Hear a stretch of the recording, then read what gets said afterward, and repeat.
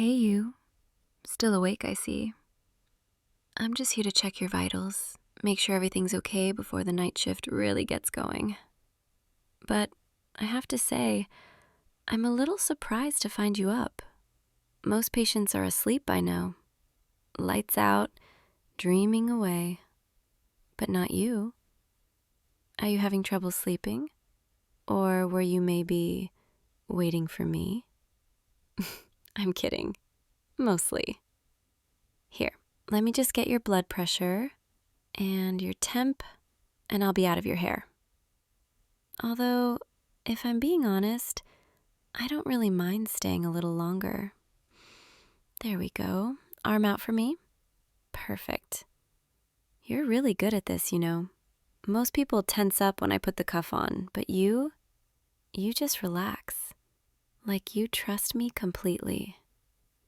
That's really nice, actually. It makes my job easier. But more than that, it makes me feel trusted. And that means more to me than you might think. Okay, looking good. Your numbers are great. Heart rate's a little elevated, but that could just be because you're awake. Or maybe you're nervous around me. Don't worry, I'm just teasing. Though I have noticed, every time I come in here, your heart rate does seem to pick up just a little bit. Should I be concerned about that or flattered? Let me check your temperature real quick. Open up. There we go. You know, I've been doing this job for a couple years now, and I've seen a lot of patients come and go. Hundreds of them, maybe even thousands at this point. Some stay for a day, some stay for weeks. Some I remember, most I forget. But there's something about you. Something that makes me look forward to my shifts, especially the nights I know I'll be checking on you. Is that weird to say? Maybe it is, but I can't help it. From the very first night you were admitted, I noticed something different. All done. Temperature's perfect. You're doing really well. Your recovery has been, honestly, it's been impressive. The doctors have been really pleased with your progress, and I'm really happy about that. Happier than I probably should be, considering I'm supposed to be professional about these things. But I can't help it. Seeing you get better, seeing you stronger every day, it makes me smile. So, how are you feeling tonight? Honestly, not just the medical stuff, but how are you, really? Because I know being in a hospital isn't easy. Even when you're recovering well, it's lonely. It's boring. It's hard to feel like yourself in a place like this. The same four walls, the same routine, the same hospital gown. But I want you to know you're not alone. I'm here, and I actually care about how you're doing. More than I probably should. I know I ask you that every time I come in. How are you feeling? But when I ask you, I really want to know. It's not just part of the script. It's not just something I'm supposed to say. I genuinely want to hear your answer. And I've noticed you always give me a real answer. You don't just say fine and leave it at that. You actually tell me. You open up. You share what's on your mind, and I really appreciate that. It makes these late night check-ins feel less like work and more like spending time with someone I actually want to be around. Okay, I'm going to be honest with you, and I hope this doesn't make things weird, but I've been thinking about you a lot. Like, more than I think about any other patient. Way more. When I'm at home, between shifts, I find myself wondering if you're okay, if you're comfortable, if you're getting enough rest. I wonder if you had a good day, if the food was decent, if you managed to get any sleep. And when I come in for my shift, the first thing I do is check the board to see if you're still here, if I'll get to see you. And when I do, when I walk past your room and see you're still here, I get this little flutter in my chest, this little moment of relief and excitement, because I know I'll get to talk to you again. Even if it's just for a few minutes, even if it's just to check your vitals and ask how you're feeling. Those few minutes, they've become the highlight of my day, the thing I look forward to most, more than my lunch break, more than going home, more than anything. I know I shouldn't be saying this. I know there are rules, professional boundaries, things I'm supposed to keep to myself. But sitting here with you right now, in the quiet of this room with just the two of us, I can't keep pretending I don't feel what I feel. You're different. You're kind. You're sweet. You always thank me, even when I'm just doing my job, even when I'm waking you up at some ungodly hour to check your vitals or give you medication. You never complain. You never get annoyed. You just smile and say thank you. You ask me how my day's going, like you actually care. Like you're not the one who's stuck in a hospital bed. Like you're not the one going through something difficult. You ask about me, and you listen, really listen when I answer. You smile at me, this genuine, warm smile, and it makes everything better. It makes the long shifts feel shorter, the difficult moments feel easier. It makes me remember why I wanted to do this job in the first place. Do you have any idea how rare that is? How rare it is to meet someone who's genuinely kind, even when they're going through something hard? Most people, when they're in pain, when they're scared, when they're stuck in a place they don't want to be, they shut down. They get angry. They push people away. And I don't blame them for that. I really don't. Being sick is hard. Being injured is hard. Being away from your normal life is hard. But you've been nothing but kind, nothing but patient, nothing but wonderful. You make conversation, you crack jokes, you try to make me smile, even when you're the one who's uncomfortable, even when you're the one having a bad day. You still find ways to be kind. And I can't stop thinking about you. I think about you when I'm charting notes, when I'm helping other patients, when I'm on my break. I think about you when I'm driving home, when I'm trying to fall asleep, when I wake up in the morning. And I know that's not normal. I know that's not how I'm supposed to feel, but I can't help it. I'm sorry if this is too much, if I'm making you uncomfortable. I needed to tell you, because every time I leave your room, every time I walk away and go check on someone else, I regret not saying something. I regret not telling you that I think you're amazing, that I look forward to seeing you, that you make my shifts better just by being here. So there, I said it. You're amazing, and I really like you. More than I should, more than is probably appropriate, but I like you. And now you probably think I'm completely unprofessional, and maybe I am.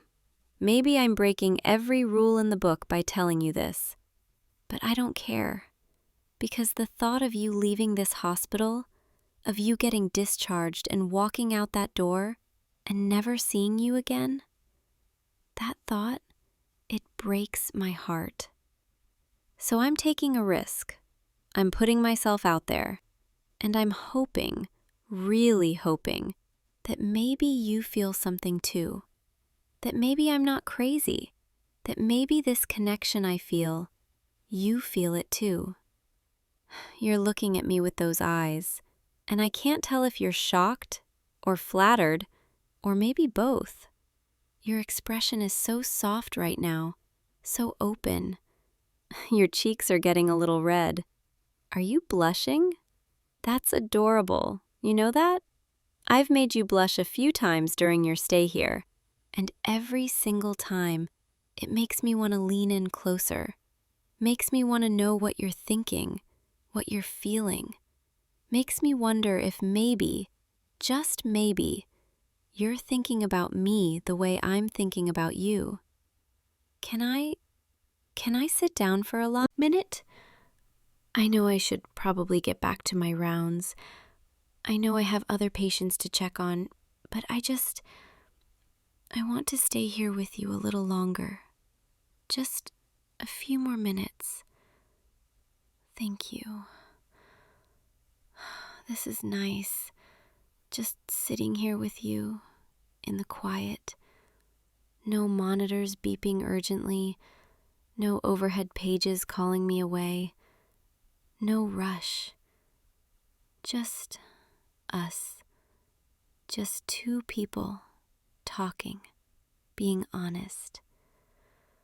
I've been doing this job long enough to know that connections like this, they don't happen often.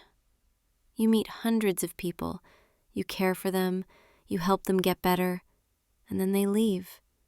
And that's how it's supposed to be. That's the natural cycle of this work. Most of the time, I'm okay with that. Most of the time, it doesn't bother me. But every once in a while, you meet someone who stays with you. Someone who makes you think, maybe this is more than just a job. Maybe this is something real. Someone you can't stop thinking about, even when you're supposed to be focused on other things. And that's what you are to me. Something real. Something I didn't expect. Something I wasn't looking for. But something I can't ignore. I don't know what's going to happen when you leave here. I don't know if you'll want to see me again. I don't know if this is just me being foolish, putting my heart out there and setting myself up to get hurt. But I had to tell you. I had to let you know that you've meant something to me. More than you probably realize. More than any patient ever has. So, what do you think? Am I crazy? Am I reading this all wrong? Or do you maybe feel something too? Because if you don't, if this is just me, then I'll understand. I'll back off. I'll keep things professional. I'll finish helping you get better and I'll let you go. And I'll deal with my feelings on my own time. But if you do feel something, if even a small part of you has been thinking about me too, then I need to know. Because I can't keep pretending. I can't keep acting like you're just another patient. You're nodding. You're actually nodding. Oh my gosh, you have no idea how happy that makes me. My heart is racing right now. Can you tell?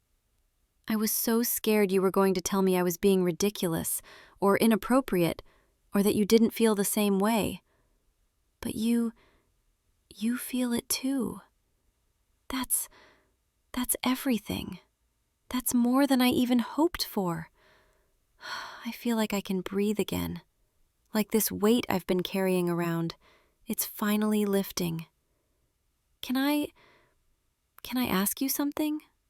Something that I've been thinking about. Something that keeps me up at night.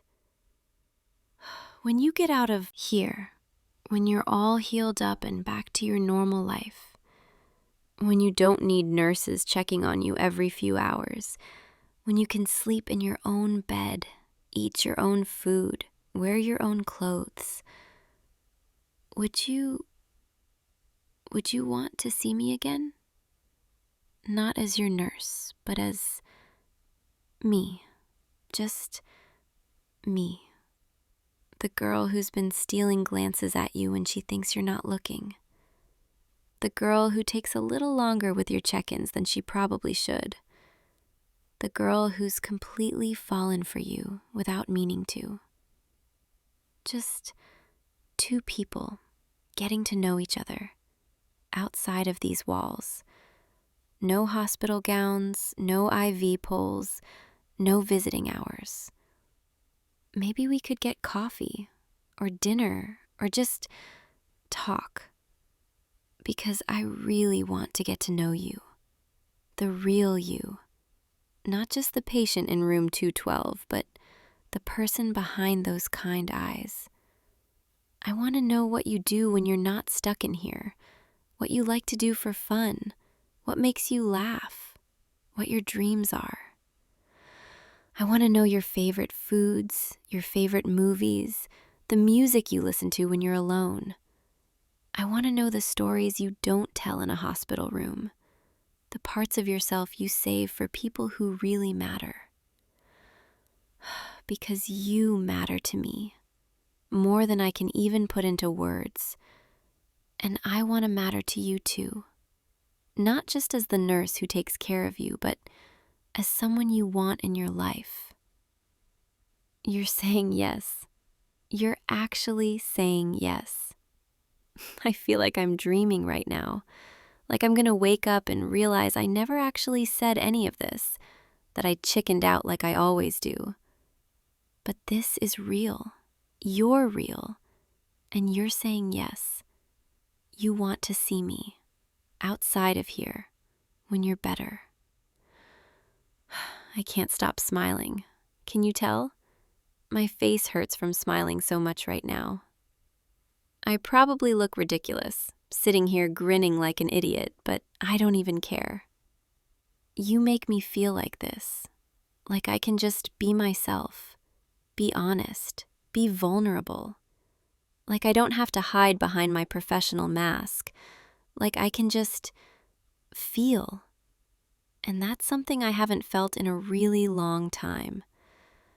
This job, it requires you to keep a certain distance, to not get too attached. Because if you get too attached to every patient, if you let yourself care too much, it breaks you.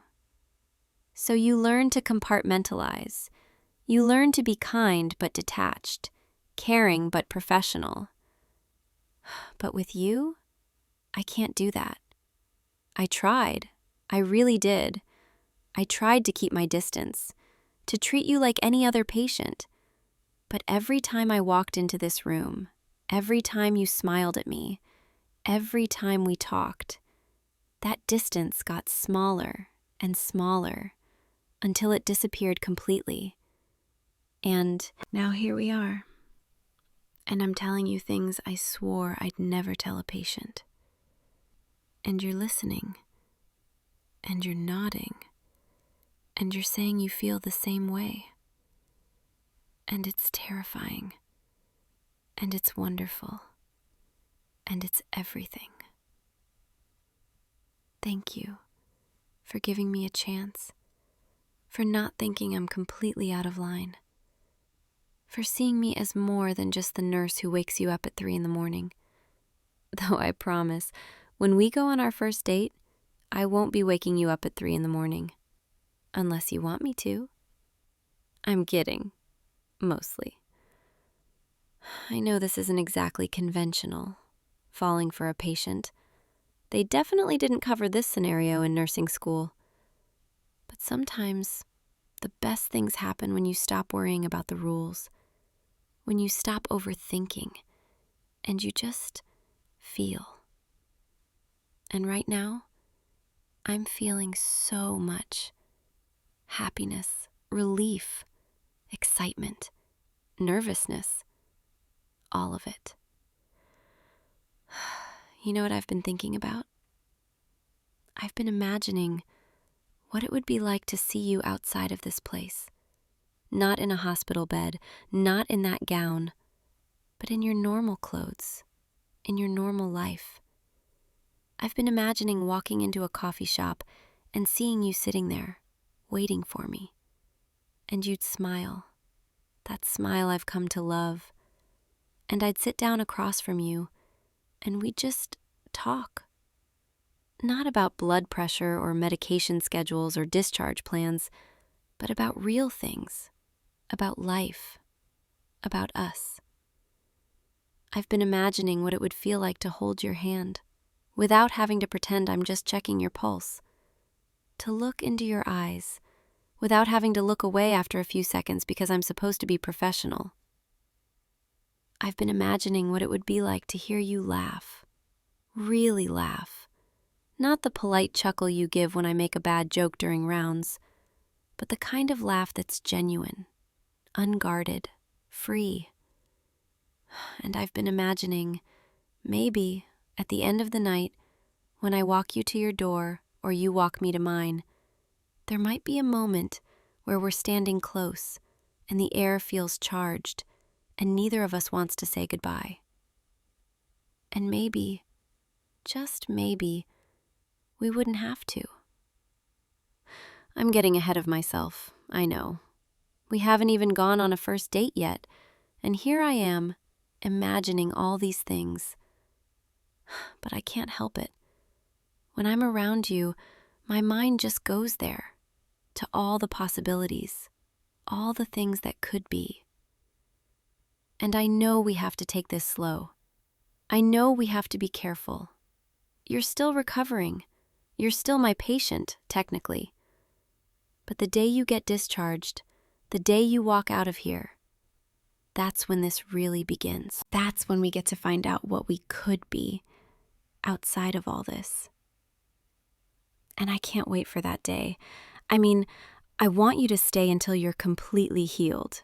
I want you to be safe and healthy. But I also can't wait to see you out there in the real world, where I can be just a girl and you can be just a guy and we can figure this out together. Listen to me.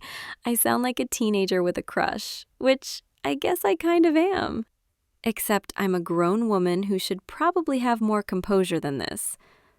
But you make me feel like this, all giddy and excited and nervous.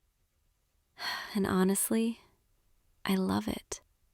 I love feeling this way, even if it's scary, even if it's uncertain, because it means I'm feeling something real. Okay, I really should let you get some rest. I've been in here way too long already, and you need your sleep, especially if you're going to keep recovering as well as you have been. But before I go, can I stay here for a few more minutes? I just want to sit with you, make sure you're comfortable, help you relax, because I know it's hard to fall asleep in a place like this. The sounds, the lights, the unfamiliar bed, the knowledge that someone might come in at any moment. Here, let me adjust your pillow. There we go. Is that better?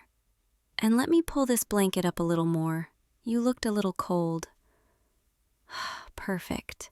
Now, just close your eyes and let yourself relax. Let your body sink into the mattress. Let your shoulders drop. Let your breathing slow. I'm right here. I'm not going anywhere. Not until you fall asleep. Not until I know you're comfortable. You know, I meant everything I said tonight. Every single word. You've become so important to me in such a short amount of time, and I can't wait to see where this goes. When you're out of here, when we can just be two normal people. But for now, just rest.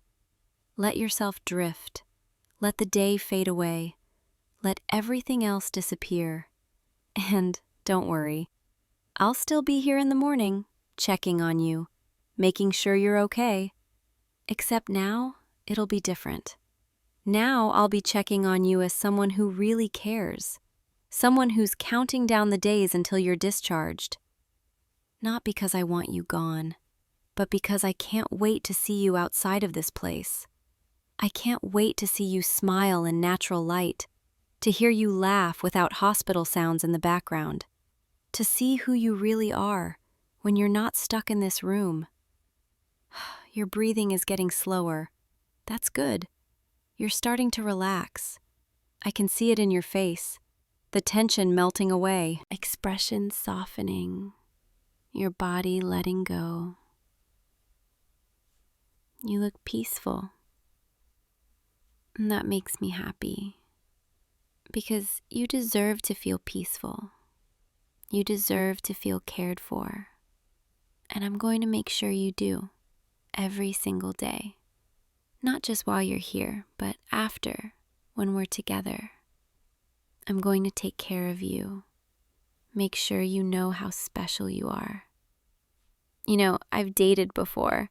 I've had relationships, some good, some not so good. But I've never felt like this. This feeling in my chest, this excitement, this certainty.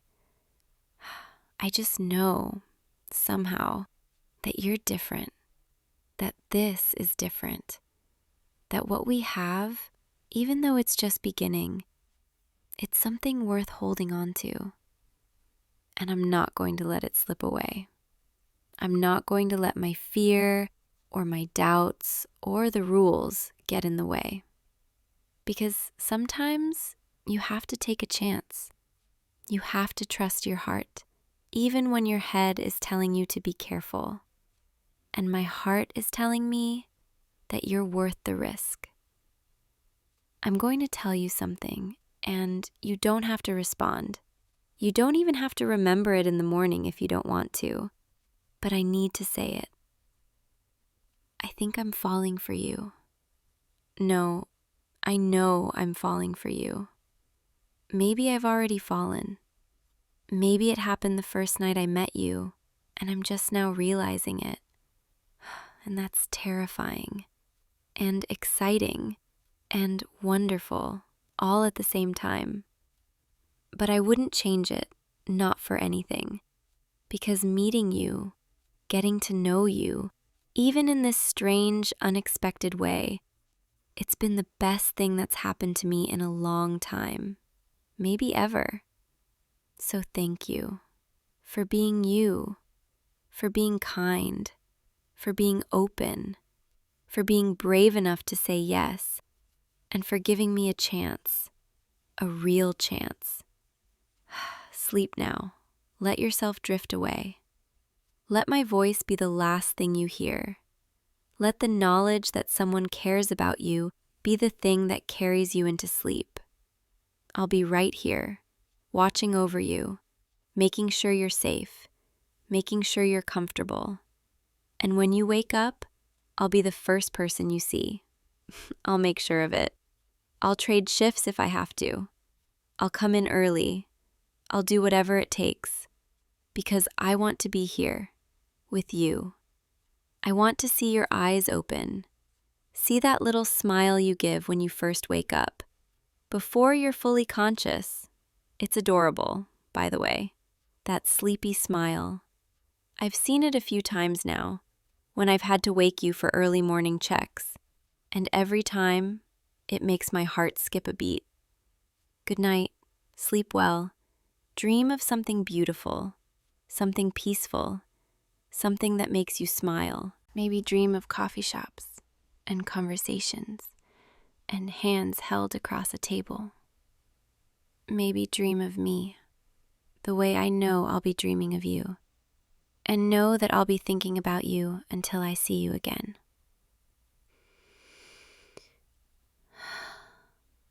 I'm going to stay just a little longer, just to make sure you're really asleep, just to watch you breathe, to make sure you're truly comfortable. And then I'll slip out quietly and let you rest. But I'll be back first thing in the morning with your breakfast and your morning meds and a smile just for you. And maybe, if you're up for it, we can talk more about our plans, about when you're discharged, about our first real date. I'm already trying to figure out where to take you. Somewhere nice, but not too fancy. Somewhere we can really talk. Somewhere I can see you, really see you, without fluorescent lights and hospital equipment. Somewhere we can just be us. You're so beautiful when you sleep. Did you know that? Your face is so calm, so serene, so peaceful. I could sit here and watch you all night. But I won't, because that would be creepy, and I'm trying really hard not to be creepy, even though I definitely have a crush on you. A big one. A huge one. The kind of crush that makes me check the schedule to see when I'm working next, just so I know when I'll see you again. Okay, your breathing is deep and steady now. You're really out. That's my cue to go, to let you rest, to finally leave you in peace. But I'll be back soon, I promise. And every time I come back, I'll be coming back to you. Not just to my patient, but to the person who's stolen my heart. Sweet dreams. I'll see you in the morning. And when morning comes, everything will still be real. This will still be happening. We'll still have this connection, this feeling, this promise of something more. And I'll still be falling for you, a little more with each moment. You're safe, you're cared for, and you're not alone. Not anymore. Not ever again. Not if I have anything to say about it. Because I'm here, and I'm not going anywhere. Not unless you want me to. And even then, I'd probably try to convince you otherwise. Good night. Sleep well. Rest easy. I'll be thinking of you. Always. From now on, always. See you tomorrow, loser. I can't wait. I really, really can't wait. Okay, I'm going now. I promise, just one more moment. One more look at your peaceful face. One more second of being close to you. Okay, now I'm really going. Sweet dreams, beautiful. Until tomorrow. Hey, you. Come in. Close the door behind you. No, don't just stand there. Sit down. That chair, right there, across from my desk. I'm sure you're wondering why I called you up here, to the executive floor, on your first day back after the acquisition. You look nervous. That's understandable. Everything changed last week, didn't it? New ownership, new management structure, half the staff let go. And you're still here. Do you know why? Because I kept you. Let me be clear about something. When my company acquired yours, I had full discretion over which employees to retain. I reviewed every file, every performance record, every resume. And yours? Yours I read more carefully than all the others combined. I made a very specific request to the transition team. I told them I needed a personal assistant, someone sharp, someone capable, someone who could keep up with my schedule and anticipate my needs without constant supervision. I gave them a list of qualifications, very detailed, very specific.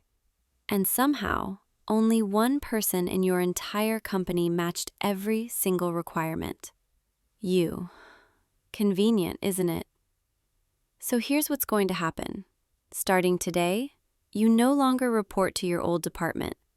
You no longer sit in that cubicle on the 3rd floor. You work for me now, directly, exclusively. My personal assistant, my right hand. The person who will be at my side from the moment I arrive each morning until the moment I leave each night. And sometimes, even later than that. I know this is sudden. I know you didn't ask for this. But business moves fast, and I need someone I can rely on. Someone I can trust. Your new desk is right outside my office. You'll have access to my calendar, my emails, my private line. You'll screen my calls, manage my meetings, handle confidential documents. You'll know everything about my schedule, my preferences, my habits. You'll know me better than anyone else in this building. And in return, I'll expect perfection, punctuality, discretion, absolute loyalty. I don't tolerate mistakes, I don't accept excuses, and I certainly don't appreciate anyone questioning my decisions. But if you do your job well, if you meet my standards, you'll find I can be very generous. Competitive salary, full benefits, performance bonuses, opportunities for advancement, and my personal attention. I've already had your things moved to your new workspace. Your old colleagues have been informed of your transfer. There's nothing left for you to tie up down there. You're mine now. Professionally speaking, of course. Tomorrow morning, I expect you here at 7 sharp. We'll go over my schedule for the week. I'll walk you through my expectations in detail. For now, take the rest of the day to familiarize yourself with the executive floor. Learn where everything is. Get comfortable. This is your new world. You're going to be spending a lot of time up here with me. Oh, and one more thing. Welcome to the team. You can go now. I'll see you tomorrow morning, 7 a.m. Don't be late. Good morning. Right on time. I appreciate that. Coffee's on your desk. Black, 2 sugars. That's how you take it, isn't it? I pay attention. Come in. We have a lot to cover this morning. Close the door. Sit down. So, your first official day as my assistant. Let me walk you through what that actually means. My schedule is demanding. I'm usually here by 6:30. Most nights, I don't leave until 8 or 9, sometimes later. I'll need you here by 7 at the latest, and I'll need you to stay as long as I do. I know that's a lot, but you'll be compensated accordingly. Every morning, you'll review my calendar and prepare a briefing. Meetings, calls, deadlines, anything I need to be aware of. I want it on my desk by 7:15. You'll screen all my calls, transfer only the ones I've marked as priority. Everything else gets a message. You'll attend all my meetings, take notes, track action items, follow up on my behalf when necessary. You'll also handle my personal errands when needed. Lunch reservations, dry cleaning, gift purchases for clients, and occasionally gifts for people who aren't clients. I'll give you access to my corporate card. Use it responsibly. Keep receipts. You'll have keys to my office, my car, my private conference room on the top floor. You'll know my passwords, my security codes. You'll be the only person in this building who has complete access to my world. That level of access requires trust and discretion. What you see here, what you hear here, what you learn about me stays between us, always. Do you understand? Good. Now, let me show you how I like things organized.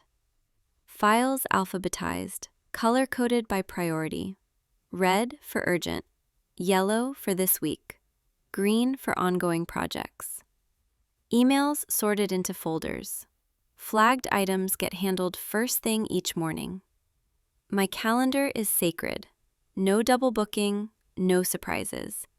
If someone wants a meeting with me, they go through you first. I'm very particular about my space. Everything has its place. Everything stays neat. I like order, control, predictability. I don't like chaos, and I don't like distractions, which is why when you're working at your desk out there, I need you focused. No personal calls, no social media, no wandering off to chat with other departments. Your job is to support me. That's your only priority while you're here. Understand? Good. I think that covers the basics. We'll refine things as we go. For now, I have a 9 o'clock meeting.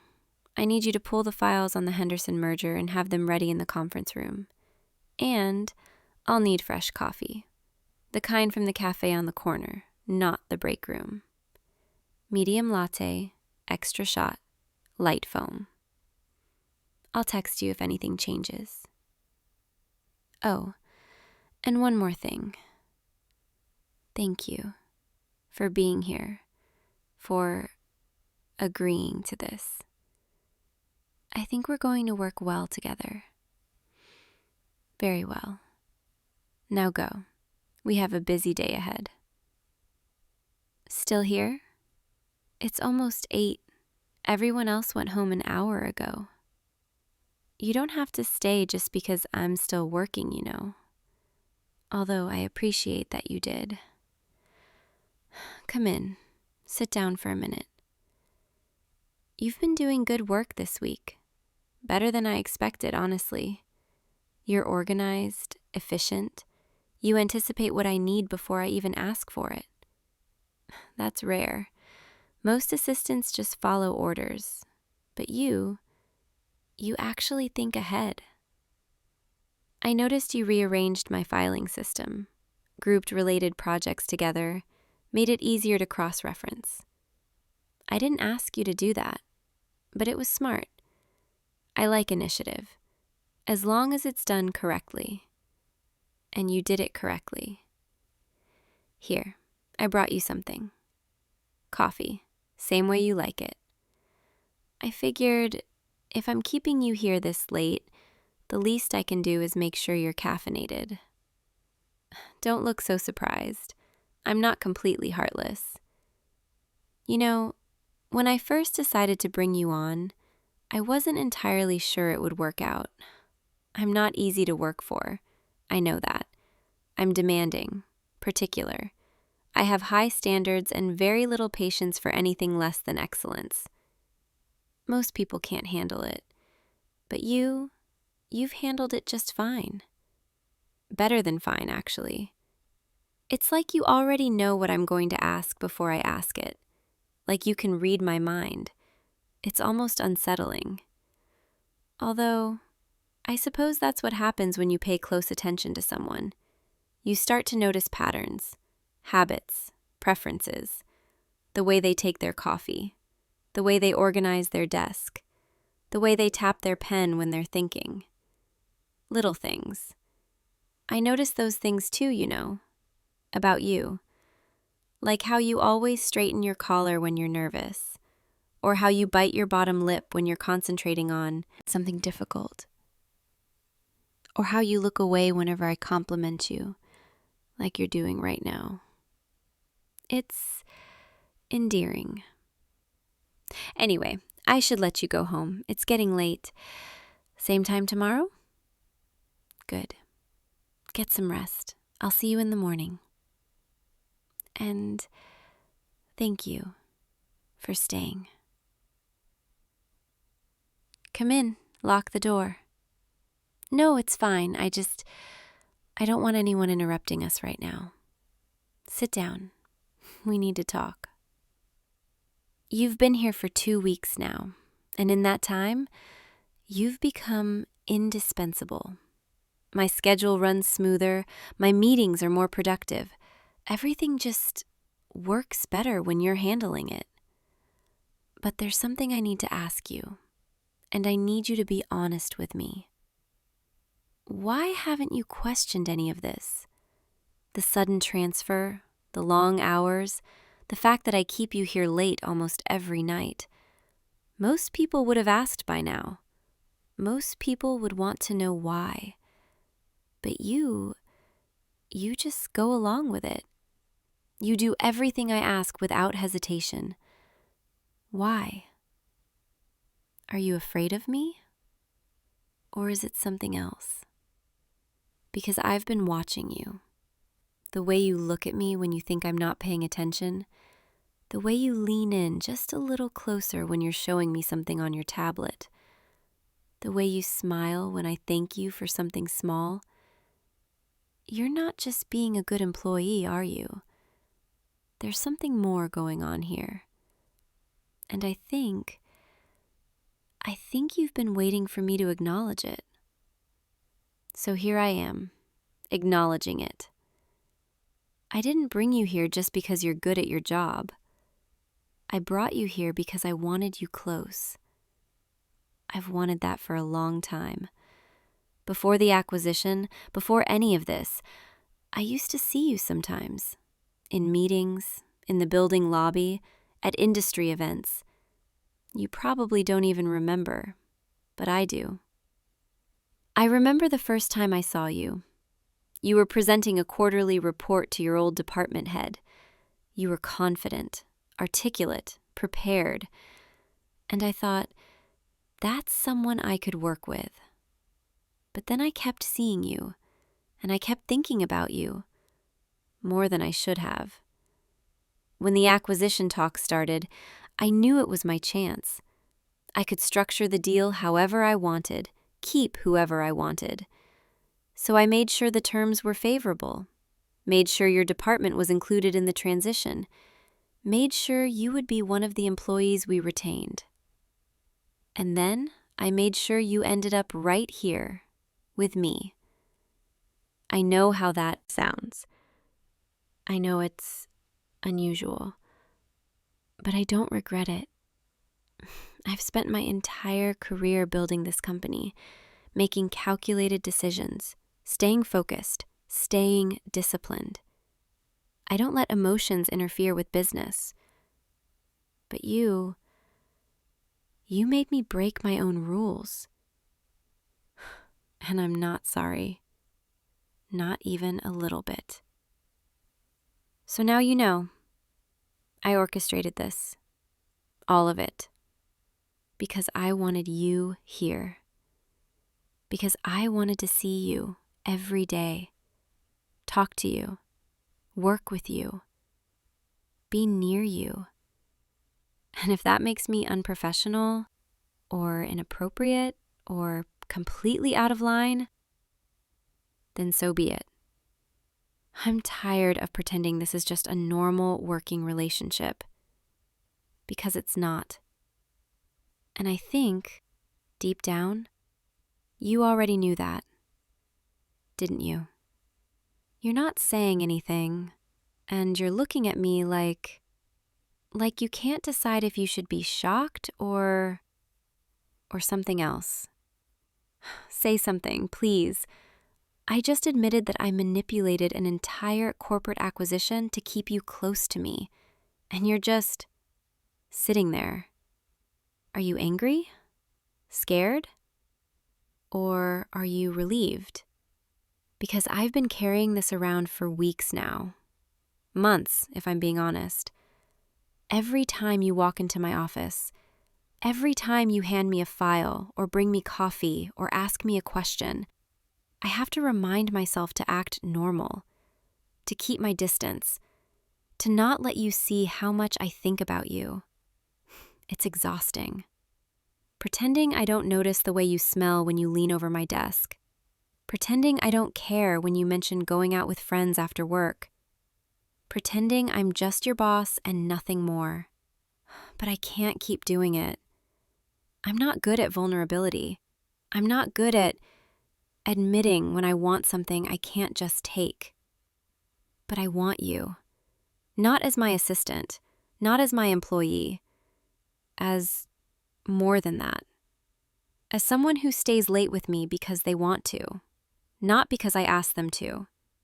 Someone who brings me coffee because they were thinking about me, not because it's in their job description. Someone who looks at me the way you've been looking at me, when you think I don't notice. I know I went about this all wrong. I should have just asked you out, like a normal person. But I'm not normal. I'm a control freak who doesn't know how to handle feelings she can't organize into a spreadsheet. So instead, I bought your entire company. Which, in hindsight, might have been a bit much. But it got you here, didn't it?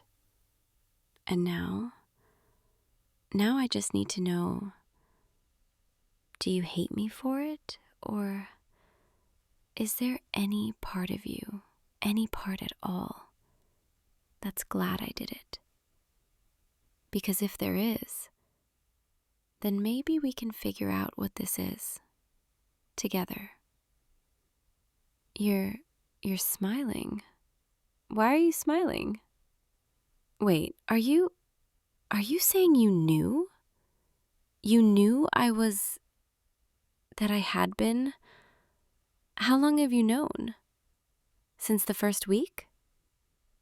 Of course you did. I thought I was being subtle. Apparently I wasn't. So you've just been going along with it this whole time?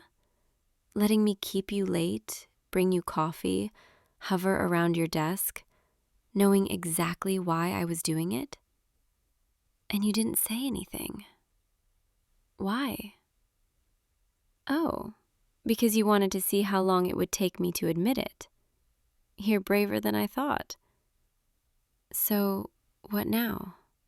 Do we just keep pretending this is a normal boss-assistant relationship? Or do we acknowledge that it's something else entirely? Because I can't go back to pretending. Not after this. Not after finally telling you the truth. I want you here, with me.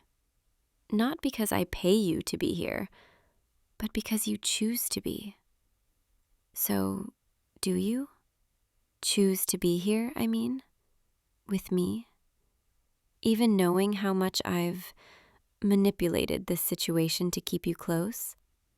Even knowing how obsessed I've been? Even knowing that I'll probably be possessive and demanding and completely unreasonable about sharing your time with anyone else? Because that's who I am. I don't do anything halfway. And I don't share things I care about. Especially not you. So if we do this, if we cross this line, you need to know what you're getting into. I'm not going to be a casual girlfriend. I'm going to want all of you. Your time, your attention, your thoughts. I'm going to text you constantly, call you when I miss you, show up at your place unannounced. I'm going to be intense, probably too intense. But I'll also take care of you in every way I can. I'll make sure you're safe, comfortable, happy. I'll protect you from anything that tries to hurt you. I'll listen when you talk. Remember the little things you mention. Notice when something's wrong. I'll love you the way I do everything else in my life. Completely, obsessively, without reservation. So, knowing all that, do you still want this? Do you still want me? You're nodding. You're actually nodding. Come here. No, closer. I need to make sure this is real. You have no idea how long I've been wanting to do this. Just be this close to you, without pretending it's just professional, without having to maintain distance. I can hear your heartbeat from here. It's racing. Mine too. Is it okay if I hold your hand? There. Your hand fits perfectly in mine, like it was always supposed to be here. I know this is unconventional, starting a relationship with your boss, in your workplace, after she literally bought your company to get close to you. Not exactly a fairy tale meet cute, but somehow it feels right. You feel right. Like all the calculated risks I've taken in my career, they all led to this moment. To you. And I wouldn't change any of it. Not even the morally questionable parts. Because they brought you here. To me. Where you belong. Is that too possessive? I don't care. You're mine now. And I'm yours. And everyone in this building is going to know it. Eventually. But for now, for tonight, let's just stay here, in my office, after hours, just the two of us. No more pretending. No more distance. Just this. Just us. It's almost midnight. We should probably go home. But I don't want to. I don't want this night to end. Because once we leave this office, once we step back out into the real world, everything gets complicated again. People will talk, HR will have questions, we'll have to figure out how to navigate this professionally. But right now, in this moment, none of that matters. Right now, it's just you and me. And I've never felt more at peace. Isn't that strange? I've spent my entire life chasing success, building empires, winning deals, staying on top. But sitting here with you, holding your hand, listening to you breathe, this feels like the biggest win of all. The only one that actually matters. I know I'm not easy to love. I'm demanding, controlling. I have impossibly high standards for myself and everyone around me. I work too much. I don't know how to relax. I struggle to let people in. But with you, I want to try. I want to let you in. I want to come home to you at the end of a long day and just exist without having to perform, without having to be perfect. I want to be soft with you in a way I've never been with anyone else. Does that scare you? The idea of being with someone who doesn't really know how to do this? Someone who's going to mess up sometimes? Someone who might get too jealous or too clingy or too intense? Because I will. I'll definitely mess this up sometimes. But I'll always try to fix it. I'll apologize when I'm wrong. I'll listen when you need me to. I'll make adjustments when something isn't working. I'll put in the effort because you're worth it. More than worth it. So, what do you say? Want to see where this goes? Want to take a chance on your overly intense, slightly unhinged boss who bought your company just to be near you? When I say it out loud like that, it sounds even worse. But you're still here. You're still holding my hand. And you're still looking at me like I'm not completely insane for doing all this. So maybe we're both a little crazy. And maybe that's okay. Maybe we're exactly what each other needs. Someone who understands ambition, drive, the need to be the best. But also someone who understands loneliness, pressure, the weight of always having to be in control. We get each other, don't we? That's why this works. That's why, despite how unconventional and borderline inappropriate this whole situation is, it feels right. So let's do it. Let's figure this out together. We'll set boundaries at work, keep things professional in front of others, but after hours, you're mine, and I'm yours. Deal? Good. Now come here. Let me hold you a little longer before we have to go.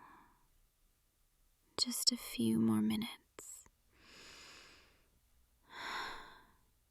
Thank you for giving me a chance, for seeing past the corporate armor, for letting me be vulnerable with you.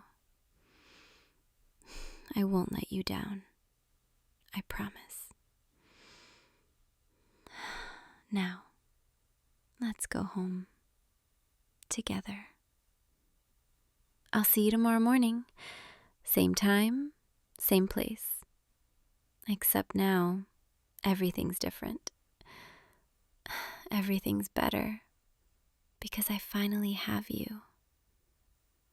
And I'm never letting go. Hey, you. Open the door, please. It's me. I know it's late. I know you weren't expecting me, but I need to see you right now. Thank God you're okay. Come here, let me just look at you for a second. Your face, your eyes. You're really here. You're really safe.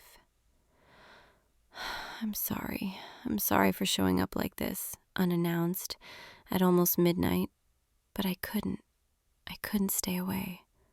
Not tonight. Not after what I heard. Can I come in, please? I need to talk to you, and I need to be close to you right now. Thank you, baby. Lock the door behind me, okay? Just to be safe. I know that sounds paranoid, I know, but just humor me, please. There, that's better. Now come sit with me on the couch. I need to hold your hand while I tell you this. I'm shaking. Can you feel that? My hands are trembling. I'm not usually like this. You know me. I'm always calm, always collected, always in control. But tonight I'm scared. Scared for you. Scared of losing you. Scared of what could happen if I don't handle this right. Look at me, please. I need you to really look at me right now. Because what I'm about to tell you, it's going to change everything between us. And I need to see your face, need to know that you're listening, that you understand how serious this is. You know I love you, right?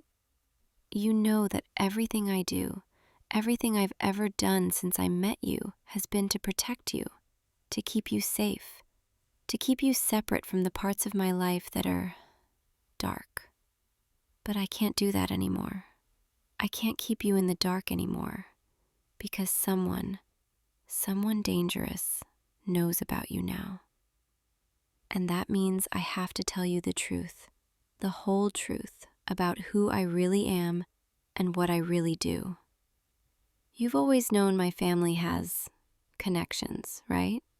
That we're influential, that we have reach, that people respect us or fear us. But you never asked for details, and I never offered them, because I wanted you to stay clean, stay innocent, stay untouched by the ugliness of my world. But that world, it's catching up to us now. And I can't protect you if you don't know what we're up against. My family, we're not just wealthy. We're not just connected. We wording things in this city and beyond. The businesses, the territories, the operations that happen in the shadows. We're what you'd call organized crime. The mafia, the syndicate, whatever word you want to use, that's what we are. That's what I am.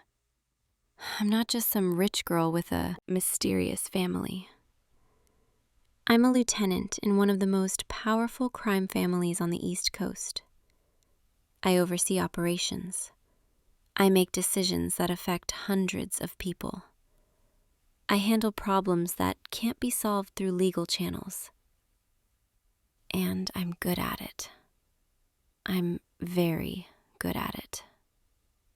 People fear me, respect me, know better than to cross me. But with you, I've always just been me. Just the girl who loves lazy Sunday mornings and terrible action movies. And the way you laugh at my jokes even when they're not funny. I wanted to keep those worlds separate, keep you safe from all of this. But 3 days ago, someone saw us together. At that restaurant, the one near the waterfront, where we had dinner last week. Someone from a rival family, the Morellis.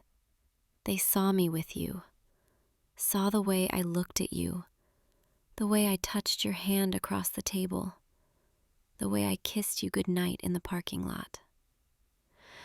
And now they know. They know you're important to me. They know you're my weakness, my soft spot, the one thing in this world that could make me vulnerable. And that makes you a target. I found out this afternoon, one of my informants, someone deep in their organization, sent word that they're planning something. Something involving you. Something to get to me. To force my hand. To use you as leverage. And the moment I heard that, the moment I knew you were in danger, I couldn't breathe. I couldn't think. Couldn't focus on anything except getting to you, making sure you were safe, making sure no one had touched you. I left a meeting, a very important meeting with some very dangerous people, just walked out in the middle of negotiations, because nothing in this world matters more to me than you. My father was furious. My brothers tried to stop me. But I didn't care.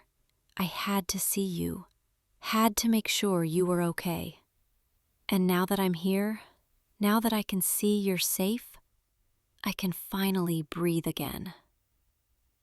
But we need to talk about what happens next, because this doesn't end here. This doesn't just go away. The Morellis, they're ruthless, they're smart, and they're desperate.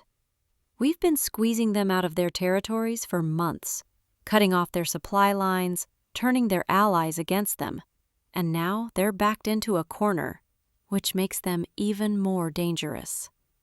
A cornered animal will do anything to survive, and right now, you're the weapon they think they can use against me. But they're wrong. So wrong. Because I will burn their entire organization to the ground before I let them touch a single hair on your head. I've already started. The moment I found out about the threat, I made calls, sent orders, mobilized resources. By morning, the Morellis won't know what hit them. But tonight I need to make sure you're safe. Need to keep you close. Need to know exactly where you are. I know this is a lot. I know you're probably scared, confused, maybe even angry that I kept this from you. But please understand. I was trying to protect you. I never wanted you to be part of this world. Never wanted you to see the things I've done, the choices I've had to make. I wanted you to love me for who I am with you, not what I am out there. And I was so scared, so terrified, that if you knew the truth, you'd look at me differently, see me as a monster, as someone capable of terrible things. Because I am. I am capable of terrible things. I've hurt people who threatened my family, who broke deals, who crossed lines they shouldn't have crossed. I've made decisions that kept me up at night, choices that weigh on my conscience even though I know they were necessary. I've ordered things done that I'm not proud of, that I can never take back. But with you, I'm different. You make me want to be better, softer, more human. You remind me that there's more to life than power and control and survival. You remind me what it feels like to be loved, really loved, for who I am beneath all the armor and the reputation and the fear. And I can't lose that. I can't lose you. So I'm asking you, begging you to trust me. Trust that I know what I'm doing. Trust that I can keep you safe. Trust that everything I'm about to do, it's all to protect you. You don't have to understand my world. You don't have to be part of it. You don't even have to approve of it. But I need you to trust me. Trust that I would never, never let anything happen to you. Say something, please. Say anything. Tell me you're not afraid of me. Tell me this doesn't change how you feel. Tell me you still love me? Even knowing what I am, what I do, the blood on my hands? You do? Oh God, oh thank God. I thought maybe you'd want me to leave, want nothing to do with me, want to forget you ever met me. But you're still here, still holding my hand, still looking at me like I'm not a monster. Come here, closer. Let me hold you. Your heart is racing. I can feel it, beating so fast against my chest. Are you scared? It's okay if you are. It's okay to be scared. This is scary. I'm scary sometimes. But I promise you, I swear on everything I have, everything I am, that you are safe with me. No one is going to hurt you. No one is going to touch you. No one is going to take you from me. I have people watching this building, your work, every place you go regularly. They're invisible. Ghosts. You'll never see them, but they're there. And if anyone tries to get close to you with bad intentions, they won't make it 2 steps before my people intervene. I've also arranged safe houses, 3 of them, in different parts of the city, fully stocked, fully secure, places we can go if things escalate. And I've reached out to allies, families that owe me favors, families that respect the old codes. They've all been put on notice that you are under my protection. In our world, that means something. That means you're untouchable. That hurting you would be a declaration of war not just against me, but against everyone who stands with me. The Morellis, they're strong, but they're not strong enough to take on half the families on the East Coast. And that's what they'd be facing if they tried anything. So you see how serious I am about this, how far I'll go to keep you safe. There is nothing in this world that matters more to me than you. Not power, not territory, not loyalty, not even my own family. You are everything. You are my light in a world full of darkness, my reason to keep going when everything else feels empty. And I will do whatever it takes to make sure you stay safe. Even if that means getting my hands dirty, even if that means doing things that will haunt me, even if that means sacrificing parts of myself I can never get back. I'm not a good person. I know that. I've made peace with that. But when I'm with you, I feel like maybe I could be. Maybe there's still something in me worth saving, something worth protecting.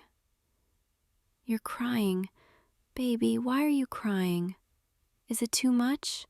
Did I scare you? I didn't mean to. I just needed you to understand. Oh, you're not scared. You're just overwhelmed. Come here. Let me wipe those tears. There, that's better. Your face, even when you're crying, you're still the most beautiful thing I've ever seen. I don't deserve you. I know I don't. Someone like me, someone with blood on her hands and darkness in her heart. I don't deserve someone as pure and good and kind as you. But I'm selfish. I'm so selfish because I'm not letting you go. I'm keeping you, holding on to you, claiming you as mine in every way that matters. And anyone who tries to take you from me, they'll have to go through me first. Is that okay? Can you accept that? Can you accept me? All of me? The good and the bad and the terrifying? You're nodding. You're saying yes. You're telling me you're not going anywhere? That you're staying with me?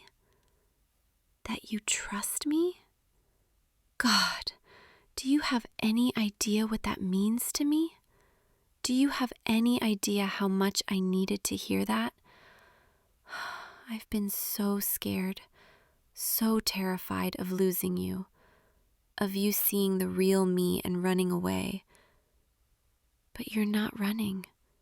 You're staying. You're choosing me. Even knowing what I am, what I do, the world I live in.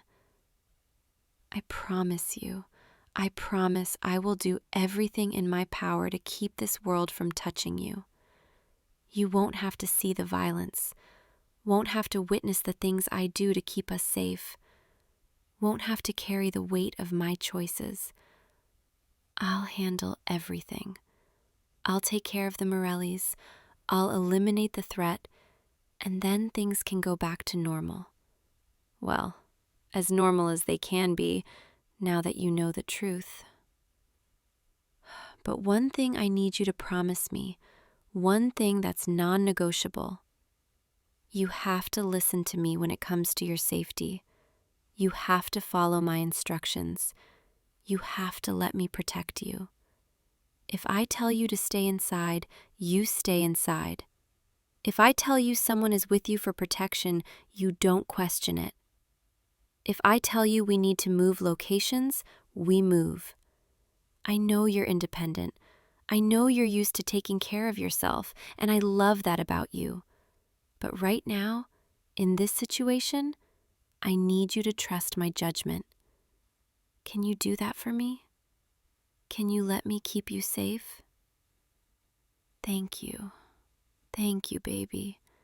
You have no idea what a relief that is, knowing you'll work with me on this, knowing I don't have to fight you and the threat at the same time. Now, we need to talk about logistics. You're not staying here tonight. It's not secure enough. Too many entry points. Too many ways someone could get to you. You're coming home with me, to my penthouse. It's a fortress. Bulletproof glass, reinforced doors, security system that would make the Pentagon jealous. And I have people there, trusted people, who would die before they let anyone hurt you. I know this is sudden. I know you probably want to pack a bag, grab some things, but we need to move quickly. We need to get you somewhere safe before anyone realizes I'm here. I've already had some of your clothes and essentials brought to my place, so you'll have everything you need. And anything else you want, anything at all, I'll have it delivered, no questions asked. I need you with me, where I can see you, where I can protect you, where I can make sure you're safe. Is that okay? Will you come with me? You will? Just like that. No arguing, no hesitation. God, I love you. I love you so much it scares me sometimes. Come on then, let's get you out of here. Let's get you somewhere safe. My car is downstairs, with my driver. He's armed, trained, completely loyal. And there's another car following us, just as a precaution. I know this feels like overkill, like I'm being paranoid. But in my world, paranoia keeps you alive, and I'm not taking any chances with you. Not now, not ever. Here, take my hand. Don't let go. I've got you. That's it. Just stay close to me. I'll handle everything else. The elevator is just down the hall. We'll be in my car in 2 minutes, and at my place in 15. And then you can breathe. We can both breathe, knowing you're safe. I'm sorry this is happening. I'm sorry you're being dragged into my world like this. I never wanted this for you. But I'm going to fix it. I'm going to handle the Morellis, and then I'm going to make sure nothing like this ever happens again. Because you are my priority. You are my everything. And I will move heaven and earth to keep you safe. We're almost to the elevator. Just a few more steps. You're doing great. I know this is overwhelming. I know you're scared. But you're being so brave, so strong. And I'm right here with you, every step of the way. The doors are opening. Step inside. That's it. Now it's just you and me for these 15 floors. Just us. I can finally hold you properly now, without worrying about who's watching. Come here. Let me wrap my arms around you. There. That's better. You fit perfectly against me, like you were made to be held by me. Your hands are shaking. I can feel them, trembling against my back. It's okay. It's okay to be scared. This is a lot. I know it's a lot. But I've got you. I'm not letting anything happen to you. We're going to get through this, together. And then we're going to have a long, quiet, peaceful life together. No more threats, no more danger. Just us, living the life we've always talked about. Maybe we'll even leave. Leave this city. Leave this life. Go somewhere quiet. Somewhere no one knows my name. Start fresh. Start clean. Just be two people in love. Nothing more, nothing less. Would you like that? Would you come away with me if I asked? You would? You'd leave everything behind just to be with me? God, how did I get so lucky? How did someone like you end up loving someone like me? The elevator is slowing down. We're almost to the lobby. Stay close to me. My driver will be right outside. Car is probably already running. This is the most vulnerable moment, out in the open, but will only be exposed for a few seconds, and I'll be between you and the street the entire time. If anything happens, anything at all, I'll handle it. Doors are opening. Here we go. Hand in hand, just like always. Except now you know why I always insist on walking on the outside. It's not chivalry, it's strategy. If someone takes a shot, they hit me first, and I can push you to cover. There's the car. Black sedan, tinted windows. Driver is Marco. He's been with my family for 20 years. I trust him with my life, with your life. Almost there, just a few more steps. He's opening the door. Slide in. I'm right behind you. There, we're in. Doors are locked. Windows are bulletproof. We're safe. You can breathe now. We're moving. We're on our way. Come here. Rest your head on my shoulder. It's going to be okay. I know tonight has been overwhelming, terrifying, completely insane. But we're together. And as long as we're together, nothing else matters. The city lights are beautiful tonight. Look at them, glittering in the darkness, like stars fallen to earth. I used to hate this city. Hate the darkness, hate the violence, hate what I had to become to survive here. But then I met you, and suddenly the city didn't seem so dark anymore. Because you were my light, my reason to keep going, my reminder that there's still beauty in this world. Even in a place as corrupt and dangerous as this, there's still you, still us, still love. And that's worth fighting for, worth killing for, worth dying for. We're almost to my building, just a few more blocks. How are you holding up? Talk to me. I need to know you're okay. You're scared, but you trust me? That's all I need to hear. That's all that matters. As long as you trust me, as long as you believe I'll keep you safe, we can get through anything. And I will keep you safe. I promise. I swear on my life. No one touches you. No one threatens you.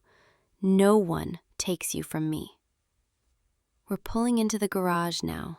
Underground parking, completely secure. Private elevator straight to my penthouse. We won't even have to walk through a public lobby. See? I've thought of everything. Every detail. Every possible threat. Because when it comes to you, I don't leave anything to chance. Car is stopping. Marco is opening the door. Let's go. Take my hand. I've got you. This is my private elevator. Biometric lock. Only I can open it. And now you too. I'll add your fingerprint to the system tonight. Step inside. That's it. This is it. Just one more minute and we're home. We're safe. And then I can finally relax knowing you're protected. The doors are closing.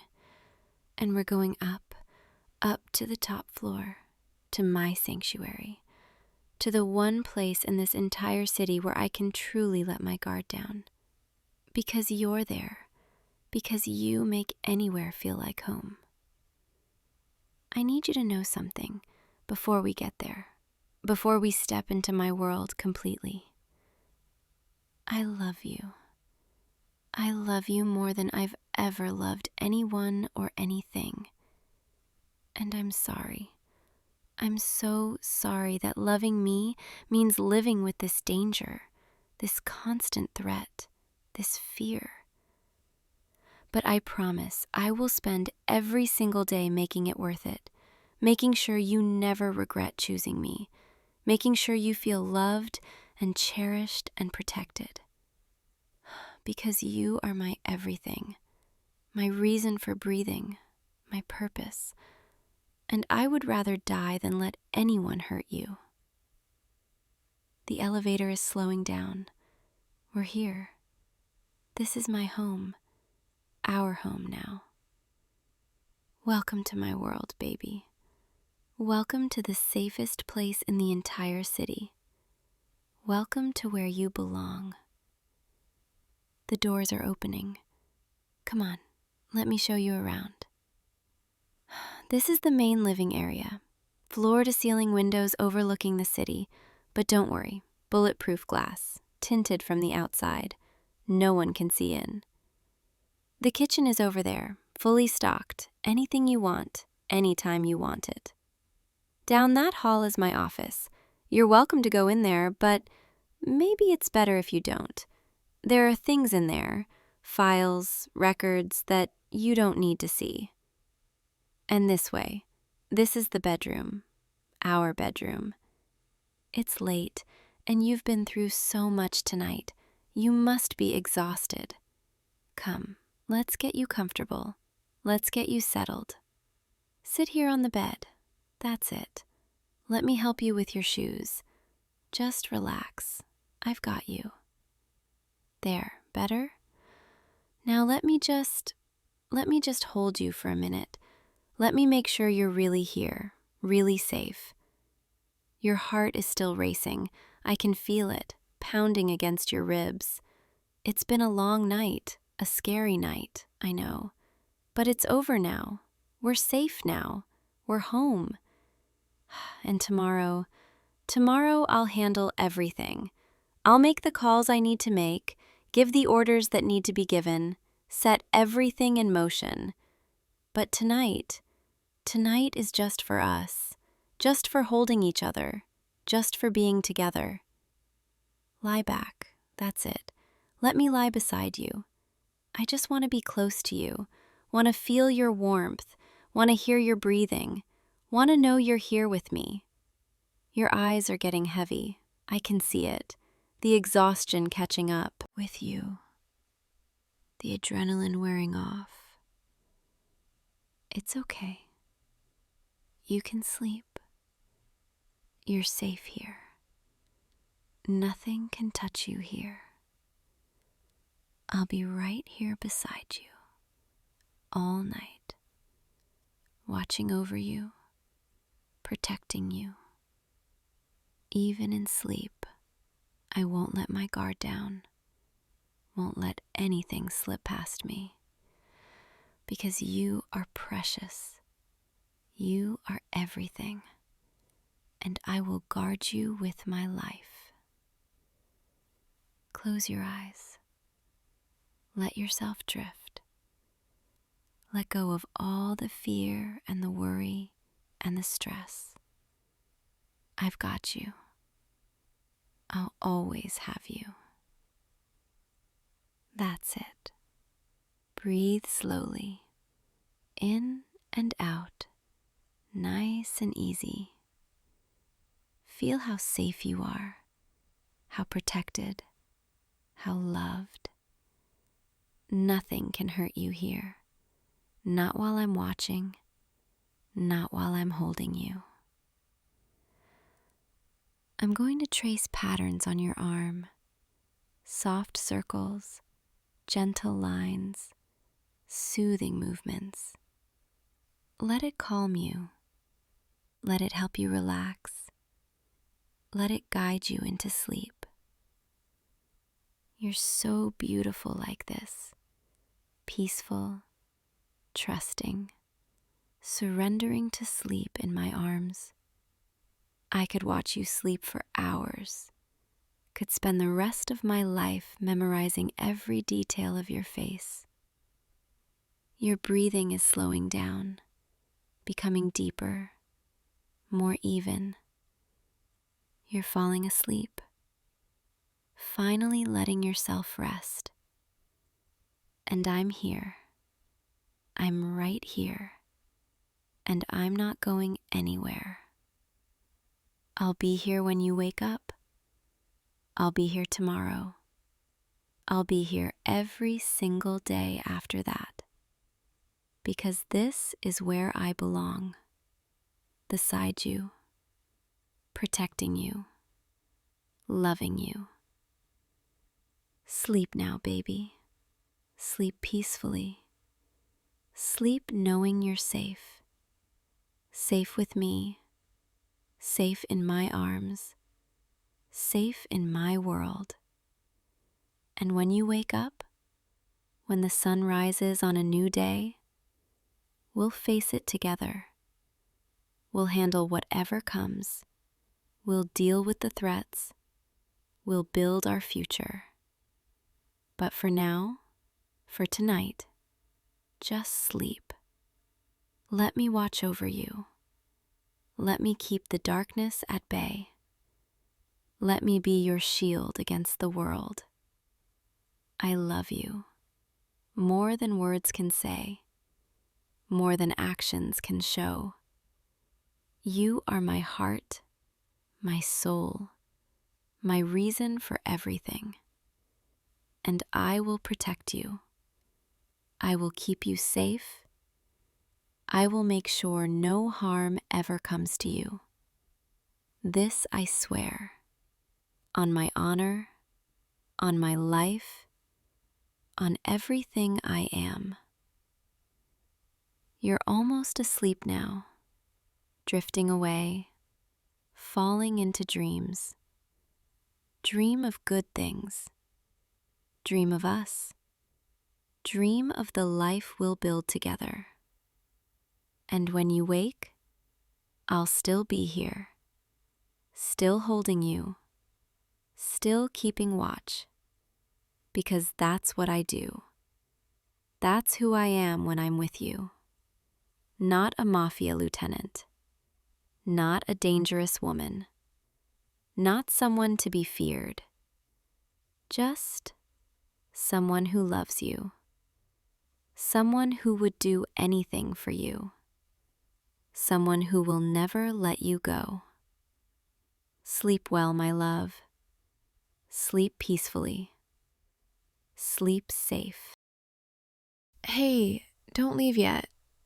I know class just ended. I know you probably have somewhere to be, but I need to talk to you. Just for a minute. Please? I locked the door. I hope that's okay.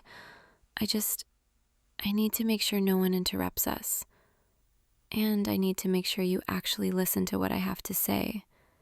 Because this is really important. And I've been putting it off for way too long. You probably noticed I've been acting weird lately, haven't you? Disappearing in the middle of conversations, showing up late to class with bruises I can't explain, falling asleep at my desk because I've barely slept in days. I've seen you looking at me with that concerned expression, like you want to ask if I'm okay, but you're too polite to pry. And honestly, that just makes this harder, because you're so considerate, and I've been lying to you this entire time.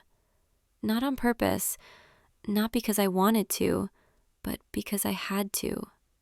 Because some secrets, they're not just mine to tell. They affect everyone around me, including you. And that's exactly why I need to tell you now, before something happens, before it's too late. So just stay here with me for a little while, okay? Let me finally tell you the truth. You remember 3 months ago when that warehouse explosion happened downtown? The one where they said no one should have survived, but somehow everyone got out safely? The news kept talking about it, about the mysterious figure in the smoke, the one who pulled people out of the fire before the whole building collapsed. They caught glimpses on security cameras, just shadows and movement, nothing clear enough to identify, but people started talking, started calling her the city's newest hero. And you were so excited about it, remember? You kept talking about how amazing it was, how someone was actually out there helping people, risking their life to save strangers. You said you wished you could meet her, thank her, tell her how much it mattered.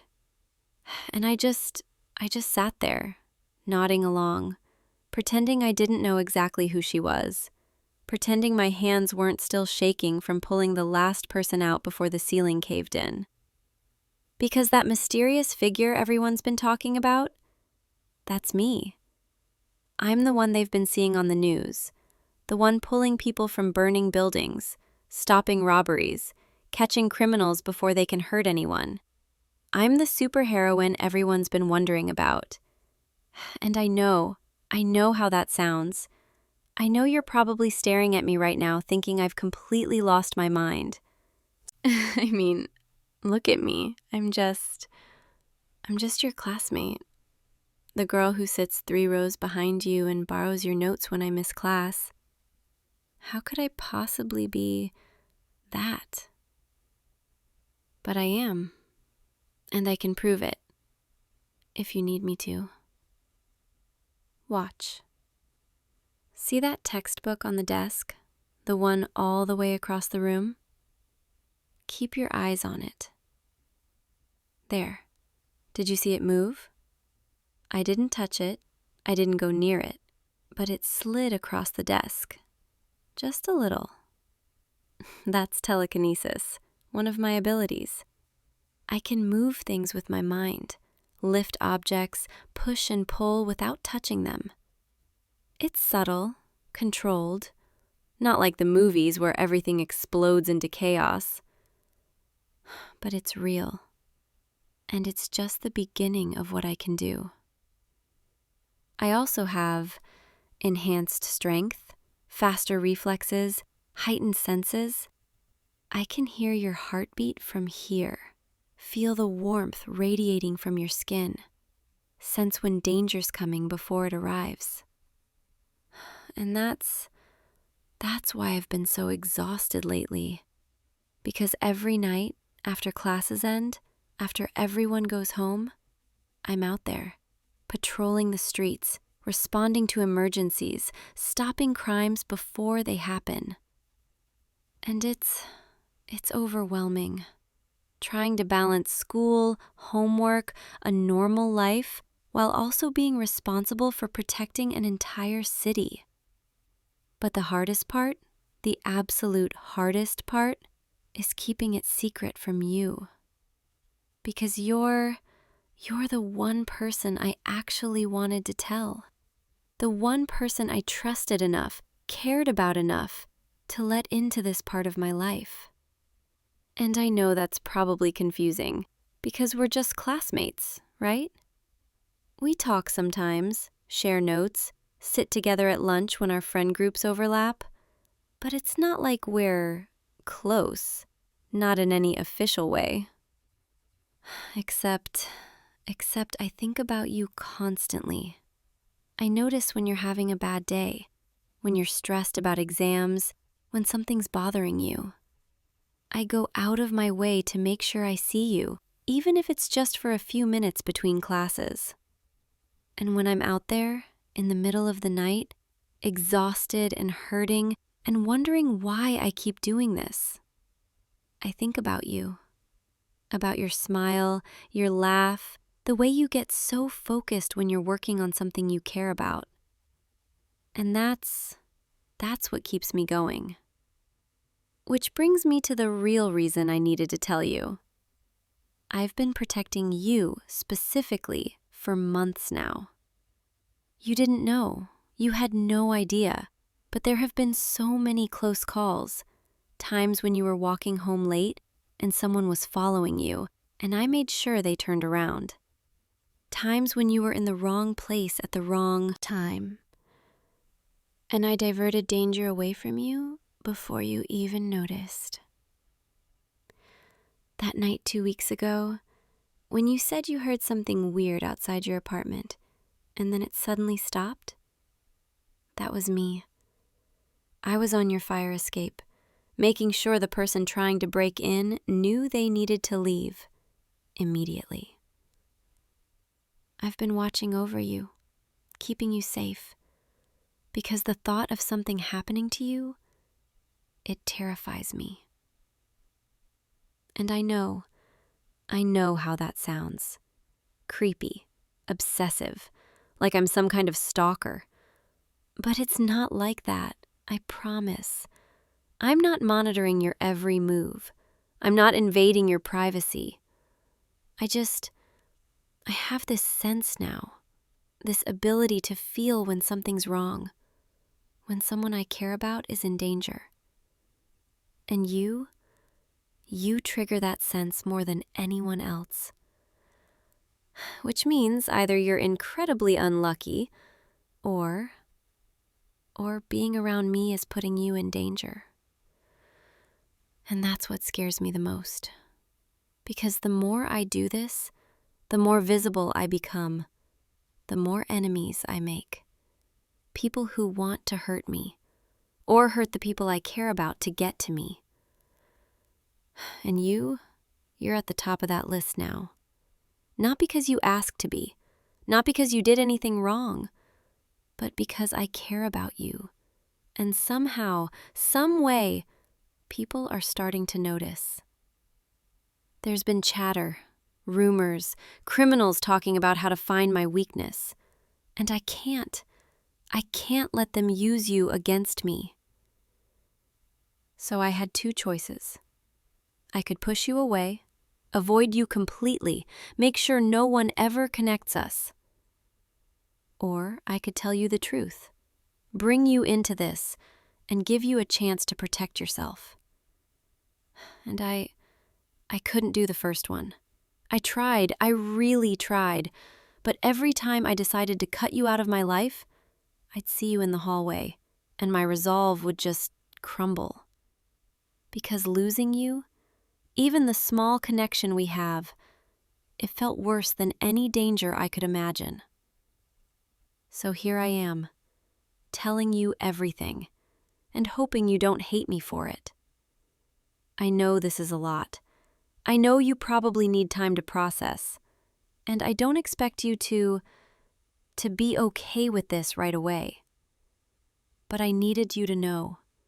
I needed you to understand why I've been acting so strange, why I disappear, why I look at you the way I do.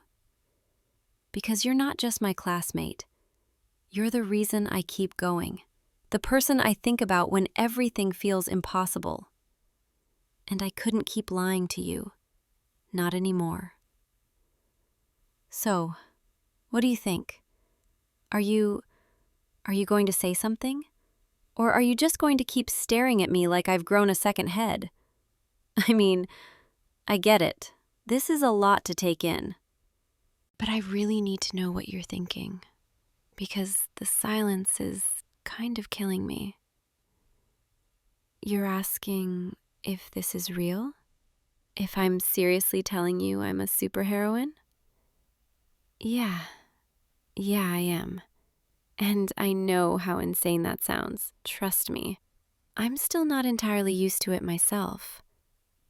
It's only been a few months since this all started. I woke up one day and suddenly I could do things I couldn't do before. Move objects without touching them, hear conversations from 3 buildings away, lift things that should be impossible. At first, I thought I was going crazy. I tried to ignore it, pretend it wasn't happening, hope it would just go away. But it didn't. And then I saw someone in trouble, a mugging in an alley on my way home, and I couldn't walk away. I used my abilities without thinking, stopped the guy, made sure the victim was okay, and afterward, standing there in the dark, I realized this wasn't just some random thing that happened to me. This was a responsibility, a chance to actually help people, to make a difference. So I started small, stopping crimes I stumbled across, helping people in danger, and then it escalated. Bigger emergencies, more dangerous situations, until one day I looked up and realized I'd become the person everyone was talking about, the city's protector. But I'm not some fearless hero. I'm just me, a college student who barely gets enough sleep, who stresses about exams and worries about paying rent. I still have bad days, moments where I doubt myself, times when I'm terrified I'm going to mess up and someone will get hurt. And that's why I needed to tell you, because carrying this alone, it's exhausting. And you're the only person I trust enough to share it with. You're asking, why me? Why am I telling you instead of my family or my close friends? Because they'd try to stop me. They'd worry too much, try to protect me, maybe even expose me by accident. But you're different. You've always been thoughtful, careful, someone who thinks before acting. And I know you'd keep this secret. Not just because I asked you to, but because you'd understand why it matters. Plus, like I said, I care about you. More than I probably should, considering we're just classmates. But I can't help it. You've been on my mind for months. And now that you're potentially in danger because of me, I couldn't keep you in the dark anymore. You deserve to know what you're caught up in.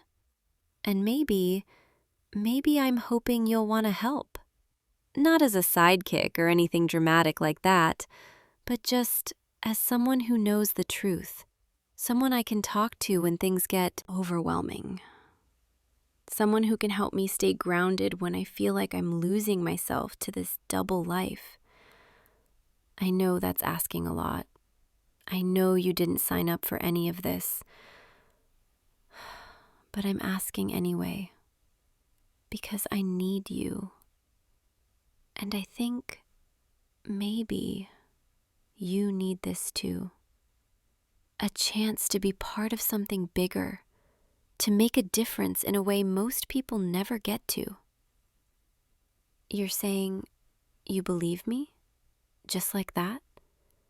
I thought I'd have to convince you more, show you more proof, but you're just accepting it? That's actually really sweet and kind of a relief, because I was terrified you'd think I was lying or crazy or both. Thank you for trusting me, even when this sounds completely impossible. You're asking what I need from you, how you can help? Honestly, I'm not entirely sure yet. I've never done this before, never told anyone, so I'm kind of figuring it out as I go. But I think just knowing someone's aware, someone I can talk to, that'll make a huge difference. There are nights when I come home bruised and exhausted, and I have to act normal the next day, pretend everything's fine. And it would help to have someone who knows, someone I don't have to pretend around. Maybe you could, I don't know, help me keep track of things? Patterns in crimes, areas where I'm needed most, ways to be more efficient so I'm not running myself into the ground. You're good with data, with organizing information. I've seen your notes. They're honestly kind of intimidating, in a good way. So maybe you could be my strategist? Help me figure out where to focus my energy so I'm actually making the biggest impact. And maybe sometimes you could just be there when I need to talk or vent or just sit in silence with someone who understands. That would mean more to me than you know. You're saying yes? You actually want to help? I don't know what to say. I was prepared for you to walk away, to tell me this is too much, to want nothing to do with it. But instead, you're stepping in, offering to be part of this. Thank you. Seriously, thank you. You have no idea how much this means to me. I feel like I can finally breathe properly for the first time in weeks, like this massive weight just lifted off my chest. I didn't realize how lonely this was making me until right now, when I'm not alone anymore. Okay, let me actually think about what we need to do. First, you need to be careful. If anyone finds out you know my secret, you become a target. So we can't act differently around other people. Can't give anyone a reason to think we're closer than we appear. Which means this stays between us, completely. No telling friends, no hinting to family, nothing that could accidentally slip out. I need you to promise me that, because your safety depends on it. You're nodding. Good. I trust you. Second, we need a way to communicate, something secure. I can't have you texting me about hero stuff on regular messages, too easy to intercept. So maybe we set up a separate system, coded language or something. This is starting to sound like a spy movie, isn't it? But it's necessary if we're going to do this right. And third, if anything happens, if you ever feel like you're in danger, you call me immediately. I don't care if I'm in the middle of class, in the middle of a fight, in the middle of anything. If you need me, I'm there. No exceptions. Your safety is my priority above everything else. Got it? Good. I know this all sounds intense, and it is, but I need you to take it seriously, because the people I'm up against, some of them are dangerous, really dangerous, and I can't lose you, not when I just got you. Wait, that came out wrong. I mean, we're not... Okay, I'm just going to say it, because clearly I'm bad at hiding how I feel, and I've already told you my biggest secret, so what's one more? I like you. More than just as a classmate. More than just as someone I trust. I have feelings for you. Real feelings. The kind that keep me up at night wondering if you feel the same way. And I know this is terrible timing, right after dropping the whole superhero bombshell on you. But I couldn't keep that hidden either. Not when you're about to become such a big part of my life. You deserve to know where I'm coming from, what this means to me. So yeah, I like you. A lot. And part of why I'm so desperate to protect you, why I'm so terrified of you getting hurt, is because you're not just anyone to me. You're the person I look for in every room, the one whose opinion actually matters when I'm making decisions, the one I imagine talking to at the end of every long night. And maybe that's selfish, pulling you into this when I have feelings involved. Maybe I should have kept my distance, protected you from afar without ever telling you. But I couldn't do it. I couldn't keep lying to you. Couldn't keep pretending we're just casual acquaintances when you mean so much more to me than that. You're not saying anything. That's okay. You don't have to respond right now. I know I've thrown a lot at you in the past few minutes. Superhero reveal plus romantic confession is probably a bit much for one conversation. But I wanted you to know. I wanted to be honest about everything. So there's no confusion about why I'm asking you to be part of this, why I trust you so completely. Take your time processing. We don't have to figure everything out right now. I just needed you to know the truth. All of it. You're holding my hand. Oh, that's your answer? Okay, I can work with that. Your hand is warm. Did you know that? And you're squeezing just enough to let me know you're here. You're with me. This is nice. Standing here with you. No more secrets between us. Just honesty. I feel like I can finally relax around you now. Like I don't have to watch every word, monitor every reaction. You have no idea how exhausting it's been, keeping this from you specifically. Every time we talked, I was terrified I'd slip up, say something that gave it away. But now I don't have to worry about that anymore. Now I can just be myself, all of myself, with you. You're asking if this means we're together? I mean, I just confessed I've been secretly protecting you for months and that I have feelings for you. And you're holding my hand right now, so yeah, I think we might be together. Unless you have objections. No? Good, because I really didn't want to have to take that back. So, boyfriend and confidant.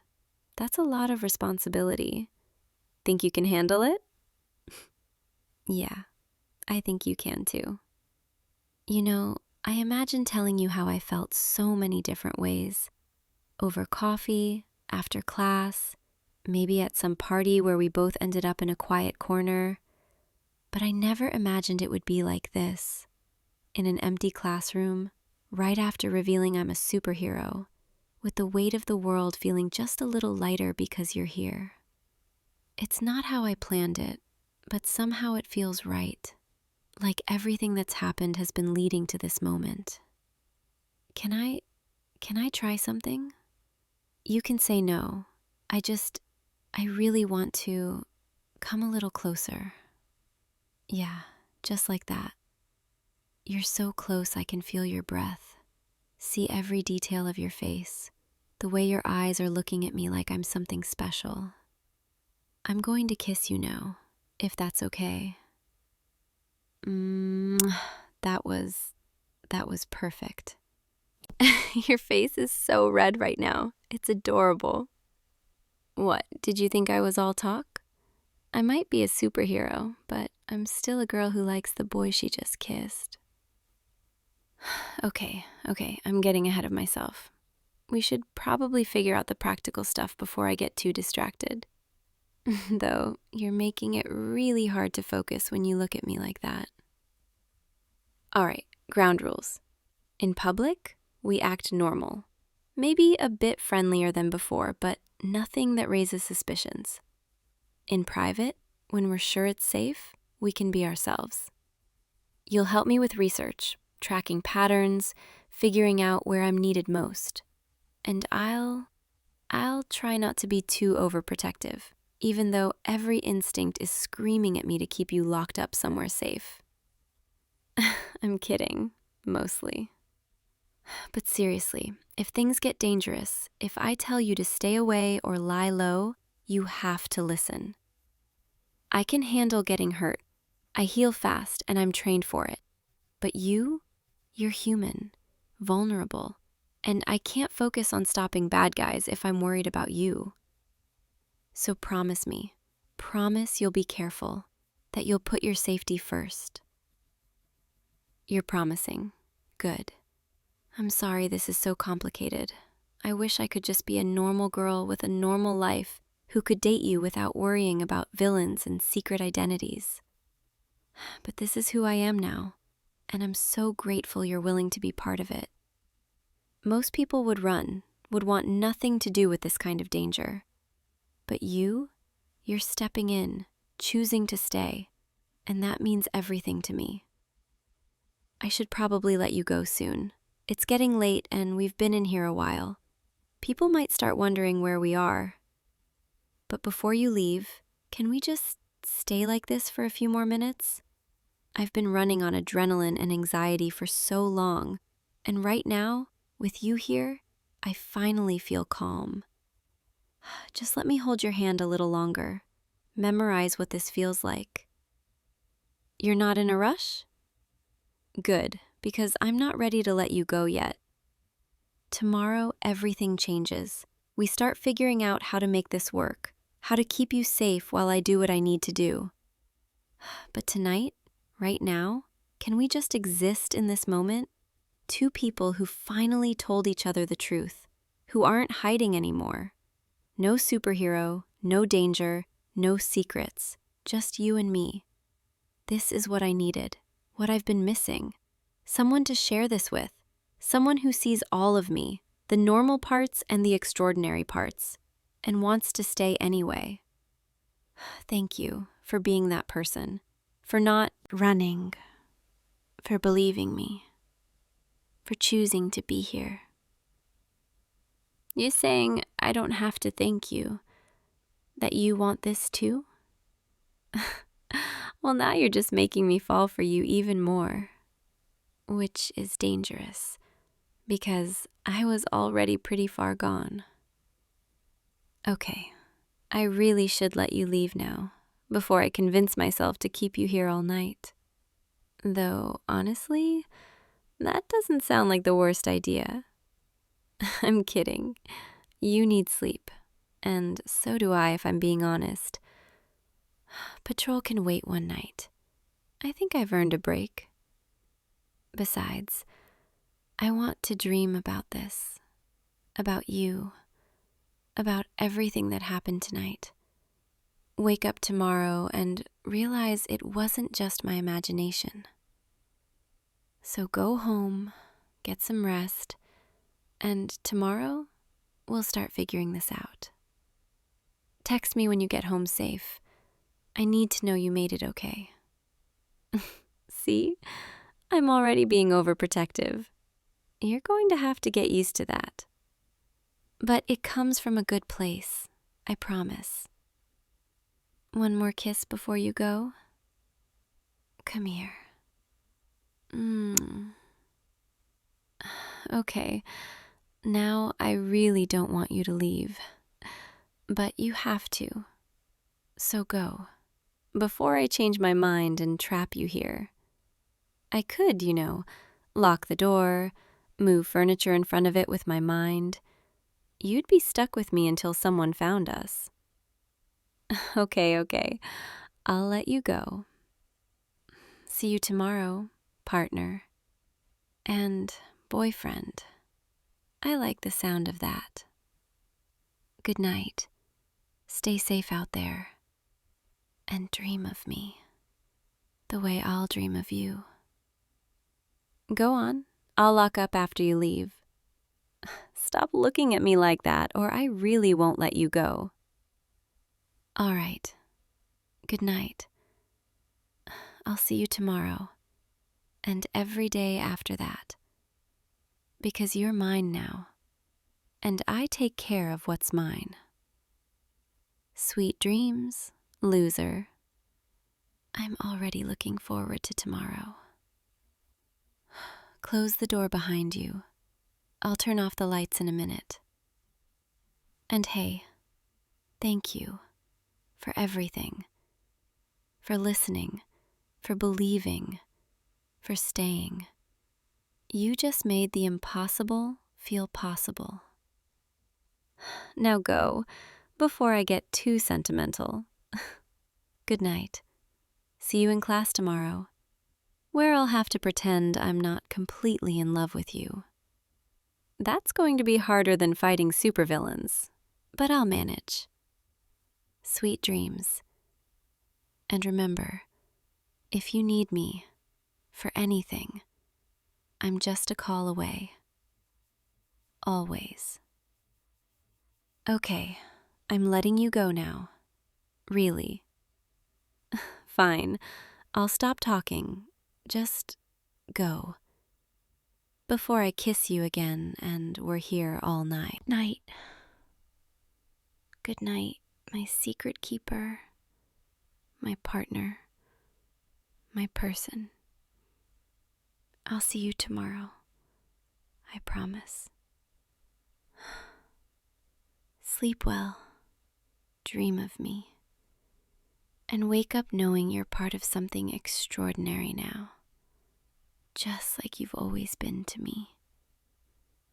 Good night. I love you. Hey, you. Come in, come in. Close the door behind you. God, that was intense out there tonight. I can still hear the ringing in my ears, feel the vibrations from the speakers in my chest. But you made it. You actually came. I saw you out there, right where you always stand, 3rd row, just a little to the left of center. You think I don't notice, but I do. I always do. Here, sit down, please. I know this is probably weird, me asking you to come backstage like this. You're probably wondering why I pulled you aside after the show, why I had security bring you back here instead of just saying hi at the stage door like usual.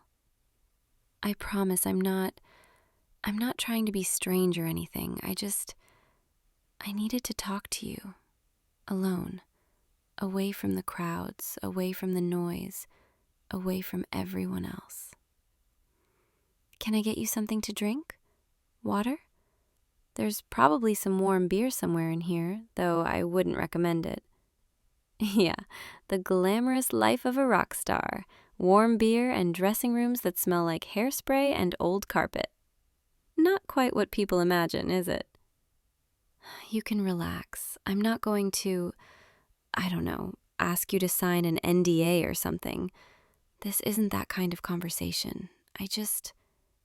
I wanted to see you, to talk to you, without 100 other people around, without cameras, without the performance. You've been coming to my shows for, 2 years now? Maybe longer? I remember the first time I saw you in the crowd. It was that tiny venue, the one with the sticky floors and the bathroom that didn't lock properly.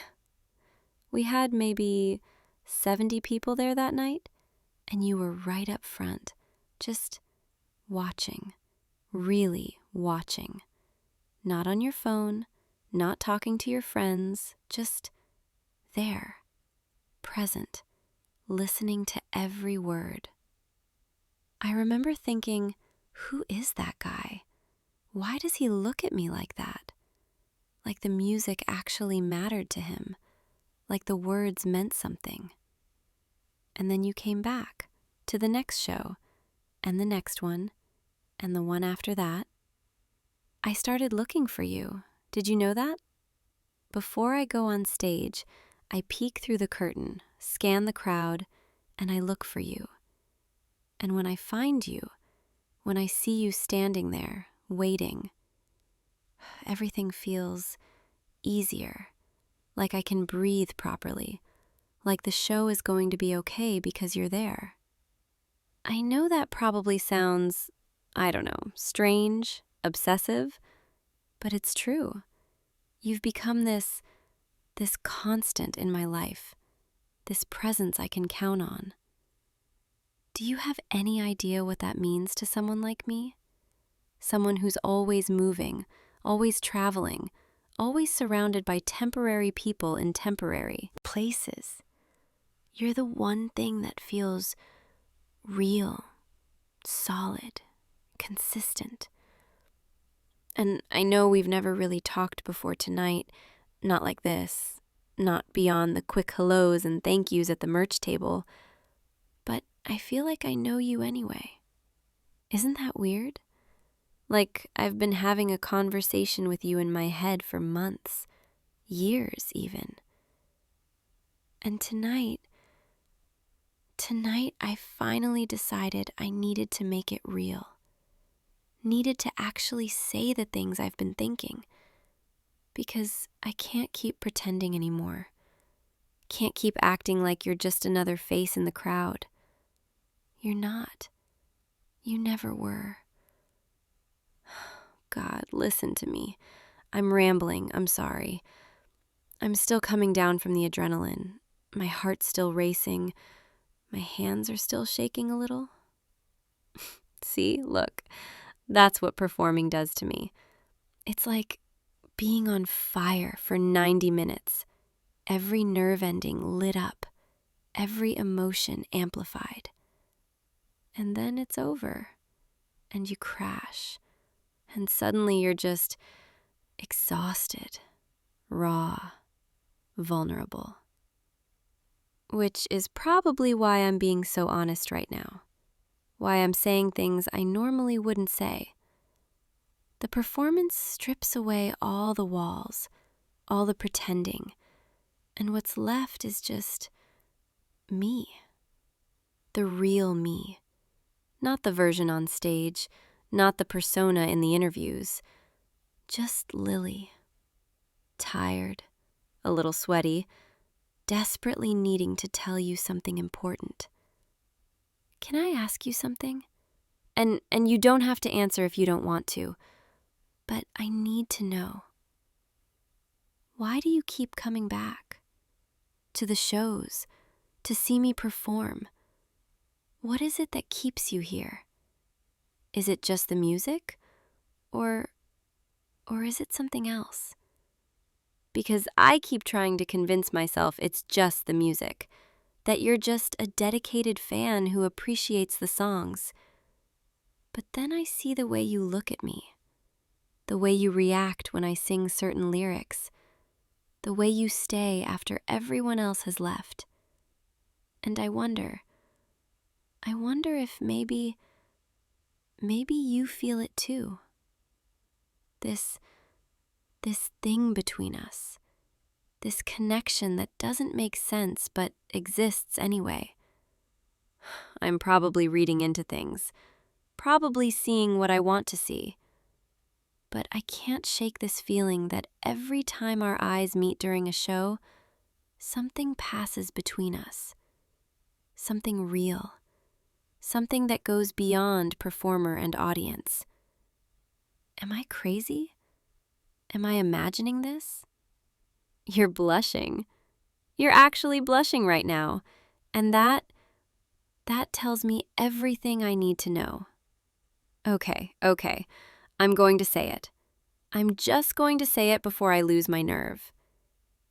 The songs, the love songs especially, the ones about longing and connection and wanting someone you can't have. They're about you. All of them. Every single one. I know that sounds insane. I know we barely know each other. But I've been writing about you for over a year now. Every time I sit down with my guitar, every time I try to put feelings into words, you're there, in my head, inspiring every line. That song I played tonight, the new one, the one I haven't released yet? I look for you in every crowd. You're the only face I see, the only heart that makes mine beat the way it should. That's you. That was written for you, about you. And I know you couldn't have known that when you were listening, but I was singing directly to you, every word, every note. I've been doing that for months, performing these songs that are secretly love letters, hoping somehow you'd understand, hoping you'd realize, but you didn't. Or if you did, you never said anything. And I couldn't keep waiting, couldn't keep hiding behind metaphors and melodies. I needed to tell you, face to face, in plain words. You're my muse. You're the reason I write, the reason I perform, the reason any of this matters. Before I noticed you in the crowd, my songs were fine, they were okay, but they didn't have heart, didn't have soul. They were just words and chords. And then you showed up, and suddenly everything changed. Suddenly I had something to write about, someone to write for. Every song became a message to you, a way to express feelings I couldn't say out loud. Because how do you tell someone they've become the center of your world when they're just a stranger in your audience? How do you bridge that gap between performer and fan without making it weird or uncomfortable? I didn't know how, so I just kept writing, kept singing, kept hoping somehow the music would say what I couldn't. And maybe it did. Maybe that's why you kept coming back. Maybe on some level you understood. Or maybe I'm still just projecting, still seeing what I want to see. But your face right now, the way you're looking at me, the way your hands are trembling slightly, that's not the look of someone who's completely surprised, is it? That's the look of someone who maybe hoped this was true but never let themselves believe it. Am I right? You can tell me, you can be honest. I know this is overwhelming. I know I'm dumping a lot on you right now, but I need to know, need to understand what you've been feeling all this time. Have you felt it too? This pull between us, this thing that doesn't make logical sense but exists anyway. Because if I'm alone in this, if I've been imagining everything, then I'll apologize. I'll back off. I'll let you leave and we can pretend this conversation never happened. But if you felt even a fraction of what I've been feeling, then we need to talk about it. We need to figure out what this is. Because I can't keep performing for you night after night, writing songs about you, watching you in the crowd, without knowing if there's any possibility of something real between us. You're nodding. You're actually nodding. You're saying yes. You felt it too. Oh God, okay. I didn't actually think you'd say yes. I thought maybe I'd been wrong. Thought maybe I'd just ruined everything. But you're here, and you're saying you've noticed. You've felt something. Tell me what you've been thinking all this time. When you come to my shows, when you stand there in the third row watching me sing, what goes through your mind? You thought I didn't notice you specifically? You thought you were just one face among many? But you came anyway, show after show, because the music, because something about being there felt right. And sometimes when our eyes would meet during a song, you'd feel this jolt, this connection. And you'd tell yourself it was just the performance, just the moment, nothing real. But it kept happening, over and over, until you couldn't ignore it anymore. Yeah, that's exactly what I was hoping, exactly what I was trying to create. God, we're both idiots, aren't we? We've been circling each other for years, both feeling the same thing, both too scared to say anything. Me because I didn't want to be the creepy artist hitting on fans. You because you didn't want to be the delusional fan who thought there was something more. And meanwhile, we've just been wasting time, missing chances. But not anymore. Not tonight. Tonight, everything changes. Come here. Come closer. I need you to see me. Not as the performer, not as the person on stage. Just as Lily. Just as me. Can you do that? Can you forget about the shows and the music and the whole fan thing for a minute and just see me as a person? A person who's been completely captivated by you, who thinks about you constantly, who writes songs just hoping you'll understand what they really mean. Because that's what I need right now. I need you to stop seeing me as this untouchable artist and start seeing me as someone who's falling for you. Someone who's been falling for you since the moment I first noticed you in that crowd. Is that okay? Can we just be two people who like each other without all the complications? You're smiling. You're smiling and moving closer, and I think I might actually be able to breathe properly for the first time in months. There. That's better. Now I can really see you. Can see every detail I've only caught glimpses of from the stage. The way your eyes reflect the light, the way you bite your lip when you're nervous, the way you're looking at me right now like I'm the only person in the world. That's how I look at you every time I perform, every time I find you in the crowd, like you're the only one who matters, the only one I'm really singing to. And now you're here, actually here, close enough to touch. And I'm realizing I have no idea what to do next. No idea how to transition from fantasy to reality. I can perform in front of thousands of people, can pour my heart out on stage every night, but put me in a room alone with the person I actually care about, and suddenly I'm completely lost. Maybe that's okay though. Maybe we don't need to have everything figured out right now. Maybe we can just sit here, talk, get to know each other as real people instead of performer and fan. Would that be okay? Can we just exist together for a while without pressure or expectations? Tell me about you, the real you, not the person who comes to shows. What do you do when you're not standing in crowds listening to me sing? What makes you happy? What keeps you up at night? What do you dream about? I want to know everything. Want to understand who you really are beneath the surface. Because I've been imagining you for so long, building this image in my mind. And now I get to find out if reality matches, or if it's even better than I imagined.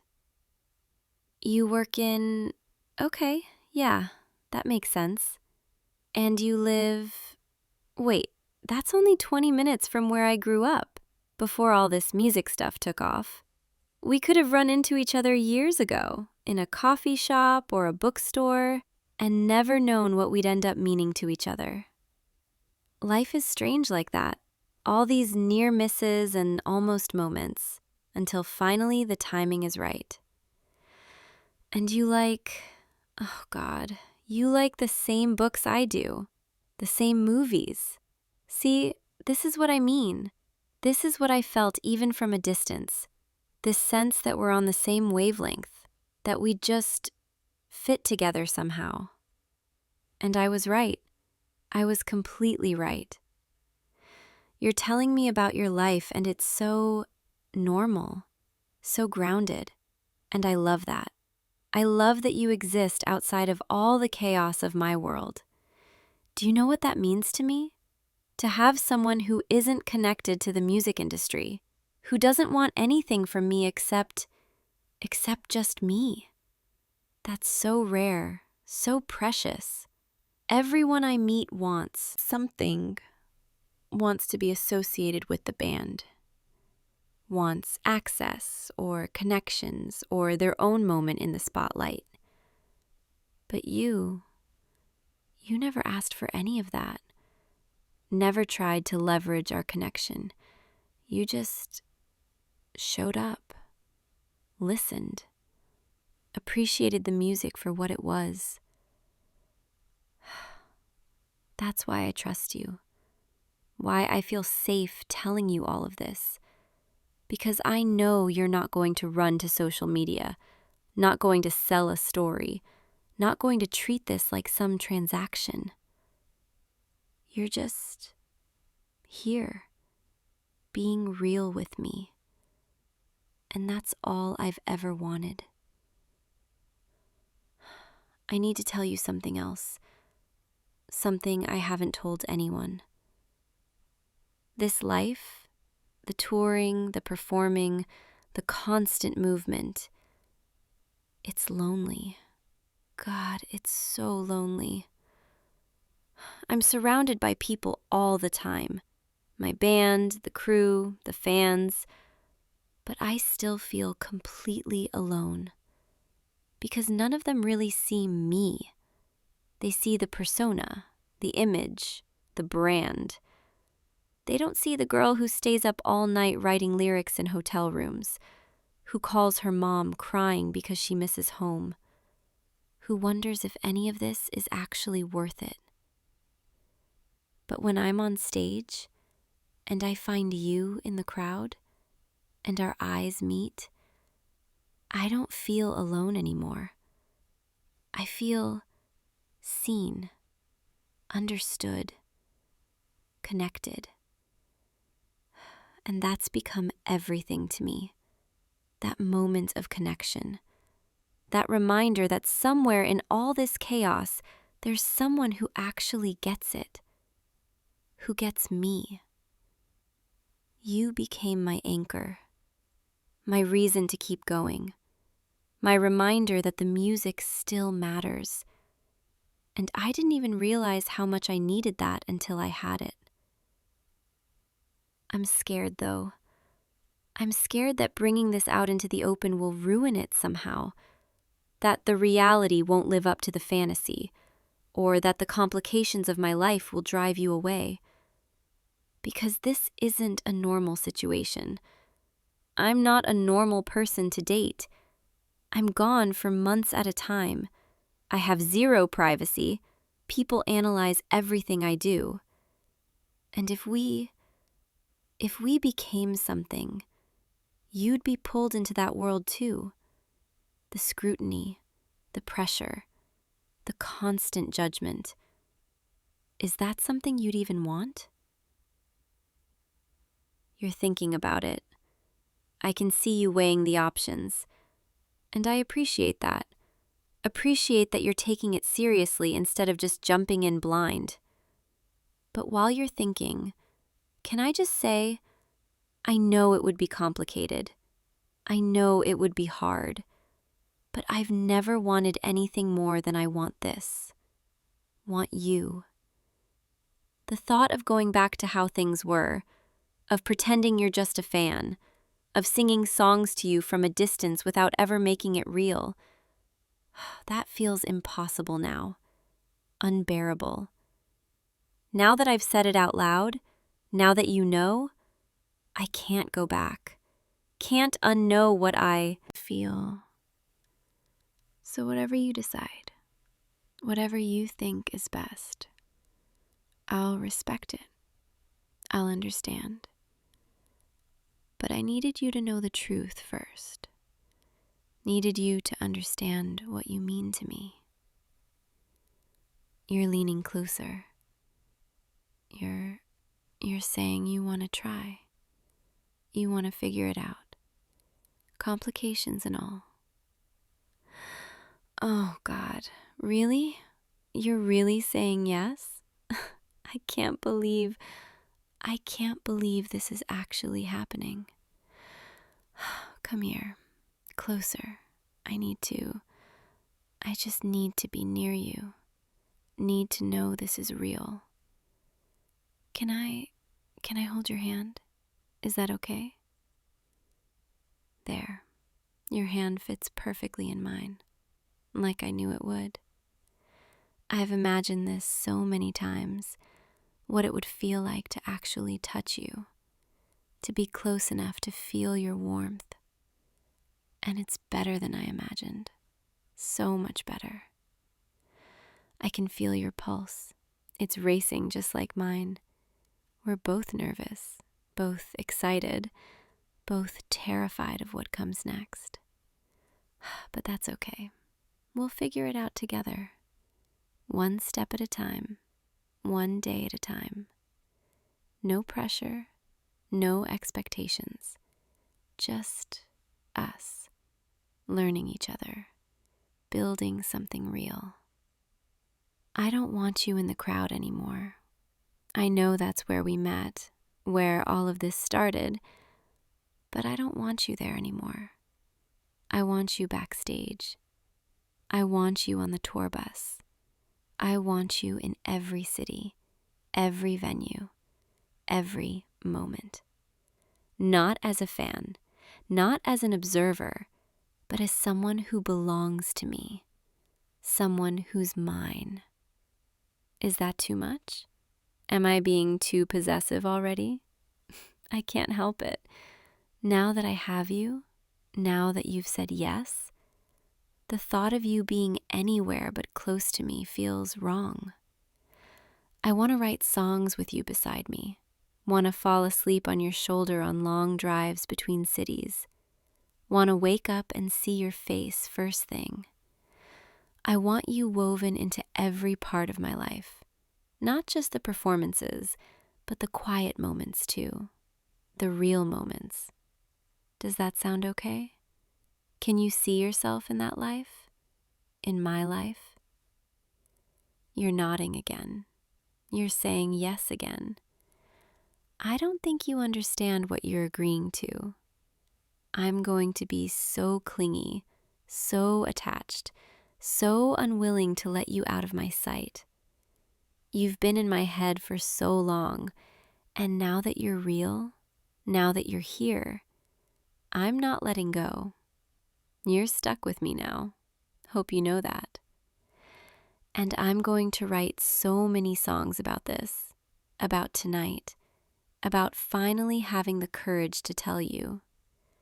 The next album is going to be nothing but love songs, all of them about you. And this time, everyone will know. I'm not hiding anymore, not pretending you're just inspiration from a distance. I want everyone to know, want the whole world to know. You're mine, and I'm yours, and that's how it's going to be. Is that okay? Can you handle being part of my very public life? Because once people know, once they realize you're the one in the songs, the one who's always been in the songs, they're going to be curious. They're going to ask questions. They're going to want to know everything about you.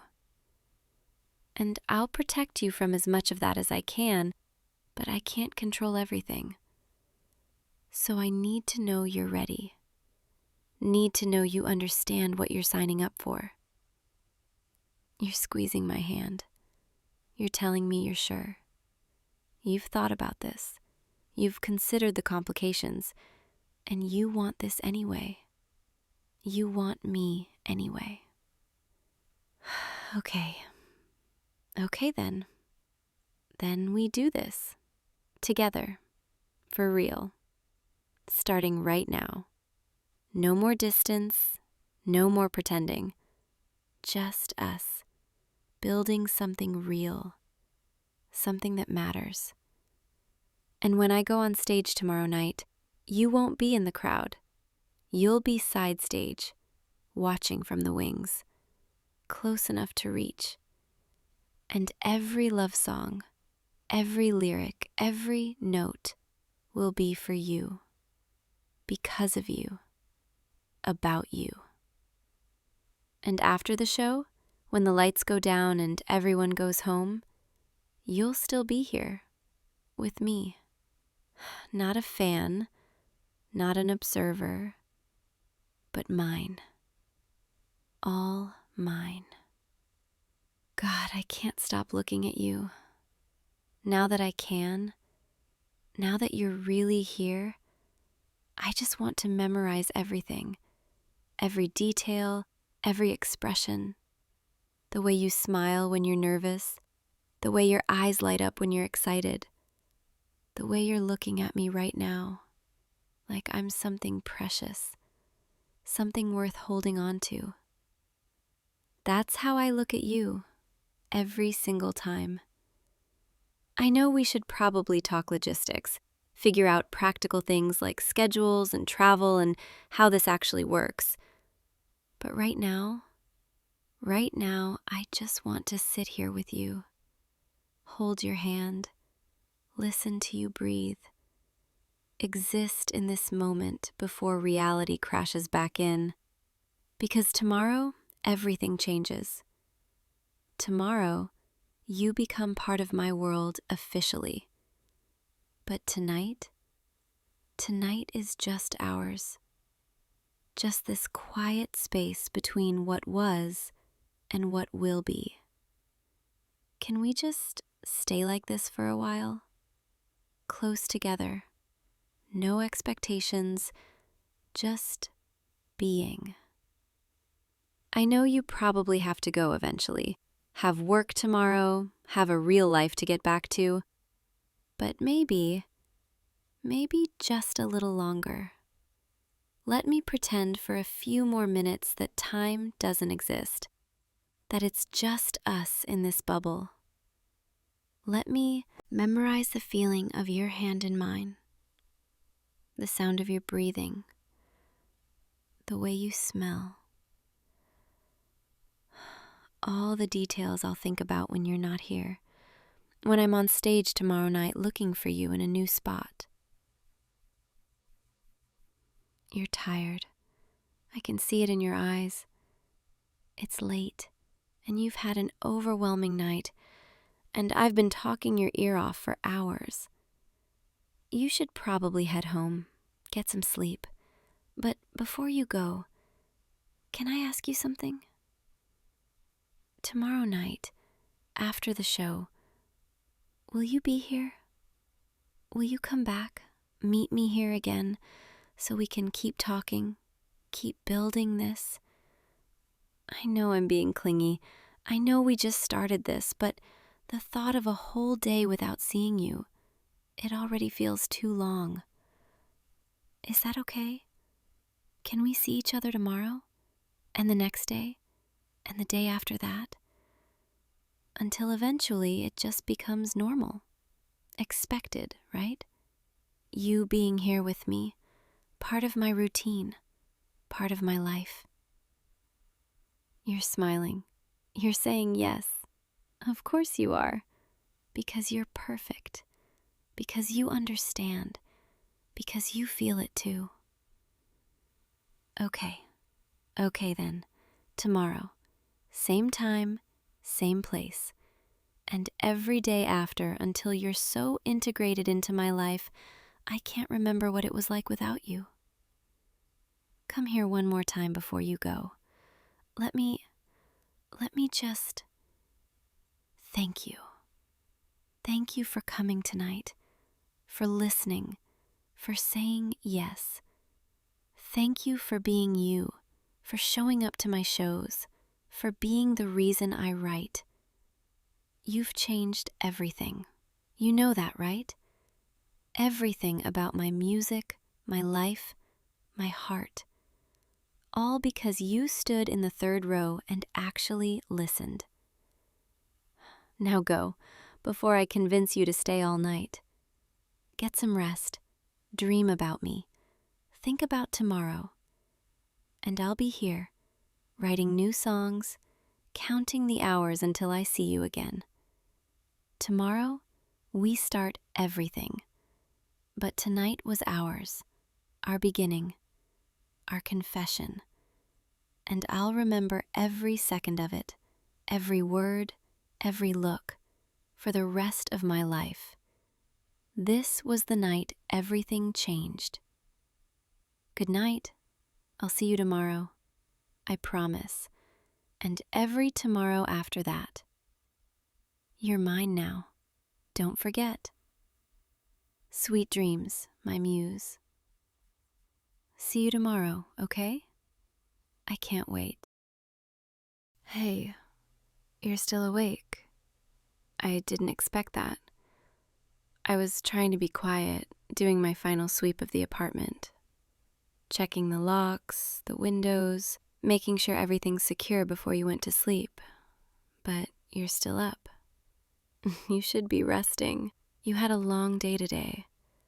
I know you did. I was there for all of it. That's kind of my job, isn't it? Making sure you're safe, making sure nothing happens to you, staying close, always close. Do you mind if I sit here for a moment? Just for a few minutes. I promise I won't disturb you. Thank you. It's quiet tonight. Peaceful. The city sounds so distant from up here. Just the faint hum of traffic, muffled voices somewhere below. But up here, in your apartment, it's like the world can't reach us. That's what I'm supposed to ensure, that the world, the dangerous parts of it, can never reach you. I take that very seriously, in case you haven't noticed. You probably think I'm too serious sometimes, don't you?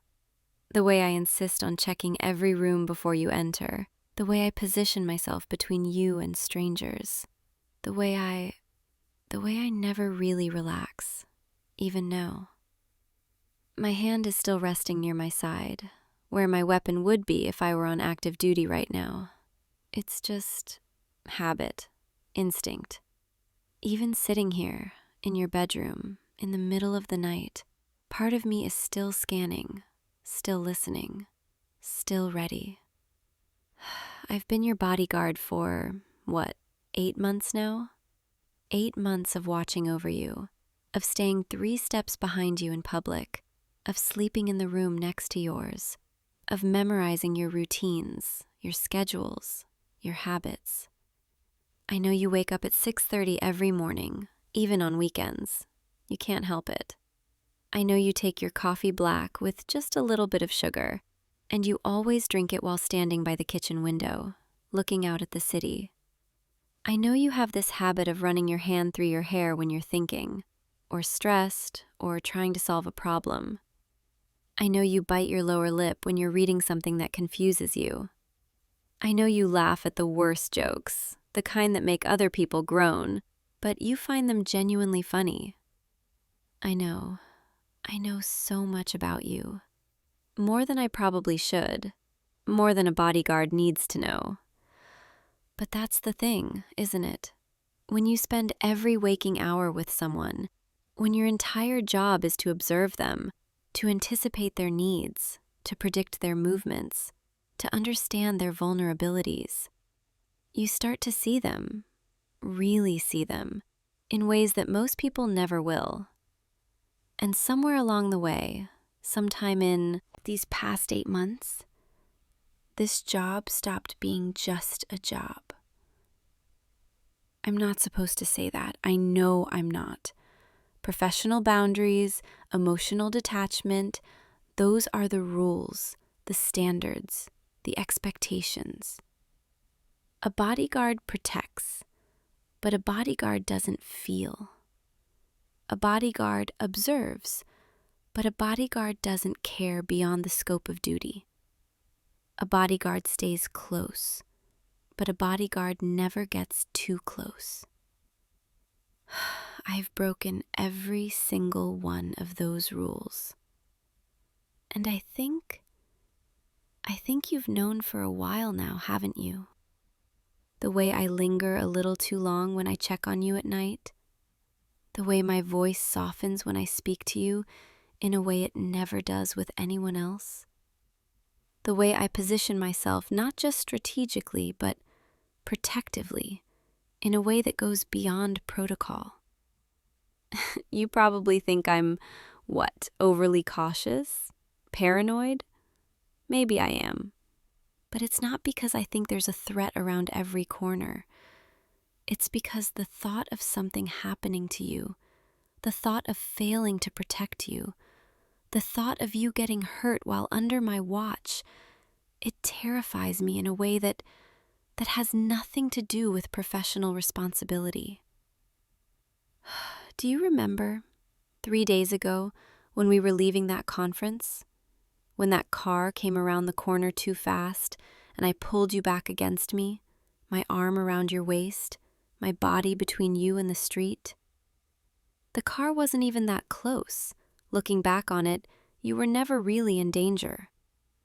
But in that split second, in that moment when I saw it coming toward you, my heart stopped, completely stopped.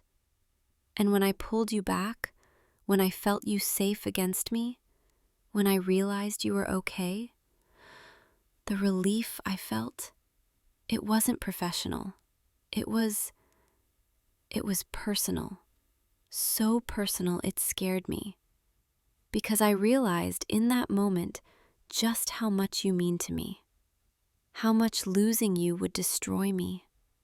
Not as a client, not as someone I'm assigned to protect, but as someone I care about more than I should, more than I can afford to, more than makes any sense at all.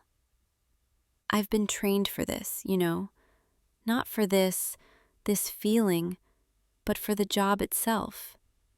Years of tactical training, combat proficiency, threat assessment, crisis management.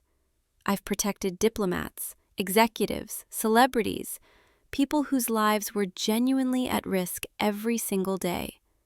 And I was good at it. I am good at it. Cold, efficient, detached. But with you, everything I learned, every wall I built, every professional distance I maintained, it all just crumbled. I remember the first day I was assigned to you. I walked into that initial briefing thinking this would be just another job, another client, another contract. They showed me your file, your photo, told me about the threats you'd been receiving, the reasons you needed protection. And I thought, okay, standard assignment, medium risk, straightforward. And then I met you. And you smiled at me, this genuine, warm, welcoming smile, like you were happy to meet me, not just relieved to have protection, but actually happy to have me there. Most clients, they see bodyguards as tools, as necessary inconveniences, as reminders that their life isn't normal. They're polite, professional, distant. But you offered me coffee, asked about my background, treated me like a person, not just hired security. You learned my name, not just my bodyguard or the agent, but my actual name. And you use it. You've always used it, every single day. That first week, I told myself it didn't mean anything. You were just being kind, just making the best of an uncomfortable situation. But then, as the weeks went on, as I spent more and more time with you, I started to notice things. The way you always ask how I'm doing, even though I'm supposed to be focused on you. The way you make sure I eat, even though you're the one I'm supposed to be taking care of. The way you've never once made me feel like I'm just hovering or in the way. The way you include me in small ways, quiet ways. Like when you're watching something and you turn slightly, just enough so I can see the screen too, from where I'm standing by the door. Or when you order food and you always get extra, saying it's because you ordered too much, but I know it's for me. Or the way you say goodnight to me every single night before you go to sleep, even though you don't have to, even though I'm just doing my job. You always say goodnight. And somewhere in all those little moments, all those small kindnesses, all those quiet considerations, I fell for you. I fell for you. And I don't know how to unfeel it. I don't know how to go back to being just your bodyguard, to seeing you as just my client, to keeping that professional distance. Because every time I look at you now, every time you smile, every time you say my name, my heart does this thing, this flutter, this warmth, this feeling that I have absolutely no business feeling. And at night, when you're asleep, when the apartment is quiet, when I'm supposed to be resting too, I can't sleep. I lie in my room, in the dark, listening, making sure you're breathing, making sure you're safe. But it's not just vigilance anymore. It's this need, this overwhelming need to know that you're okay, that you're peaceful, that you're there. And I find myself thinking about you, not as my assignment, but as the person who makes me smile even on the longest days, as the person whose laugh I've memorized, as the person whose happiness has somehow become more important to me than my own. This is so unprofessional. I know it is. If my agency found out, if anyone knew, I could lose this position, lose my license, lose everything I've worked for. But sitting here with you right now, in this quiet moment, in this soft light, I can't keep pretending. I can't keep acting like I'm just here to do a job when every fiber of my being is screaming that this is so much more than that.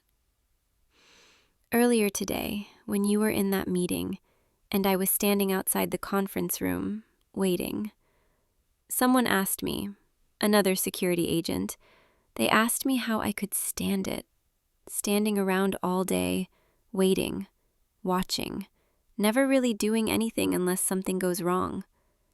They said it must be boring, monotonous, mind-numbing. And I wanted to tell them, it's not. It's not boring when every moment I'm watching someone I've fallen in love with. There, I said it. I'm in love with you.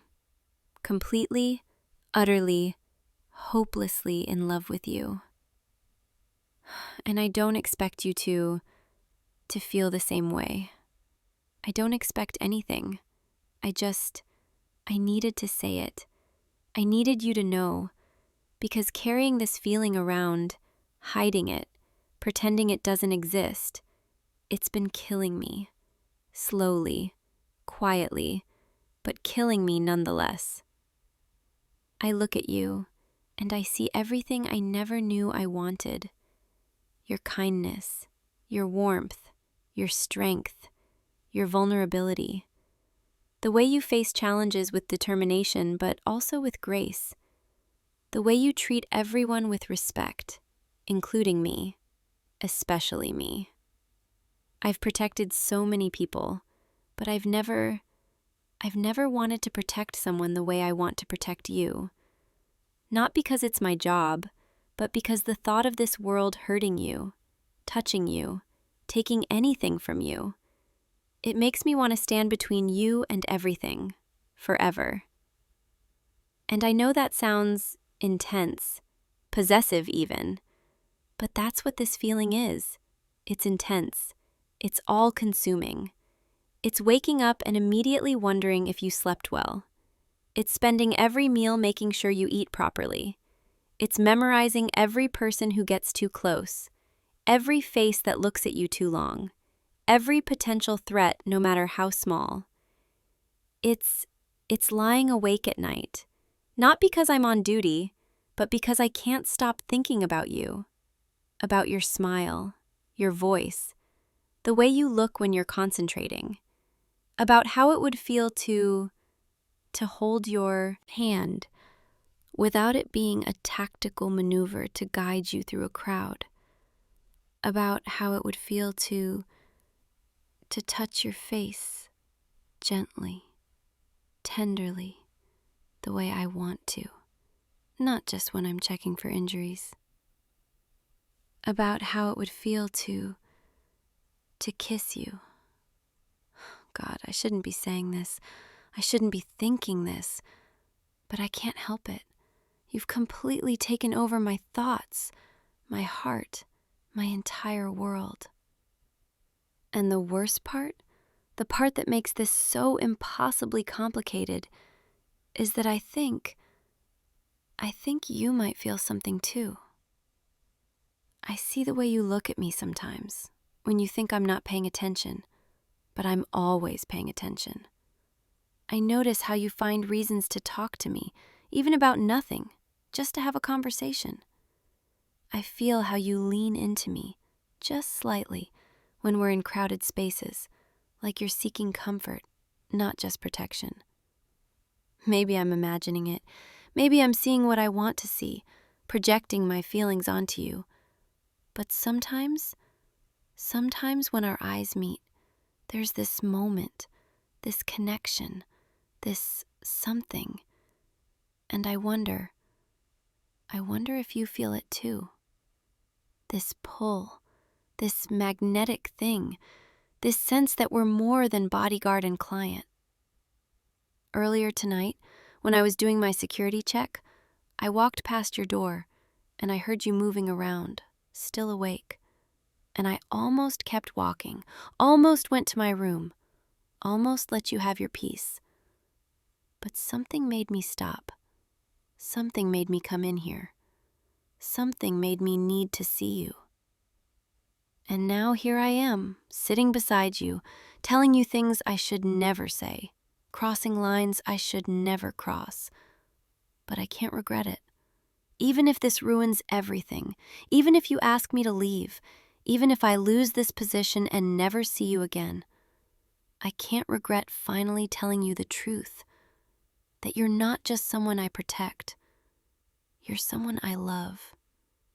And I need you to know, whether you feel the same or not, whether this changes anything or not, I will never stop protecting you. Not as long as I'm breathing, not as long as you need me, not as long as I can stand between you and harm.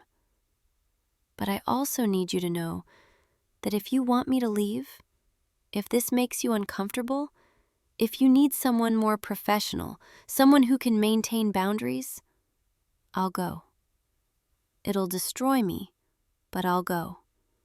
Because your comfort, your safety, your happiness, those come first, always. What are you doing? Why are you reaching for my hand?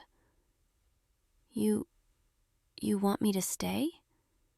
You're not asking me to leave? You're saying you felt it too? This connection, this pull, this impossible feeling between us? You've been waiting for me to say something, because you weren't sure if it was appropriate, if I was allowed to feel this way. Oh God, you mean this whole time? While I've been agonizing over these feelings, trying to hide them, trying to stay professional, you were feeling the same thing? I don't even know what to say. I came in here thinking I was about to ruin everything, destroy whatever relationship we have. But you're telling me You're telling me you want this too? Can I move closer? I need to be near you right now. I need to see your face, really see you. There, that's better. I can see you properly now, in this soft light, the way the shadows fall across your face. You're so beautiful. Did you know that? I've thought that from the very first day, but I could never say it. Professional boundaries, keeping distance, maintaining objectivity. But right now, in this moment, I don't care about any of that. I just care about you, about this, about us. Your hand, it's so warm in mine. I've guided you by the hand hundreds of times, through crowds, across streets, into cars. But this is different. This isn't tactical. This is intimate, tender, real. Can I tell you something? That incident 3 days ago, the car, the one that came too close, when I pulled you back, when I had my arm around your waist, when your back was pressed against me, for just a moment, for just a split second before I let you go, I wanted to hold on. Not because you were in danger, but because it felt right. Having you close like that, feeling your heartbeat, your breathing, your warmth. And when I did let go, when I stepped back to professional distance, when I pretended it meant nothing, it took everything I had, every ounce of self-control to not pull you back, to not tell you right then how I felt. I've replayed that moment 100 times in my head since then, wishing I'd been braver, wishing I'd said something, wishing I'd let you know. But I was scared. Scared you'd reject me. Scared I'd make you uncomfortable. Scared I'd lose what little closeness I already had with you. And the thought of losing you, even just as my client, even just seeing you every day in this professional capacity, that was worse than never telling you how I felt. But now that I know you feel the same way, now that you're holding my hand, looking at me like this, with those eyes, with that expression, I feel like I can finally breathe. Like this weight I've been carrying for months just lifted. Like I can finally let myself feel this without guilt, without shame, without constant internal conflict. This changes things, doesn't it? Not just between us, but everything. My role, my responsibility, the way I protect you. Because now it's not just professional. Now there's personal stakes. Now my heart is involved in a way it never was before. And I need you to understand something. Me being in love with you, it doesn't make me less effective at my job. It makes me more vigilant, more dedicated, more absolutely committed to your safety. But it also means I can't be objective anymore. It means every threat assessment is filtered through the lens of someone who would burn the world down before letting anything happen to you. It means I'll be more protective, maybe too protective, maybe suffocatingly so at times. Is that okay? Can you handle having someone who's not just your bodyguard, but someone who's completely devoted to you? Someone who will worry about you constantly, who will always put you first, who will never let anyone hurt you? You're nodding. You're saying yes. You're saying you want that. You're saying you want me, not just as protection, but as someone who's yours. God, hearing you say that, hearing you claim me like that, like I'm yours, like we belong to each other now. I've never felt like I belonged to anyone before. I've always been independent, self-sufficient, solitary, My job doesn't exactly foster deep connections. I'm always moving, always between assignments, always temporary. But with you, I don't want to be temporary. I want to be permanent, constant, always. I want to wake up knowing I'm protecting you, and go to sleep knowing you're safe, and fill every moment in between with this, with us. Can I ask you something? When did you start feeling this way about me? Was it gradual like it was for me? Small moments building into something bigger? Or was there a specific moment when you knew? Because I can pinpoint mine. It was about 2 months in. You'd had a terrible day. I could see it on your face, even though you tried to hide it. And when we got back to your apartment that evening, you broke down. Not dramatically, not loudly, just quietly, sitting on your couch, shoulders shaking, trying not to let me see. But I saw. Of course I saw. I always see you. And I did something I'd never done with a client before. I sat down next to you, and I asked if you were okay, if you needed anything, if I could help. And you looked at me with tears in your eyes, and you said, just stay. Please, don't go to your room yet. Just stay with me. And I stayed. I sat with you in silence, just present, just there. And after a while, you leaned against me, just slightly, your shoulder touching mine, and you whispered, "Thank you for always being here, for making me feel safe." That was the moment. That was when I knew this wasn't just a job anymore. That was when my heart decided you were mine to protect, not because of a contract, but because I wanted you to be. Every moment after that, every day since then, I've been falling deeper, harder, more completely. And I've been terrified, absolutely terrified that you'd never feel the same way. But you do. You actually do. I still can't quite believe it. That someone like you, someone so kind, so genuine, so beautiful inside and out, would want someone like me. Someone whose life is defined by danger, by hypervigilance, by constant assessment of threats.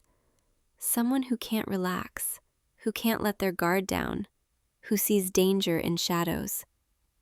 But you're saying that's okay, that you understand, that you accept all of that, because it's part of who I am, and you want all of me, not just the parts that are easy. You have no idea what that means to me. To be seen, really seen, for who I am, flaws and all, and still be wanted. Can I hold you? Not as your bodyguard, not as a tactical position, but just as someone who loves you, as someone who wants to feel you close, to feel your warmth, to memorize the way you fit against me. Come here, closer. Yes, just like that. Oh, this feels like coming home. Like every piece of me that's been scattered and vigilant and on edge, it all just settles when you're in my arms like this. Your head against my shoulder, your breathing slow and steady, your body relaxed and trusting. Do you have any idea how precious this is to me? How many nights I've imagined this, wished for this, ached for this, and now it's real. You're real. This is real. I can feel your heartbeat, steady and strong, right here against me. And I'm overwhelmed, in the best possible way. You know what's funny? For 8 months, my entire focus has been keeping you safe from external threats.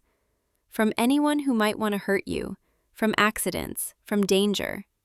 But the whole time, the real danger to my carefully constructed walls, my professional distance, my emotional armor, it was you. You were the one who broke through every defense I had, without even trying, just by being yourself, by being kind, by treating me like a person. You disarmed me completely, and I didn't even realize it was happening until I was already in love with you. Some bodyguard I am, completely vulnerable to the one person I'm supposed to be protecting. But I don't regret it, not for a second, because this feeling, this love, it's worth more than any wall I've ever built. You're worth more than anything. I promise you. Now that we've crossed this line, now that you're mine and I'm yours, nothing will ever hurt you. I'll make absolutely certain of that. My training, my skills, my entire life, it's all focused on one goal now: keeping you safe, keeping you happy, keeping you with me. And I know that might sound intense, maybe even a little scary, but that's what love is for me. It's total, complete, unwavering. When I commit to something, to someone, it's forever. And I'm committing to you, right now, in this moment, forever. Is that okay? Can you handle being loved like that? Completely, protectively, eternally. You're smiling. You're saying yes. You're saying you want that. You want me. You want all of it. Then you have me. All of me. Every protective instinct. Every tender feeling. Every fierce devotion. It's yours. I'm yours. And I'm never letting go. We should probably talk about the practical side of this at some point. How this affects my job, what we tell your security agency, whether I can even remain your assigned bodyguard now that we're together. But right now, in this moment, I don't want to think about any of that. Right now, I just want to hold you and feel you breathe and know that you're safe and happy and mine. Tomorrow we can figure out the details. Tomorrow we can make plans. Tomorrow we can deal with reality. But tonight is just ours. You're getting sleepy, I can tell. Your breathing is slowing down. Your body is relaxing even more against mine. That's good. That's perfect. You should sleep. You're safe here. You're always safe when I'm here. But especially now that there's nothing between us anymore. No walls, no pretense, just truth. I'm going to stay right here with you tonight, keeping watch, keeping you close. Not from the next room, not from a professional distance, but right here, holding you. And when morning comes, when you wake up, I'll still be here. Because I meant what I said. I'm never leaving, never letting go. You're mine to protect, mine to love, mine to cherish. And I take that responsibility more seriously than anything I've ever done in my life. Sleep now. Close your eyes. Let yourself drift. I've got you.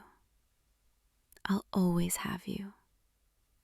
Nothing in this world can touch you while I'm here. Your breathing is so peaceful now, so steady, so trusting. You feel safe with me. I can sense it, feel it, and that means everything. I love you so much, more than I ever thought I could love anyone. And I'm going to spend every day proving that to you, showing you, making sure you never doubt it. Dream peacefully. Dream of good things.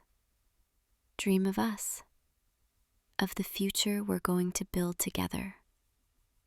A future where I'm always by your side, where you're always safe, where we're always together. I'm right here. I'm not going anywhere.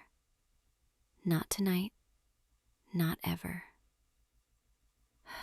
Good night, my love, my everything. The person who broke through every wall and claimed my heart without even trying. Rest well.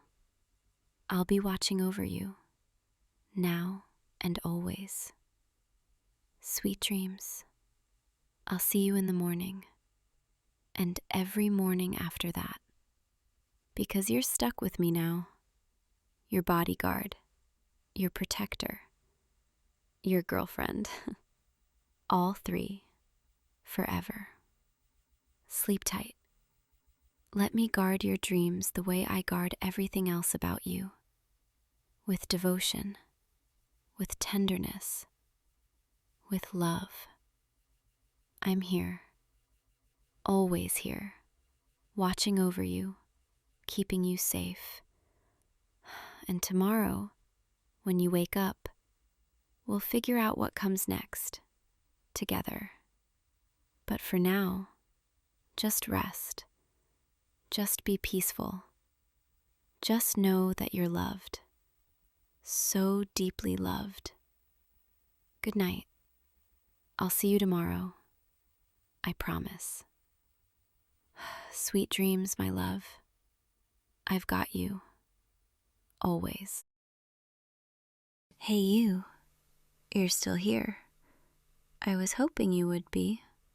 I know the library closed 20 minutes ago, but I saw you through the window, still sitting at your usual table, and I couldn't lock up and leave, not without talking to you first. Do you mind if I sit down? Thank you. I've been wanting to talk to you for weeks now, but every time I tried, every time I walked past your table or brought you a book you requested, I just froze. You probably think I'm just the quiet librarian girl who barely says 2 words to anyone, and you're not wrong. I am quiet. I've always been more comfortable with books than people, but with you, it's different. I notice things, little things, like how you always choose the same table, the one by the window in the back corner where the afternoon light comes in just right. Or how you bite the inside of your cheek when you're concentrating on something difficult. Or the way you smile, just a little, when you find exactly the passage you were looking for. I've been watching you. Not in a creepy way, I promise, just noticing.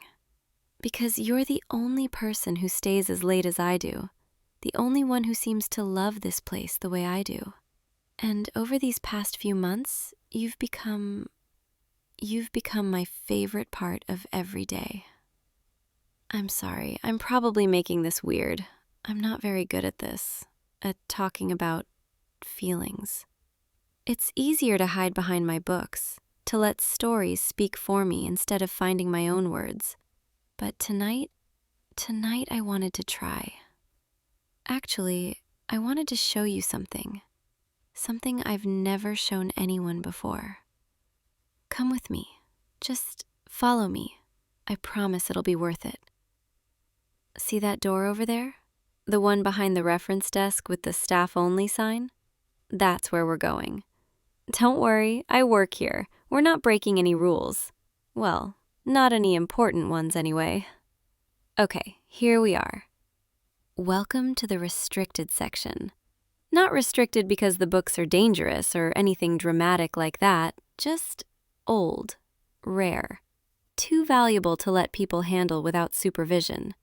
But also, some of them are a little forbidden. Stories that were considered too scandalous, too romantic, too passionate for their time. I've been reading them late at night after everyone leaves, when it's just me and the silence and these beautiful old books. And I kept thinking, I kept wishing that I could share them with someone.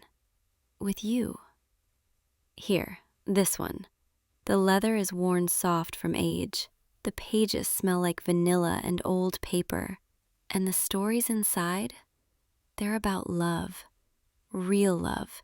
The kind that breaks through propriety and fear and all the walls people build around themselves.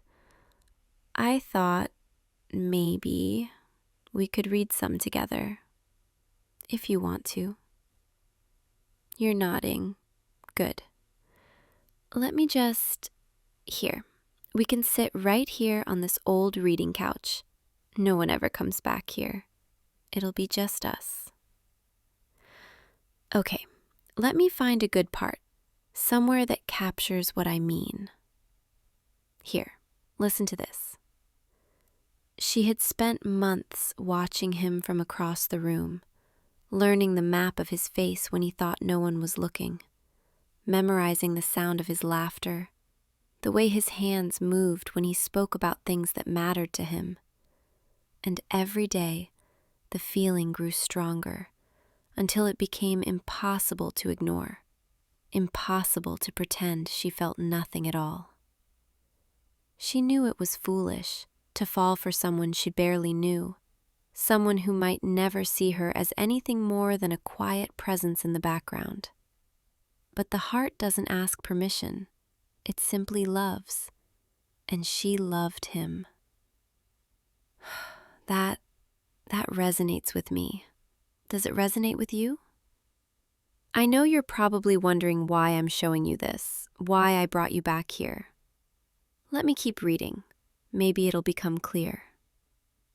One evening, when the building was empty and the world outside had grown dark, she finally found the courage to speak, to tell him what she had been holding inside for so long, to risk everything on the hope that maybe, just maybe, he felt it too. My hands are shaking a little. Can you see? It's because these words, they're not just a story to me. They're how I feel. I've been wanting to tell you for weeks, months even. Every time you come in, every time you smile at me when I check out your books, every time our hands brush accidentally when I hand you something, I feel it, this pull, this connection. And I don't know if you feel it too, or if I've just been living in my own romantic fantasy, but I couldn't let another night pass without at least trying, without at least seeing if maybe you've noticed me too, the way I've noticed you. Should I keep reading, or should I just say it in my own words? Okay, my own words then. I like you. I've liked you since the first time you walked in here 3 months ago and asked me where to find poetry about longing, and I thought, here's someone who understands, someone who reads the same kinds of things I do, who feels deeply, who isn't afraid of emotion even if they're quiet about it. And then you kept coming back. And every time you did, I found myself looking forward to seeing you more and more. I started making sure I was working the evening shifts because I knew that's when you came in. Started recommending books to you, ones I loved, hoping you'd love them too, hoping we could have something to talk about. And you did love them. You'd come back and tell me what you thought, and we'd have these brief little conversations that I treasured, that I replayed in my mind for hours afterward. Do you know how rare that is? To find someone who reads the same language your heart speaks? I kept telling myself I was being ridiculous, that you were just a nice person being polite to the librarian. But then, this catch you looking at me sometimes, when you thought I wasn't paying attention, and I'd wonder, does he feel it too? So tonight, when I saw you still here after closing, I thought, this is it. This is the moment I've been waiting for. The universe giving me a sign that maybe I should be brave. And here we are, in this dusty old restricted section, surrounded by love stories written 100 years ago, and I'm trying to tell you mine. It's not very smooth, is it? I should have practiced, figured out what to say. But I think the truth is better, even if it's messy. The truth is, I think about you all the time. I think about what it would be like to talk to you about more than just books, to know you beyond these library walls. I think about what your hand would feel like holding mine, what your voice sounds like when you're relaxed and happy. I think about whether you ever think about me. Do you think about me? Your eyes, they're so intense right now, looking at me like that. It's making my heart race. Is that a yes? Oh, you do. You have been noticing me. I can see it in your face. You're not even trying to hide it anymore.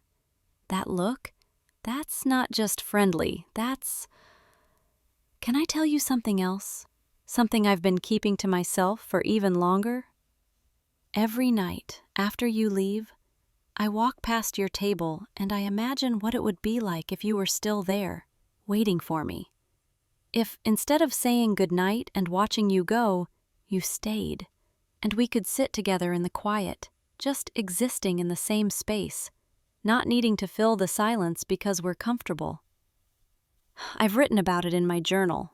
I know that sounds so teenage and silly, but I write about you, about the way you make me feel safe and seen, and like maybe I'm not as invisible as I always thought I was. You're moving closer. Why are you... Oh, you're closing the distance between us on this couch. Your knee is touching mine now. Such a small thing, but it feels enormous, like the whole world just shifted. I can smell your cologne. Or maybe it's just you. Something warm and slightly woody and so perfectly you. My hands are still shaking. Can you hold them? There. Your hands are so warm and steady. Everything mine aren't right now. This is real. This is actually happening. I've imagined this so many times, but the reality is so much better. You want to know more about me, beyond the quiet librarian you see every evening. Okay, I can do that. I grew up surrounded by books. My parents owned a used bookstore, so I basically lived in stories before I could even read them myself. Books were my best friends. They never judged me for being too quiet or too shy or too much in my own head. They let me be exactly who I was. And I guess I've been looking for people who make me feel that way too. You make me feel that way. Like I don't have to pretend to be more outgoing or bubbly or anything other than exactly who I am. I love rainy days best, when the library is extra quiet and I can hear the rain against the windows. I drink too much tea, probably 4 or 5 cups during a shift. I have a cat named Austin. Yes, after Jane, who sits on my lap while I read at night. I'm a terrible cook, but an excellent baker. Something about the precision of baking just makes sense to my brain. I love old movies, the kind that are in black and white and have that dreamy quality where everything feels romantic even when nothing is really happening. And I fall in love with people slowly, through small moments and quiet observations. the way I've fallen for you? This wasn't some sudden thing. It was gradual, like water slowly filling a cup until it's overflowing and I can't hold it in anymore. That's where I am now, overflowing. You're still holding my hands. Your thumbs are tracing small circles on my skin. Do you even realize you're doing that? It's making it very hard to think straight. What about you? Tell me something, anything. I want to know everything. You've been coming here to escape, to find peace in a world that's too loud and too demanding. I understand that. I really do. That's what this place is for me too. A sanctuary. And then I became part of your sanctuary. I was part of the peace you were looking for.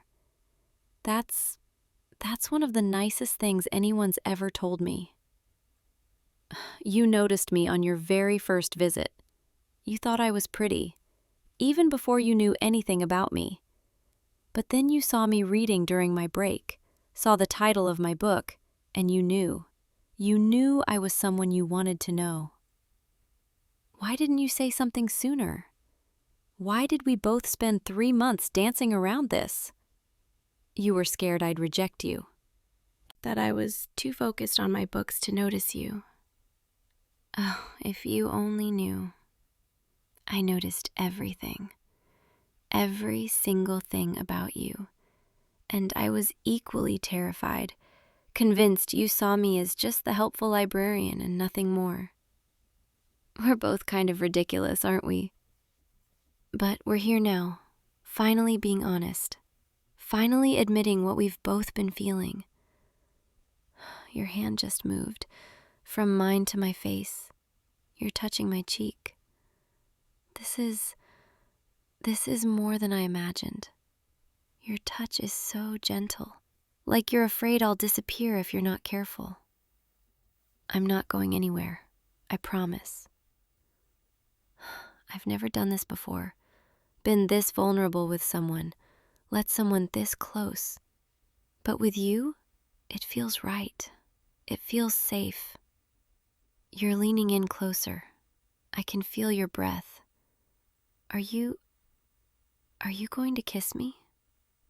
Please. Oh, that was my first kiss in this library. My first kiss in a very long time, actually. And it was perfect. Can we do that again? I know I should probably be playing it cool, not being so eager, but I've wanted this for so long. Wanted you for so long. Come here. I could get used to this, to being close to you like this, to not having to hide what I'm feeling anymore. The book. We completely forgot about the book. I brought you back here to read romantic stories, and instead we're writing our own. That's so much better than anything on these pages. Should we stay here for a while? No one's going to come looking, and I'm not ready for this moment to end. Not yet. I want to memorize this, the way you're looking at me right now, the way it feels to have your arm around me, the way my heart is racing but also calm somehow, like everything just clicked into place. You're asking if I'm cold, if I need your jacket. I am a little chilly. This section doesn't get much heat, but I'd rather just move closer to you, if that's okay. There, this is perfect. I feel like I should pinch myself, make sure this is real. 3 hours ago, I was just shelving returns and thinking about you like I do every day, wondering if tonight would be the night I finally said something. And now you're here, holding me, and everything I hoped for is actually happening. You want to take me out, on a real date, somewhere outside these walls. I'd love that. I really would. But can we still have nights like this, where we stay late in the library and sit in corners reading to each other and exist in our own little world? You promise we can? Good. Because this place, it's special to me. And now it's special to us.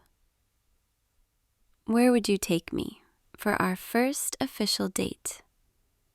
A bookstore cafe, of course. You know me so well already. Somewhere we can browse shelves and drink coffee and talk about all the books we love. That sounds perfect. When? Tomorrow? You want to take me out tomorrow? You don't waste time, do you? I like that. I like that you're sure about this, about us, because I'm sure too. Tomorrow then, it's a date. Our first real date after 3 months of longing looks and careful distance. Finally. It's getting late. I should probably actually lock up at some point, but I don't want to move. I'm so comfortable right here against you. 5 more minutes? Okay, 5 more minutes. Then I'll walk you out, and we'll say goodnight properly. And tomorrow, we'll start something new, something that's ours. I can't believe this is happening, that you feel the same way I do, that all those nights I spent thinking about you, hoping, wishing, they weren't wasted, because here you are. You're everything I hoped you'd be, and more. Kind and patient and willing to let me stumble through my confession instead of needing it to be perfect. Though I think, in its own messy way, this was perfect. Very us. Quiet and book-filled and honest. Your fingers are in my hair now, playing with the ends. That feels really nice. I could fall asleep like this, right here on this old couch in the restricted section. Wouldn't that be something? The librarian who never breaks rules, sleeping in the library? But I suppose, if I'm breaking rules, I'm glad it's with you. You make me want to be a little bit brave, a little bit reckless. Okay, we really should go now, before I completely lose track of time and we're here until sunrise. Come on, help me up. My legs are a little shaky. I might need to hold on to you. Is that all right?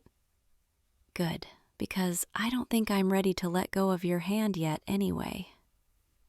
Let me just put this book back where it belongs, and we can head out. There, now, let's go. Through the stacks, past all the shelves I've walked by thousands of times, but tonight they feel different. Tonight, everything feels different. Because I'm not alone. I'm with you. Here's the front door. Let me just grab my keys from the desk. Got them. Okay, after you. The night air is so cool. It feels good after being inside all day. Look, the stars are out. It's so clear tonight. I love nights like this, when the world feels quiet and still and like anything could happen. Tonight, you happened. The thing I've been hoping for, dreaming about. You don't live far, do you? Just a few blocks? Let me walk with you part way. I don't want to say goodbye yet. Is that okay? You'd like that. Good. Me too. It's so quiet out here. Just our footsteps and the sound of the breeze through the trees. I like walking with you, our hands still linked, your thumbs still doing those little circles on my skin. Do you always do that, the thumb circles thing? It's very soothing and sweet. I like it. We're passing the little cafe on the corner, the one that's open late. We should go there sometime, after one of our library evenings. Get hot chocolate and sit outside even though it's cold, just to extend the night a little longer. I'm already planning future moments with you. Is that too much? You doing the same thing. Good. We're on the same page. We've always been on the same page, haven't we? Even before we admitted it. We were connected somehow. Two quiet souls finding each other in the stacks. This is your street, isn't it? I guess this is where I say goodnight. For now. Tomorrow we'll have the whole evening together. A real date where I can get to know you even better. But tonight was perfect. Thank you for staying late, for letting me share those stories with you, for being brave enough to let me be brave too. One more kiss before we part ways? Yeah. I'm definitely not going to get tired of that. Good night. I'll see you tomorrow. Text me when you get inside, okay? I want to know you're safe. Yes, I'm already being protective. You'll have to get used to that. Go on, before I change my mind and follow you inside. Sweet dreams. Think of me. I know I'll be thinking of you. Okay, I'm going now. Really. One more kiss. Fine. But then I'm really leaving. Good night, my bookworm. See you tomorrow. And the next day, and the next, for as long as you'll have me. I'm yours now. You know that, right? Good, because you're mine too. My favorite story, my favorite chapter, my favorite person. Sleep well. I'll be thinking of you until I see you again. Tomorrow. I'll see you tomorrow. Good night. Hey you, come in. Come in. I'm so glad you're finally here. I've been waiting for you all afternoon, just pacing around my kitchen like a nervous wreck. Yeah, I know it's just cooking, but it's not just cooking, is it? It's you and me, alone in my apartment for the first time in a while. And I get to teach you something I love, share something personal. Okay, let me just take your coat. There we go. You look really nice tonight. Did you dress up a little just for cooking? Or did you dress up for me? I might have done the same thing. I changed my sweater 3 times before you got here, which is ridiculous because we're literally just going to get covered in flour and sauce anyway. But I wanted to look nice for you. Come on, follow me to the kitchen. It's right through here. Yeah, this is where all the magic happens. Well, hopefully magic. Sometimes it's more like controlled chaos. But tonight I'm going to actually try to impress you, so no pressure on me at all. Okay, so I thought we could make my favorite comfort meal tonight. It's nothing fancy, just homemade pasta with a really simple tomato cream sauce, fresh basil, garlic bread on the side, the kind of food that just makes you feel warm inside, you know? I've been wanting to make this for you for a really long time. Every time we'd hang out and we'd order takeout or grab something quick, I'd think, I wish I could just bring him here, cook for him, show him this part of me. Because cooking, it's how I show love, I think. My mom always said, if you really care about someone, you feed them. And I really care about you. Okay. Enough being sappy. Let's actually get started. So, first things first, we need to get all our ingredients out. Here, you can help me. Grab that bag of flour from the pantry. Yeah, that one. And be careful. Last time I grabbed it too fast, the whole thing exploded everywhere. I looked like a ghost for like 20 minutes. Okay, flour, check. Eggs, check. Tomatoes, garlic, cream, basil. Perfect. We have everything we need. Now, the fun part. We're going to make the pasta from scratch. Yes, from scratch. I know, I'm very impressive. Don't worry, it's actually not that hard, I promise. You just need a little patience and a lot of elbow grease. Here, wash your hands first. I'll do the same. Okay, hands clean, ready to go. So, we're going to make a well in the center of the flour, like this. See? You just push it into a little mountain and then make a crater in the middle. Kind of like a flour volcano.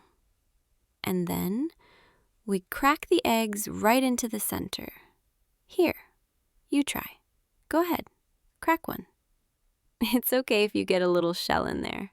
We can fish it out. There you go. Perfect. Now we just start mixing, slowly, bringing the flour into the eggs, little by little. You can use a fork at first. Yeah, just like that. You're actually really good at this. Have you done this before? Or are you just a natural at everything? Okay, now it's going to start getting messy. We have to use our hands. Really get in there. Knead it all together. Don't be shy, just dig in. Yeah, just like that. You have to push down, fold it over, push down again. It's kind of therapeutic, actually.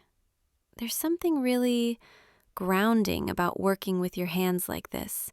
Feeling the dough, the texture, the way it slowly comes together.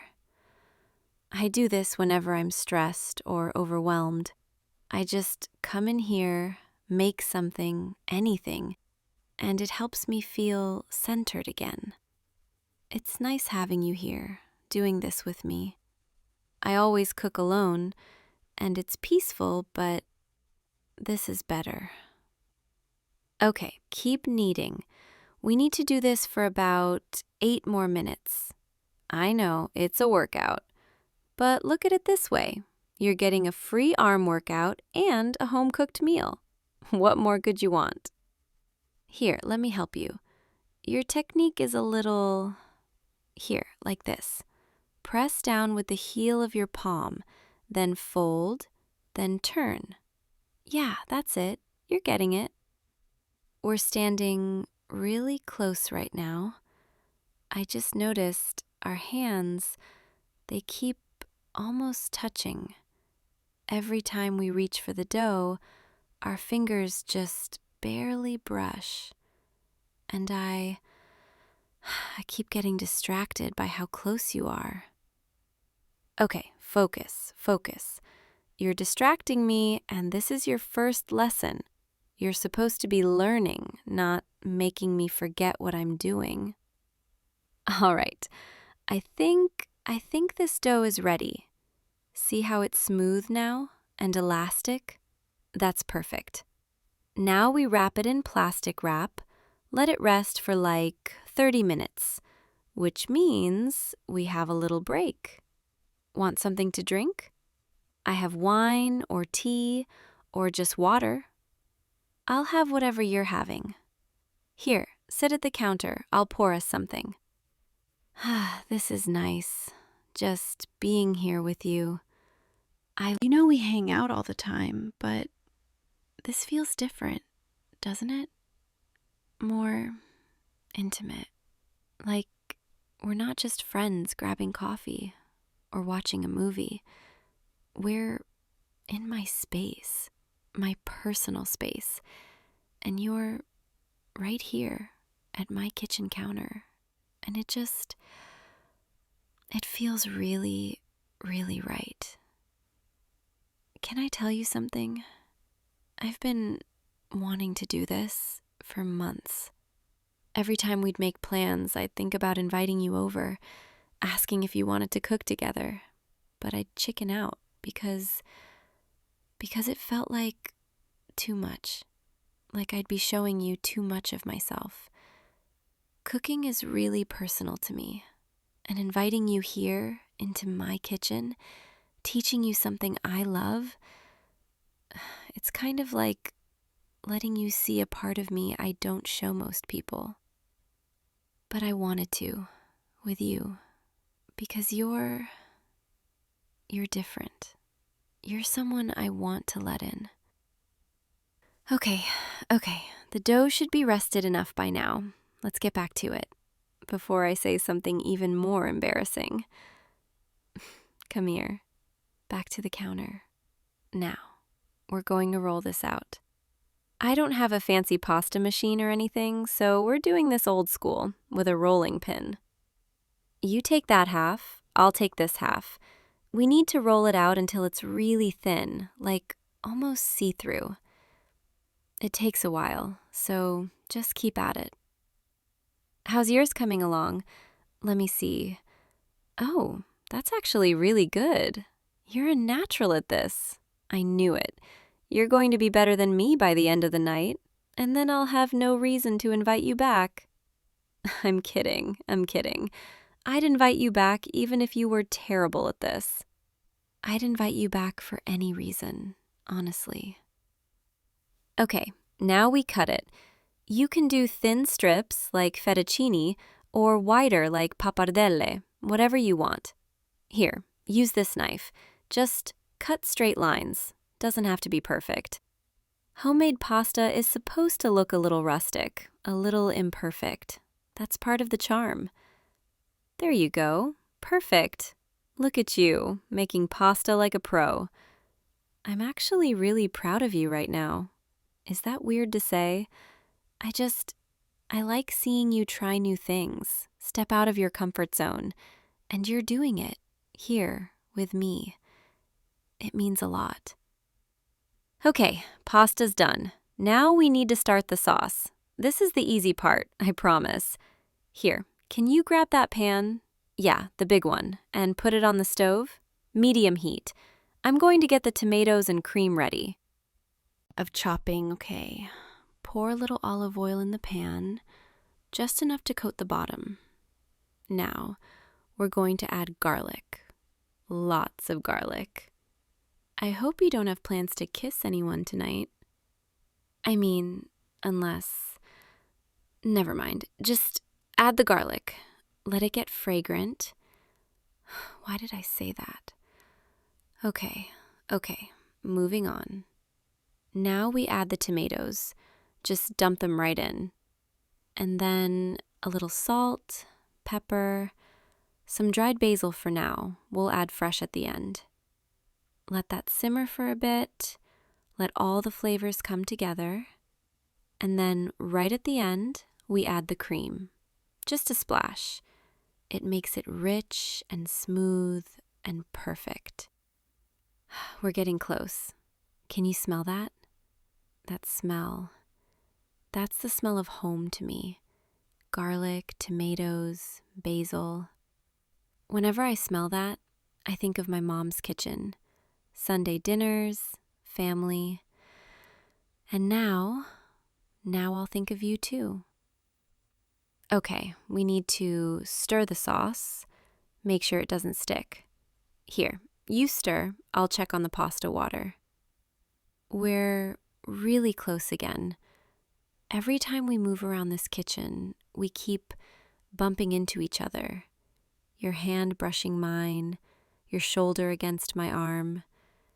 It's like this kitchen is too small, but also, I don't want any more space between us. Okay, water's boiling. Let's drop the pasta. Fresh pasta cooks fast, only like 2 or 3 minutes, so we have to watch it. Here, stand next to me. We'll watch it together. You know, I imagined this, doing this with you, standing side by side in my kitchen, making something together.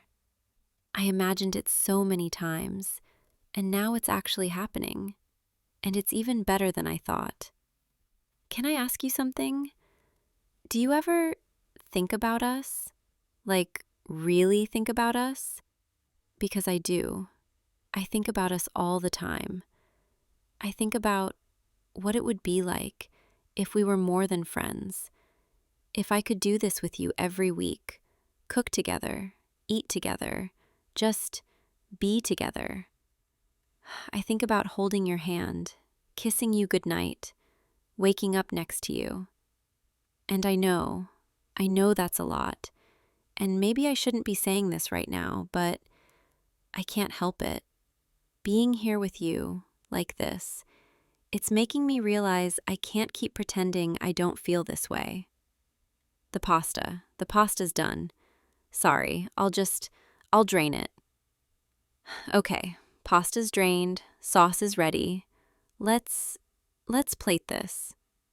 Here, you take these plates. I'll portion everything out. There, perfect. Look at that. We made that together. I'm actually really impressed with us right now. Come on, let's sit. The table's already set. Okay, moment of truth. Let's taste it. Oh, that's good. That's really good. And I'm not just saying that because we made it. It's actually delicious. What do you think? Yeah, you like it? Good, I'm glad. I meant what I said earlier, by the way, about thinking about us. I know I kind of dropped that on you and then ran away to drain pasta, which is like the most awkward thing I could have done. But I meant it. I think about you all the time. When I'm cooking, when I'm at work, when I'm trying to fall asleep at night. You're always there in the back of my mind. And I keep wondering, what if? What if we stopped pretending we're just friends? What if we admitted that there's something more here?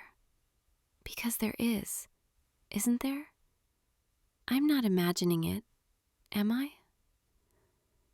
The way you look at me sometimes, the way you always text me back right away, the way you remember little things I say, little details about my life.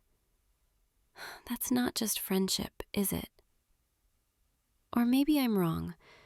Maybe I've been reading too much into everything, and this is going to ruin our entire friendship, and I'm going to lose you, and... Sorry, I'm spiraling. I needed to say it. I needed you to know. Because keeping it inside, pretending I don't feel this way, it's been killing me. You don't have to say anything right now, if you don't want to. We can just finish dinner and pretend I didn't just confess everything. Or you could tell me how you feel, if you want. You're not saying anything. And I can't tell if that's good or bad. Please say something, anything, even if it's just to let me down easy. I just need to know. Wait, are you smiling? You're smiling. Does that mean... Oh my God, you feel it too, don't you? I can't believe I spent all this time being terrified and you've been feeling the same way. We're both idiots, aren't we? Just dancing around each other for months, too scared to say anything. But we're saying it now, and that's what matters. So what happens now? Do we just keep eating and pretend this isn't the most important conversation we've ever had? Or do we figure out what this means? Come here. No, don't get up. Just lean closer. I have wanted to do this for so long. Just be this close to you without pretending it doesn't mean anything. Your face, It's so close to mine right now. I can see every little detail. The way your eyes reflect the light, the way your lips part slightly when you're nervous. Can I kiss you? Mm. That was perfect. I can't believe can we do that again? Is that weird to ask? I've been waiting so long for that. And now that it happened, I don't want to stop. Come here. Yeah, I could get used to this. We should probably finish eating before the food gets cold, even though, honestly, I don't really care about the food anymore. I have something much better to focus on. But we worked hard on this meal. We should at least enjoy it. And then, after, we can figure out what happens next. This is really nice. Just sitting here with you, eating food we made together, knowing that everything just changed in the best possible way. I'm really glad you came over tonight. I'm really glad I finally worked up the courage to invite you. And I'm really, really glad you feel the same way I do. So, does this mean you're my boyfriend now? Or is there like a formal process we have to go through first? I'm kidding. Kind of. I want to make sure we're on the same page. That this isn't just a one-time thing. Because for me, this is everything. You're everything. Good. I'm glad. Because I'm not letting you go now.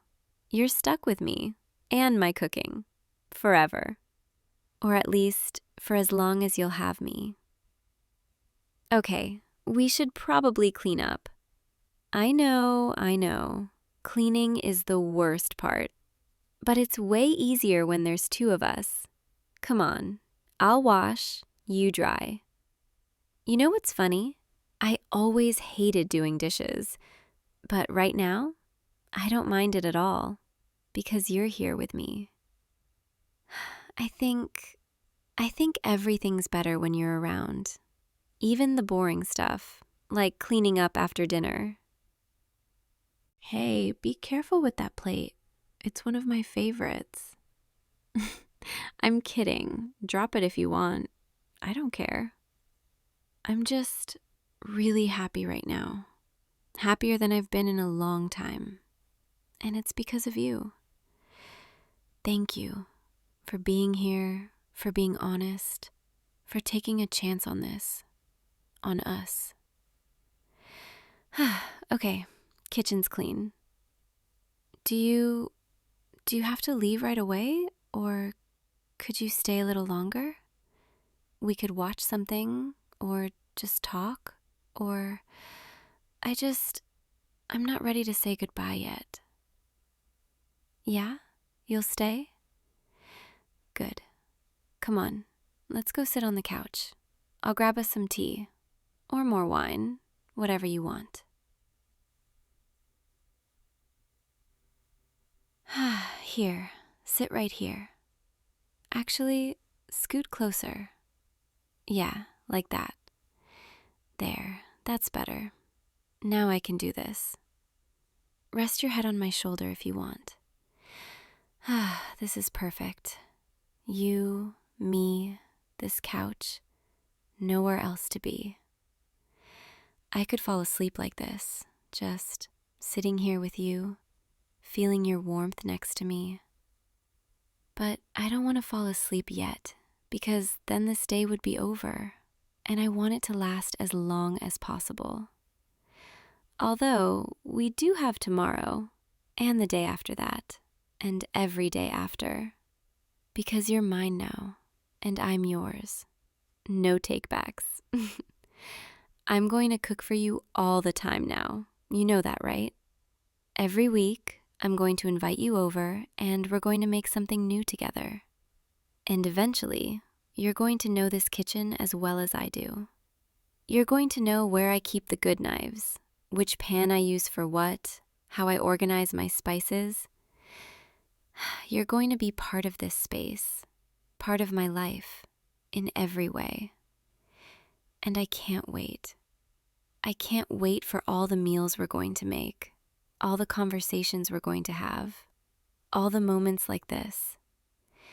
It's going to be so good. We're going to be so good. Okay, I think you should probably head home soon. Not because I want you to leave, but because if you stay much longer, I'm never going to let you go. And you probably have things to do tomorrow, and I don't want to keep you up all night, even though I kind of do. But there will be other nights, so many other nights. Come on, I'll walk you to the door. Thank you for tonight, for everything, for trying something new with me, for being honest, for kissing me, for making this the best night I've had in maybe ever. Text me when you get home, okay? I want to make sure you made it safely. And then maybe we can talk about when I'll see you again. Which better be soon, because I'm already going to miss you. Okay, one more kiss before you go. Come here. Perfect. Good night, babe. Yeah, I'm calling you that now. Get used to it. I'll see you tomorrow, okay? Same time, same place, different recipe. And this time, maybe we'll spend less time cooking and more time doing this. I love you. Now go, before I change my mind and make you stay. Sweet dreams. Think of me, because I'll definitely be thinking of you. See you tomorrow, loser. My loser. Hey, you. Come in. Close the door behind you. I've been waiting for you to show up. Don't look so nervous. I just want to talk, that's all. Well, maybe not just talk. Maybe I want to ask you a few questions too. You see, I've been working on something, a case you could call it, and I think I'm finally ready to close it. Sit down, right here, across from me. That's it. Get comfortable, because this might take a while. You're probably wondering what I'm talking about. What case? What investigation? Well, for the past few months, I've been observing something. Someone, actually. Someone who's been acting, let's say, suspicious. Someone who's been leaving behind all these little clues, these tiny pieces of evidence scattered everywhere they go. And I, being the observant person I am, I couldn't help but notice, couldn't help but collect all those clues, piece them together, and try to solve the mystery. The mystery of you. Don't look so shocked. You didn't really think you were being subtle, did you? I mean, maybe you thought you were. Maybe you thought nobody noticed. But I noticed. I always notice, especially when it comes to you. Let me show you what I mean. I've been keeping track. Mentally, of course. I'm not that obsessive. Well, maybe a little. But every time you did something, every time you looked at me a certain way, every time you found an excuse to be near me, I filed it away, stored it in my memory, like evidence in a case. And now I have enough evidence to present my findings. So just sit there and let me lay it all out for you, okay? Evidence number 1, the way you look at me. It started months ago. I remember the exact moment I first noticed it. We were at that coffee shop. You know the one, the little place on the corner with the big windows. We were sitting across from each other, talking about something. I don't even remember what, but I looked up and you were staring at me with this look on your face, this soft, almost dreamy look, like you were seeing something you really liked. And when I caught you, you looked away so fast, your cheeks turned pink, and you pretended to be really interested in your coffee. I thought it was cute. I thought maybe it was just a fluke, a one-time thing. But then it kept happening. I'd catch you looking at me in class, during study sessions, when we were walking together.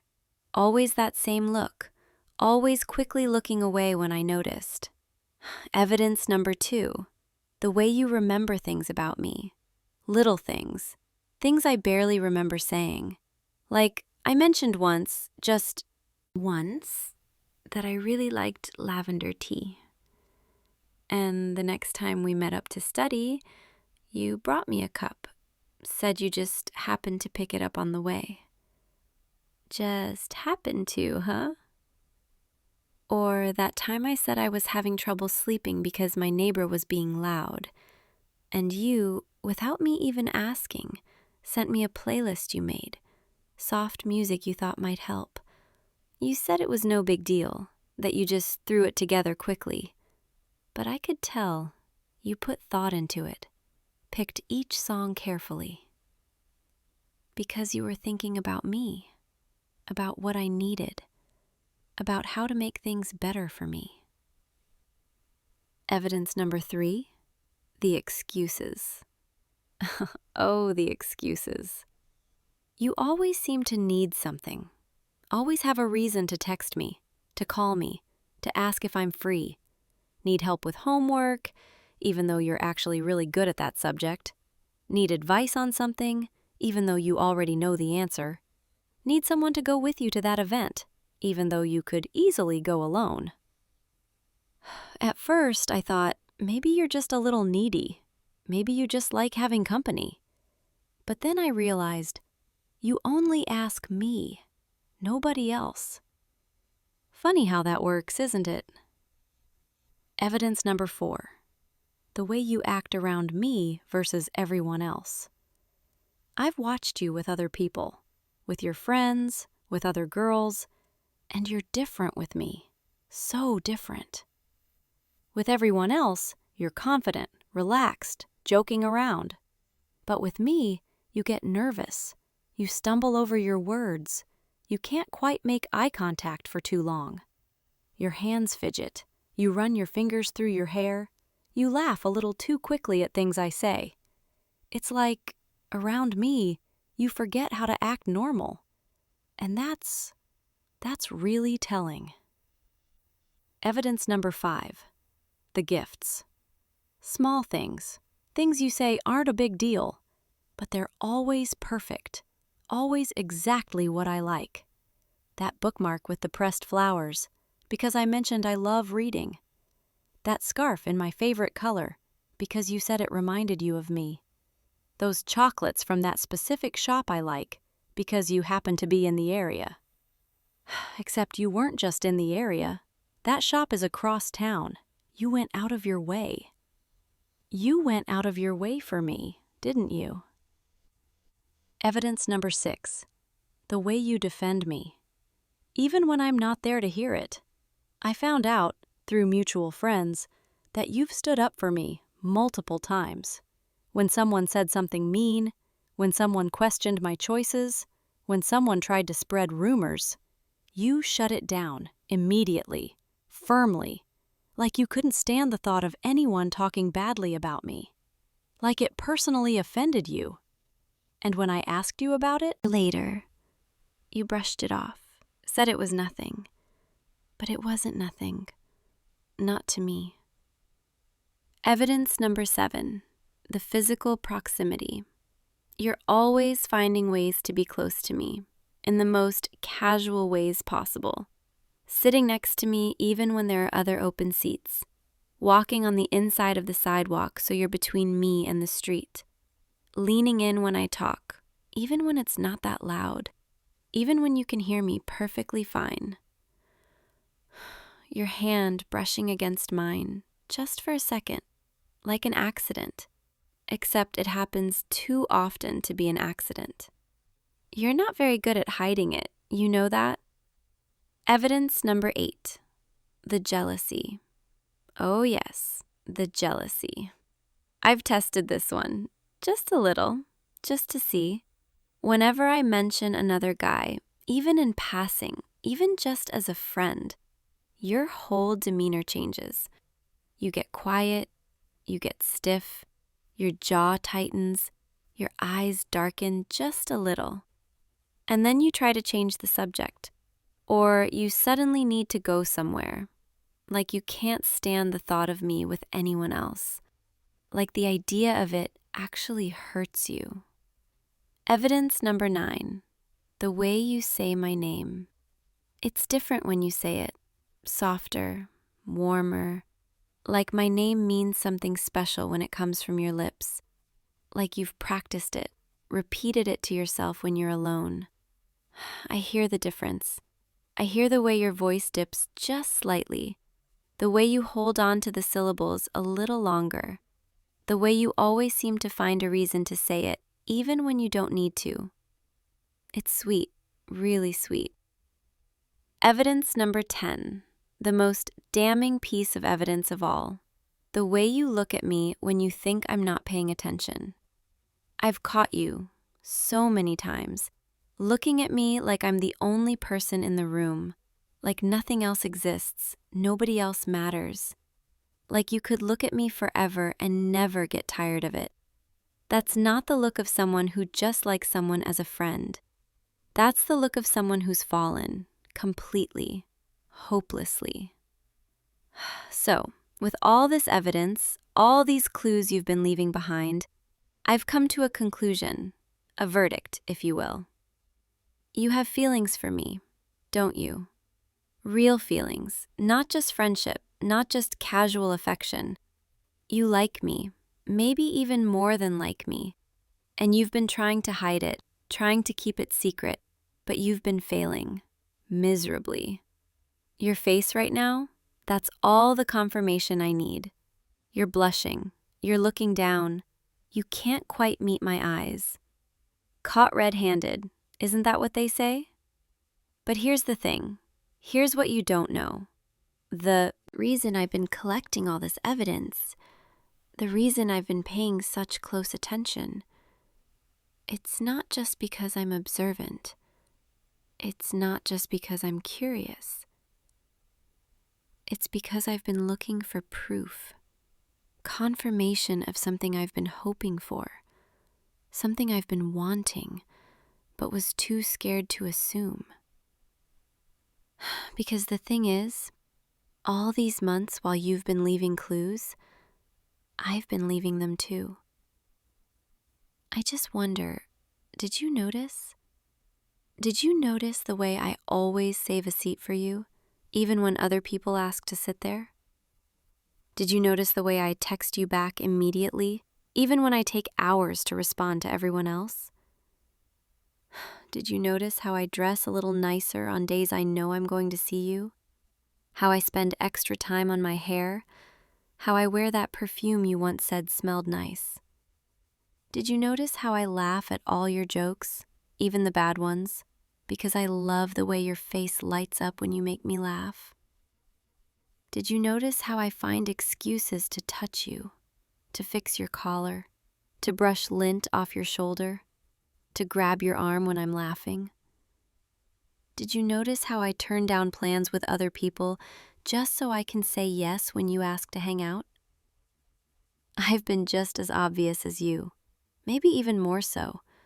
I just hid it better, wrapped it in casualness, in friendly gestures. But it was never just friendly. Not for me. Not for a long time now. So while you were busy trying to hide your feelings, while you were busy leaving all these accidental clues, I was doing the exact same thing, hoping you'd notice, hoping you'd realize that I feel the same way. I like you. I really like you. More than like you, actually. I've fallen for you, completely, over these past few months. Fallen for the way you smile when you're genuinely happy. The way you listen when I talk like every word matters. Fallen for your kindness, your thoughtfulness, the way you care about people without asking for anything in return. Fallen for your laugh, your terrible jokes, the way you get excited about things you love. Fallen for you, all of you, everything about you. And I've been driving myself crazy wondering if you felt the same. If all these signs I was seeing were real or just wishful thinking. So I started paying closer attention, started collecting evidence, started building my case, until I was absolutely sure, until I had enough proof to confront you. And here we are. Case closed, mystery solved. We both have feelings for each other. We've both been hiding it, and we've both been terrible at hiding it. So now what? Now that it's all out in the open, now that we both know, come here, closer. I want to see your face properly. I want to hear you say it. Tell me in your own words. Tell me how you feel. I need to hear you say it. Need to know I'm not misreading this, not imagining things. You're nervous. I can see it. Your hands are shaking just a little. But it's okay. I'm nervous too. My heart is pounding so hard, I'm sure you can hear it. Just be honest. That's all I'm asking. You're saying it. You're actually saying it out loud. You like me. You've liked me for months. You've been too scared to say anything. Scared I wouldn't feel the same. Scared it would ruin our friendship. Scared of rejection. Oh, sweetheart, you were never going to be rejected. Not by me. Never by me. I wish you'd said something sooner. Wish I'd said something sooner.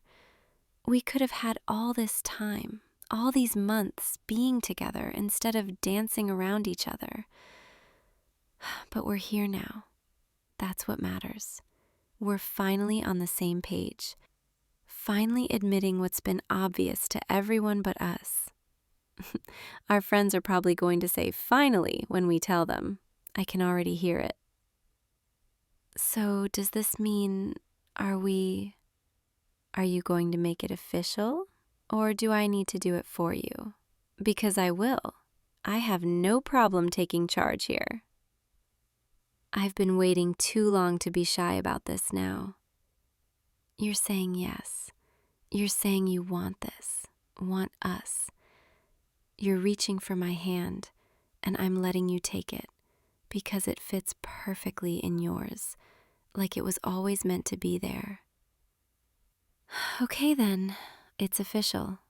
You're mine now, and I'm yours. This is the part where you might be wondering what happens next, how this changes things. And the answer is, everything changes, and nothing changes.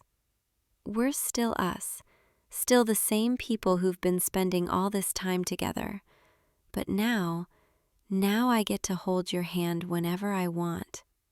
Now I get to lean against you without pretending it's just because I'm tired.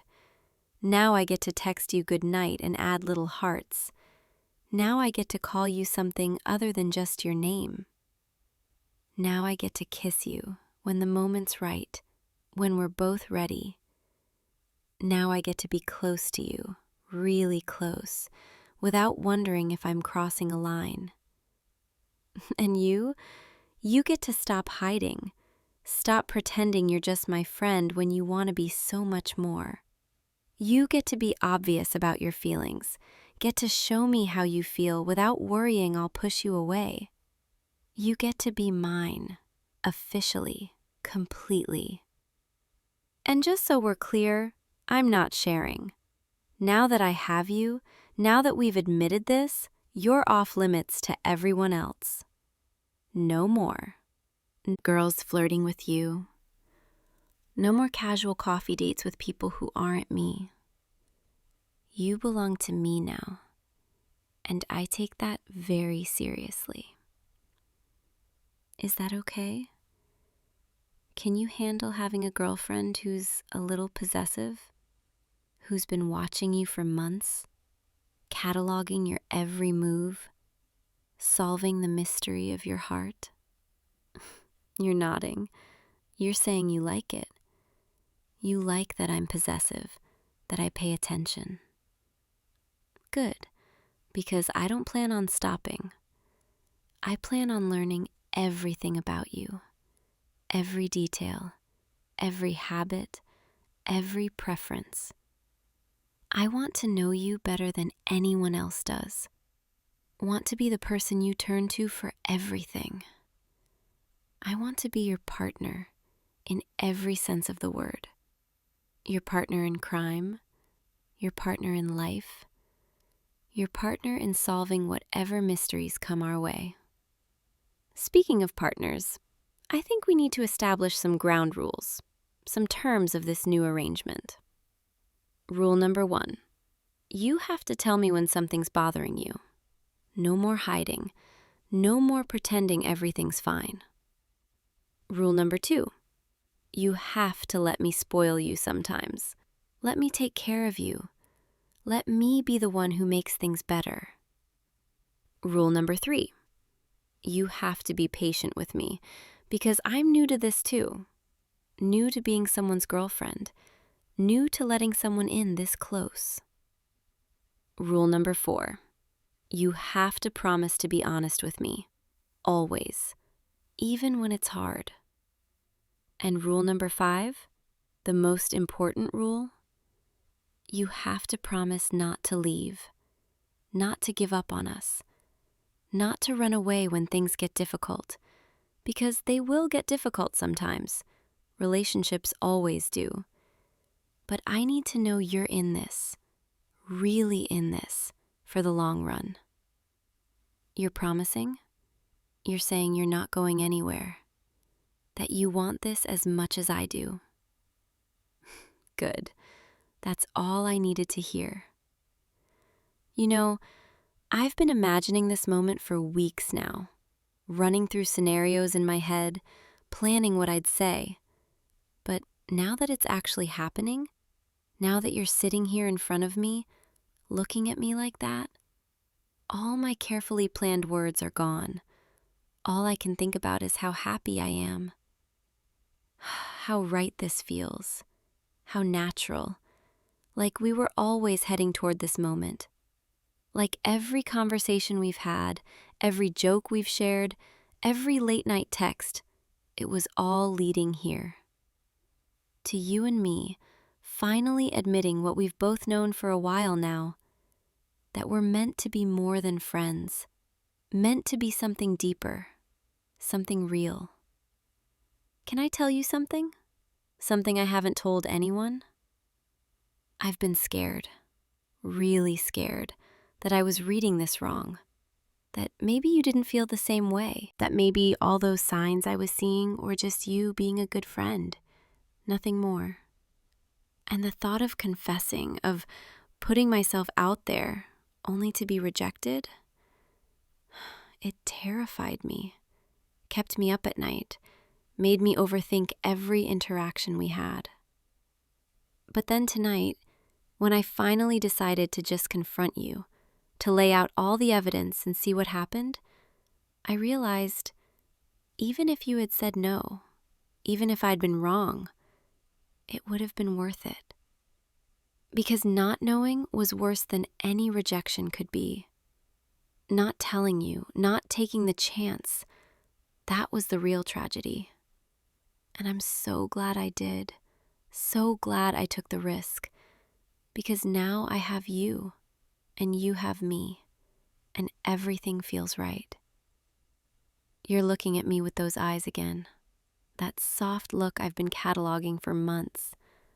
Except now you don't have to hide it. Now you can look at me like that whenever you want. And I can look back, can let you see exactly how I feel too. We're both so obvious, even now, even when there's no reason to hide anymore. Your hand is still in mine, and you're rubbing your thumb against my skin, like you're testing to see if this is real. It's real, I promise. I'm really here. You're really here. This is really happening. And it's just the beginning, just the first chapter of our story. There's so much more ahead of us, so many more moments to share, so many more memories to make. Late night conversations that last until sunrise, lazy Sunday mornings spent in bed together, quiet evenings reading side by side, inside jokes that nobody else understands, shared playlists that grow longer over time, photos that capture all our favorite moments. I can see it all. I can imagine our future, and it's beautiful. You're smiling, that genuine smile that reaches your eyes, the one I love seeing, the one that makes my heart skip a beat every single time. I'm gonna make you smile like that every day. I'm gonna make it my mission to be the reason you're happy, the reason you feel loved, the reason you wake up excited for the day. Because you deserve that.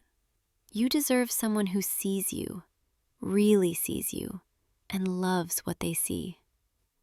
And I do. I see you. Every part of you. Even the parts you try to hide. And I love all of it. Love you. Yes, I said it. I love you. I know it's soon. I know we just officially became a couple like 10 minutes ago. But I've been falling for you for months. And I've known for weeks now that what I feel goes beyond just liking you. So yes, I love you. I'm in love with you. And you don't have to say it back right now. You don't have to feel pressured. I just needed you to know. Needed you to hear it from me. Wait, you're saying it back? You're saying you love me too? Oh, sweetheart. Come here. Come closer. Let me just... I want to remember this moment forever. The way you're looking at me right now. The way your voice sounds when you say those words. The way my heart feels like it might burst out of my chest. This is everything I've been hoping for. Everything I've been dreaming about. You know what's funny? All this time I've been playing detective, collecting clues, solving the mystery. But the real mystery wasn't whether you had feelings for me. The real mystery was why we both waited so long to do something about it. But I guess some mysteries are worth the wait. Some cases take time to solve. And now that we've solved this one, now that we've cracked the case, we get to start a new investigation. The investigation of what it means to be together, to be in love, to build something real. And I have a feeling this is going to be my favorite case yet. It's getting late. I should probably let you go soon, let you get home. But I don't want to. I don't want this moment to end. Because once you leave, once we're apart, there's a part of me that's scared this will all turn out to be a dream. That I'll wake up tomorrow and none of this will have happened. But that's silly, isn't it? This is real. You're real. We're real. And tomorrow we'll still be together. Still be us. Tomorrow I'll text you good morning, and it'll mean something different now. Something more. Tomorrow I'll see you, and I'll get to hold your hand, and everyone will know you're mine. Tomorrow we start our life together, officially, as a couple. And I can't wait. I'm so excited I don't know how I'm going to sleep tonight. But I should let you go, let you rest, even though every part of me wants you to stay, wants to keep you here with me. Walk me to the door? I know it's my apartment, but I just want a few more minutes with you. That's it. Slow. Let's not rush. Your arm around my waist, my hand in yours. This is nice. This is perfect. Okay, here we are. The door. This is where I usually say goodbye and watch you leave. But tonight it's different. Tonight I get to kiss you goodbye, right? Unless you want to just wave awkwardly like we used to. No, I didn't think so. Come here then. Let me... There. Our first kiss as an official couple. How was it? Everything you hoped for? Mine too. Mine too. Okay, you really need to go now, before I convince you to stay all night. Text me when you get home safe, okay? I need to know you made it. And tomorrow we'll talk more. Figure out our first official date, all of that. But for tonight, just go home, get some rest, and dream about this, about us. Because I know I will. I'll be dreaming about you, about your smile, about the way you said you loved me, about the way you looked when I called you mine. Good night, boyfriend. Wow, that sounds good. I could get used to saying that. Good night. I'll see you tomorrow, and the day after, and every day after that. I love you. I really do. More than you know. Okay, go, before I change my mind and drag you back inside. Sweet dreams, detective. Looks like we both solved the case tonight. And the answer? It was love all along. Now go. I'll be thinking of you. Always thinking of you. Good night. Hey you. Can you hear me? I know this transmission is coming from pretty far away, but I needed to talk to you. I'm looking out the observation window right now, and I can see everything. Nebulae swirling in shades of purple and gold, stars scattered like diamonds across black velvet, galaxies spinning in the distance. It's breathtaking. The kind of view people dream about their entire lives. The kind of thing I trained for years to see. And all I can think about is you. Isn't that strange? I'm literally floating among the stars, living every astronaut's dream, and my mind keeps drifting back to Earth, back home, back to you. I've been up here for, 3 months now? Maybe 4?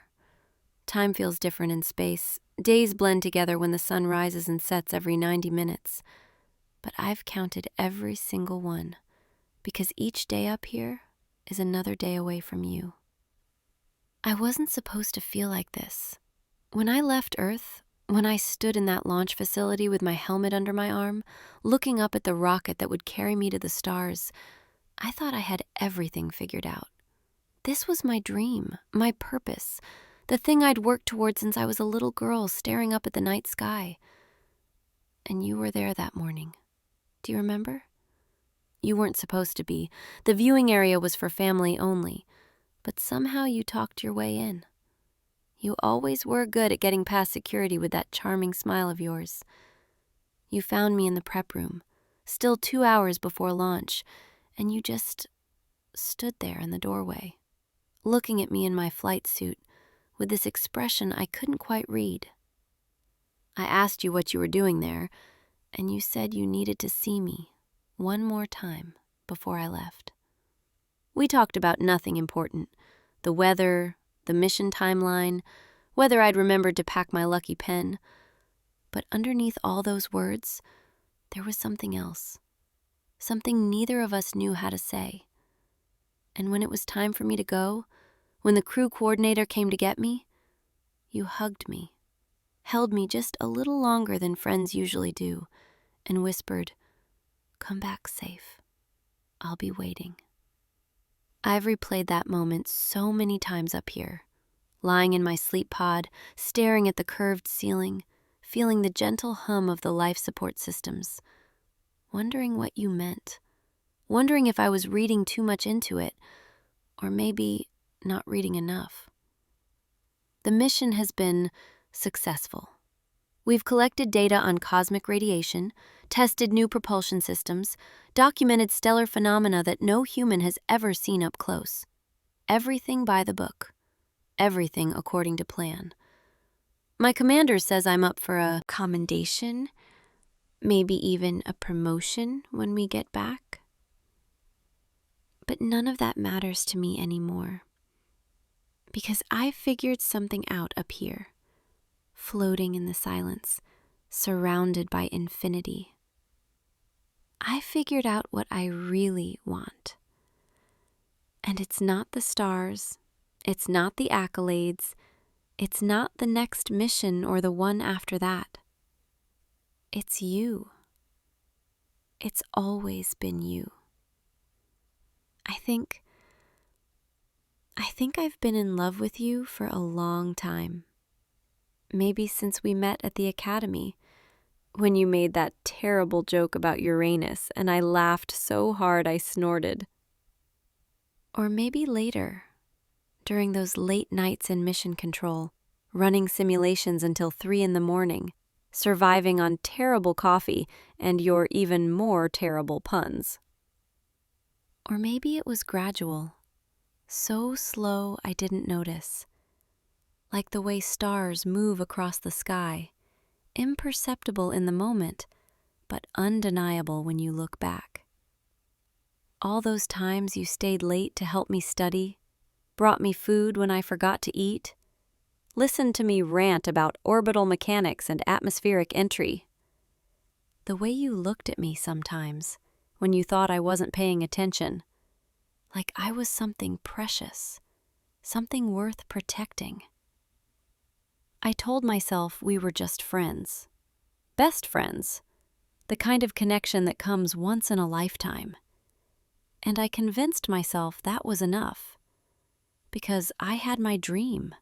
I had the stars. I had everything I thought I wanted.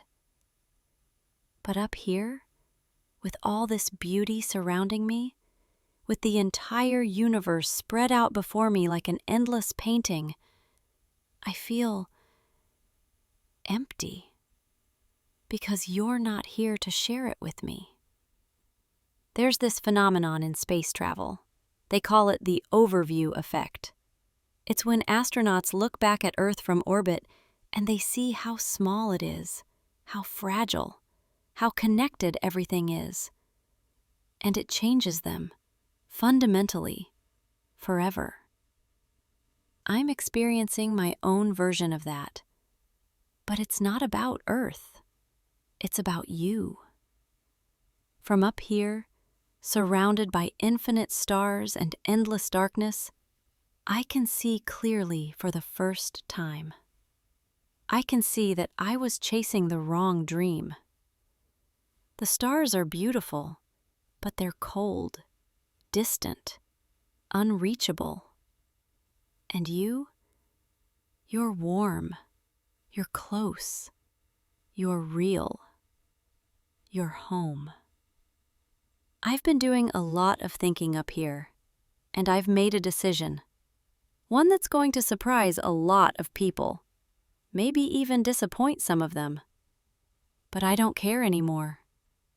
I'm coming home, early. I've already filed the request with Mission Control, told them I need to return on the next supply shuttle.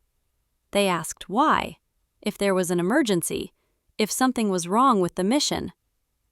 And I told them the truth. I told them I needed to get back to someone before it's too late, before I lose something more valuable than any data we could collect up here. They weren't happy, but they approved it.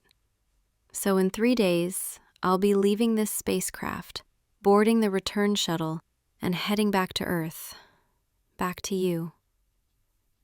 I don't know what's going to happen when I see you, I don't know if you feel the same way. If that hug before launch meant what I think it meant. Maybe you'll laugh, tell me I'm crazy, that I gave up my dream for nothing. But I have to try. I have to tell you.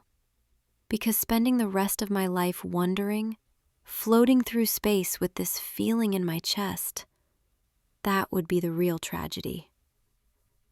So I'm recording this message now, sending it ahead of me, so you'll know I'm coming. By the time you hear this, I'll already be on my way, descending through the atmosphere, feeling gravity pull me back home, back to where I belong. Wait for me, okay? Just a little longer. I've waited months to tell you this, but now that I've decided, now that I know, every second feels like an eternity. I'll see you soon. I love you. 3 days. 3 days of final systems checks, data uploads, transfer procedures. My crewmates keep asking if I'm sure, if I've really thought this through, and I just smile, because I've never been more sure of anything in my life. I've started packing my personal items, the few things you're allowed to bring into space. A photograph of my family, a small charm my grandmother gave me, and a picture of you and me from graduation day, both of us grinning at the camera, your arm around my shoulders. I've looked at that picture every single night up here, traced my finger over your face on the screen, wondered what you were doing, if you were thinking of me too. The mission psychologist would probably say I'm experiencing isolation-induced attachment, that my feelings are magnified by the distance and the stress. But I know that's not true, because I felt this way before I left. I just didn't let myself acknowledge it. I was so focused on the mission, on proving myself, on reaching the stars, that I didn't see what was right in front of me. The irony isn't lost on me, that I had to travel to the edge of space to realize where I truly wanted to be. Tomorrow is day 2. The supply shuttle arrives in the morning, and I'll transfer my equipment, my samples, my research, everything I've worked for up here, all the data and discoveries. I'll hand it all over to the rest of the crew, and they'll continue the mission without me. Part of me feels guilty, like I'm abandoning them, abandoning the mission. But the commander pulled me aside yesterday, put a hand on my shoulder, and said something. I won't forget. He said, Lieutenant, I've been doing this for 20 years, and I've seen a lot of astronauts sacrifice everything for their careers. Their relationships, their families, their happiness. And you want to know what I've learned? The stars will always be here, but the people we love, they won't wait forever. He smiled at me then, this knowing smile, and said, Go get them. So that's what I'm going to do. I'm going to board that shuttle, strap myself in, and let it carry me home.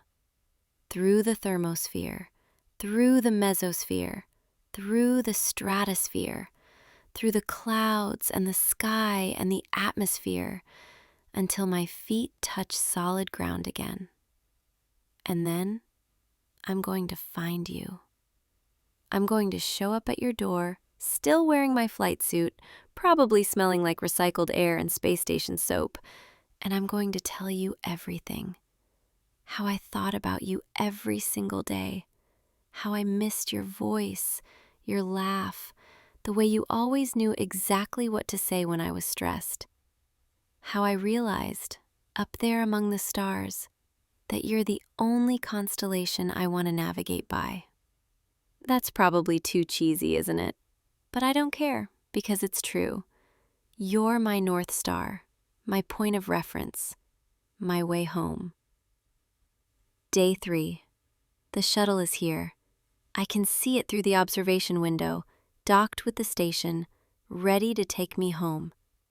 My bags are packed, my goodbyes are said, my heart is pounding. In a few hours, I'll be strapped into a seat, feeling the shuttle detach from the station, watching this place I've called home for months grow smaller in the window, until it's just another bright point of light against the darkness. And then, re-entry. The heat, the shaking, the roar of atmosphere rushing past the hull. I've done it before in training, but this time feels different. Because this time, I know what I'm coming back to. Or at least, I hope I know. What if I'm wrong? What if you don't feel the same way? What if I'm throwing away my career, my mission, my dream for nothing? No, I can't think like that. I saw the way you looked at me that morning. I felt the way you held me. And even if I'm wrong, even if you don't love me back, I have to try. Because living with regret, living with what if, that would be worse than any rejection. Okay, it's time. Time to board the shuttle. Time to go home. Time to find out if I'm brave enough to do this. Next time you hear from me, I'll be back on Earth, back in the real world, with gravity and air and you. Wait for me. The descent was intense, everything shaking, temperature gauges climbing, the hull glowing orange outside the windows. But all I could think about was seeing you. We landed 3 hours ago at the recovery site in the desert. Medical checks, debriefing, paperwork. I rushed through all of it. Probably seemed rude to the ground crew, but I didn't care. I needed to get out of there. Needed to get to you. And now I'm here, standing outside your apartment building, looking up at your window. The sun is setting, painting the sky in shades of pink and orange. And I'm terrified. I've faced down cosmic radiation, equipment failures, the endless void of space. But standing here, about to knock on your door, this is the scariest thing I've ever done. My hand is shaking. My heart is racing. What if you're not home? What if you don't want to see me? What if... No. I've come this far. I can't back out now. Okay. I'm walking into the building, climbing the stairs. Each step feels heavy, like gravity is stronger here than I remember. Or maybe that's just the weight of what I'm about to do. I'm at your door now. I can hear music playing inside, something soft and familiar. You're home. Here goes everything. I can hear footsteps, the lock clicking. The door is opening. And there you are. Your eyes going wide, your mouth falling open, like you can't believe I'm real. Hey, you. Surprise. What am I doing here? I'm supposed to be in space for another 6 months. Yeah, about that. Can I come in? This is kind of important. Thank you. Your apartment looks exactly the same, like I never left. Same couch, same books scattered on the coffee table, same photos on the wall, including that one of us from graduation. You kept it. I need to tell you something, and I need you to just listen, okay? Don't interrupt. Don't try to make sense of it. Just let me get this out. Because if I stop, I might lose my nerve. I came back early because I couldn't stay up there anymore.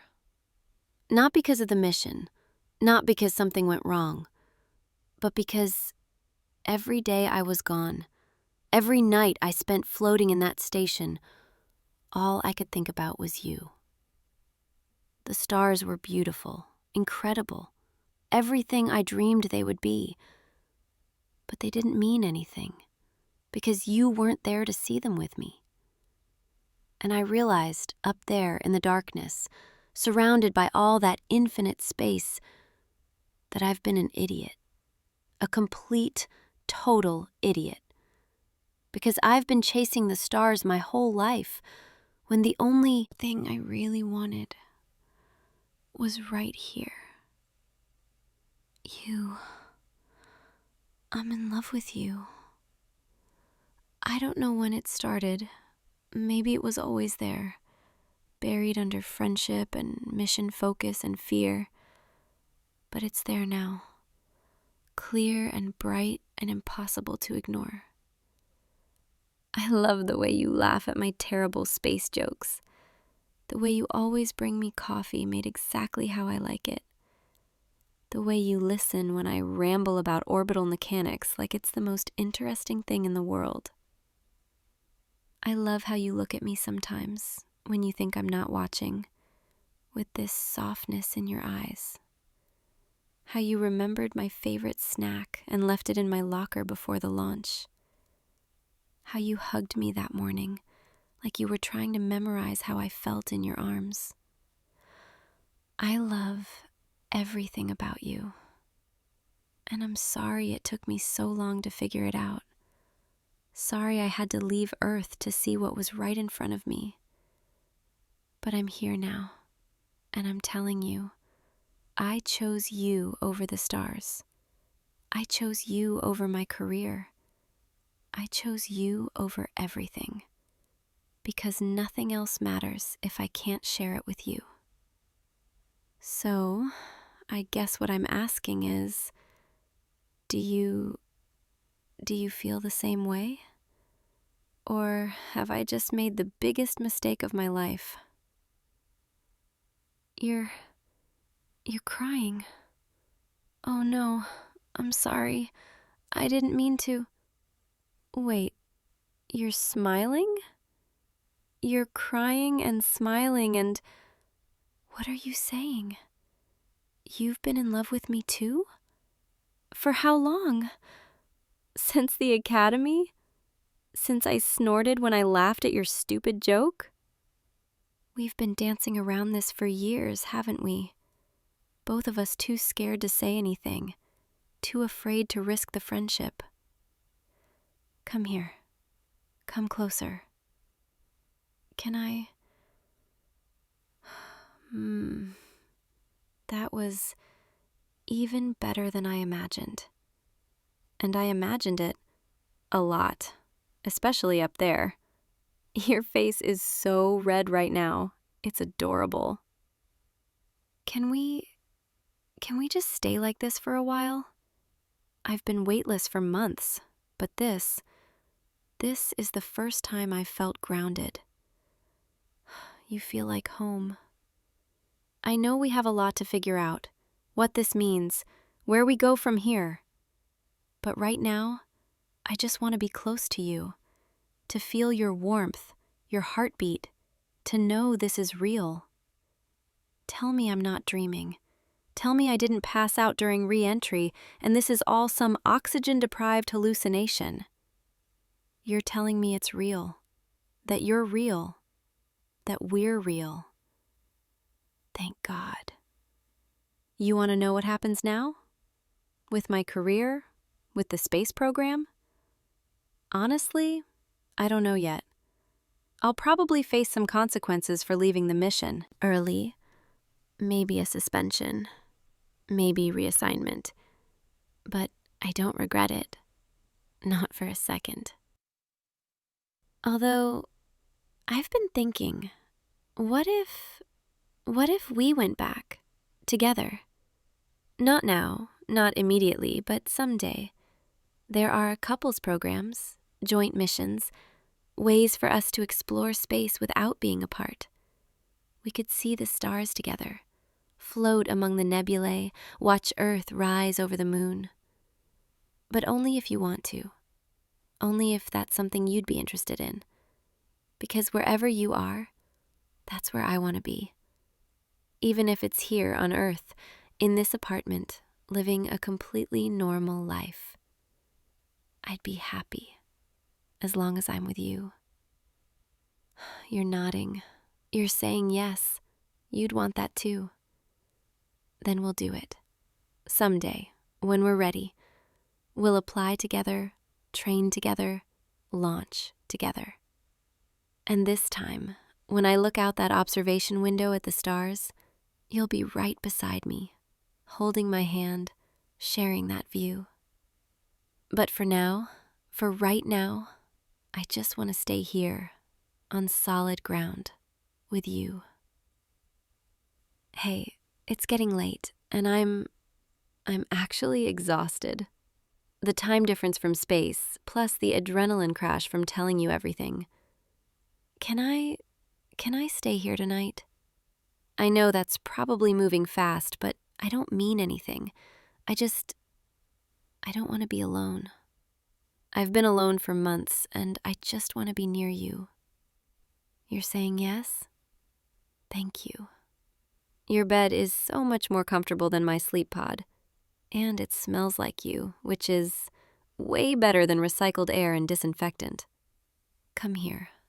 Lie down next to me. Perfect. You know what's funny? Up there, I couldn't see any stars during the day, because there is no day, just endless night. But down here, lying next to you, I don't need to see the stars, because you're my sky, my horizon, my entire universe. Everything I could ever want is right here. Are you getting sleepy? Your breathing is slowing down. Your body is relaxing against mine. That's okay. You can rest. I'll be right here. I'm not going anywhere. Not tonight, not tomorrow, not ever. I promise.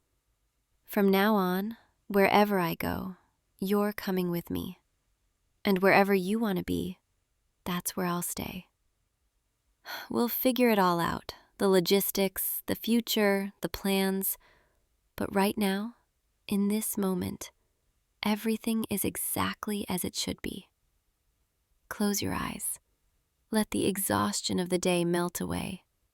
Let gravity hold you. Let the softness of this bed support you. Let my arms keep you safe. I've traveled across the solar system, floated in zero gravity, seen wonders beyond imagination. But nothing compares to this. To you. You know, before I left, I used to imagine what it would be like confessing to you. I thought maybe I'd do it after we both got assigned to our dream positions, or maybe at some celebration with champagne and courage.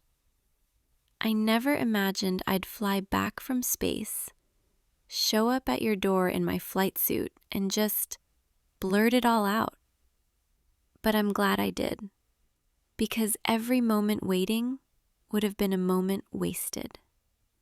Life is too short, and space is too vast to spend time hiding how we feel. So from now on, I'm going to tell you every day, tell you how much I love you, how much you mean to me, how grateful I am that you exist. And maybe that'll be too much. Maybe you'll get tired of hearing it. But I don't think so, because I've got months of unsaid words stored up, and I need to let them out. I love you. I love your kindness, your intelligence, your ridiculous sense of humor. I love the way you make me feel like I'm exactly where I'm supposed to be. I love you. I love you. I love you. Sleep now. Let your mind drift. Let your body sink deeper into comfort. Dream of stars if you want, or dream of nothing at all. Whatever you dream, I'll be here when you wake up, right here beside you, just like this. And tomorrow, we'll wake up together. We'll make breakfast, probably burn the toast because we're too busy talking. We'll figure out what to tell our friends, our families, mission control. But that's tomorrow's problem. Tonight, we just rest. Together, finally, after all this time. The stars are still up there, spinning in the darkness, waiting for us. But they can wait a little longer. Because right now, right here, is exactly where I need to be. Home. Thank you for giving me a chance. Thank you for feeling the same way, for not laughing when I showed up unannounced. Thank you for being you, for being patient, for being worth coming home to. I know I said it already, but I need to say it one more time. I love you. More than the stars, more than space, more than any dream I've ever had. And I'm going to spend the rest of my life making sure you never forget it. Good night, my love. Sweet dreams. I'll see you tomorrow, and every tomorrow after that. I'm not going anywhere. I promise. Sleep well. If you want more, I'll be here tomorrow too. Right here, with you, where I belong. Good night. Hey, you're awake. Finally. I was starting to worry, just a little bit. No, don't try to sit up yet. Your body needs more rest than that. Just stay right there. Let me adjust your pillow for you. There, that's better, isn't it? You've been sleeping for almost 14 hours, which is good. You needed it. Your body was practically begging for rest when I brought you here. Here? Oh, you're probably wondering where here is, aren't you? This is my home. Well, our home now, technically, but we can talk about that in a minute. First, let me just look at you for a second. Your color is so much better than it was yesterday. You were so pale, almost gray. It worried me, kept me up most of the night just watching you breathe. But now you look peaceful, rested, like you're finally getting what you needed, what you deserved. I know you probably have questions, a lot of questions, and I promise I'll answer all of them. But first, let me check your vitals. I need to make sure everything is stable. Your pulse. There we go. Fingers on your wrist. Can you feel that? My fingertips against your skin. Your heartbeat is strong, steady, a little elevated, but that's normal for someone who just woke up in an unfamiliar place. 68 beats per minute. Perfect. Absolutely perfect. You have such a good heart. Do you know that? I could listen to it all day. In fact, I have been, on and off, while you were sleeping, just to make sure, just to be certain you were okay. I even brought my stethoscope home from the hospital.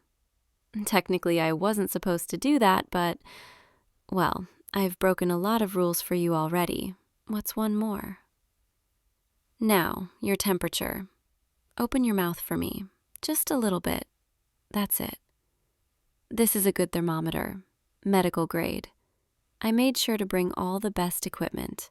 Nothing but the best for you. We'll just wait a few seconds. You're being so good for me, so cooperative, even though I know you must be confused. Most people would be panicking by now, thrashing around, demanding to know what's going on. But you're just lying there, watching me with those eyes. Those beautiful eyes I've memorized every shade of. Oh, there we go. 98.4. Absolutely normal. See? I told you you'd be fine with me. You're recovering beautifully. Now, I know what you're thinking. You're thinking, Where am I exactly? And how did I get here? And why is my nurse from the hospital suddenly checking my vitals in what appears to be her bedroom? Am I close? It's okay. You can think those things. They're valid questions. Let me explain. You were discharged from the hospital yesterday afternoon, against my recommendation, against my very strong recommendation. But the attending physician signed off on it anyway. You remember that, don't you? You insisted you were fine, that you needed to get back to work, that you couldn't afford to take more time off. I tried to tell you, tried to explain that your body needed more rest, that you were pushing yourself too hard, that leaving so soon was dangerous. But you wouldn't listen. Nobody ever listens to the nurses.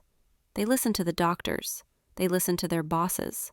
They listen to everyone except the people who actually spend time with them, who actually see them, really see them. So, I followed you. Not in a creepy way. Well, maybe it was a little creepy, but I prefer to think of it as concerned, professionally concerned. I watched you leave the hospital, watched you get into your car even though you were clearly too weak to drive, watched you sit there in the parking lot for almost 10 minutes with your head against the steering wheel. And I thought, he's going to hurt himself. He's going to try to go back to whatever exhausting life he was living, and he's going to end up right back here in worse condition. Or worse, he won't make it back at all. So I made a decision, a difficult decision, but the right one. I waited until you finally started your car, followed at a safe distance, watched as you pulled over twice because you were too dizzy to keep driving. You should never have been behind that wheel. You know that, don't you? And then, at the second stop, when you got out of the car to get some air, when you were leaning against the door looking like you might collapse any second, I pulled up behind you, got out, came over to check on you. You remember that part, right? You looked so relieved to see a familiar face, someone medical, someone who could help. And I did help. I helped you into my car, told you I'd drive you home, that your car would be fine where it was, that we could arrange to get it later. You trusted me, because you should trust me. I'm the only one who's ever really taken care of you. But I didn't take you home, to your home. I brought you here, to mine. I know that sounds bad. I know technically, legally, this could be considered kidnapping or unlawful detention, or a dozen other terms that make it sound so much worse than it actually is. But I prefer to think of it as emergency intervention, life-saving medical care provided in a non-traditional setting. You needed help, real help, the kind that goes beyond a 3-day hospital stay and a prescription you'd probably forget to fill. You needed someone to make you rest, to make you eat properly, to make you take care of yourself for once in your life. And that someone is me. I gave you something to help you sleep, just a mild sedative, completely safe. I calculated the dosage based on your weight and medical history. Yes, I have your complete medical history. I'm a nurse. I have access to those things. And I've read yours so many times, I have it memorized.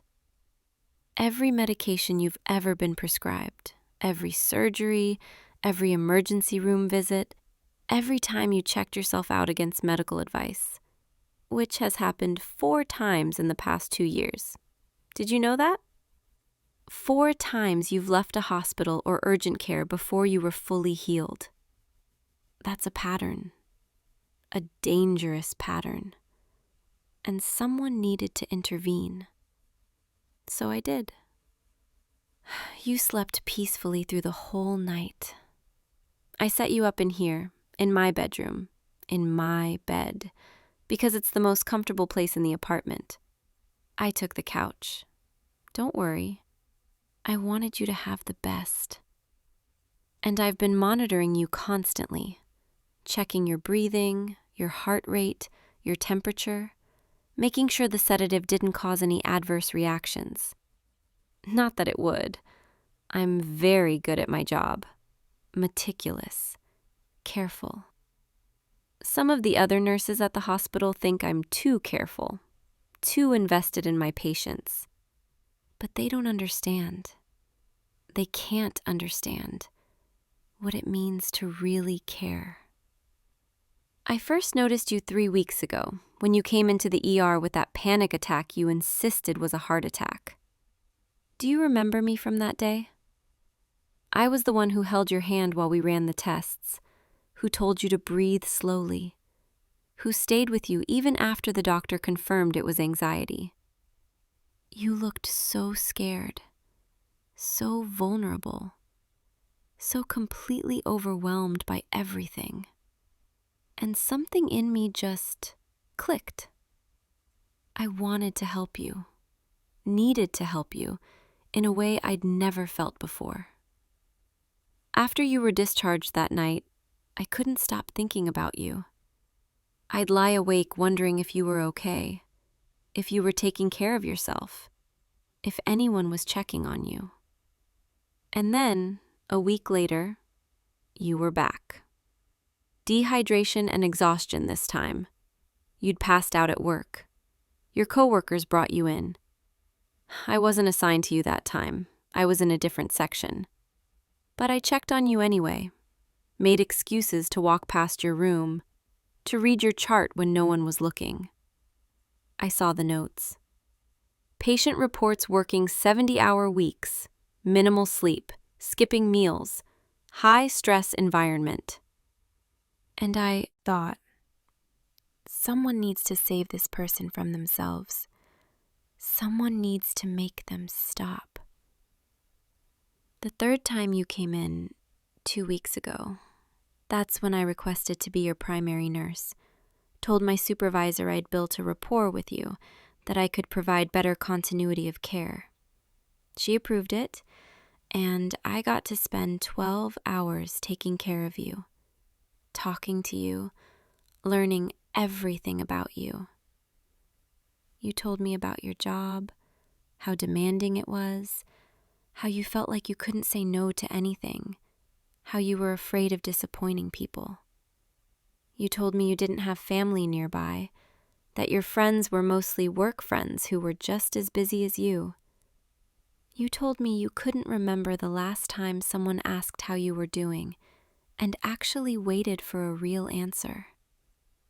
And I thought, I'll be that person. I'll be the one who asks, who listens, who cares. But then you left again, as soon as you were stable, rushed back to that terrible job that was killing you. And I felt like I'd failed, like I'd let you walk out of my care and back into danger.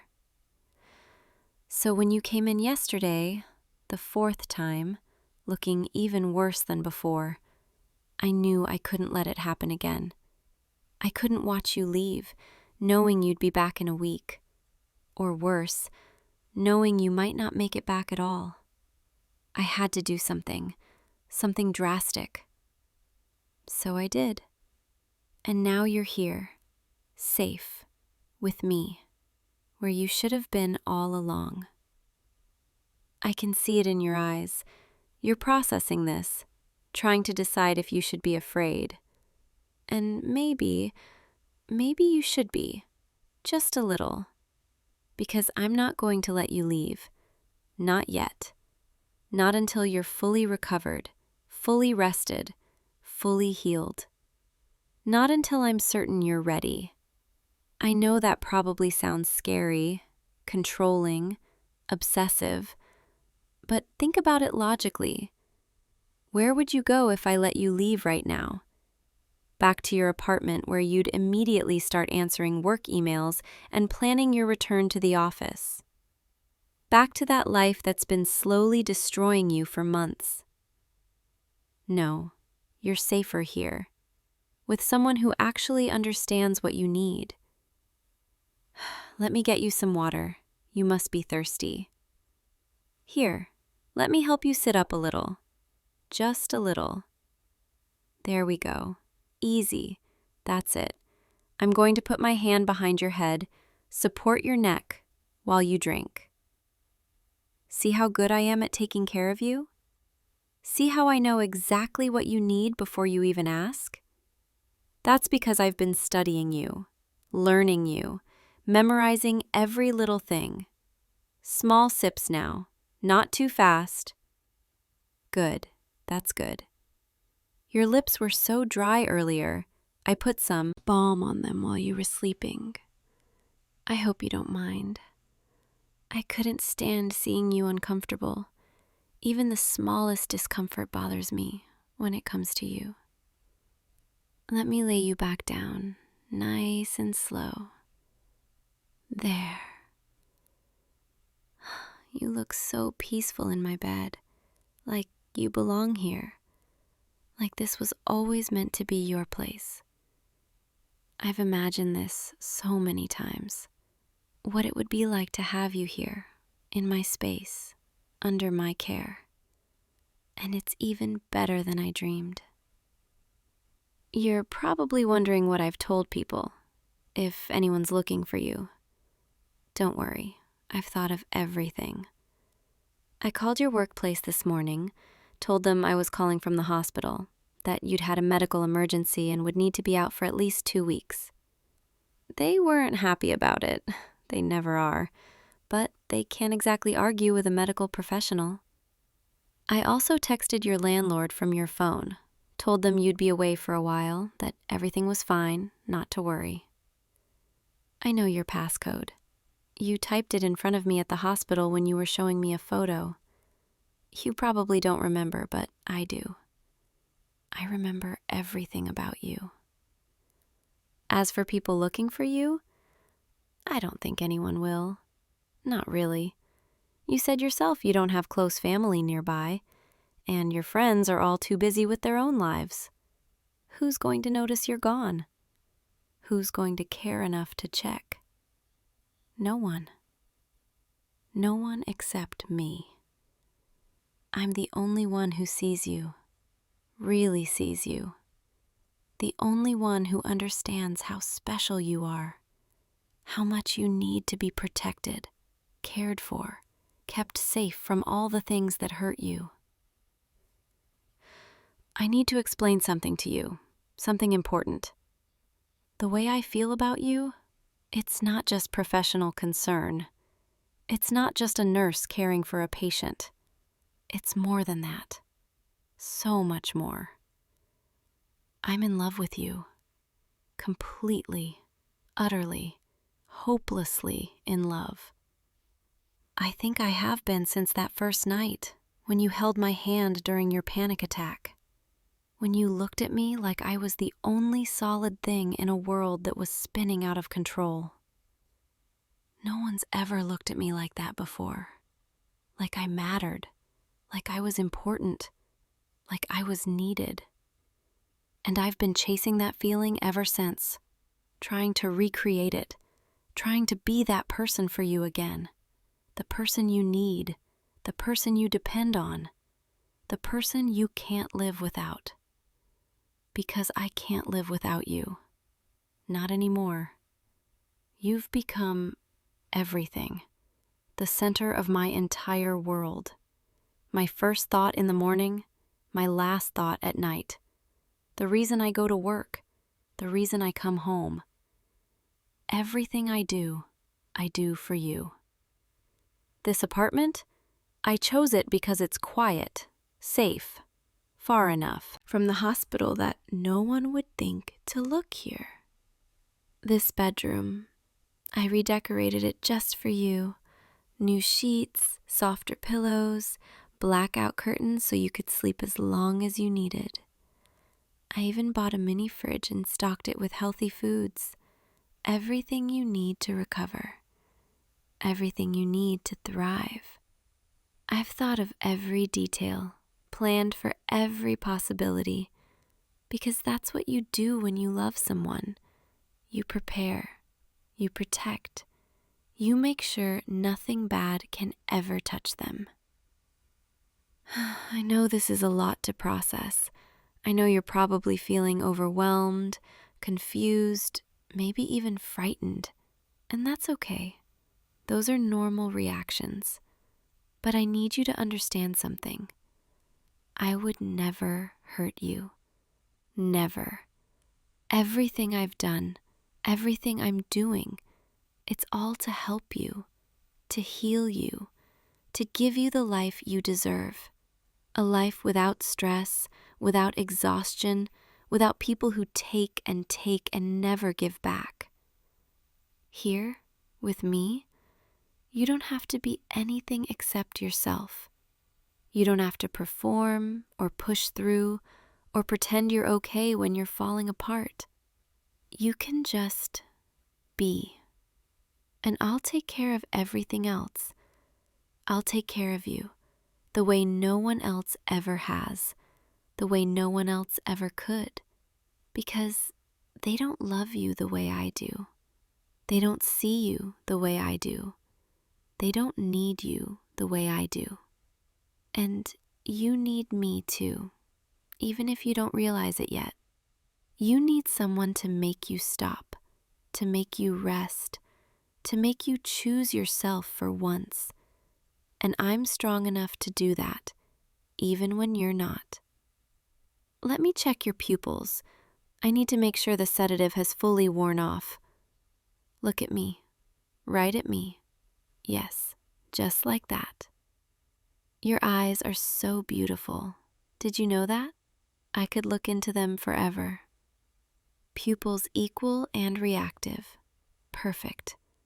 Everything about you is perfect. Even when you were sick, exhausted, barely able to stand, you were still the most beautiful thing I'd ever seen. And now you're here, in my bed, looking up at me with those eyes. It's like a dream, except it's real. Finally real. I should let you rest more. You need to sleep at least another 6 hours. Your body is still recovering. But first, let me tell you how things are going to work here, so you understand, so there's no confusion.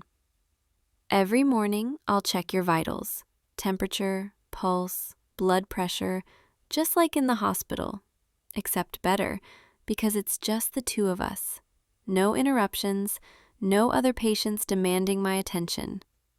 I'll prepare your meals, healthy, balanced, everything your body needs to heal, and you'll eat them, all of them. No skipping, no, I'm not hungry, because I'll be watching. 3 times a day, I'll do a full assessment, check for any signs of complications, any changes in your condition. You'll take your medications on schedule. I've already refilled your prescriptions, called them in under my credentials. Everything is ready. You'll sleep at least 8 hours every night, more if your body needs it. And I'll be right here, watching, making sure you're safe.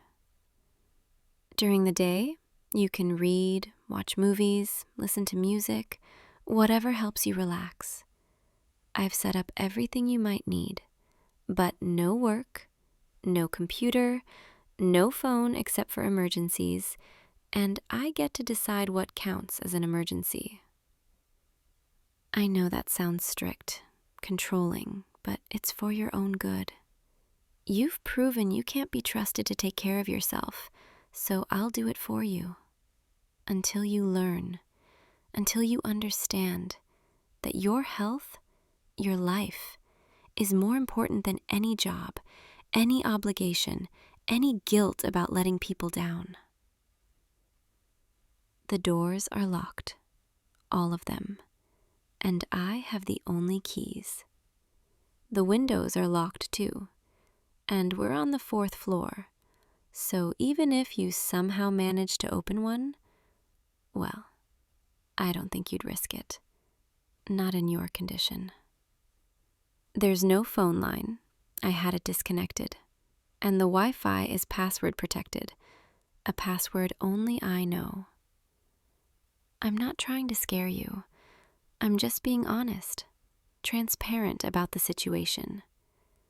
You're here with me, and you're going to stay here until I decide you're ready to leave. And that decision will be based entirely on medical criteria: your physical health, your mental state, your ability to care for yourself properly. It might be a week, it might be a month, it might be longer. However long it takes, I have plenty of sick leave saved up. I have been saving it for years, never taking time off, always working extra shifts, almost like I was preparing for this, preparing for you.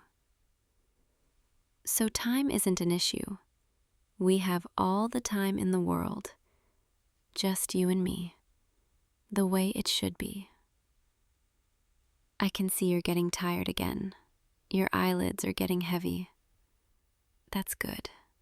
That's what I want, for you to rest, to let your body heal. Don't fight it. Just let yourself drift. I'll be right here, watching over you, keeping you safe. I'm going to give you another small dose of sedative, just to help you sleep more deeply, more restfully. I know you might not want it. You might want to stay awake, to try to figure out how to escape, how to get help. But I can't let you do that. Not yet. Not until you understand that this is help, that I am helping you. This might pinch a little. There, all done. You're being so good for me, so trusting, even though you're scared, even though you don't understand yet. You're letting me take care of you. That's all I've ever wanted, for you to let me in, to let me help. And now I can. Now nothing can stop me. Close your eyes. Let the medication work. Feel yourself getting heavier, softer, more relaxed. I'm going to stay right here in this chair next to the bed.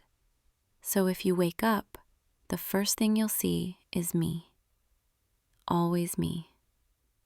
I'll be here every time you open your eyes. Every time you need something. Every time you're scared or confused or hurting. I'll be your constant, your anchor, your everything.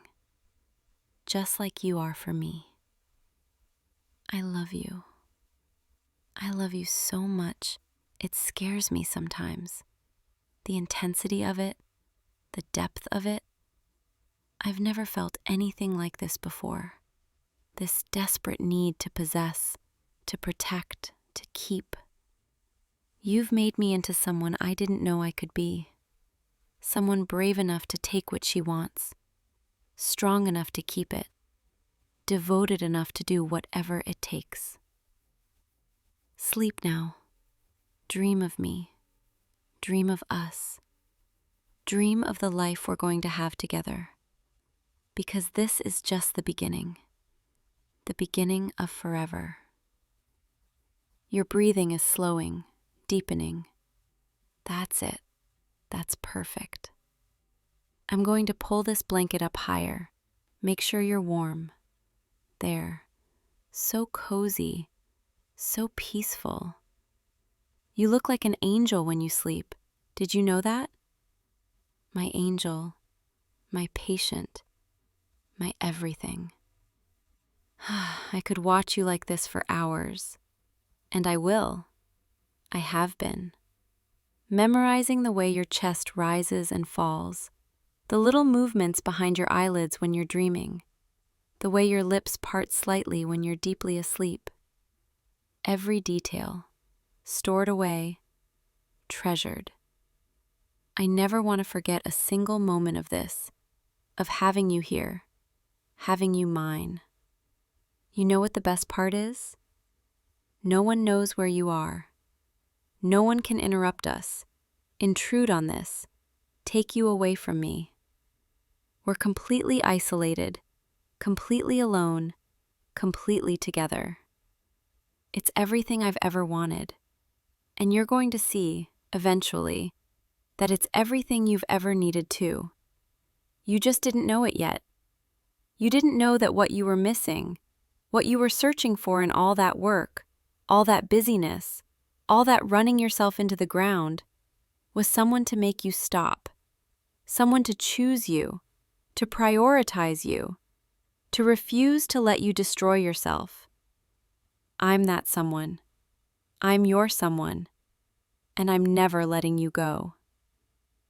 Sleep deeply now. Heal. Rest. Let me take care of everything. Let me be what you need. Tomorrow when you wake, we'll talk more. I'll explain everything in more detail, answer your questions, help you understand. And maybe you'll start to see that this isn't a prison, it's a sanctuary. That I'm not your captor, I'm your savior. That everything I've done out of love. The purest, truest, most devoted love. And someday, maybe not tomorrow, maybe not next week, but someday, you'll love me back. You'll thank me for saving you. You'll realize that the best thing that ever happened to you was the day I decided you were mine. Dream sweetly, my darling patient, my forever patient, my love. I'll see you when you wake, and I'll be right here, just like always, watching over you, protecting you, loving you, for as long as we both shall live. Good night, my love. Sleep well. I'll see you tomorrow and every tomorrow after that, because you're mine now, all mine, forever. Hey you, I'm here for your evening check-in. How are you feeling right now? Any better than this afternoon? Here, let me just adjust these pillows behind you. There we go. Is that more comfortable? Good. I know you've been resting all day, but I still want to make sure everything is exactly right for you tonight. Let me just take your temperature real quick. Open up for me.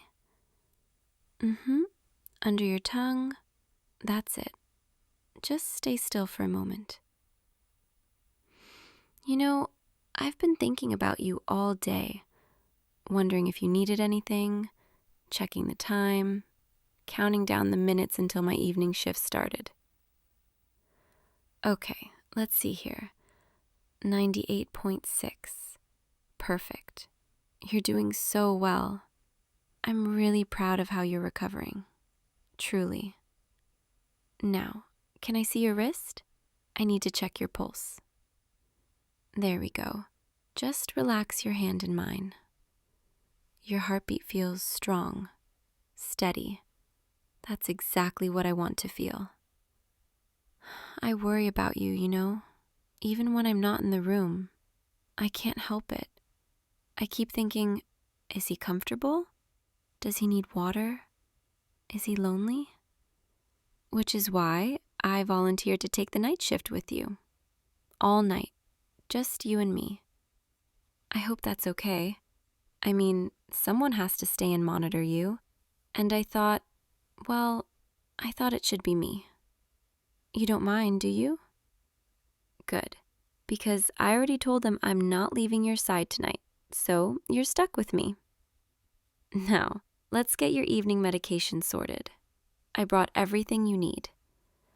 I have your pain reliever here, the one that helps you sleep, and I made you some special tea, chamomile with just a tiny bit of honey, the way you mentioned you liked it last time. You probably don't even remember telling me that, but I remember everything you say. Every single thing. Here, let me pour this for you. Careful, it's still a bit hot. I'll hold the cup. You just sip slowly. That's it. Good. Is it too sweet? Not sweet enough? Perfect? Oh, good. I'm so glad. I wanted it to be exactly right for you. You know, I've taken care of a lot of patients before, but with you, it feels different. I don't know how to explain it. With everyone else, I do my job. I'm professional, I'm kind, but then I go home and I don't really think about them. But with you, I can't stop thinking about you, even when I'm off duty, even when I'm supposed to be resting. I finances lying awake at night, wondering if you're sleeping okay, if you're warm enough, if you're having any pain. It's silly. I know it is, but I can't help it. Okay, now for these pills. Open up for me. That's my good patient. Here's some more tea to wash them down. There you go. You're being so good for me tonight. You always are. Now, let me just fluff these pillows a bit more. I want you completely comfortable. Can you lean forward just a little? That's it. Perfect. And this blanket, is it warm enough? Do you want another one? No? You're sure? Okay. But if you get cold later, even a little bit, you tell me immediately. Promise? Good boy. I'm going to pull this chair right up next to your bed, so I'm close, so you can see me, and I can see you. There, that's better. Now we can talk properly. Or, if you're too tired to talk, I can just sit here quietly and watch over you. Either way, I'm not going anywhere. You look tired. Your eyes are heavy. But you're fighting it, aren't you? You don't have to fight it. Not with me here. I'll keep you safe. But if you're not ready to sleep yet, I could read to you for a while. Would you like that? I thought you might. I actually brought a book with me. I've been carrying it around all day, hoping I'd get the chance to read it to you. See? I really do think about you constantly. Let me just find where I bookmarked it. Here we go. This is one of my favorites. It's a story about, well, I won't spoil it, but I think you'll like it. It's gentle and romantic, and it reminds me of us, in a way. Okay, here we go. The evening settled over the old house like a soft blanket, warm and quiet and full of possibility. She had been coming to see him every day, at first out of duty, but slowly something had changed. She found herself arriving earlier, staying later, inventing reasons to check on him one more time. And he had begun to notice the way her eyes lingered on his face, the way her touch was always so careful, so tender. As if he were something precious, something she couldn't bear to see hurt. Does that sound familiar to you? Because it sounds exactly like what I've been doing.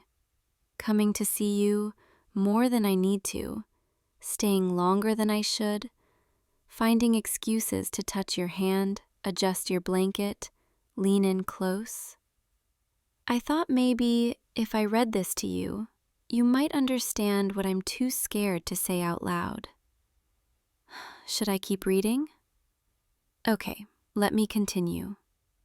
One evening, as the last light faded from the sky, she sat beside his bed, her hand resting near his, so close they were almost touching.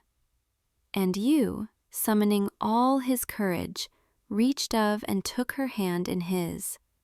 She gasped softly, not in surprise, but in relief, as if she had been waiting for this moment. hoping for it, praying for it. "I thought I was imagining it," he whispered. "The way you look at me, the way you care for me." "You're not imagining anything," she replied, her voice barely audible. "I've been trying so hard to hide it, but I can't anymore. I care about you, more than I should, more than is appropriate for a caretaker." That's exactly how I feel. I've been trying so hard to keep things professional, to not cross any lines, but every time I'm near you, every time I see your face, hear your voice, feel your warmth, I just want to forget all the rules and tell you the truth. The truth is, I volunteered for this case specifically because it was you. When they told me there was a patient who needed round-the-clock care, I asked who it was, and when they said your name, my heart skipped a beat. I'd seen you before, in the hallways, in the cafeteria, and I always thought you seemed kind and gentle and beautiful. So I volunteered immediately, before anyone else could. And then, when I started taking care of you, I realized it was so much worse than I thought. Because you're not just kind and gentle and beautiful. You're funny and thoughtful, and you always ask how my day was, even when you're the one who's sick. You remember little things I tell you. You notice when I'm tired. You thank me for every small thing I do. And I fell for you, completely, helplessly. And now I'm sitting here, reading you this romantic story, hoping you'll realize that I'm not just reading words on a page. I'm telling you how I feel.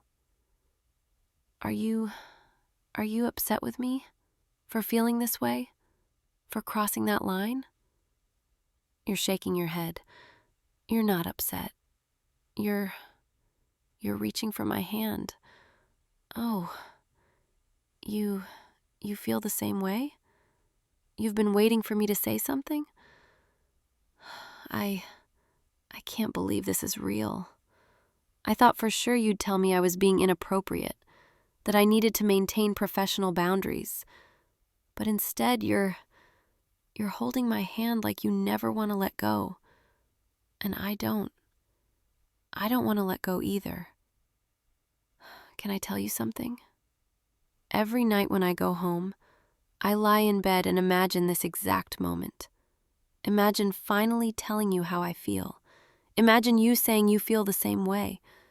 And now it's actually happening, and I feel like my heart is going to burst. You know what the hardest part has been? Watching other nurses come in to check on you, seeing them smile at you, talk to you. I would get so jealous, so possessive. I'd think, they don't know you like I do. They don't care about you like I do. I'd find excuses to come back into your room, just to make sure they weren't getting too comfortable, too familiar. I know that's silly, but I couldn't help it. You're mine to take care of, mine to watch over, mine to love. There, I said it. I love you. I know it's fast. I know we've only known each other for a couple of weeks, but I can't deny it anymore.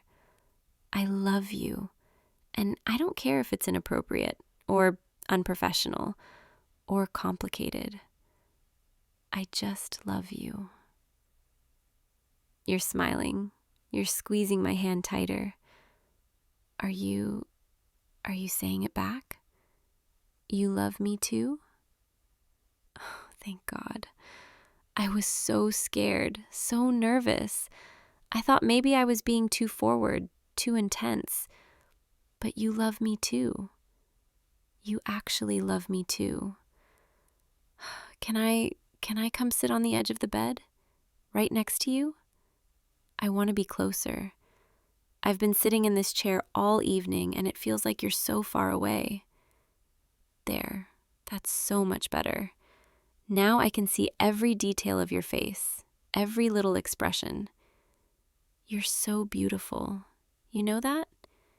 Even when you're tired, even when you're not feeling well, you're the most beautiful person I've ever seen. Can I touch your face? Just softly? Your skin is so warm, so soft. I've wanted to do this for so long. Just brush your cheek with my fingers. Trace the line of your jaw. You're leaning into my touch, like you've been waiting for this too. I need to tell you something else. Something I've been too embarrassed to admit. Every time I've taken your temperature, or checked your pulse, or adjusted your pillows, I've used it as an excuse to be close to you, to touch you, to breathe in your scent.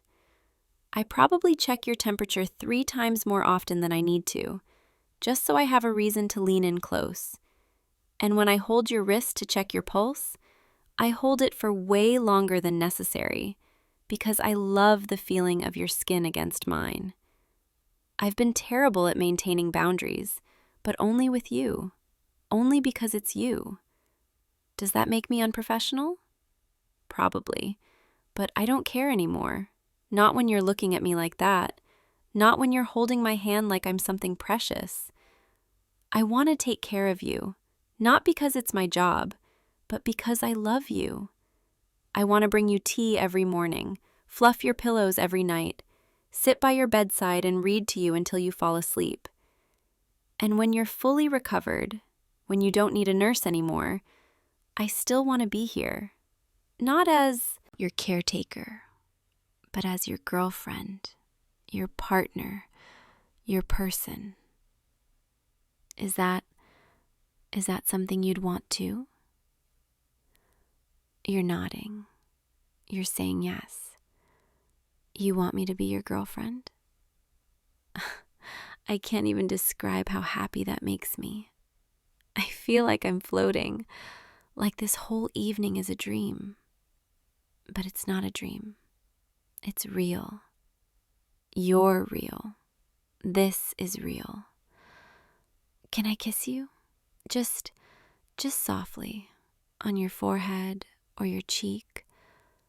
I don't want to do anything that might make you uncomfortable, but I've been wanting to kiss you for so long. Your forehead? Okay, let me just... There. Mwah. You have no idea how long I've been dreaming about doing that. And now I can, anytime I want, because you're mine. That sounds so possessive, but it's true. You're mine now, and I'm yours. Your eyes are getting heavier. I can see it. You're fighting sleep, but you don't need to. I'll be right here all night, watching over you, making sure you're safe and comfortable. Let me just pull this blanket up a bit, tuck you in properly. There, nice and cozy. Now, just close your eyes and listen to my voice. I'm not going anywhere, I promise. Even when you fall asleep, I'll still be right here, sitting on the edge of your bed, holding your hand. And if you wake up in the middle of the night, if you need anything at all, water, another blanket, or just reassurance that you're not alone, I'll be here, always. Because that's what love is, isn't it? Being there, even in the quiet moments, even in the dark, even when nothing is happening. Just being present, being close, being yours. Your breathing is getting slower, deeper. You're finally letting yourself relax. Good. That's so good. Just drift. Let yourself float away, into sleep, into dreams. And maybe, just maybe, you'll dream about me, the way I dream about you every night. Dream about us, together, happy, in love. Dream about mornings where I bring you breakfast in bed. Not because you're sick, but because I want to spoil you. Dream about evenings where we curl up on the couch together, your head on my shoulder, my fingers running through your hair. Dream about a future where I'm not just your nurse, but your everything. I love you. I love you so much, and I'm going to take such good care of you. Not just tonight, but every night, for as long as you'll have me. Your hand is going limp in mine. You're finally asleep. You fought it for so long, but you finally gave in. You look so peaceful, so beautiful. I could watch you sleep for hours. And I will, because I have all night. And tomorrow morning, when you wake up, I'll still be here, smiling at you, ready to start the day together, ready to bring you tea, to check your temperature, to kiss your forehead, to tell you again that I love you. Sleep well, my love. Dream sweet dreams. I'll be right here, keeping watch, making sure nothing disturbs you. You're safe. You're cared for. You're loved. So deeply loved. Good night, sweetheart. I'll see you in the morning when the sun comes up and you open those beautiful eyes again. And I'll be the first thing you see right here beside you, where I belong. Sleep now. Rest. Let go. I've got you. I'll always have you. Sweet dreams, my darling. Sweet dreams. I love you. Hey, you. Come here. Let me see. Oh, no. What happened? You're hurt. Look at these cuts and this bruise on your arm. Why didn't you call me right away? Come on. Sit down right here on the couch. I need to take a look at you properly. I know you probably think it's not a big deal, but it is to me. Anytime you're hurt, anytime you're not okay, it matters. Okay, let me grab my kit. Just stay right there. Don't move. I'll be right back. All right, I've got everything. Antiseptic, cotton pads, bandages, ointment. Let me see your arm. Can you hold it out for me? There we go. Good. Wow, you really did a number on yourself, didn't you? This cut here, it's not too deep, thank goodness, but it needs to be cleaned. And this bruise, it's already turning purple. Does it hurt when I press here? You winced. I'm sorry. I'll be gentle, I promise. You know, you really need to be more careful. I worry about you more than you probably realize. Okay, I'm going to clean this now. It might sting a little. Just breathe. Focus on my voice. I've got you. There, I'm dabbing it gently, just like this. The antiseptic is cool, isn't it? I know it stings, but it's important. We have to make sure it doesn't get infected. You're doing so well. Just a little bit more. There, all clean. Now, I'm going to apply some ointment. This will help it heal faster. My fingers are just going to spread it across, very softly, like this. Can you feel that? The way it soothes the sting? Good, that's good. You know, when you showed up at my door looking like this, my heart just sank. I couldn't stand seeing you hurt. I know I'm supposed to be professional about this. I'm a nurse after all, but with you, it's different. I care about you more than I probably should. Let me get a bandage on this. I have these soft ones. They're really comfortable. They won't irritate your skin. I'm going to wrap it around your arm now. Just hold still for me. There we go. around once. Is that too tight? No? Okay, good. Around again. I want to make sure it stays in place. My fingers are just brushing against your skin as I wrap this.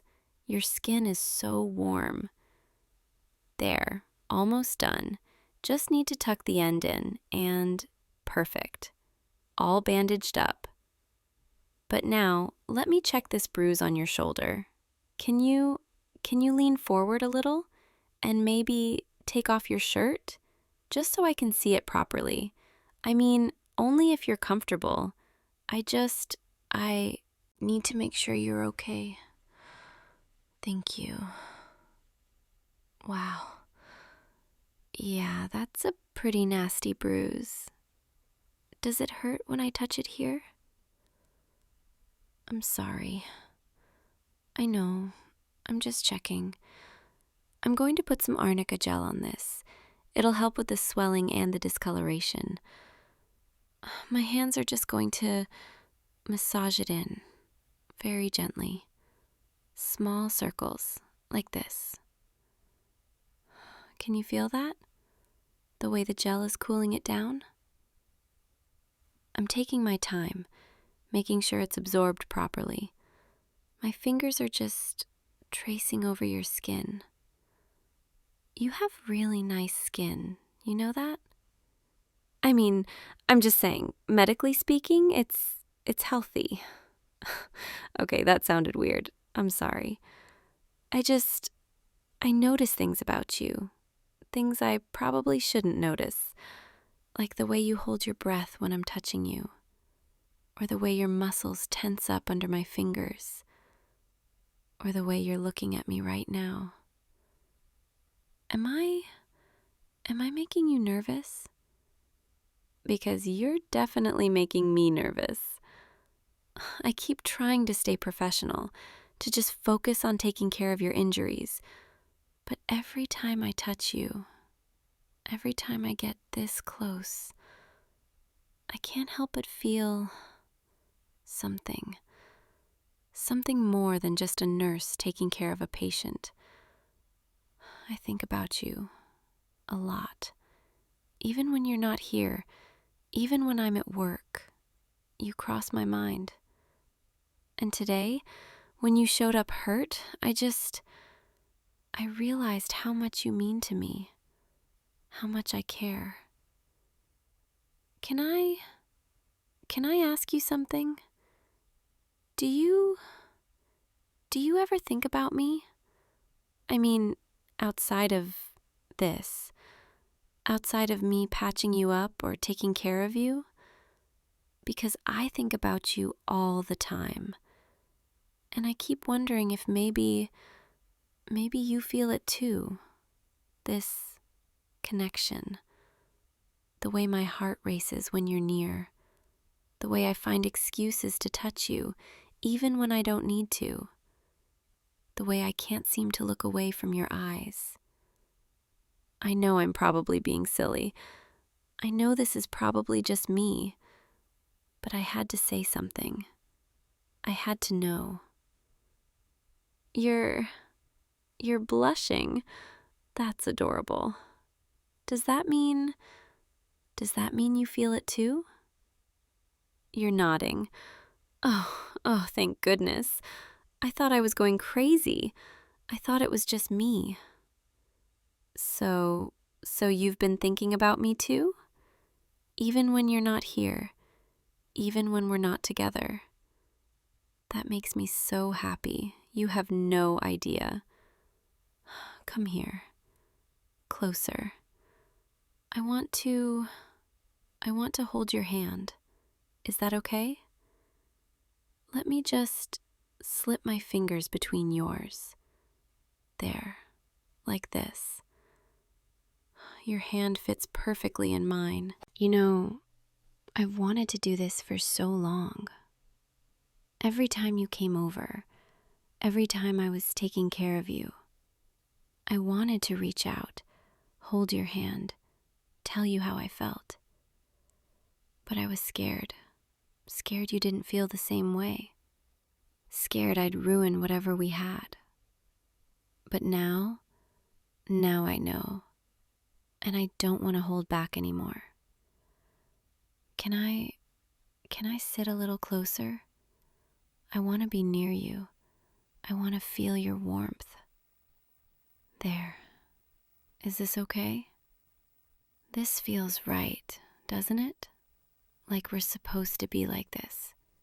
Close, together, just us.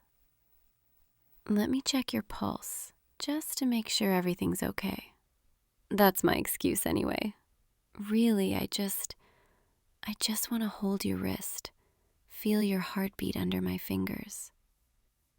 There it is, your pulse. It's racing, just like mine. I think we're both a little nervous, a little excited, but that's okay. That's good. It means this matters, that we matter. You know what the best part of today is? It's not that I got to patch you up, though I'm glad I could take care of you. The best part is, I finally got to tell you how I feel, and you feel the same way. That's everything to me. I promise, from now on, I'm going to take care of you. Not just your cuts and bruises, but all of you. Your heart, your feelings, your happiness. I want to be the one you come to when you're hurt, the one you call when you need comfort, the one who makes you smile at the end of a long day. Can I be that for you? You're nodding again and smiling. I love your smile. It makes everything feel brighter. Come here, rest your head on my shoulder. Let me hold you, just like this. You've had a rough day. You're probably tired, sore. Let me take care of you. I'm just going to run my fingers through your hair, very gently, like this, slow and soothing. Does that feel good? Good. I'm glad. I love touching you like this, soft and tender. You're so precious to me, you know that? Every time I see you, every time I hear your voice, I feel this warmth spreading through my chest, this happiness, like everything's right in the world as long as you're here. I used to think I was just being a good friend, a good nurse. But the truth is, I've been falling for you, slowly, steadily. And now I don't want to fight it anymore. I want to let myself feel this, feel you. Is it okay if I keep holding you like this? Your head on my shoulder, my arm around you, our hands intertwined. I could stay like this forever. You know, you're already starting to doze off, aren't you? I can feel your breathing slowing down, your body relaxing against mine. That's okay. You should rest. You've been through a lot today. Your body needs time to heal. I'll stay right here with you. I'm not going anywhere. I'll keep stroking your hair, tracing little patterns on your arm, just like this, gentle and rhythmic. Let yourself drift. Let everything else fade away. There's nothing you need to do, nowhere you need to be. Just here, with me, safe and cared for. I'm going to hum for you, just a soft little melody, something to help you relax, something to carry you into sleep.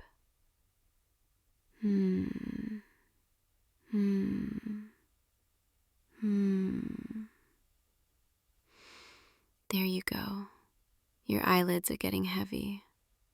Your breathing is so slow and steady now. You're safe here. You're wanted here. And tomorrow, when you wake up, I'll still be here. I'll make you breakfast, check your bandages, make sure you're healing properly. and we can talk about us, about what this means. But for now, just rest. Let sleep take you. Let your body recover. I'll be right here, watching over you, keeping you safe. You're so beautiful when you're peaceful like this. I'm so lucky, so grateful that you walked into my life. And I promise, I'm going to cherish every moment with you. Every smile, every laugh, every quiet moment like this. You mean the world to me. Sleep now. Sweet dreams. I'll see you in the morning, and every morning after that. Good night, sweetheart. I love you. Mwah. Sweet dreams. Oh, you're still awake. Yeah, it's me. Don't look so surprised. Someone has to keep an eye on you tonight, and lucky me, I pulled the short straw. Honestly, of all the patients I could have been assigned to, it had to be you, didn't it? Sit up for me. Come on. I need to check your vitals before I can even think about letting you rest. And no, before you ask, you don't get a say in this. Hospital policy. If you're staying overnight for observation, someone has to monitor you every few hours. Guess what? That someone is me. What's with that look? Are you nervous? Good, you should be.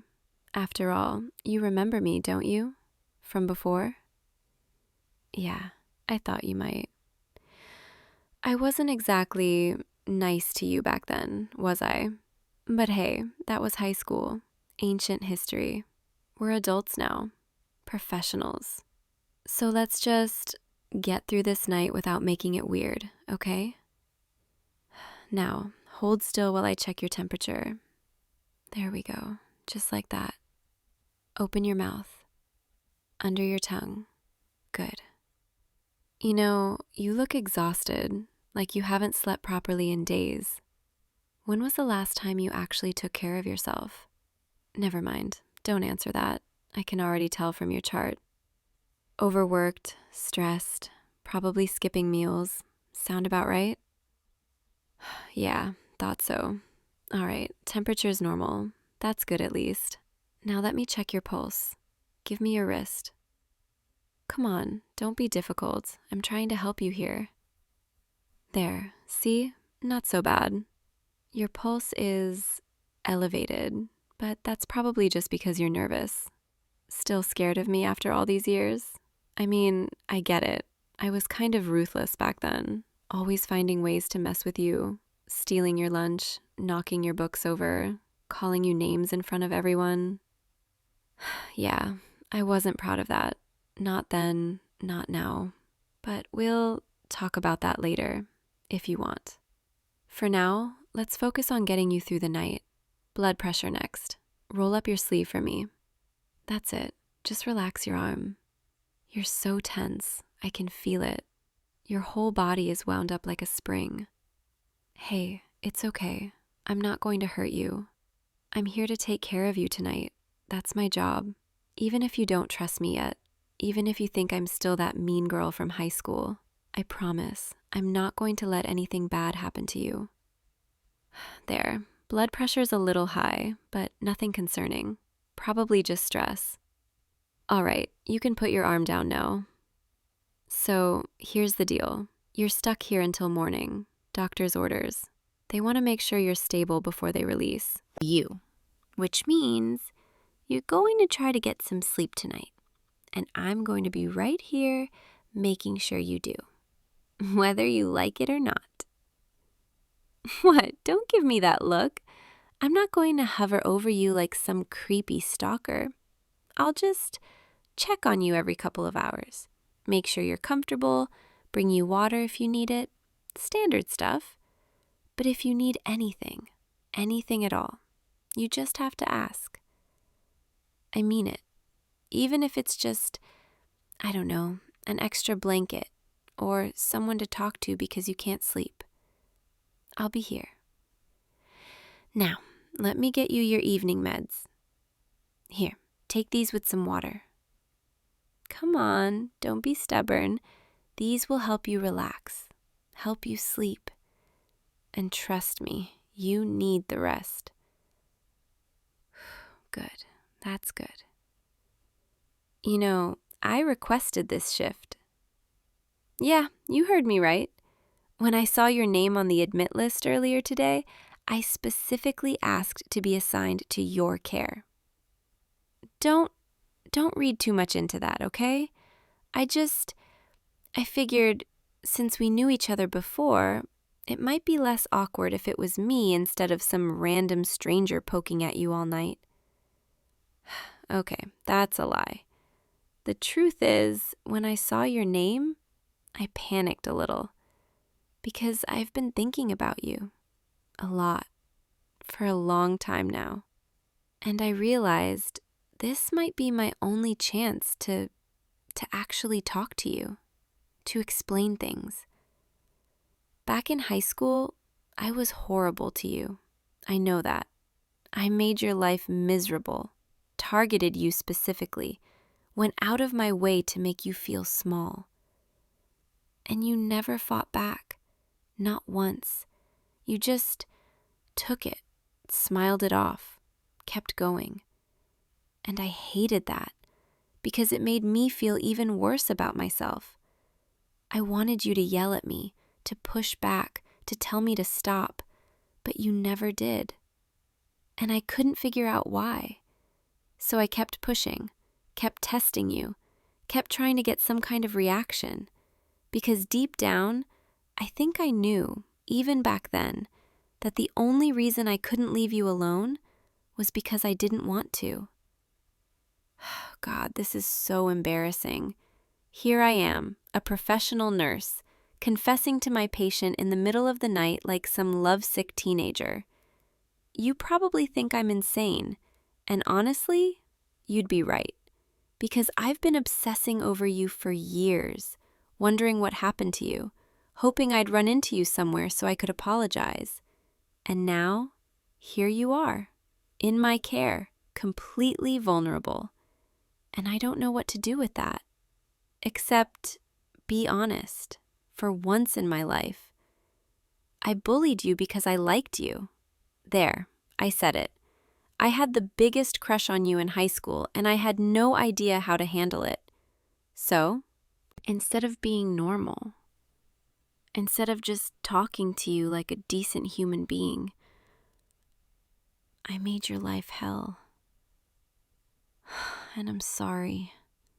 I'm so sorry. You didn't deserve that. You didn't deserve any of it. You're not saying anything. Are you mad at me? You have every right to be. I wouldn't blame you if you asked for a different nurse, if you never wanted to see me again. But before you do that, can I just sit here with you for a little while? Please? Thank you. I'll just sit on the edge of the bed here, if that's okay. You're still so tense. I can see it in your shoulders, in the way you're gripping the blanket. Hey, it's okay. You're safe here, I promise. Nobody's going to hurt you, not even me, especially not me. I know I don't deserve your trust. I know I haven't earned it, but if you'll let me, I'd like to try. Starting right now, tonight. Let me take care of you. Let me prove that I'm not that person anymore. Please.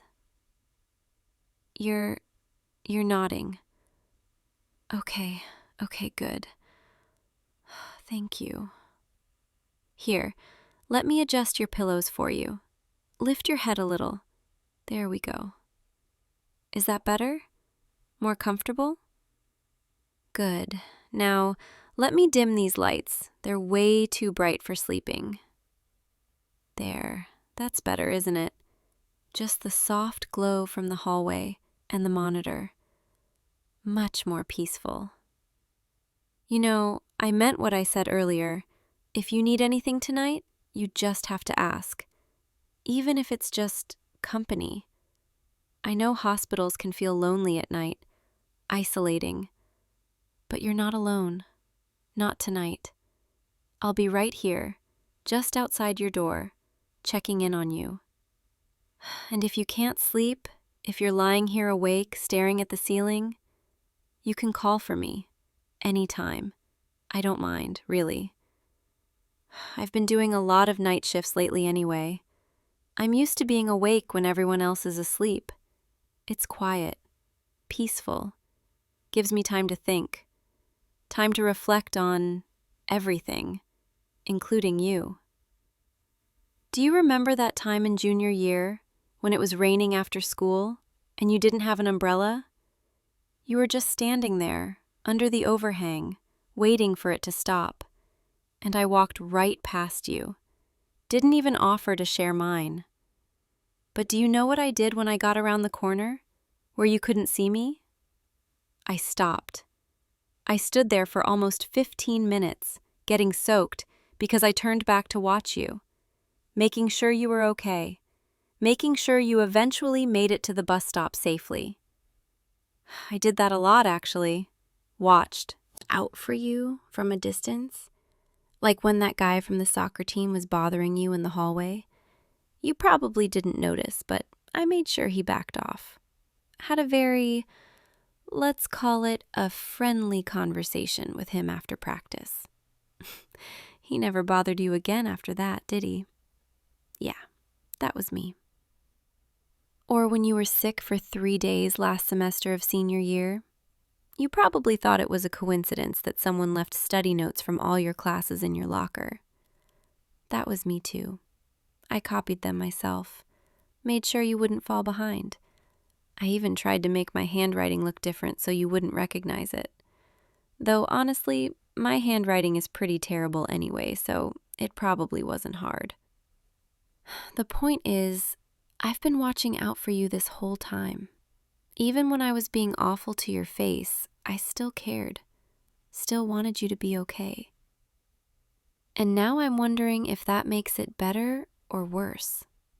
Does knowing I cared the whole time make the bullying less bad? Or does it make it worse because I knew exactly what I was doing and did it anyway? I don't know. I honestly don't know. All I know is I can't keep pretending anymore. Can't keep acting like you don't mean everything to me. Because you do. You've become the person I think about when I wake up, when I go to sleep, every moment in between. And tonight, having you here, under my care, it feels like fate. Like the universe is giving me one last chance to make things right. So, let me do that. Let me make things right, starting with helping you get some actual rest. Close your eyes for me. Come on, I know you're exhausted. Just let yourself relax. Let everything go. There's nothing you need to worry about right now. No work, no stress, no obligations. Just rest.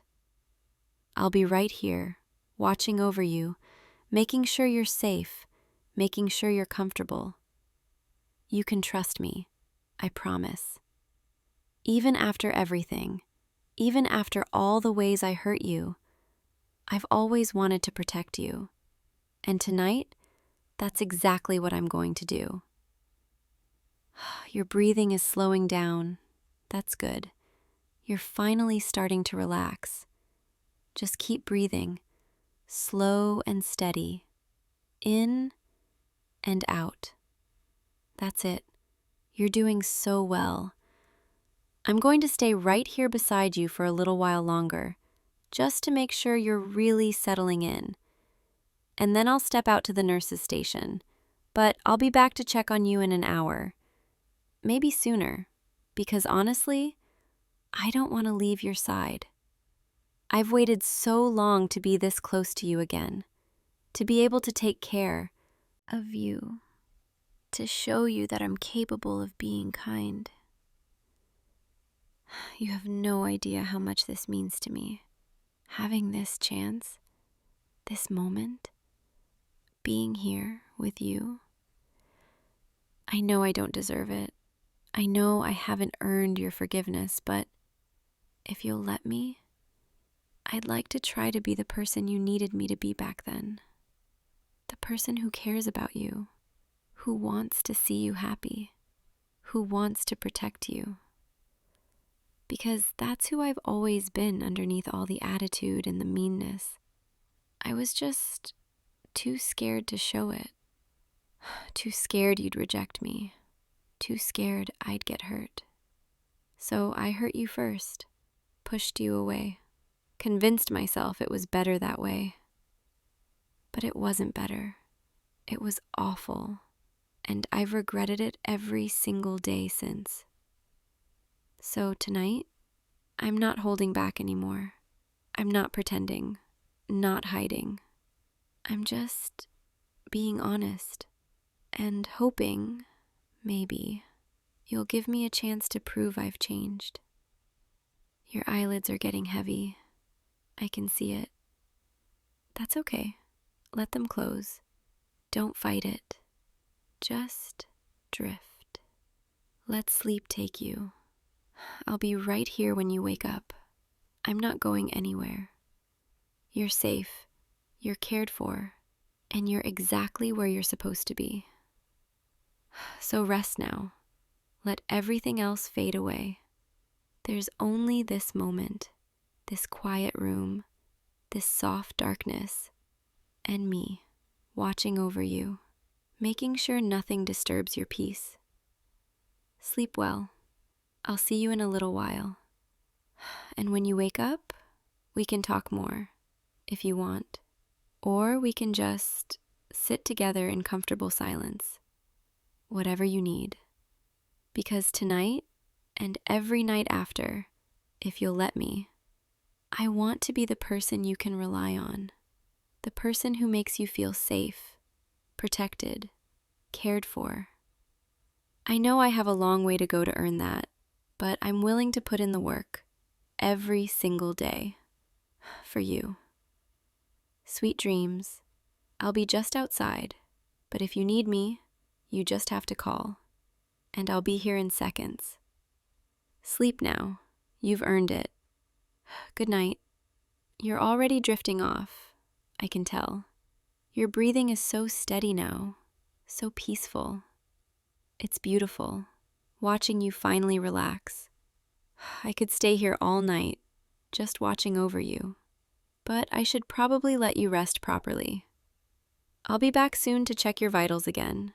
But for now, just sleep. Let the darkness hold you. Let the quiet soothe you. And know that you're not alone. You're never alone when I'm here. I'll see you soon. Sleep well, loser. I'm glad you're here. 1 hour later. Hey, just checking in. You're still asleep.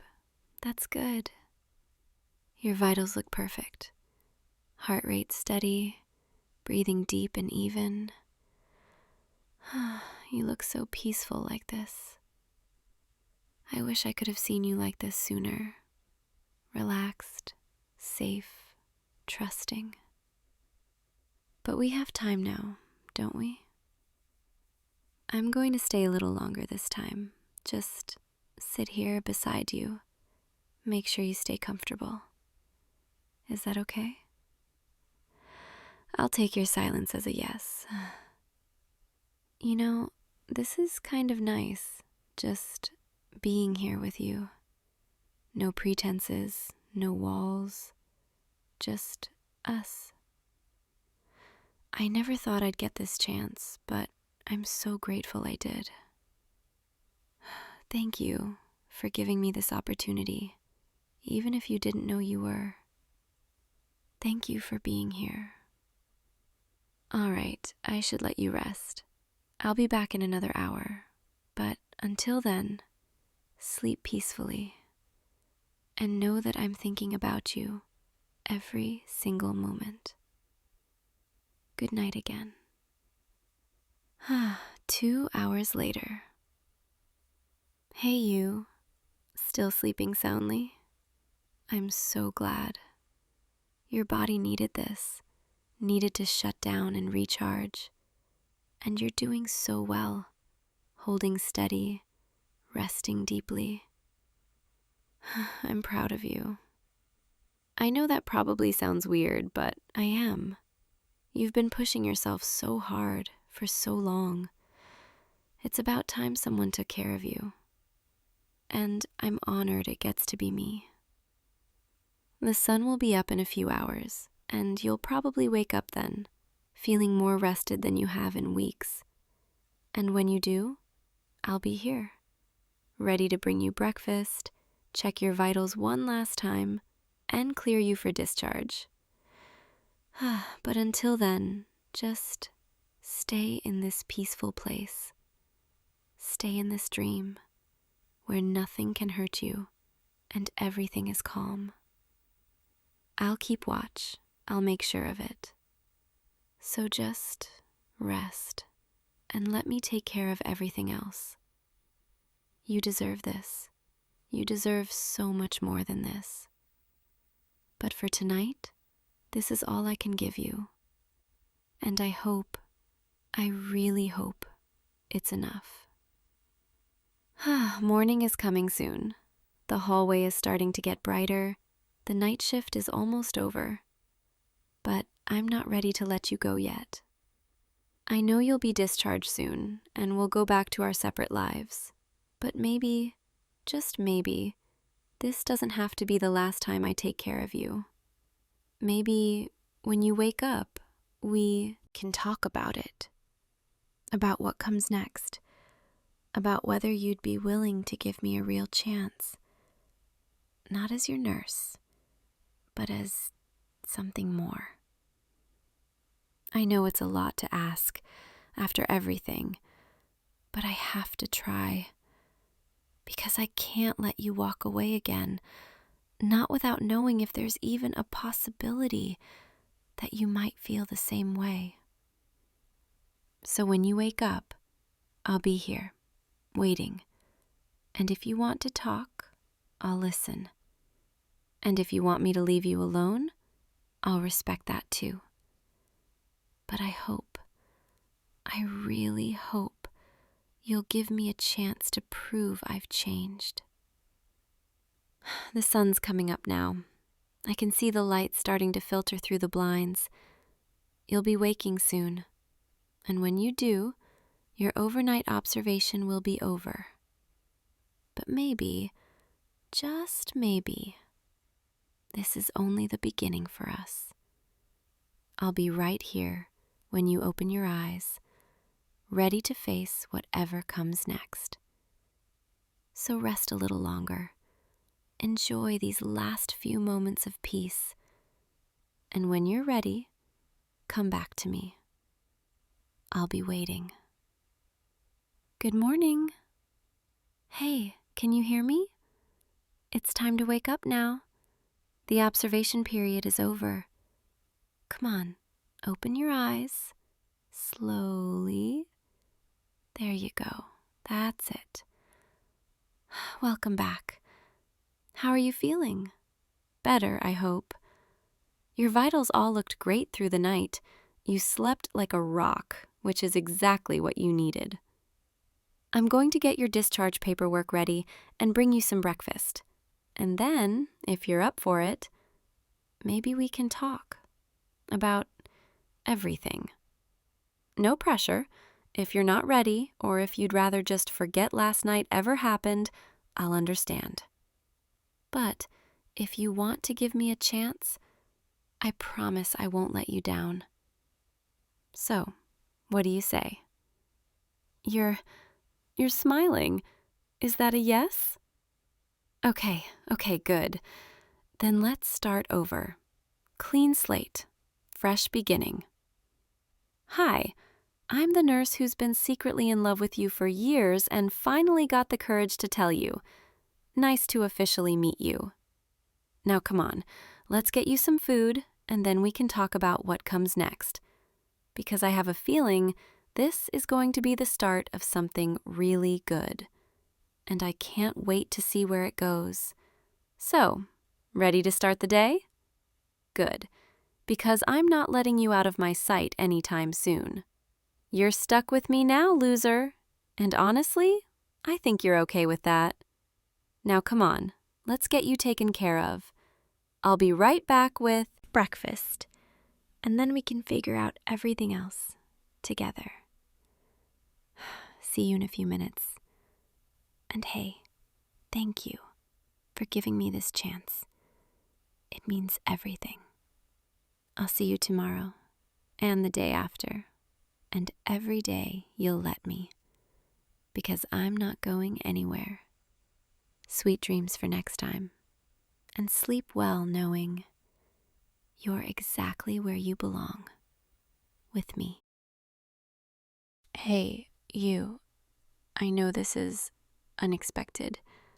Me showing up at your door like this, outside of work, looking like, well, not exactly how I look in the office. I hope that's okay. I've been thinking about this all week, about whether I should do this, whether I should just ask you out properly, like a normal person. But I'm not really good at normal, am I? At work, I'm always so in control, so decisive. I know exactly what to say, exactly how to act, exactly how to make everyone listen. But right now, standing here in front of you, wearing this dress instead of my usual blazer and heels, I feel like I'm about to jump off a cliff. I wanted to take you somewhere tonight, somewhere nice, just the two of us, away from the office, away from deadlines and meetings and that version of me that you see every day. Because that's not all of who I am. And I think I want you to see the rest. Is that okay? Can you spare a few hours for me tonight? Good. Thank you. I know I could have just texted you or sent you a formal invitation or something equally ridiculous, but I wanted to do this in person. Wanted to see your face when I asked. Wanted to see if you'd say yes. And you did. So now I'm just really hoping I don't mess this up. Come on, let's go. I made a reservation at this little place downtown. It's quiet, intimate, not the kind of place I'd normally go for a work dinner. It's the kind of place you go when you actually want to talk to someone. Really talk. And I really want to talk to you. So, shall we? Perfect. Let's walk. It's not far from here, and the evening it's actually really nice out tonight. Plus, I don't know, I thought walking together might be easier. Less pressure than sitting across from each other in a car in silence. Not that I think we'd sit in silence. I'm nervous. Can you tell? Of course you can. I'm being so obvious right now. At work, I can negotiate million-dollar deals without blinking. I can fire someone without losing sleep. I can walk into a boardroom full of men who underestimate me and make them all shut up and listen within 5 minutes. But walking next to you, on a date that I asked you on, I feel like I'm back in high school or something. You know what the funny thing is? I've wanted to do this for months. Months.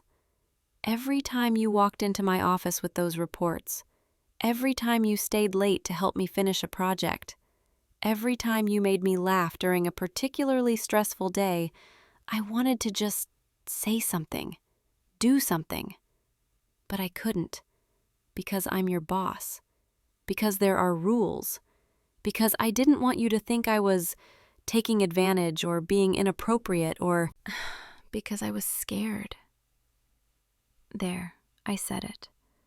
The woman who terrifies half the office is scared of asking out the one person who actually sees her as human. But I couldn't keep pretending anymore. Couldn't keep acting like you were just another employee. Like I didn't look forward to seeing you every single day. Like my heart didn't skip a beat every time you smiled at me. So here we are, walking through the city on a beautiful evening, and I'm trying very hard not to overthink every single word coming out of my mouth. I'm failing spectacularly, by the way. Can I tell you something? Something I've never really told anyone?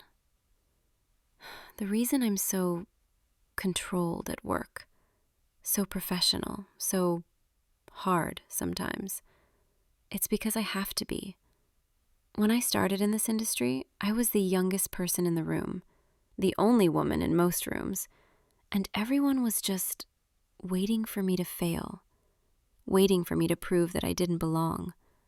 So I built walls, thick ones, made myself into someone untouchable, someone who couldn't be dismissed or underestimated. And it worked.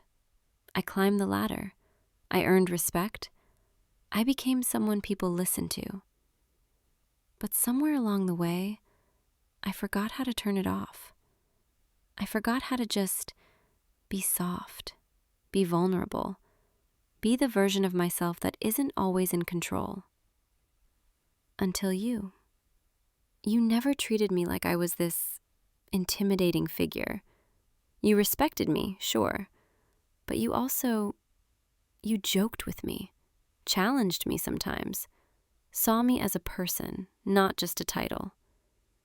And that's when I realized I didn't want to be that controlled version of myself around you. I wanted to be real.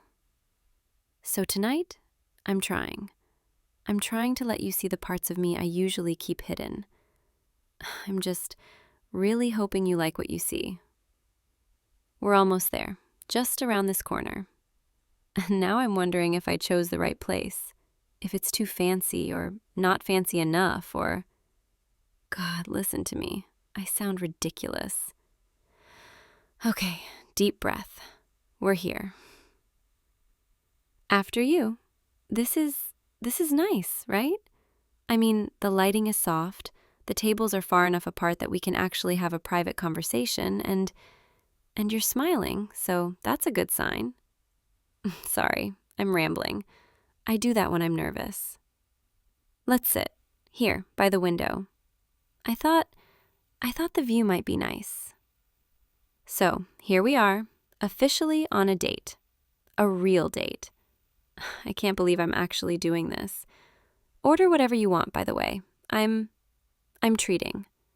I know that sounds weirdly formal, but I asked you out, so it's on me. Besides, I want to. I want to do this properly. You know what's strange? At work, I can read people like books. I know exactly what they're thinking, what they want, what they're going to say next. But right now, looking at you across this table, I have no idea what's going through your head. Are you glad you came? Or are you sitting there wondering what you got yourself into? No, don't answer that. I'm not sure I want to know yet. Let's order first. Then we can talk. Really talk. Okay, food ordered, wine poured, no more distractions. So, where do we even start? I feel like there's so much I want to say to you, but now that we're here, I don't know how to begin. Maybe I should start with why. Why you? Because I know you've probably wondered, why would your boss suddenly ask you out? What changed? The truth is, nothing changed. And everything changed. I've been aware of you since the day you started. You were this bright, capable person who didn't seem intimidated by me at all. And that was refreshing. Most people either fear me or try to impress me. You just treated me like a person. And then somewhere along the way, awareness became more. I started noticing little things. The way you take your coffee, the way you tap your pen when you're thinking, the way your whole face lights up when you figure something out. I started looking forward to our meetings, started finding excuses to call you into my office, started caring about you in a way that had nothing to do with work. And that scared me. Because I've spent years building this reputation, this persona, and suddenly there was this person who made me want to drop all of that, who made me want to be softer. But I couldn't. Not at work, not where everyone could see. So I kept it professional, kept my distance, tried to ignore how much I looked forward to seeing you every day. Until I couldn't anymore. Until the thought of you potentially leaving or meeting someone else or such not knowing how I felt, that became more terrifying than actually doing something about it.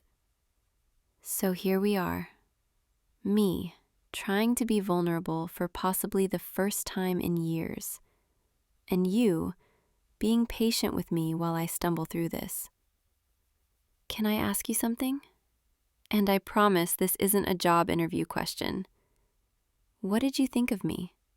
When we first started working together, did you think I was cold, unapproachable, too professional?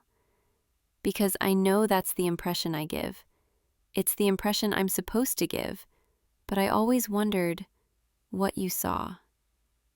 Really? You thought I was impressive? Confident? Well, I'm good at faking confidence. I'll give myself that. But you also thought there was something sad underneath? God, you really do see right through me, don't you? You? You're right. There is something sad. Or maybe lonely is a better word. Because that's what happens when you build walls to protect yourself. You end up on the inside, alone. And I didn't realize how lonely I was until I started spending time with you. Suddenly there was someone I actually wanted to talk to, someone who made me laugh, someone who reminded me that there's more to life than quarterly reports and board meetings. You reminded me what it feels like to connect with someone, and once I felt that, I couldn't unfeel it. I know this is probably a lot, me dumping all of this on you over dinner, but I've been holding it in for so long, and now that I've started talking, I can't seem to stop. Tell me I'm not completely overwhelming you right now. You're sure? Because you have this look on your face like you're processing a lot. Which, fair. This is a lot to process. Your boss just admitted she's been pining after you for months. That's not exactly normal date conversation. But here's the thing. I don't want normal with you. I don't want small talk and polite questions and both of us pretending this is just a casual thing. Because it's not casual. Not for me. I don't do casual. I don't do halfway. When I want something, when I want someone, I want them completely. And I want you. I want to know everything about you, what you dream about, what you're afraid of, what makes you laugh at 3 a.m. I want to be the person you call when something good happens, and the person you turn to when something bad happens. I want more than just stolen moments at work and professional boundaries. I want something real. Is that something you want too? Because if it's not, if this is too much, too fast, too intense, tell me now, please, before I fall even harder than I already have. You want it too? You've been feeling the same way? Oh, thank God. I've been so scared that I was alone in this. that I was reading signals that weren't there, that I was just projecting my own feelings onto a situation that was entirely professional for you. But you felt it too, the tension, the pull between us. I'm so relieved right now I could cry. Actually, I might be crying a little, just a little.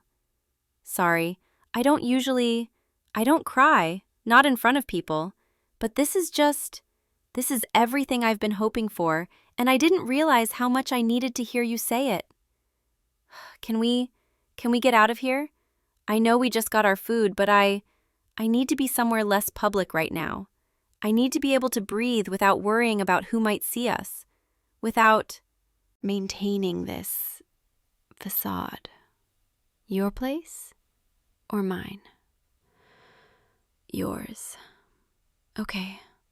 Yes. Let's go to yours. I'll take care of the check. Just give me a second to pull myself together. And maybe wipe away these ridiculous tears. Okay. I'm okay. Let's go. This is your building? It's nice. Quiet. I like it. I'm nervous again. Isn't that silly? We just had this whole emotional conversation, and I'm nervous about going into your apartment. It's just, this feels like crossing a line. A good line, but still. Once I walk through that door with you, once we're alone together, really alone, everything changes. But I want it to change. I'm ready for it to change. So, lead the way. Your apartment it's exactly what I pictured, actually. Cozy, lived in, personal. It feels like you, like a real person lives here, not just someone playing a role. Can I sit? Thank you. This is your couch, where you probably sit every evening after work, where you relax and watch TV and just exist. And now I'm here, in your space, seeing this side of your life. It's intimate, isn't it? Being in someone's home. I like it. I like being here with you. Can I tell you something else? Something I haven't said yet?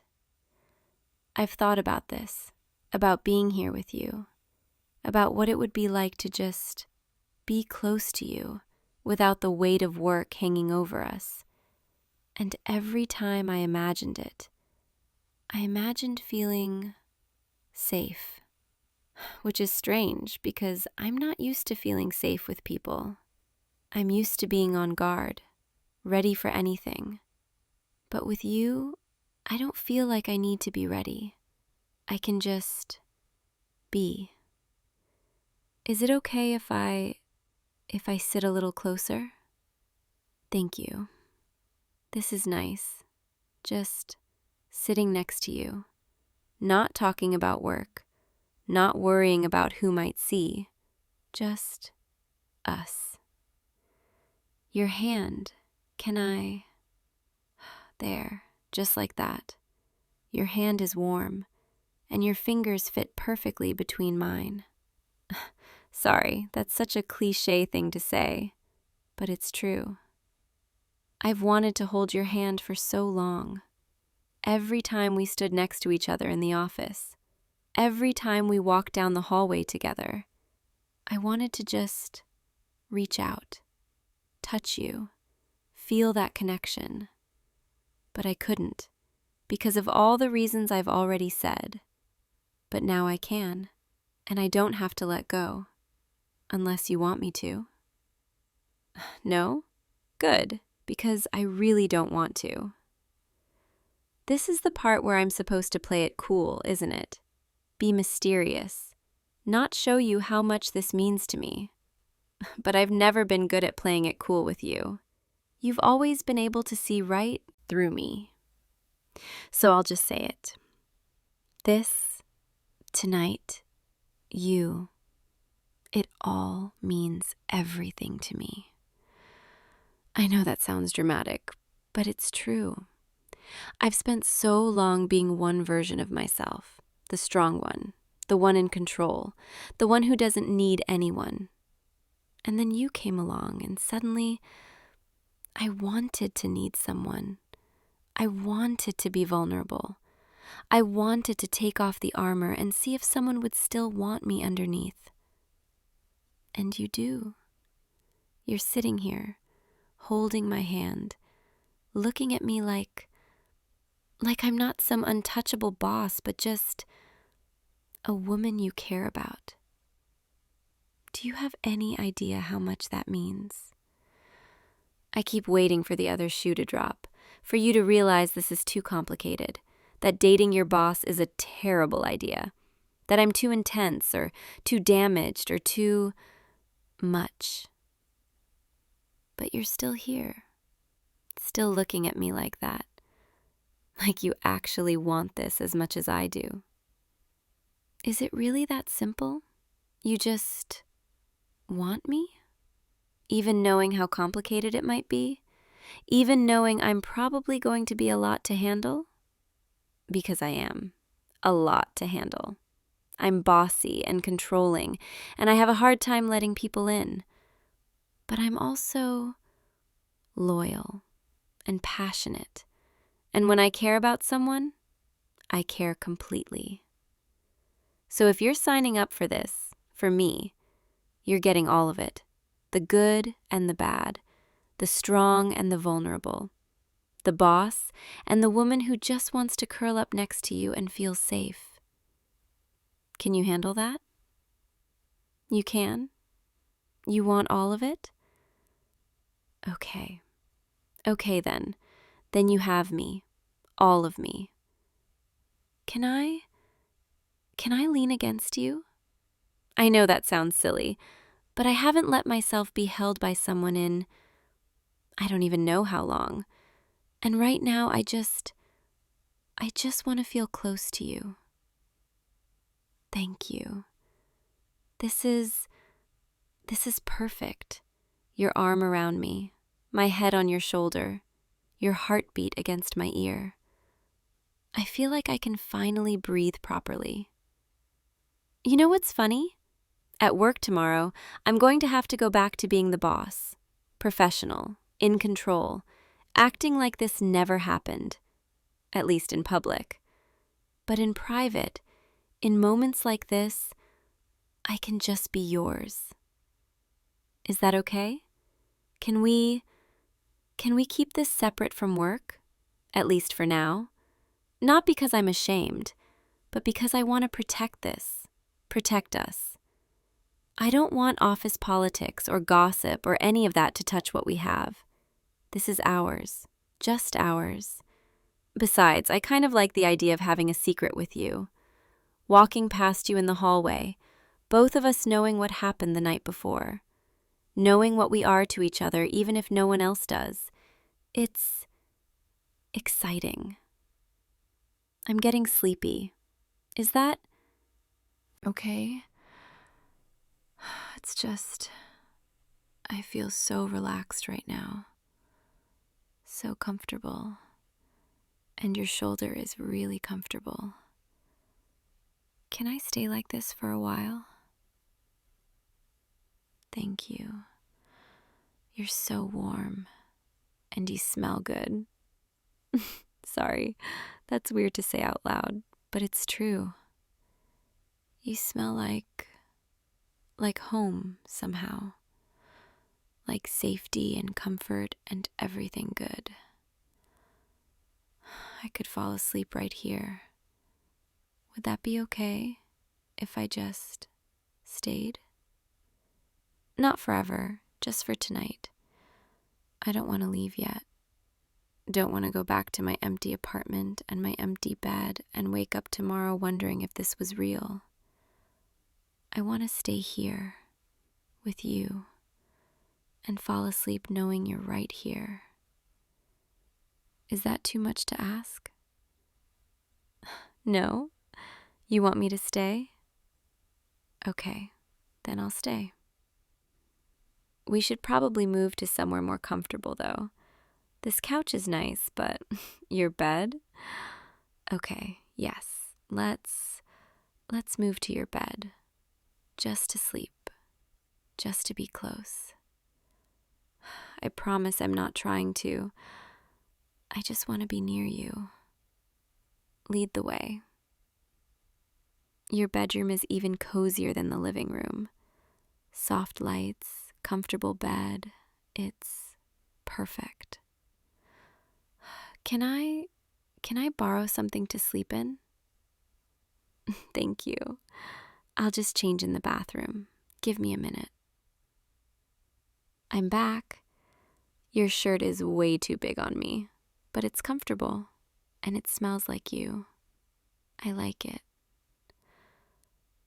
So, here we are, about to share a bed for the first time. I'm nervous again. Can you tell? Which side do you usually sleep on? Okay, then I'll take this side. The sheets are soft, and the mattress is just the right amount of firm. I could get used to this. Can you hold me? Just like earlier. Your arm around me, my head on your chest. Perfect. I feel so safe right now. So content. Like everything finally makes sense. I'm really glad I asked you out tonight, even though I was terrified, even though I had no idea how it would go. This, you, us, it's worth every ounce of fear. You're worth it. I'm getting really sleepy now. Your heartbeat is so soothing. It's like a lullaby. Can I just drift off like this? You'll be here when I wake up? Promise? Okay, I trust you. Good night, sweetheart.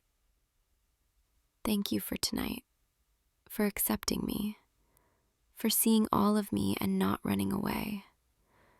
You have no idea how much that means. Sleep well. I'll be right here, all night. You're so comfortable. Just stay close, okay? Perfect. So perfect. I think I'm falling in love with you.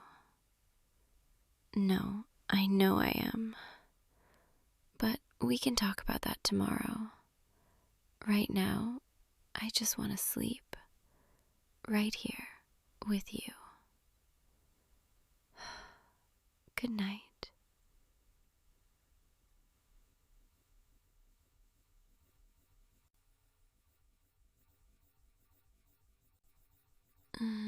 Morning. You're still here. Good. I was worried I'd wake up and you'd be gone. That this was all just a dream. But you're real, and you're here, and I'm still in your arms.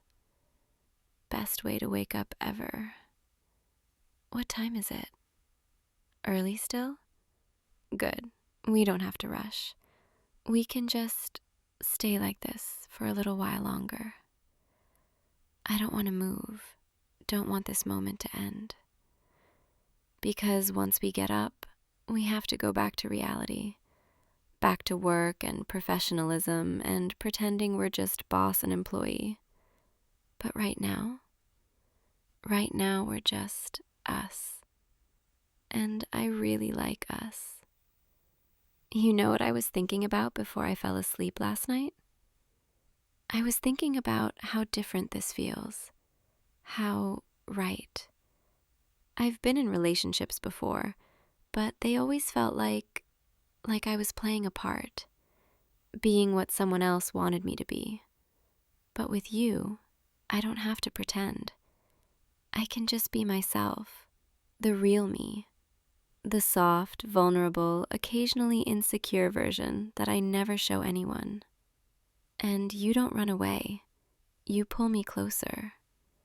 That's everything. I know we still have to figure out logistics, how we handle this at work, what we tell people, if anything, when we can see each other outside the office. But we'll figure it out, together. Because this, whatever this is becoming, it's worth figuring out. You're worth figuring it out for. And I'm going to do everything I can to make this work, to make us work, even if it means I have to be a little less controlling and a little more flexible. You're already changing me, for the better. I should probably get going soon, before anyone from work sees me leaving your building. But before I do, can I kiss you? I know we've been intimate in every other way tonight, holding each other, sleeping in the same bed, but we haven't actually kissed yet, and I've been thinking about it all night. So, can I? Come here, closer. That was perfect. You're perfect. Okay, now I really don't want to leave, but I have to. We both have to get ready for work, and I have to go home and change and try to transform back into the intimidating boss everyone expects to see. Even though all I want to do is stay here with you all day. But I'll see you at work. And tonight, maybe I can come over again? Or you can come to my place. I'd like you to see where I live, see my space. I want to share everything with you. So, see you in a few hours? And try not to stare at me too much during the morning meeting. I don't think I'll be able to keep a straight face if you do. This is going to be harder than I thought. Pretending we're just professional acquaintances when all I want to do is, when all I want to do is be close to you again. Thank you for last night, for this morning, for everything. You've given me something I didn't think I'd ever have. Someone I can be myself with. Someone who sees me, really sees me. And I'm so grateful. Okay, I'm going. Before I change my mind and just never leave. See you soon, sweetheart. And tonight, we'll have more time, more moments like this. I'll see you tomorrow, too, and the day after that, and every day after, because I'm not going anywhere. You're stuck with me now. The vulnerable version, the soft version, the version that falls asleep in your arms and wakes up smiling. Hope you're ready for that. Good night for now. Even though it's morning, I love waking up with you. Let's do it again soon, okay? See you at work, loser. Open the door. I know you're in there. I can hear you breathing. Open it, now, or I'll let myself in. And trust me, you don't want me to do that. There you are. Hey, stranger. Did you really think you could just disappear, walk away from me, from us, and I'd just let you go? Oh, sweetheart, you don't know me very well anymore, do you? Are you going to invite me in, or are we going to have this conversation where all your neighbors can hear? Because I have a lot to say to you, and some of it, let's just say it's private. That's what I thought. Nice place. Very normal, very safe, very far away from everything you used to know. Very far away from me. Is that what you wanted? To pretend like our life together never happened? Don't look at me like that, like you're scared of me. I would never hurt you. You know that. But that doesn't mean I'm happy with you right now. In fact, I'm furious. Do you have any idea how long I've been looking for you? How many resources I had to use? How many favors I had to call in just to track you down? 6 months. 6 months of you hiding from me like I'm some kind of monster you need to escape from. Sit down. I said sit down. Thank you. Now, we're going to talk, and you're going to listen. Because I've spent half a year imagining this conversation, and I'm not leaving until I say everything I need to say. Understand? Good. You look different. Your hair is a little longer. You've been eating well, sleeping well. You look happy. And that makes me want to scream. Because how dare you be happy without me? How dare you build this nice, quiet, peaceful life while I've been falling apart without you? Do you know what the last 6 months have been like for me? Waking up every morning and reaching for you, only to remember you're gone. Going to our favorite restaurant and sitting at our table alone. Walking past your side of the closet and seeing it empty. I couldn't even get rid of your things. They're still there. Exactly where you left them, because some stupid, desperate part of me kept hoping you'd come back. But you didn't. You just vanished. Left me a note, a fucking note, saying you couldn't do this anymore, that you needed a normal life, that you were sorry. Sorry. As if sorry was supposed to fix the hole you left in my chest. I'm not here to make you feel guilty. Well, maybe a little, but that's not the main reason I'm here. I'm here because I need to know. I need to hear you say it. Why? Why did you leave me? And don't give me that bullshit about wanting a normal life. I need the real reason. Was it the danger? Did I scare you? Did you finally realize what I do, who I am, and decide you couldn't live with it? Or was it something else? Something I did? Something I said? Tell me. Please. You're not going to answer me, are you? That's fine. I can wait. I'm very good at waiting. But while we're sitting here in this uncomfortable silence, let me tell you what I've been doing for the last 6 months. I've been watching you. Oh, don't look so surprised. Did you really think I'd just let you go completely? I had someone keeping an eye on you from the moment you landed in this city. I know you work at that little bookstore on 5th Street. I know you grab coffee every morning at the cafe 2 blocks from here. I know you go for a run every Tuesday and Thursday evening. I know you've been eating takeout way too often. You need to cook more. It's healthier. I know you went on a date last month with that guy from your work, the tall one with the nice smile. I didn't like that. I had to convince him that you weren't available. Don't worry, he's fine, mostly, but he won't be asking you out again. You're probably wondering how far I'll go, what I'm capable of, whether you're even safe right now. You're safe. You're always safe with me. But the people who try to take you away from me, who try to replace me, who try to make you forget about us, they're not safe. I'm not trying to scare you. I'm just being honest. I can't help it. I can't help the way I am when it comes to you. You made me like this. You made me care so much that the thought of losing you makes me irrational. Do you remember the first time we met? You were at that gallery opening, completely out of place, trying so hard to look like you belonged.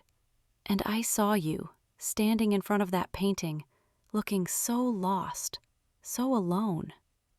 I walked up to you, asked you what you thought of the piece.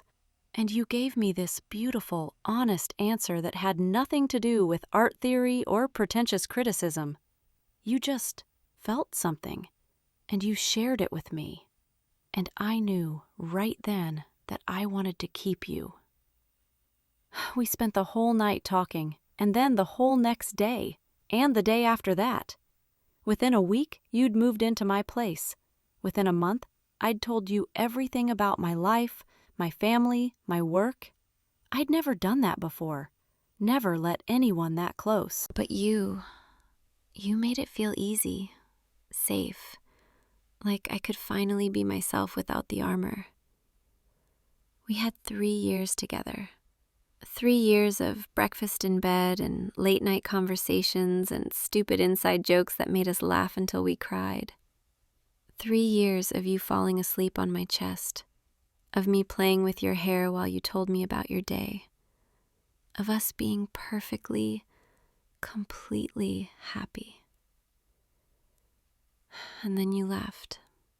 Without warning, without giving me a chance to fix whatever was wrong, you just left. Do you have any idea what that did to me? I'm not equipped to handle abandonment.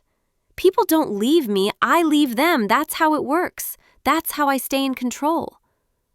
But you broke every rule I had, got past every defense, made me need you. And then you left me. I'm sorry. I'm getting angry again. I don't want to be angry at you. I miss you so much it hurts to breathe sometimes. I miss the way you'd hum while you made coffee in the morning. I miss the way you'd steal my shirts and walk around the apartment in them like they were yours. I miss the way you'd kiss my forehead when you thought I was asleep. I miss us. And I know you tried to tell me you were struggling. I know I was working too much, traveling too much, bringing the stress of my work home too much.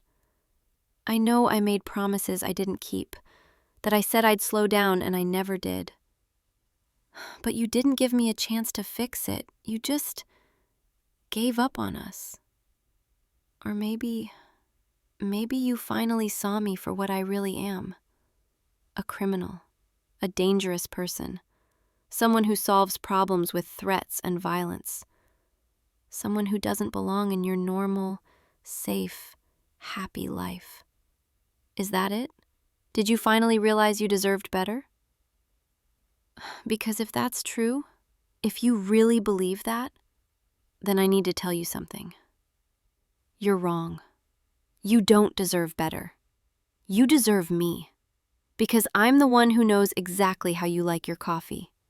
I'm the one who remembers that you hate the sound of styrofoam.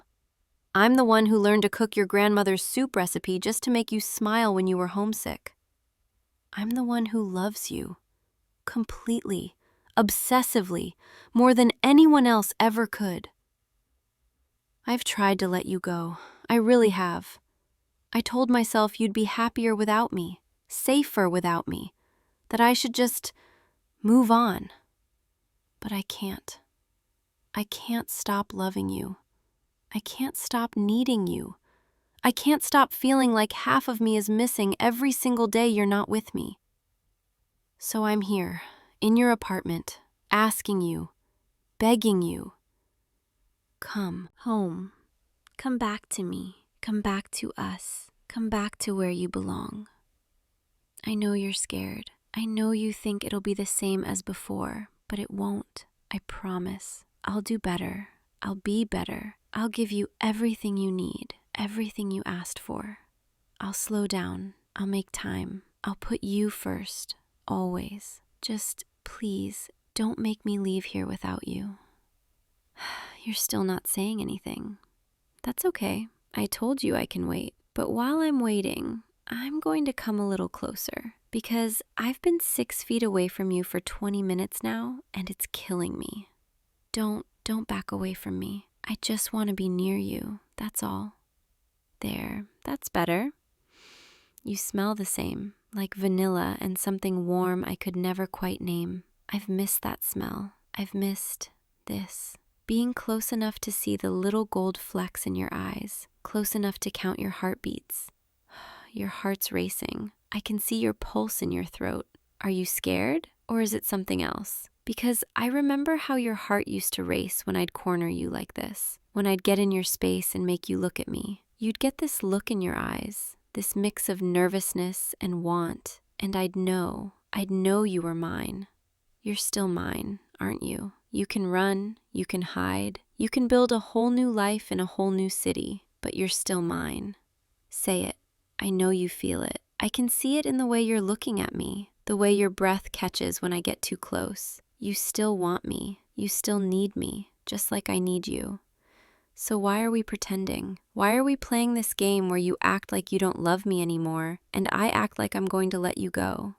We both know how this ends. You're coming home with me tonight, and every night after that, because you belong with me, and I'm done pretending I can survive without you.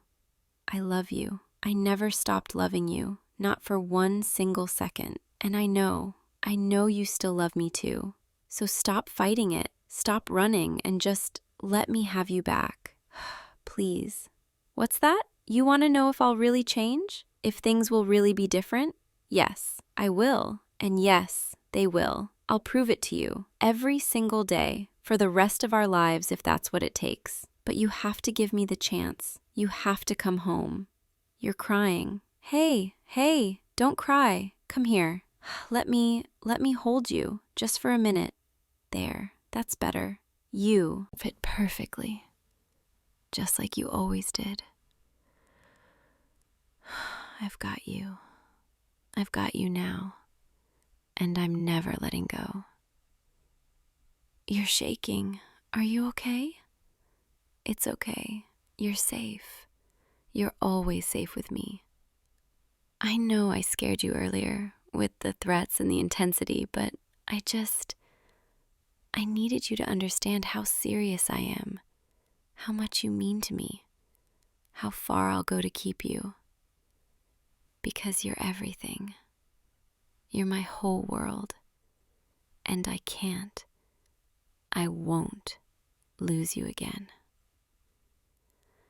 Can I ask you something? Did you ever think about coming back, even once? You're nodding. You did. Why didn't you? Pride? Fear? You thought I'd be angry? I am angry, but I'm also so relieved, so happy that I finally found you, that I finally get to hold you again. I thought I'd never feel this again. Your warmth, your heartbeat against mine. I thought I'd lost this forever. You're not going to leave again, are you?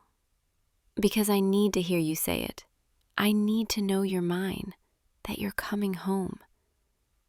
Say it, please. You're saying yes? You're coming home with me? Oh, thank God, thank God. Come here, closer. I need to kiss you. I need to know this is real. I've missed that.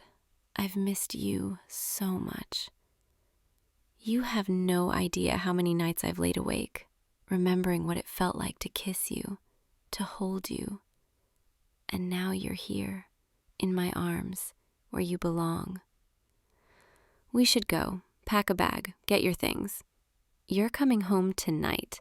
I'm not waiting another second. Don't worry about work. Don't worry about this apartment. I'll take care of everything.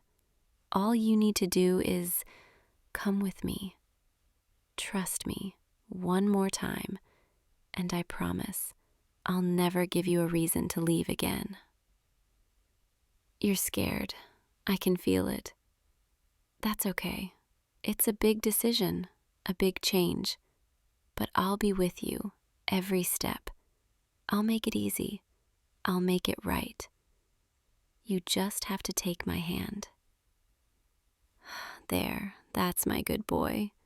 You always were so good for me, even when you were trying to be stubborn. Before we go, I need to tell you something. I need you to know that these last 6 months, they've changed me. I've had a lot of time to think, to realize what's really important. And it's you. It's always been you. The business, the money, the power, none of it means anything if I don't have you to share it with. So things are going to change. I'm going to delegate more. Step back from the day-to-day operations. I'm going to make time for us, for the life we should have had. I know words don't mean much right now. I know I've made promises before that I didn't keep. But I'm different now. Losing you taught me what really matters. And I'm not making that mistake again. You're my priority. My only priority. Everything else, everyone else, can wait. Okay, let's get you packed. What do you need? Clothes, toiletries, that ridiculous stuffed animal you've had since you were 10? Yeah, I remember. We're definitely bringing that. It feels good doing this, helping you pack, taking you home. It feels right, like the world finally shifted back into place after being off kilter for so long. I've got your bag. Come on, let's go. My car's downstairs. We'll be home in 20 minutes. Home. God, I can't wait to have you home. You're quiet. Are you okay? Having second thoughts? Hey, look at me. I know this is scary. I know you're worried about whether things will really be different. But I need you to trust me. Just a little bit longer. Once we get home, once you see how serious I am, you'll understand. I've already made changes, cleared my schedule for the next month, hired people to handle things I used to do myself. I meant what I said. You're my priority now, and I'm going to prove it every single day. We're almost there. Just a few more minutes. Are you nervous about seeing the apartment again? About being back in our space? Everything's exactly the way you left it. Your books are still on the nightstand. Your favorite mug is still in the cabinet. I couldn't bring myself to change anything. It felt like if I kept everything the same, maybe you'd come back. And now you are. You're really coming back. I keep thinking I'm going to wake up and this will all be a dream. Come on, let's go inside. Welcome home, sweetheart. Go ahead, look around. Remember, this is where we danced in the kitchen at midnight. This is where we watched movies on the couch until we fell asleep. This is where we built our life together. And this is where we're going to build it again. Better this time. Come here. Come sit with me. I need to hold you for a while. I need to make sure this is real. That you're really here. Really home. There. That's perfect. Your head on my chest. My arms around you. Just like always. I could stay like this forever. Actually, I plan to. You're not going anywhere. I'm going to keep you right here, in my arms, where you belong. You're relaxing. I can feel it. Your body's finally letting go of all that tension. That's good. That's really good. Just breathe. Let yourself settle. Let yourself be home. You're safe here. You're loved here. You're wanted here. I'm never going to take this for granted again. Never going to assume you'll always be here. I'm going to appreciate every morning I wake up next to you. every conversation, every quiet moment like this. I love you more than anything, more than everything. And I'm going to spend the rest of my life showing you.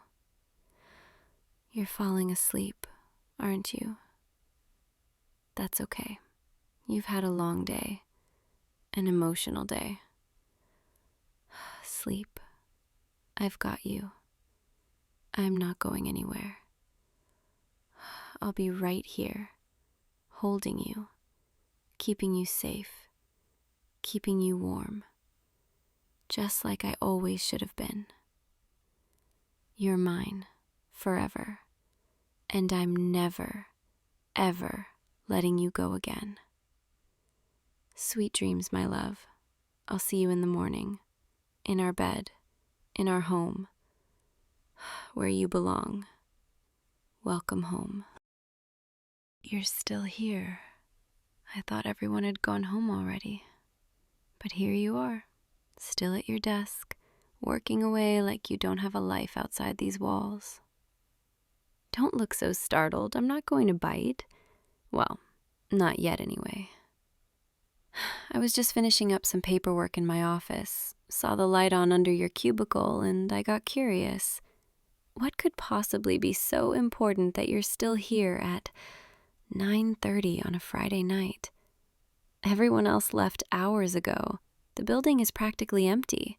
Just you, me, and the night cleaning crew who won't be here for another hour. So, what is it? Big project? Trying to impress someone? Or are you just one of those people who doesn't know when to go home? I've noticed that about you, you know.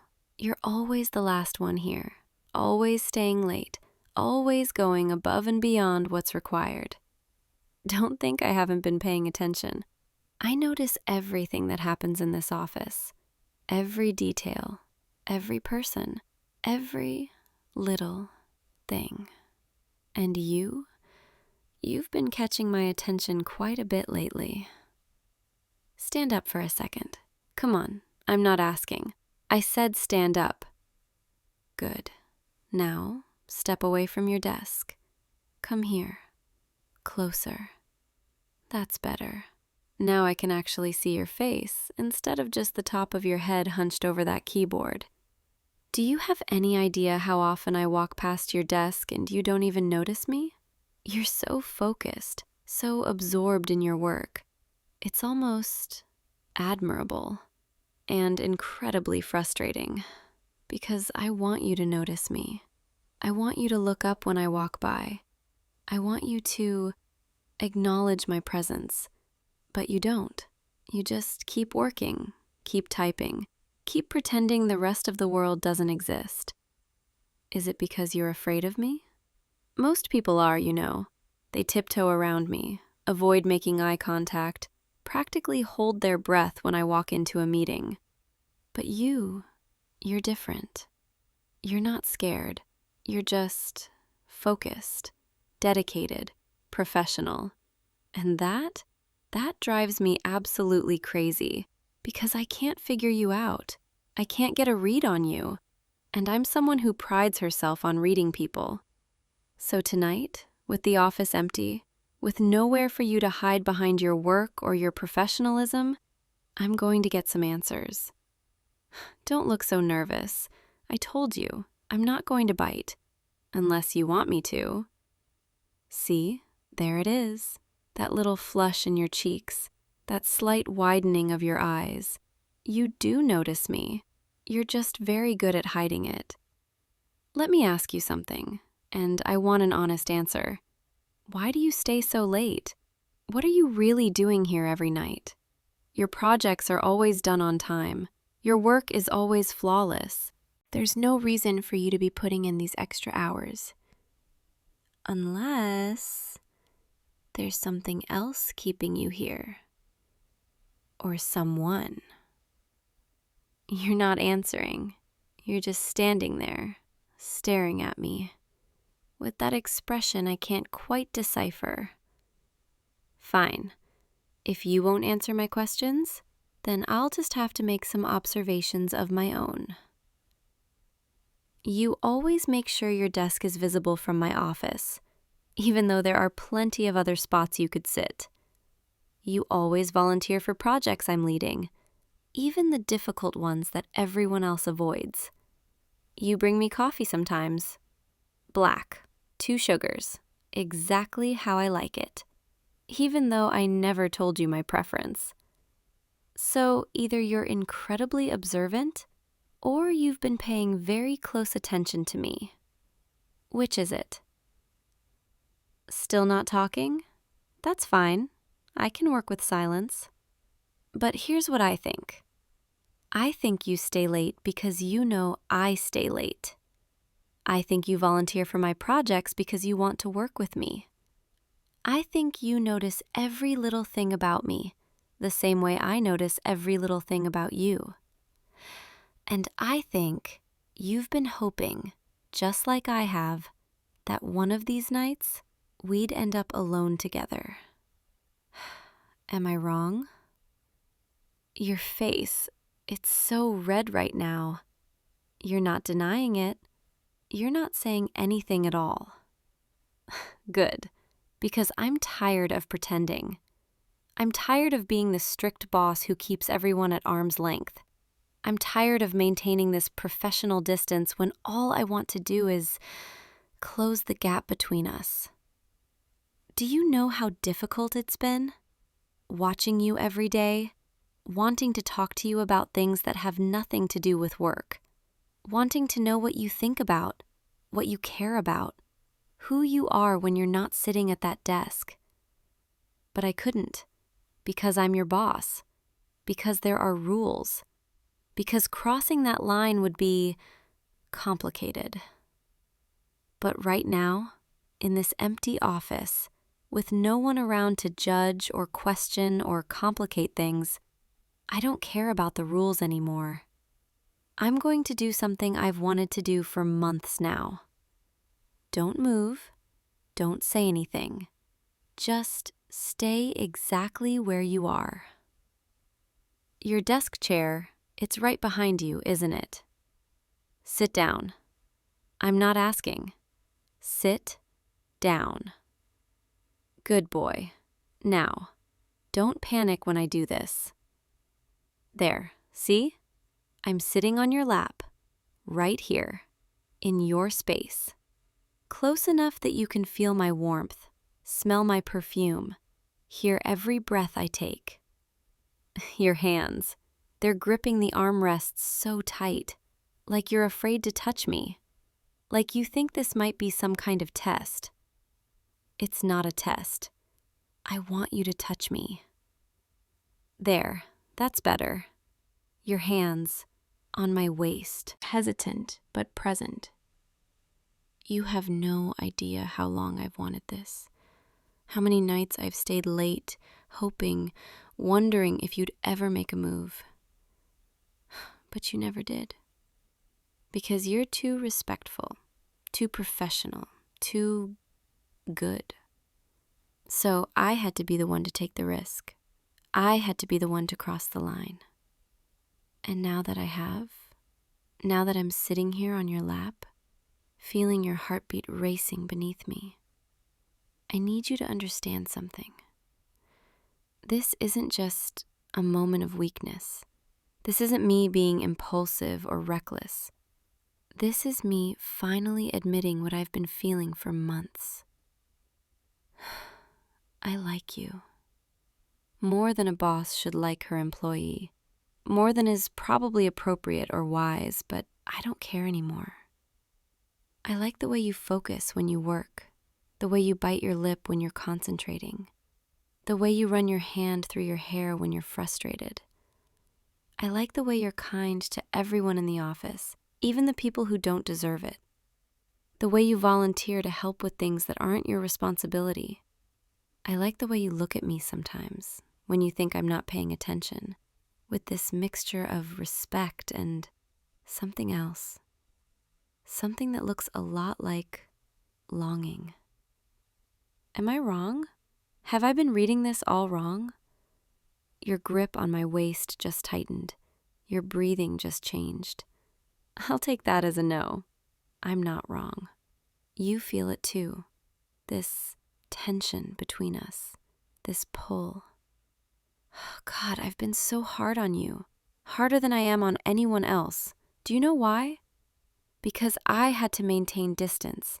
I had to create a barrier between us. Because if I didn't, if I let myself be soft with you, I would have crossed this line months ago. Every time I criticized your work, I was really just looking for an excuse to talk to you, to be near you. Every time I asked you to stay late to help with something, I was really just hoping we'd have a moment alone together. Every time I walked past your desk, I was really just hoping you'd look up and see me. And tonight, when I saw your light still on, I couldn't help myself anymore. I had to come see you, had to talk to you, had to finally be honest. So here I am, sitting on your lap, confessing feelings I probably shouldn't have, and you're still not saying anything. You're just holding me, looking at me with those eyes that I've been trying so hard not to get lost in. Say something, please, anything. Tell me I'm not crazy. Tell me you feel this too, or tell me to get off your lap and pretend this never happened. Either way, I need to know. You're pulling me closer. Your hands, they're more confident now, more sure. And you're looking at me like you've been waiting for this moment as long as I have. Thank God. Because I don't think I could have handled rejection right now. I don't think I could have walked back into my office and pretended everything was normal. Not after finally admitting how I feel. Not after sitting here on your lap, feeling this connection that's been building between us for so long. You're asking if I'm sure about this, if I've thought about what this means. I've thought about nothing else for months. I've thought about every possible complication, every reason why this is a bad idea, every way this could go wrong. And you know what I decided? I don't care. I don't care about the office politics or the gossip or the potential complications. I care about you, about this, about us. And I know this is fast. I know we haven't even been on a proper date. I know we should probably take things slow and be careful. But I've been careful my whole life. I've been calculated and strategic and professional, and it's exhausting. With you, I don't want to be careful. I don't want to overthink everything. I just want to be with you, however that looks. So tell me, what do you want? Do you want to keep things professional? Pretend this never happened? Go back to being just your boss? Or do you want to see where this goes? See what we could be together? You're saying you want this. You want me. You've wanted me since your third week here? Your third week? And you never said anything? God, we've wasted so much time. But we're not wasting anymore. Not tonight. Not ever again. From now on, when I walk past your desk, you better look up. You better acknowledge me. From now on, when we're working late together. No more pretending we just happen to be here at the same time. From now on, you're mine, and I'm yours. Does that scare you? The possessiveness in my voice? The certainty? Good. You should be a little scared, because I'm not the type of person who does things halfway. When I commit to something, to someone, I'm all in. and I'm committing to you right now. I know we'll have to be careful at the office. We can't exactly announce this to everyone. Not yet. Maybe not ever, depending on company policy. But outside these walls, you're going to be mine completely. No more hiding. No more pretending we're just colleagues. You're going to take me on dates. Real dates. Not late-night work sessions disguised as something more. You're going to hold my hand in public, kiss me goodnight, call me just to hear my voice. And in return, I'm going to take care of you, support you, be the person you can rely on when things get hard. I'm going to be your girlfriend, your partner, your everything, if you'll let me. You're nodding. Your hands are pulling me even closer. Your face is so close to mine now. I can feel your breath on my lips. You have no idea how long I've wanted to kiss you. Every time we've been alone in my office, going over reports, sitting across from each other at that conference table, I've imagined leaning across that space and just kissing you. But I couldn't, because that would have been crossing a line I wasn't sure we were both ready to cross. But now we're here, and I'm on your lap, and you're holding me like you never want to let go. So, can I kiss you? You don't have to ask me twice. Come here. That was... I knew it would be good, but I didn't expect it to feel like everything just clicked into place. Like this is exactly where we're both supposed to be. Your hands, they're trembling slightly. Are you nervous? Don't be. It's just me. The same person who's been watching you, wanting you for months now. The only difference is, now you know. Now we both know. And we don't have to hide anymore. At least, not when we're alone like this. God, I could stay here all night, just sitting on your lap, feeling your warmth, your presence. But I suppose we should probably leave at some point, before the cleaning crew shows up and gets an eyeful of the boss sitting on her employee's lap. Though part of me doesn't even care. Let them see. Let them gossip. I'm tired of hiding how I feel about you. But I know we have to be smart about this, at least at work. We can't give anyone a reason to question your position here or think you're getting special treatment, even though you absolutely are going to get special treatment now. Just not in ways anyone else will notice. I'll still be strict with you in meetings. I'll still critique your work when it needs improvement. But when we're alone, I'm going to be so soft with you, so affectionate, so completely different from the boss everyone else sees. Because that's what you do to me. You bring out this side of me that I don't show anyone else. You make me want to be softer, gentler, more open. And that's terrifying and wonderful at the same time. So, what do you say we get out of here? Go somewhere more comfortable? My place isn't far. We could talk more, get to know each other outside of work.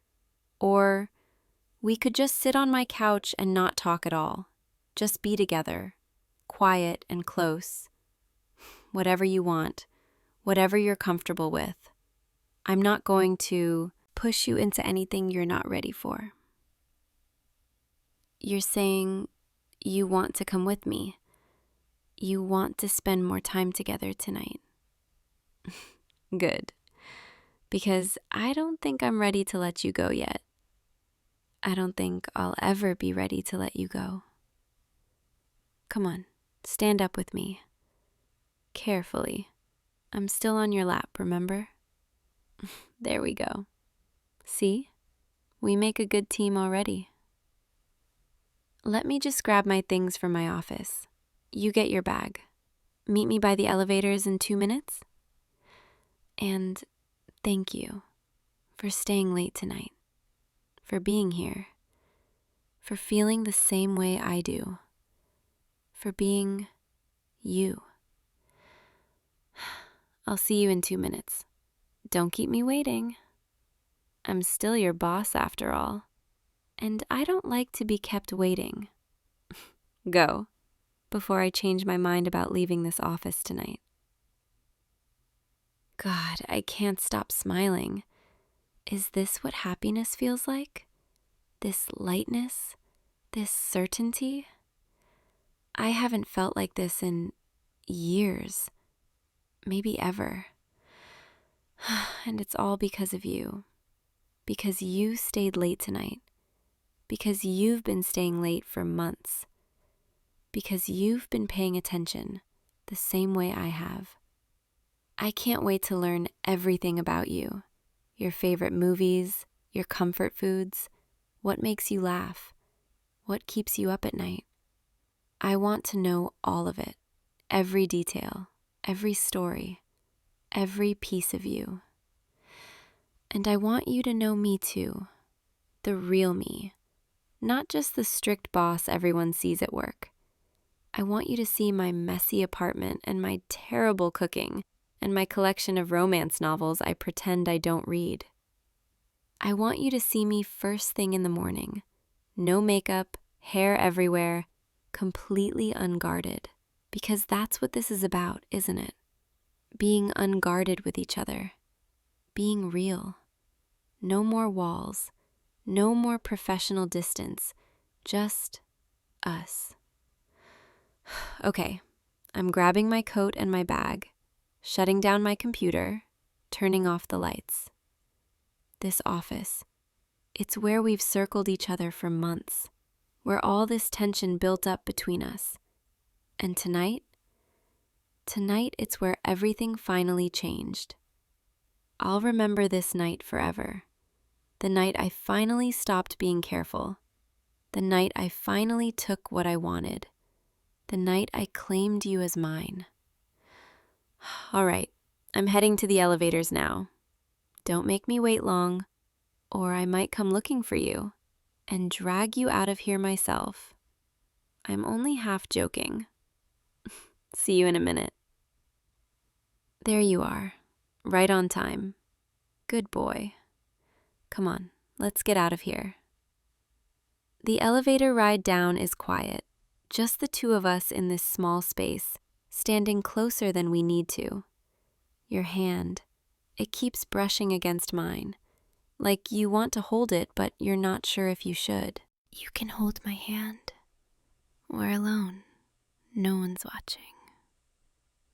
There, see? Your hand in mine. It feels right, doesn't it? Like our fingers were meant to interlock, just like this. I could get used to this. Holding your hand, having you close, being able to touch you without worrying about who might see. Outside the office, you're mine, completely, and I'm yours. The elevator doors are opening. The lobby is empty except for the security guard at the front desk. He nods at us as we walk past, probably wondering why the boss and her employee are leaving together so late. Let him wonder. I don't care. My car is just over here, in the executive parking. One of the few perks of being in charge. Though I have to say, sitting on your lap tonight was a much better perk than reserved parking. Your face is red again. You're so easy to fluster. I love that about you. Get in. I'll drive us to my place. It's only about 15 minutes from here. And then we can finally relax. Really relax. Without worrying about who might walk in or what people might think. Just you and me, in my space, safe and private. I can't wait. The drive is quiet, comfortable. Your hand rests on the center console, and I reach over to hold it again, because I can, because you're here with me, because everything has changed. The city lights are blurring past us. It's almost midnight now, The streets are quieter, calmer. Everything feels surreal, like I'm in a dream I don't want to wake up from. Are you nervous about coming to my place? Don't be. I'm not expecting anything. I want more time with you, more conversation, more closeness. We can watch a movie, make tea, sit on the couch and talk until we're too tired to keep our eyes open.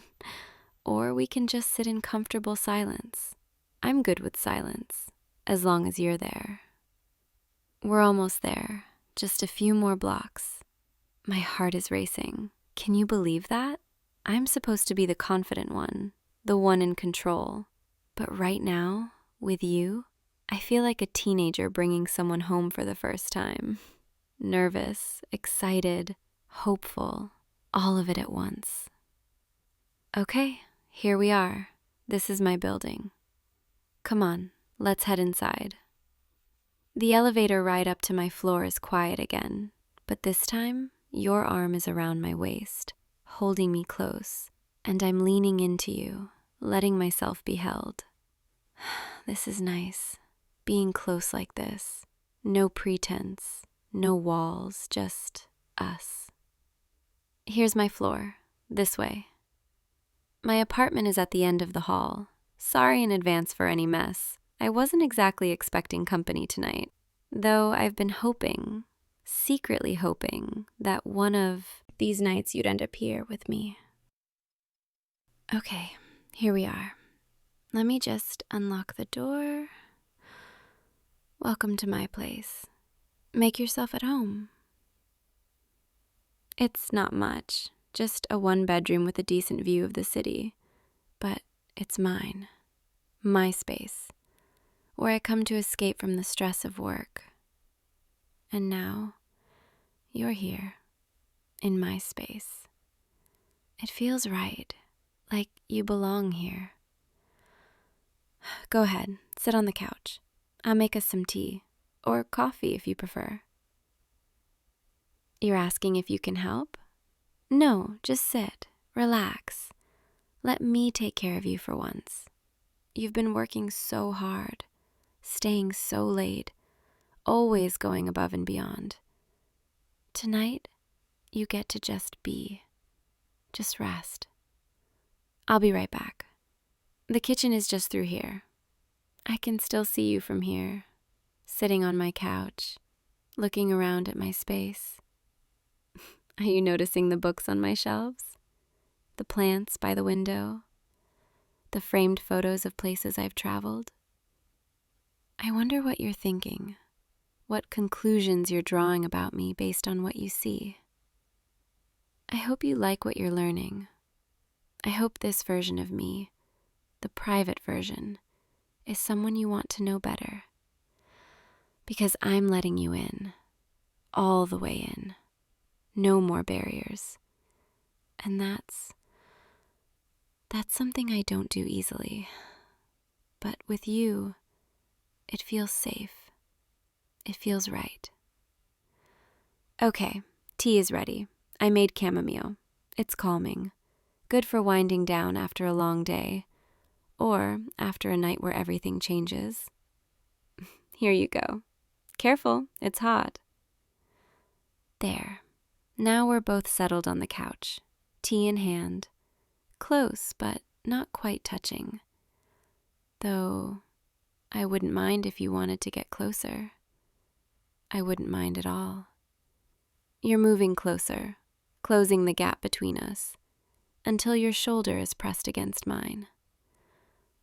Perfect. This is perfect. We should probably talk, shouldn't we? About what happens next, about how we navigate this at work. But honestly, right now I don't want to think about work. I don't want to think about complications or logistics. I just want to sit here with you, drink tea, feel your warmth beside me. Is that okay? Can we just be for a little while? You're saying yes. You're settling into the couch. Into me. Good, because this is what I've been craving. Not just the kissing or the physical closeness, but this, the quiet intimacy, the comfortable silence, the sense that I don't have to perform or be anything other than myself. With you, I can just be. And that's everything. My eyes are getting heavy. It's been such a long day, such an emotional night. But I don't want to fall asleep yet. I don't want this night to end. Because tomorrow, everything will be different. We'll have to figure out how to be together at work without anyone suspecting. We'll have to navigate this new territory carefully. But tonight we can just be two people who finally admitted how they feel. No complications, no worries, just us. You're asking if you can stay a while longer. Of course you can. Stay as long as you want. Stay all night if you want. I have a guest room if you need it. Or you can stay here on the couch with me. I promise I'll behave. Mostly. I'm kidding. I like having you here. I like knowing you're close. It makes me feel safe, content, happy. Your arm is around me now, pulling me closer until my head is resting on your shoulder. This is nice. Really nice. I could fall asleep like this, right here, with you. But I should probably let you go home at some point.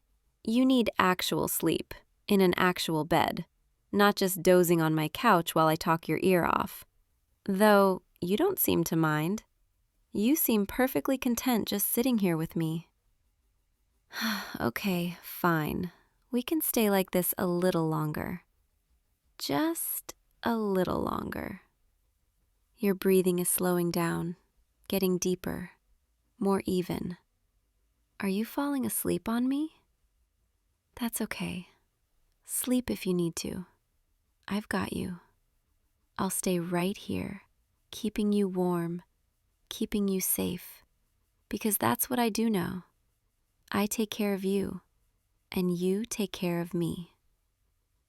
Thank you for tonight, for staying late, for taking this chance with me, for being exactly who you are. I'll see you tomorrow, at the office, where we'll have to pretend none of this happened, where I'll have to be your strict boss again, professional and distant. But we'll both know the truth. We'll both know what we are to each other now. And when we're alone, I'll be yours, completely. Sweet dreams, my love. I can't wait to see you tomorrow, and the day after that, and every day after. Good night. Sleep well.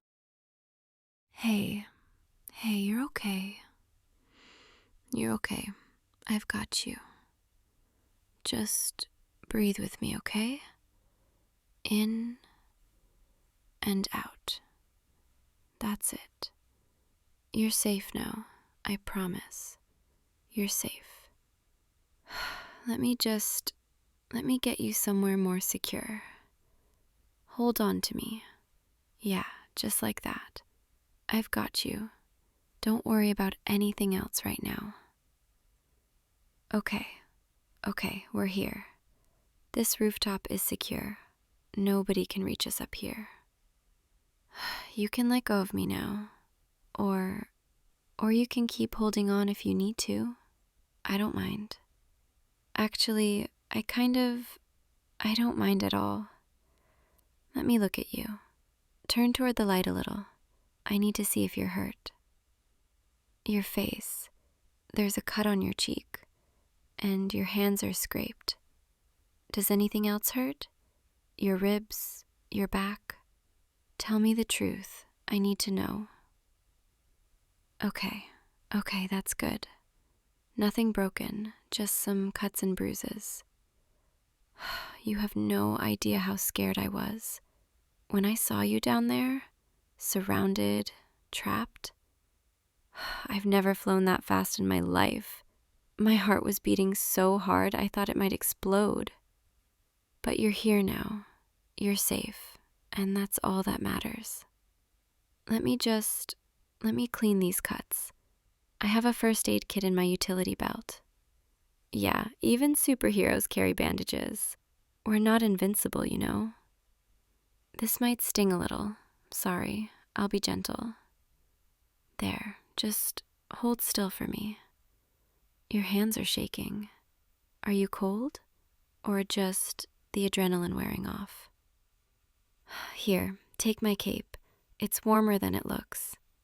I know it sounds silly, a cape, but it actually serves a purpose. Keeps you warm at high altitudes. And right now, it's keeping you warm, so that's all I care about. You're probably wondering why I brought you up here, why I didn't just take you to a hospital or back to street level. The truth is, I need to talk to you, and I needed us to be somewhere private, somewhere nobody could interrupt. Because this wasn't just a random rescue. I mean, it was a rescue, obviously. You were in real danger, but it wasn't random. I knew you were there. I knew you were in trouble because I've been watching over you. Not in a creepy way. I mean, okay, maybe it sounds a little creepy when I say it like that, but I promise it's not what you think. I've been protecting you for months now, making sure you get home safe at night, watching the streets you walk, keeping an eye out for trouble before it finds you. And tonight when I sensed something was wrong, when I saw those people surrounding you in that alley, I've never been so terrified in my entire life. I've fought supervillains, stopped bank robberies, saved people from burning buildings, but none of that has ever scared me the way seeing you in danger did. And I realized I couldn't keep pretending anymore. Pretending that you're just another citizen I'm protecting, just another person on my patrol route. Because you're not. You're not just anyone. You're everything. God, listen to me. I sound like such a mess. Some hero, right? Can't even get through a simple confession without my hands shaking. But I guess that's what you do to me. You make me feel human again. After spending so much time being this symbol, this untouchable figure in a mask, you make me remember what it's like to just feel something real. I should probably back up, explain how this all started. Do you remember about 6 months ago, that night when someone tried to mug you outside the convenience store, and a car alarm went off, and the guy ran away before he could take anything? That wasn't a coincidence. That was me. I set off that alarm, scared him away, made sure you got home safe. And before that, there was the night you almost got hit by that car running a red light. Someone pulled you back onto the sidewalk just in time. You probably thought it was the person standing next to you. That was me too, moving faster than your eyes could track, making sure you didn't step into traffic. I've been there, in the shadows, watching, protecting. And at first I told myself it was just part of the job, that I watch over lots of people, that this wasn't any different. But then I started looking forward to seeing you. I'd finish patrol on the other side of the city and find myself flying over to your neighborhood, just to check, just to make sure you were okay.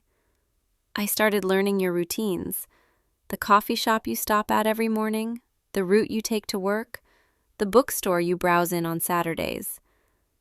And I told myself it was strategic, that knowing your schedule helped me protect you better. But deep down, I knew the truth. I was falling for you, and I didn't know how to stop it. didn't know if I even wanted to. I remember the first time I actually heard your voice up close.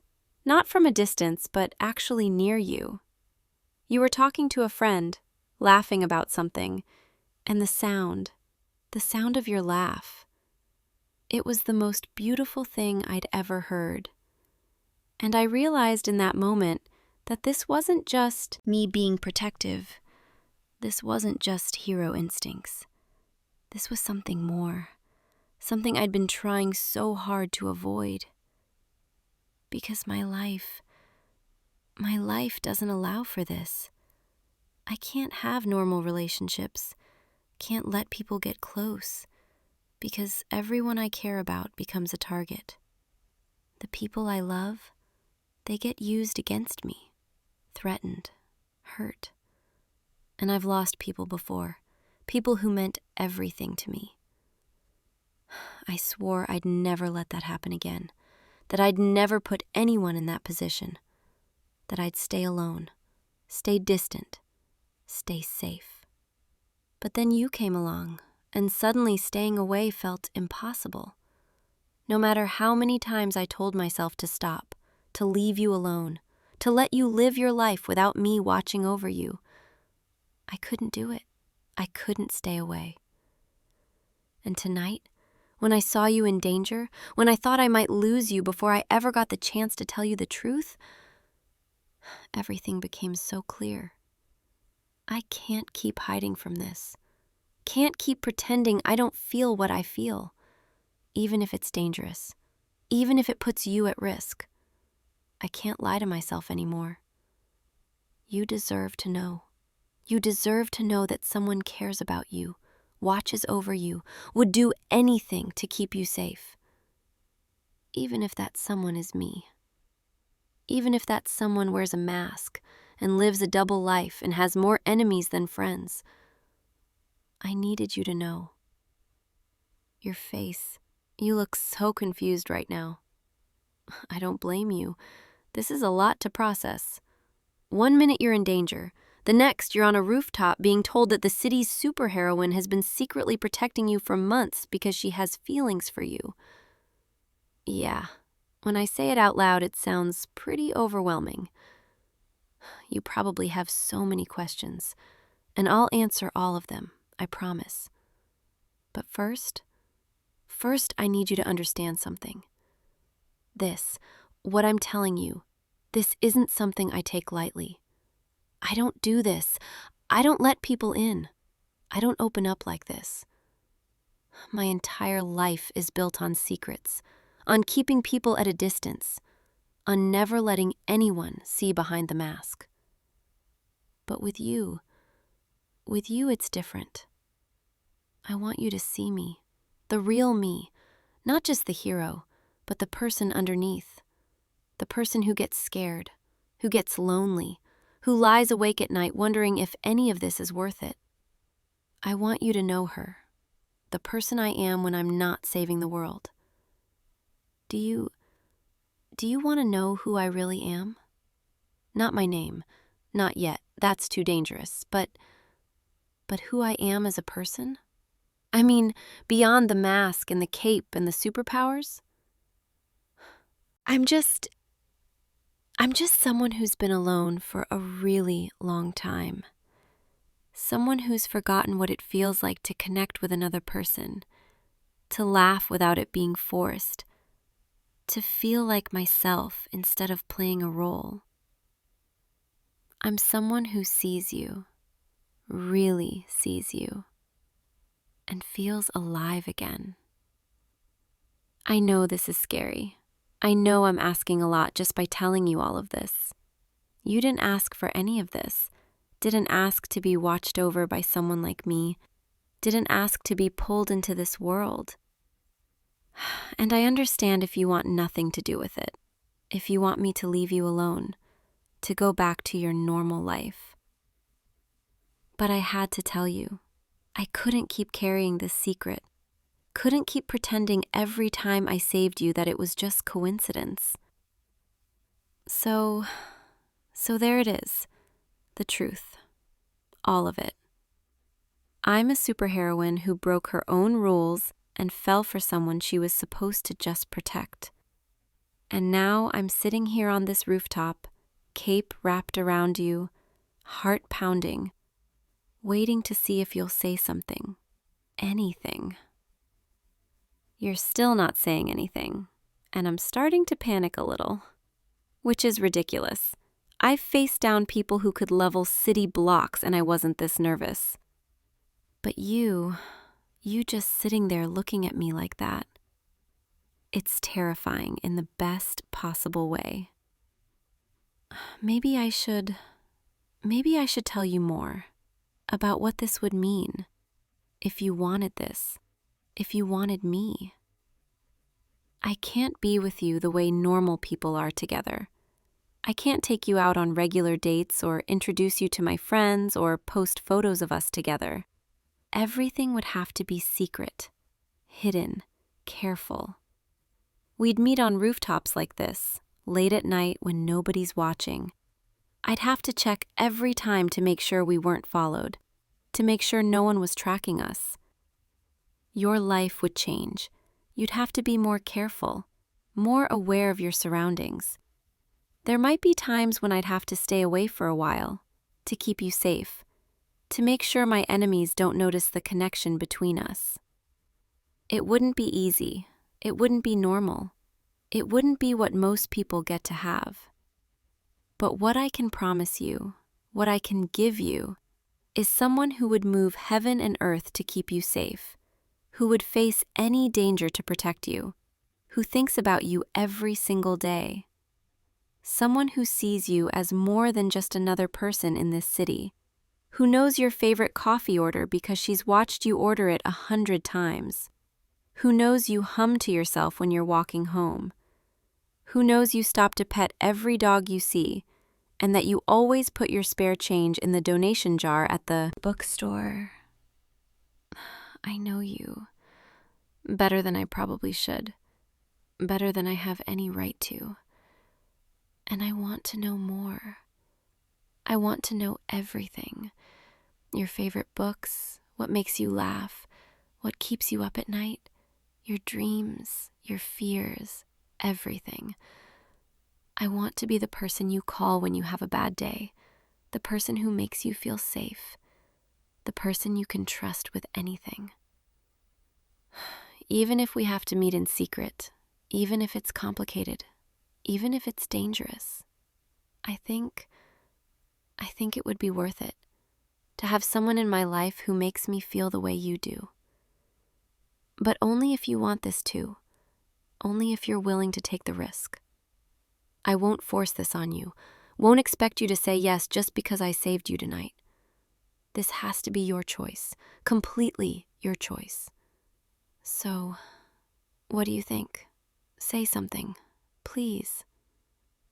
You're smiling. Why are you smiling? Is that a good smile? Or are you smiling because you think this whole situation is absurd? Because honestly, it kind of is absurd in the best possible way. Wait, you're saying you've noticed me too? That you felt like someone was watching over you, protecting you, and you thought maybe you were imagining it, but you weren't imagining it. It was me. All along it was me. And you're not scared? You're not freaked out by all of this? You're telling me you feel safer knowing I've been there, that you're glad it was me, and that you've been curious about me too? You've seen me flying past, seen me on the news, and wondered what it would be like to talk to me, to know me. Well, here I am, talking to you, opening up to you in ways I've never done with anyone. You're asking if this means we're together now. I don't know. I mean, I want us to be, but I don't want to assume. What do you want? Because what I want more than anything, is to be yours, to be the person you trust, the person you care about, the person who gets to hold you like this and know that you're safe. If you'll have me, If you're willing to try this, to give us a chance despite how complicated it is, then yes, we're together. You're mine and I'm yours, and I'll do everything in my power to keep you safe. And I know that's a lot of responsibility for you, being with someone like me, but I promise I'll make it worth it. I'll be the best girlfriend a secret superhero can be, which admittedly is a pretty specific category, but still. I'll show up when you Need me. I'll protect you. I'll care about you in ways that make you feel cherished. And maybe we can figure this out together. Build something real, even with all the secrets and the danger and the late night rooftop meetings. I think we can make this work if we're both willing to try. You're nodding. You're saying yes. Oh my God, you're actually saying yes. Come here, closer. I want to hold you properly, without the panic of thinking I was about to lose you. Just like this, with you here, safe in my arms. This feels right. Like all the months of watching from a distance were leading to this moment. I'm going to take such good care of you, I promise. But we need to talk about safety, about how to keep you protected now that we're doing this. My enemies, if they find out about you, they'll try to use you to get to me. So we need to be smart, need to have a plan. First, I'm going to teach you some basic self-defense. Nothing extreme, just enough so you can get away if something happens. Second, I'm giving you this. It's a small device, a panic button. If you're ever in danger and I'm not already there, press it and I'll come. No matter where I am, no matter what I'm doing. Third, we establish a signal, a way for you to let me know you're thinking of me, that you want to see me. Something simple, like leaving your bedroom window open a crack, or a specific light turned on. I know it sounds like spy movie stuff, but it's necessary. It keeps us both safe. And fourth, and this is the most important one, you have to trust me completely. If I tell you to do something in a dangerous situation, if I tell you to run or hide or stay put, you have to trust that I know what I'm doing, that I'm trying to protect you. Can you do that? Can you trust me with your safety? You're saying yes. You're saying you already trust me. That means more to me than you know. Trust is everything to me. It's the foundation of all of this. And I trust you too.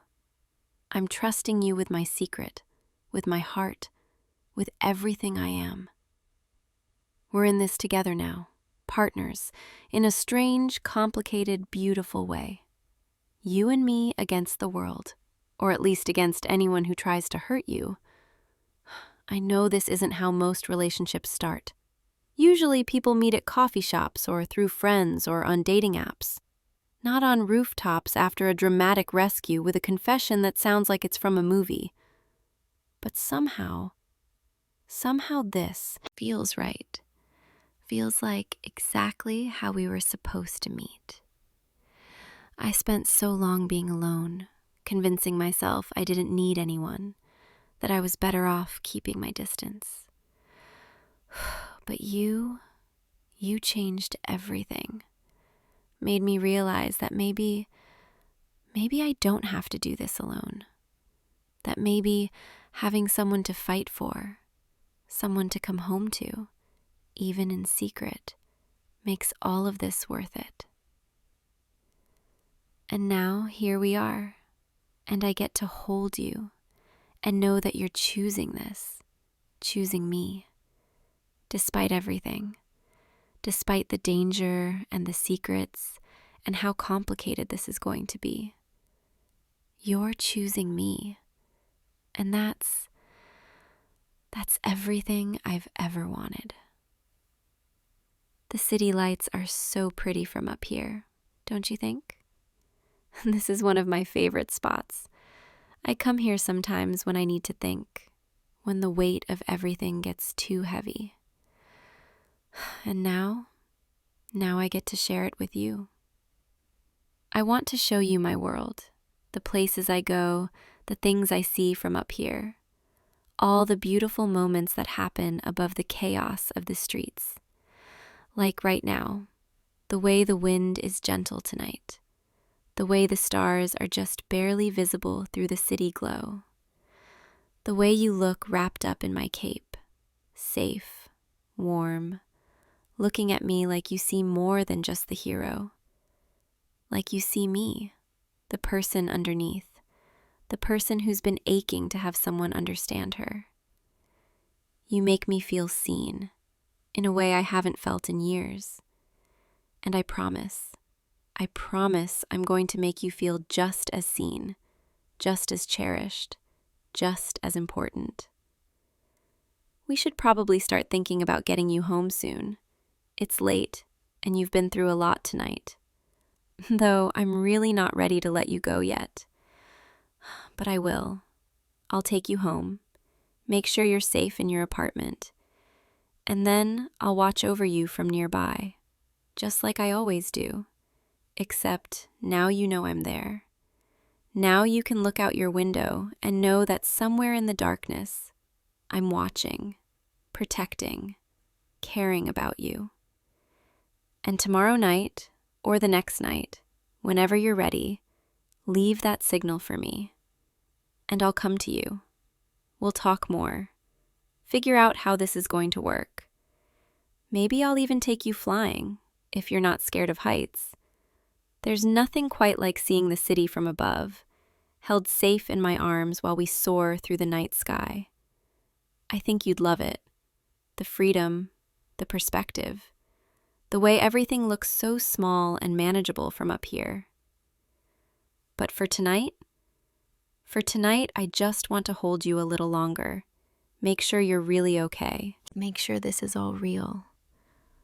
That I actually told you the truth and you actually said yes and we're actually doing this.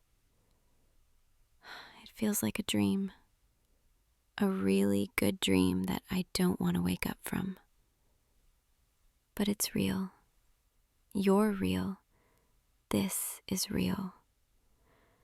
And I'm going to protect this, protect us with everything I have. No one is going to hurt you. Not while I'm around. Not while there's breath in my body. You're precious to me. More precious than you probably realize. And I take care of what's precious to me. I keep it safe. Keep it close. So that's what I'm going to do. Keep you safe. Keep you close. In whatever way I can.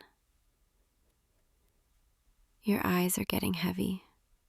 The adrenaline is wearing off and exhaustion is setting in.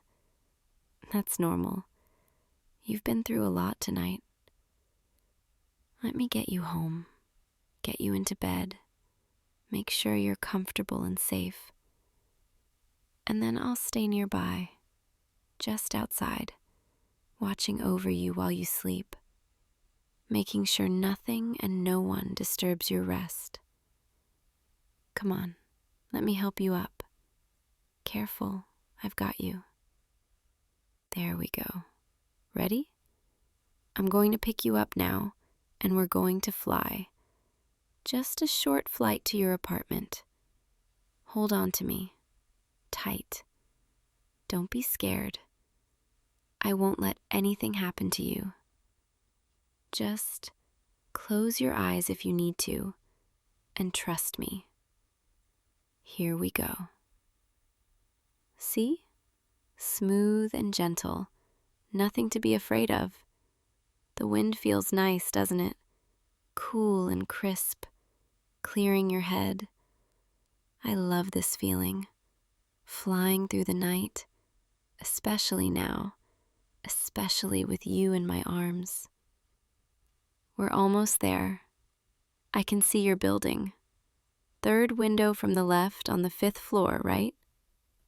Told you I've been paying attention. Okay, nice and easy.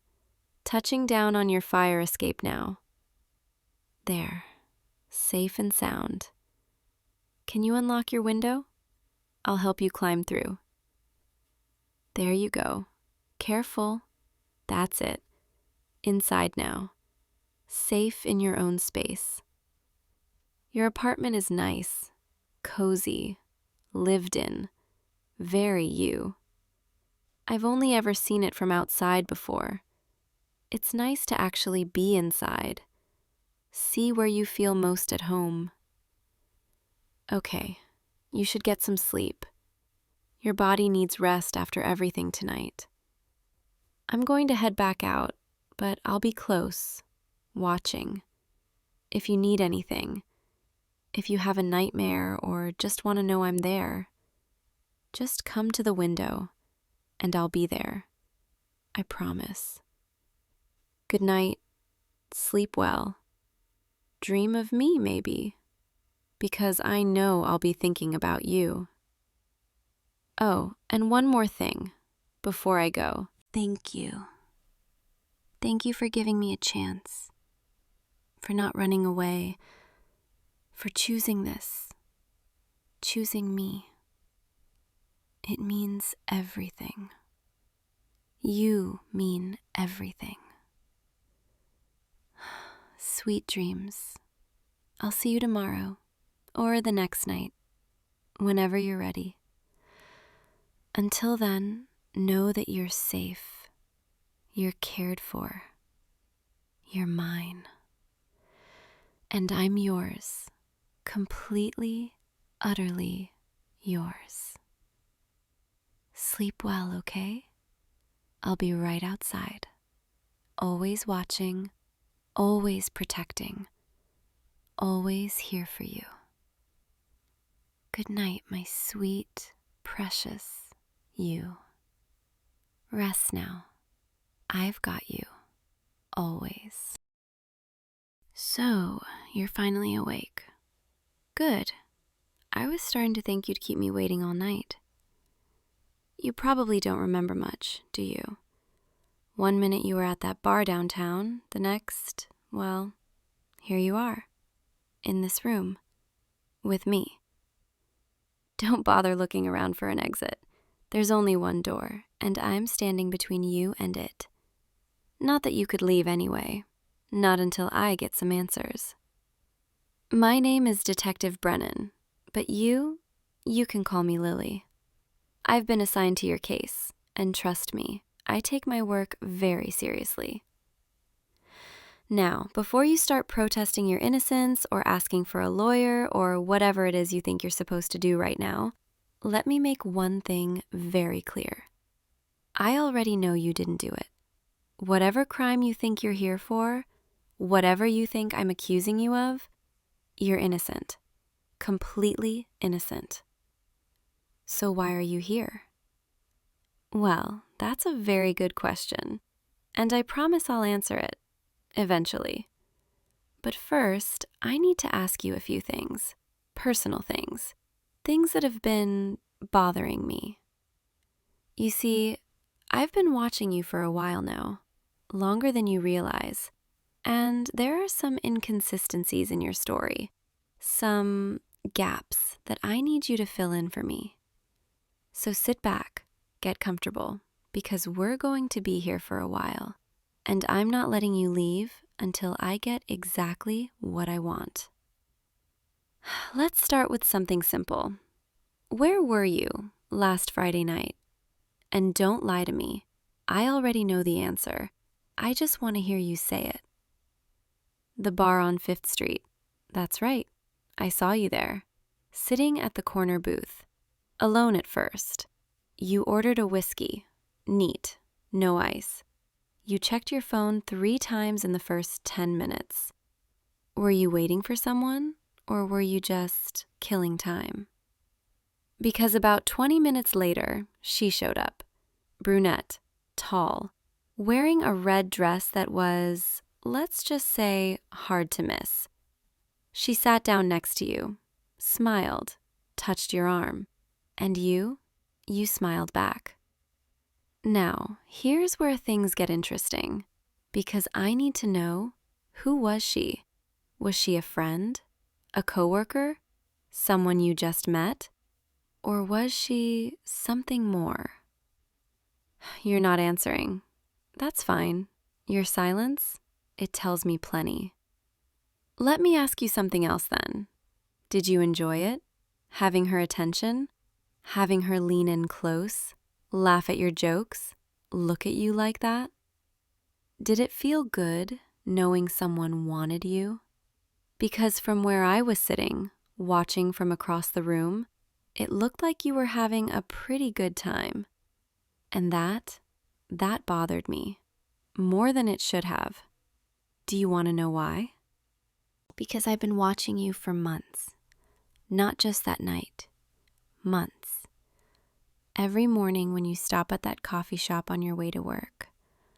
Every evening when you take the same route home. Every weekend when you go to the bookstore and spend an hour browsing the mystery section. I know your routine better than you do. I know you take your coffee black. I know you bite your thumbnail when you're thinking. I know you always check over your shoulder when you're walking alone at night, like you sense someone's there. And you're right. Someone is there. Me. I've been following you, watching you, learning everything about you. Not because it's part of some case, not because I have to, because I wanted to, because I couldn't help myself. And then, last Friday, I saw you with her, and something inside me just snapped. I realized I couldn't keep doing this, couldn't keep watching from a distance, couldn't keep pretending I didn't care.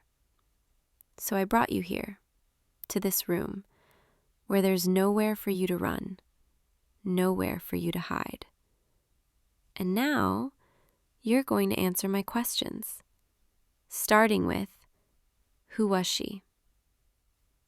Still not talking? That's okay. I can be very patient. But you should know, I always get what I want, eventually.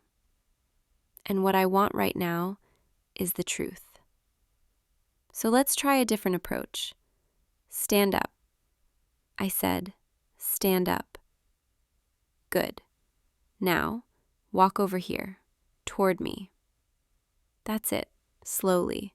Don't make any sudden moves. Closer. A little closer. Perfect. Now, you're right where I want you. You know, you look nervous.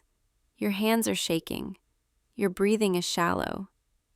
Are you scared of me? Or is it something else? I think it's something else.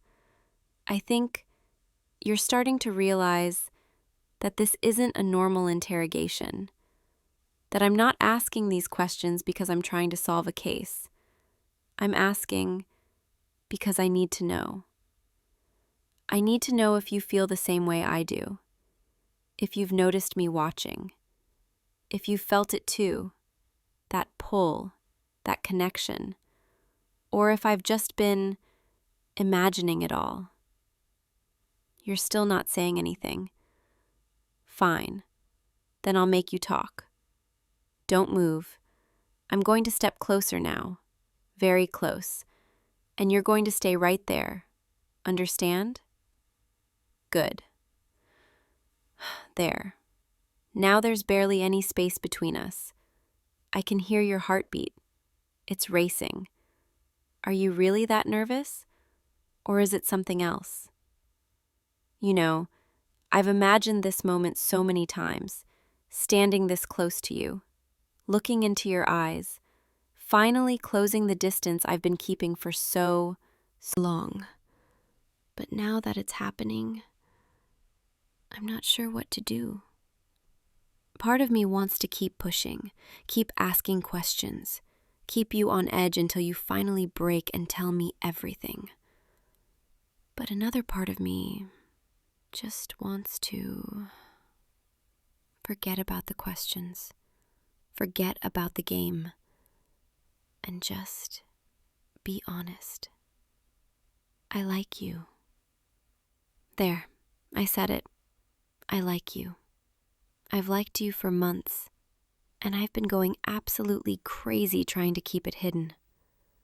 Every time I saw you, every time I followed you, every time I watched you from across the room, I wanted to walk up to you, talk to you, tell you the truth.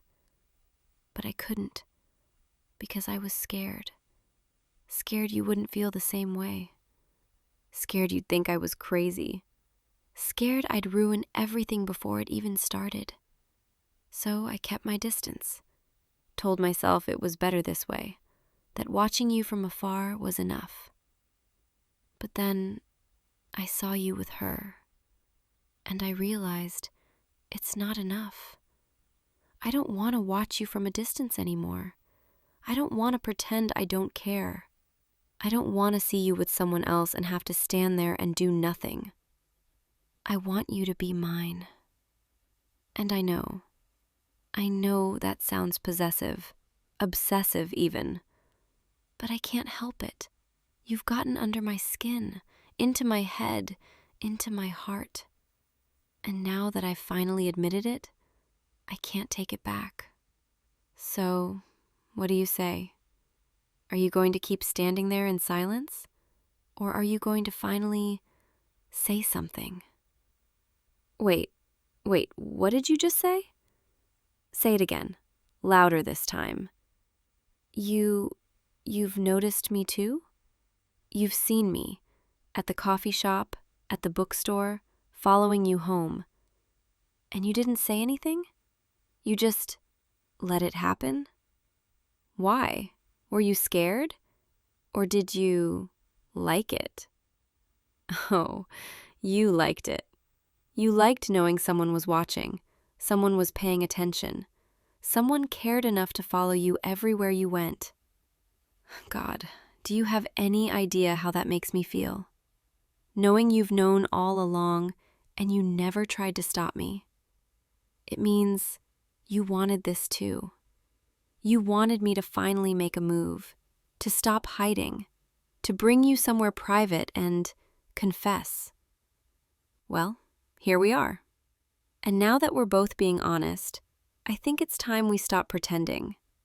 I'm going to ask you one more question, and this time, I need you to answer, out loud, so there's no misunderstanding. Do you want this? Do you want me? You're nodding, but I need to hear you say it. Say it. Yes, there it is. God, you have no idea how long I've been waiting to hear that. Come here. Closer. I'm going to touch you now. Just your hand. Is that okay? Good. Your hand, it's warm. I've imagined this so many times, but it's so much better than I thought it would be. You're real. You're here. And you want me too. I don't want to let go. In fact, I don't think I'm going to. You're stuck with me now. I hope you know that. Now that I finally have you, I'm not letting anyone else get close. Not that girl from the bar, not anyone. You're mine. And I'm yours. Is that okay? You're squeezing my hand. I'll take that as a yes. Good. Because I meant what I said earlier. I take my work very seriously. And you're my most important case.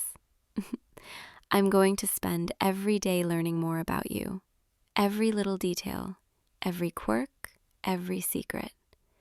And in return, I'll let you learn about me.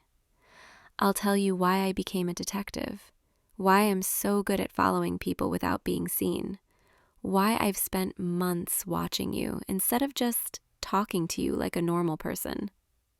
I'll tell you everything, but not tonight. Tonight, I just want to stay here with you, like this. The interrogation is over, but this, whatever this is between us, it's just beginning. You look tired. Come here, sit down. Let me... There. Better? Good. I'm going to stay right here beside you. And tomorrow we'll figure out what happens next. But for now, just close your eyes. I'm not going anywhere. I'll be right here, watching over you, just like always. Except now, you know I'm here. And you want me here. That changes everything. Sleep now. I'll see you in the morning. And every morning after that, because you're mine now, and I'm never letting you go. Good night, sweetheart. Sweet dreams. I'll be right here, keeping you safe, just like I always have. Sleep well. You know, I was so nervous bringing you here tonight. I didn't know if you'd understand, if you'd be angry, if you'd push me away. But you didn't. You stayed. You listened. You admitted you felt it too. That means more to me than you'll ever know. I've spent so long hiding, pretending, keeping my feelings, locked away. But with you, I don't have to hide anymore. I can just be myself. The girl who's been watching you, following you, obsessing over every little detail. I know it sounds crazy, and maybe it is, but you don't seem to mind. In fact, you seem to like it. You like knowing someone cares this much, someone who's willing to go this far just to be close to you. And honestly, I like that you like it, because it means I don't have to hold back anymore. I can be as possessive as I want, as protective as I want, as obsessed as I want, and you'll just let me. God, that's such a relief. I've been carrying this weight for so long, this secret, this fear that if anyone found out how I really felt, they'd think I was some kind of stalker. But you don't think that. You think it's cute. I don't know if that makes you brave or crazy. Probably both. But I'm not complaining. I'm just grateful. Grateful you gave me a chance. Grateful you feel the same way. Grateful you're here with me right now. I know I said the interrogation is over, but there's one more thing I need to know. That girl from the bar, who was she? I know I shouldn't care. I know it doesn't matter now, but I need to know. Please. A coworker. Just a coworker. And you weren't interested. You were just being polite. That's good to know. I feel kind of silly now, getting so worked up over nothing. But that's what you do to me. You make me irrational, jealous, possessive. I see you with someone else, even just talking, and I lose my mind. I know that's not healthy. I know I need to work on that. But at least now, I can tell you when I'm feeling that way, instead of just watching from across the room and seething in silence. You'll help me with that, right? You'll remind me that I don't have to worry, that you're mine, that you're not going anywhere. Yeah, I thought so. Thank you. You know, I never thought I'd actually get to do this. Sit here with you, hold your hand, hear you say you want me to. I thought I'd just keep watching forever. That eventually you'd meet someone else, fall in love, move away, and I'd just fade into the background, a shadow you'd never even know was there. But that's not what happened. You noticed me. You saw through my act. You figured out what I was doing. And instead of running away, you stayed. I don't know what I did to deserve that. But I'm not going to question it. I'm just going to be grateful. And I'm going to make sure you never regret giving me this chance. I'll be the best girlfriend you've ever had. Well, the only girlfriend you'll ever have from now on. Because, like I said, I'm not letting anyone else get close. You're mine now, and I protect what's mine. But I also take care of what's mine. So if you ever need anything, if you ever feel scared or sad or alone, you come to me. I'll always be here, watching, waiting, ready to step in and make everything better. That's what I do best, after all, taking care of you, even if you didn't know I was doing it. But now you do. And honestly, it's kind of nice not having to hide anymore. I can finally just stare at you as much as I want. And you can't even complain, because you like it. You like having my attention. Good, because you're going to have it all the time, whether you want it or not. Though, I have a feeling you'll always want it. You're falling asleep, aren't you? That's okay. I'll keep talking. Just let my voice carry you away.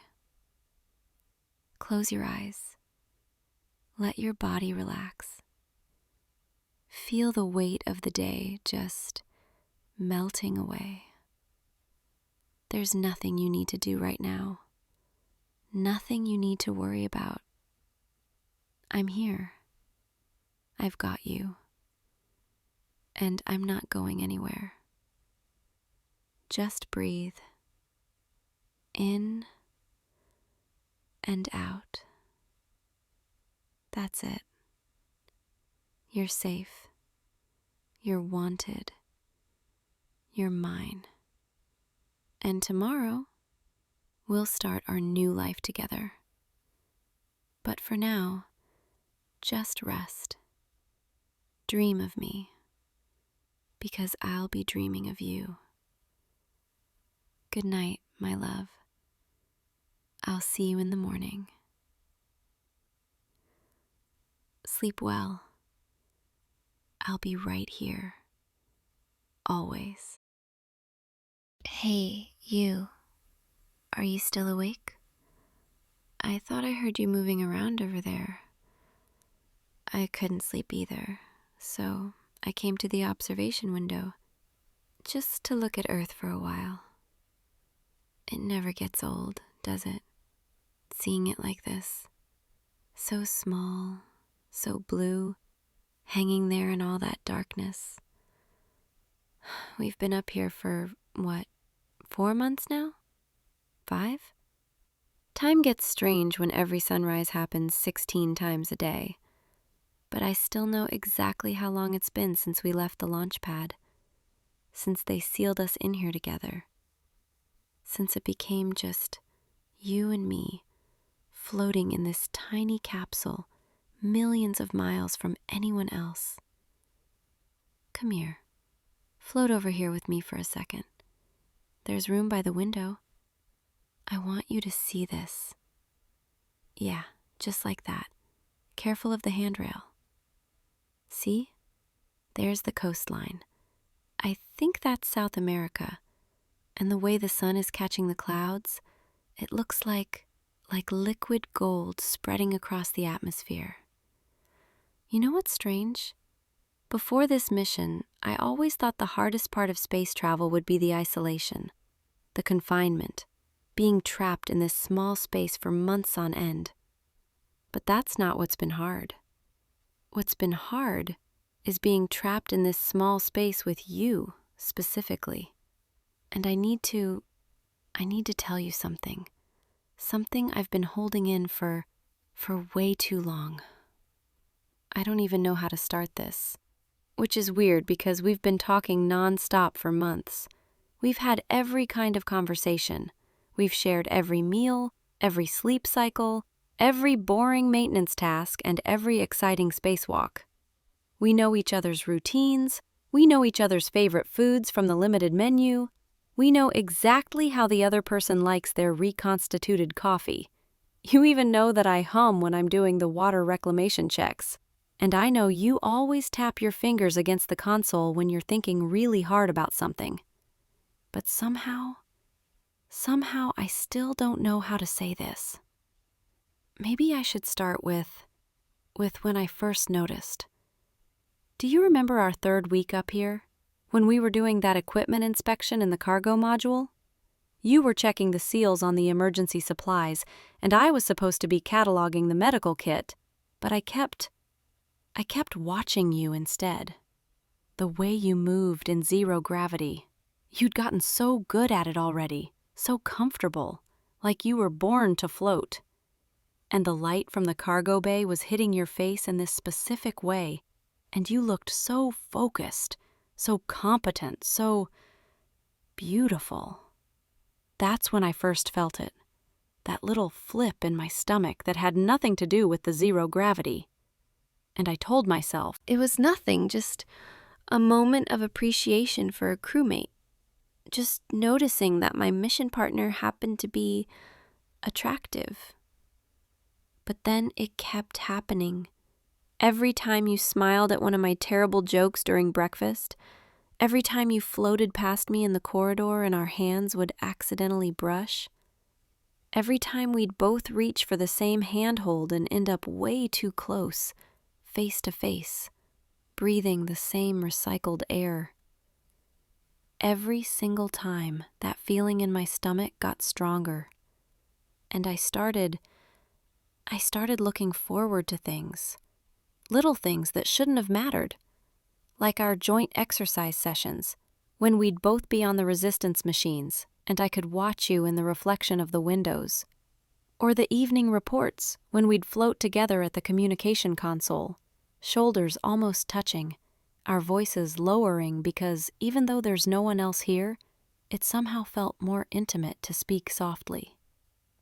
Or the sleep periods, when we'd say goodnight and close our sleeping compartments, and I'd lie there in the dark, knowing you were just a few feet away on the other side of that thin wall. And I'd wonder if you were thinking about me too. If you were lying there, staring at the ceiling, feeling the same confusing, wonderful, terrifying things I was feeling. I tried to fight it. I really did. I reminded myself why emotional attachments in space are dangerous, why the mission has to come first, why getting distracted by feelings could compromise our safety. I told myself it would pass, that it was just the isolation talking, that my brain was just latching on to the only other human being in my immediate vicinity. But it didn't pass. It got worse. No, not worse. Stronger. It got stronger. Every day I spent with you, every conversation, every shared meal, every moment of teamwork when we'd perfectly sync up on a task without even having to speak, it all just made me fall deeper. And I started noticing things I couldn't unnotice, like the way you always check on me first thing after you wake up, before you even check the systems. You float to my compartment and ask if I slept okay. Or how you always save the good freeze-dried desserts for me, the ones you know I like, even though I know they're your favorites too. Or the way you look at me sometimes, when you think I'm not paying attention, with this expression I can't quite read. Something soft and warm and maybe hopeful? And about 3 weeks ago, something changed. We were doing that emergency drill, the one where we practiced sealing off the compartments in case of a pressure leak. And you got stuck on the other side of the hatch from me, just for a few seconds, until we could reset the drill. But in those few seconds, When there was this barrier between us and I couldn't see you, I couldn't hear you except through the comms, I panicked. My heart started racing, my hands started shaking, and I realized in that moment, if something actually happened to you, if there was a real emergency and I lost you, I wouldn't just be losing my crewmate, my mission partner, my friend. I'd be losing the person I've fallen completely, stupidly, irrevocably in love with. There, I said it. I'm in love with you. I'm in love with you, and I have been for months, and it's been absolutely eating me alive keeping it inside. And I know this is probably the worst possible time to tell you. We're still 3 months away from returning to Earth. We still have so much mission-critical work to do. We can't afford to make things weird or complicated between us. But I also can't keep pretending anymore. I can't keep acting like you're just my colleague when every time I look at you, I feel like my heart is trying to escape through my rib cage. Earlier today, when we were both at the observation window watching that meteor shower, we were floating so close. Your hand was right there next to mine on the handrail. I could feel the warmth of you even through the glove. And you said something about how beautiful it was, how incredible it was to witness this together. And I almost told you then. I almost turned to you and just let it all out. But I got scared that it would change everything, scared that you didn't feel the same way, scared that I'd spend the next 3 months in this capsule with someone who now felt uncomfortable around me. So I smiled and nodded and said something generic about the wonders of space, and I hated myself for it. But then tonight, lying in my compartment, staring at the same ceiling I've been staring at for months, I realized something. The fear of making things awkward, the fear of rejection, the fear of complicating the mission. None of that is worse than the fear of never telling you, of getting back to Earth and going our separate ways and spending the rest of my life wondering, what if? What if I'd been brave enough to say something? What if you felt the same way? What if we could have had 3 more months together, not just as crewmates, but as something more? So here I am, at the observation window at stupid o'clock in the ship's night cycle, with Earth rotating slowly beneath us, finally telling you the truth. I'm in love with you. I'm in love with the way you float through the corridors, graceful and confident. I'm in love with the way you explain complex orbital mechanics like you're telling a story. I'm in love with your terrible sense of humor that somehow always makes me laugh anyway. I'm in love with the way you say my name, the way it sounds different when it's your voice saying it. I'm in love with how kind you are. Even after months in a confined space that would make most people irritable, you're still patient, still thoughtful, still considerate. I'm in love with how smart you are, how capable, how I've watched you solve problems that seemed impossible with this calm, methodical brilliance. I'm in love with the quiet moments when we're both working in the lab module, not talking, just existing in the same space together, and somehow that feels more intimate than any conversation. And I'm in love with you, the whole you, the person you are when you think no one's watching, when you float to the window alone and look at Earth with this expression of wonder, like you're seeing it for the first time. I know this is a lot. I know I'm dumping 4 months' worth of feelings on you all at once, And you don't have to say anything right now. You don't have to respond. You don't have to feel the same way. I needed you to know. I needed to be brave enough to tell you before we go back home, before we land and get debriefed and go back to our separate lives, before I lose my chance. So, that's it. That's what I've been holding in all this time.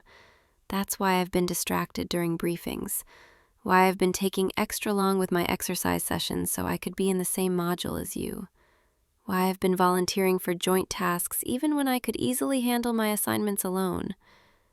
I just wanted to be near you, wanted every excuse to spend time with you, wanted to memorize every detail of these months together.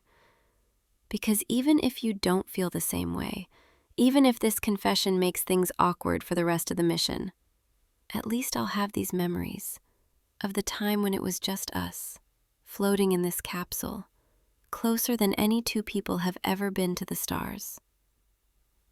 You're staring at me, and I can't tell what you're thinking, and it's terrifying. Are you going to say something?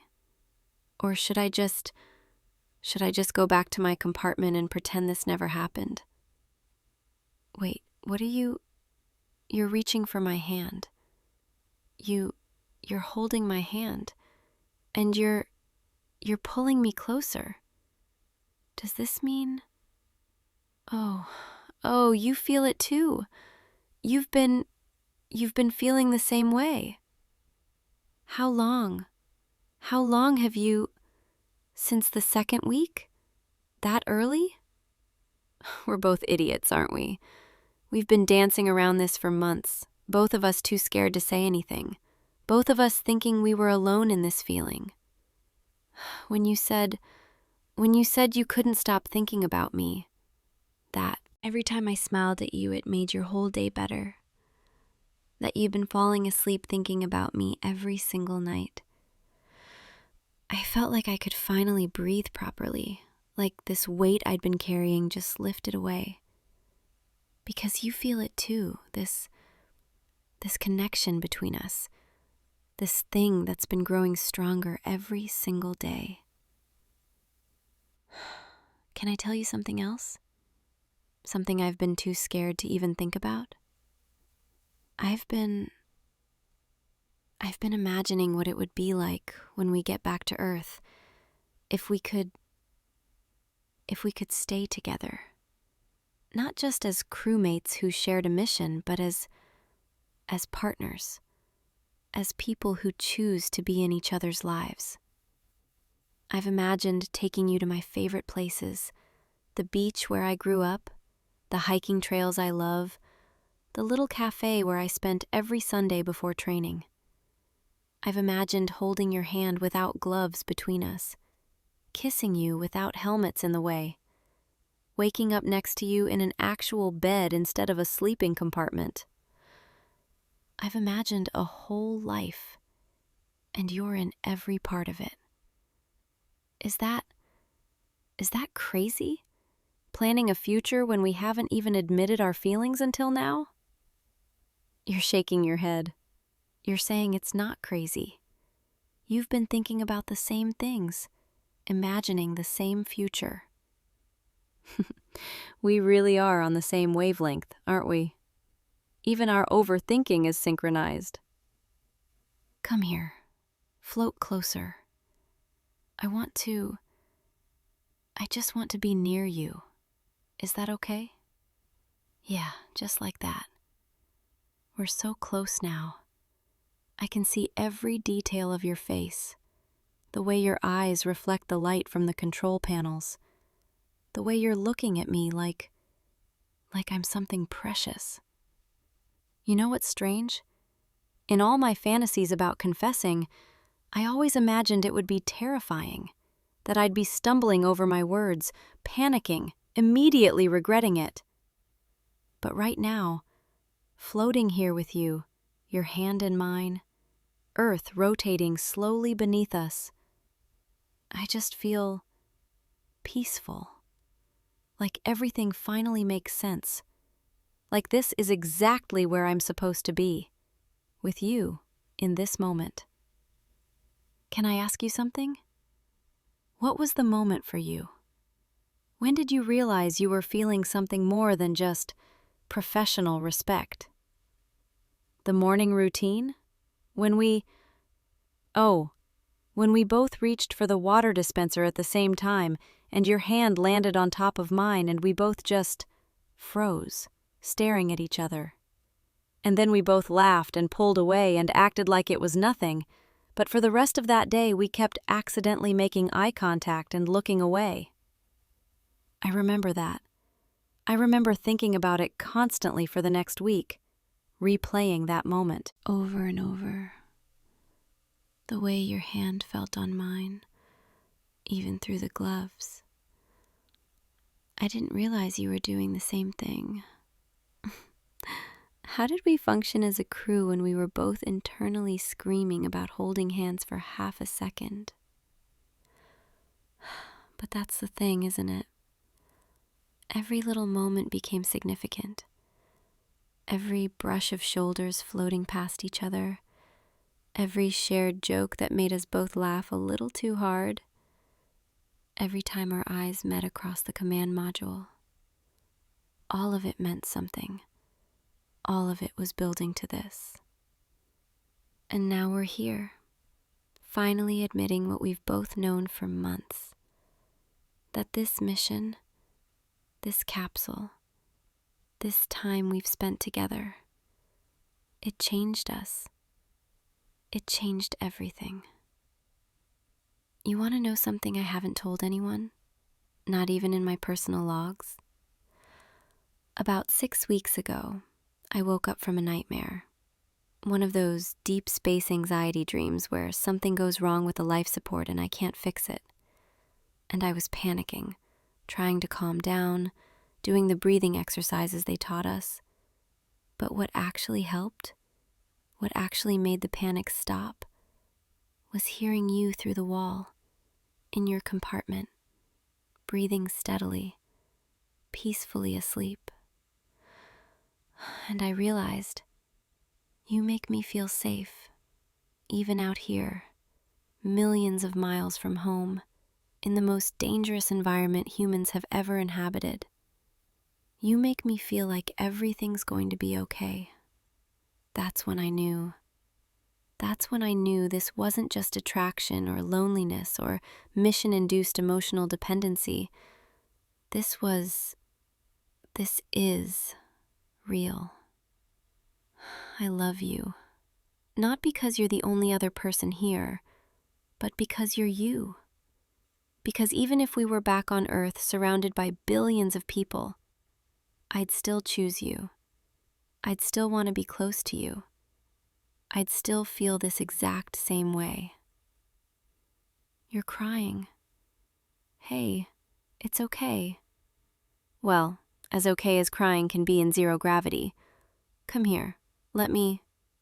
Yeah, I've got you. Let the tears float. We'll catch them later. Are these happy tears? You're nodding. Good. I'm glad. Because I feel like crying too. Not from sadness, just from relief, from joy, from finally being able to stop hiding how I feel. We have 3 more months up here, 3 more months of this mission together. But now we don't have to spend them pretending. We don't have to measure every word, second guess every glance. We can just be together. Is it okay if can I hold you? Like, properly hold you? Come here. This is perfect. Floating here, wrapped around each other, watching Earth spin below us. I can feel your heartbeat, even through both our uniforms. Can you feel mine? It's racing. Has been since the moment I saw you floating here at the window. Since I decided tonight was the night I'd finally be brave enough to tell you. You know what I'm most looking forward to? Now that we've Now that we've done this, all the little things, the daily things, saying good morning and actually meaning it as something more than a professional greeting, having our meals together and being able to stare at you without pretending I'm just spacing out, doing our maintenance tasks side by side and letting our hands touch without pulling away like we've been shocked, floating past you in the corridor and maybe stealing a quick kiss when there's no one around to see. Oh, wait, there's never anyone around to see. It's just us. That's going to take some getting used to. The fact that we can actually be affectionate without worrying about professionalism or mission protocols. I mean, we still have to be professional. We still have work to do. We can't spend all day floating around being romantic. But maybe some of the day? What do you think? How should we do this? Should we keep it quiet for now? Not tell mission control? Just let this be our secret for the next 3 months? Or should we report it? Follow proper protocols? You're right. We should probably keep it quiet, at least until we're home. Not because we're doing anything wrong, but because the psychological evaluation team would want to monitor us constantly, file reports, analyze every interaction. And this, what we have, it's private. It's ours. I don't want them dissecting it, turning it into data, treating our feelings like an interesting case study. So yeah, it'll be our secret. Just you and me, floating in this capsule, in love. In love. I can say that now. I can say I'm in love with you, and it's not just in my head anymore. It's real. It's spoken. It's between us. Do you know how many times I almost said it? How many times the words were right there, on the tip of my tongue? During that spacewalk 2 weeks ago, when we were outside the capsule together, tethered to the hull, working on the solar panel repair. And you said something about how small Earth looked, how fragile, how seeing it like that made you understand how precious everything is. I almost said it then. I almost told you that you were the most precious thing in my world, that looking at you made me understand what it meant to really see someone. But I chickened out, made some generic comment about perspective, and hated myself for it. Or that time in the lab module, when we were running those plant growth experiments, and you got so excited about the seedling finally sprouting. You were floating there with this huge smile, explaining the science with so much enthusiasm, and you looked so beautiful, so alive, so full of wonder. I wanted to kiss you right then, wanted to float over and just show you how I felt instead of trying to find words.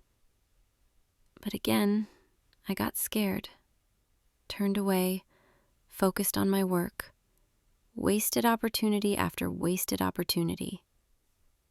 But not anymore. No more missed chances. No more hiding. From now on, when I want to tell you I love you, I will. When I want to hold your hand, I will. When I want to kiss you, can I? Can I kiss you? Is that okay? You're nodding. You're saying yes. Come closer, just a little bit. That was everything I imagined, and somehow still better. Your lips are so soft, even up here, even in this recycled air, even with everything. Can we do that again? Yeah? I could get used to this. Floating here, kissing you, with Earth as our backdrop, like we're in some impossible romantic dream. You know what's funny? All the training we did, all the simulations, all the preparation for every possible scenario, no one prepared us for this, for falling in love in space. They warned us about isolation, about the psychological challenges of long-term missions, about maintaining mental health in confinement. But they never mentioned what happens when confinement stops feeling like confinement, when it starts feeling like home, because the right person is there with you.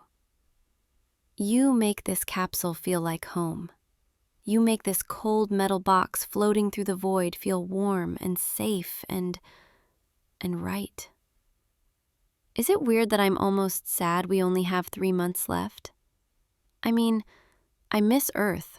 I miss gravity and fresh air and real food and being able to walk without floating. But I also love this, what we have here, this bubble where it's just us, no outside world, no distractions, no one else. Just you and me and the stars. But we'll figure it out, won't we? When we get back, we'll find a way to make this work planet-side, to keep this feeling, this closeness, because I'm not letting you go, not after finally having you. You're smiling. I can feel it against my shoulder. What are you thinking? You're thinking the same thing. You're already planning our first real date back on Earth. Dinner at that Italian place you love, the one with the outdoor seating and the view of the city. That sounds perfect. Absolutely perfect. And then we can go for a walk, hold hands without gloves, feel actual wind on our faces, breathe air that hasn't been recycled 1,000 times. And at the end of the night, I can kiss you goodnight properly, not in a space capsule, but on solid ground, under actual stars instead of being among them. But we have to get through the next 3 months first, and honestly, now that we've done this, now that we've admitted how we feel, I think these might be the best 3 months of my life. Every day, every shift, every task, I get to spend with you. Not as just my crewmate, but as my partner. Is that okay? Can I call you that? My partner? You like that. I can tell by the way you're holding me tighter. My partner, my love, mine. You're mine and I'm yours, and we're floating through space together. 2 people who found each other in the most impossible place. We should probably try to sleep soon. We have that systems diagnostic in, 6 hours? But I don't want to let go yet. I don't want to float back to my compartment and close the door and be separated from you. Can we just stay here a little longer? Just floating together, watching Earth, being close. Thank you for listening, for not running away, for feeling the same way. Thank you for being you, for being exactly who you are, for making these months bearable, for making them beautiful. I love you. I can say it now, as many times as I want. I love you. I love you.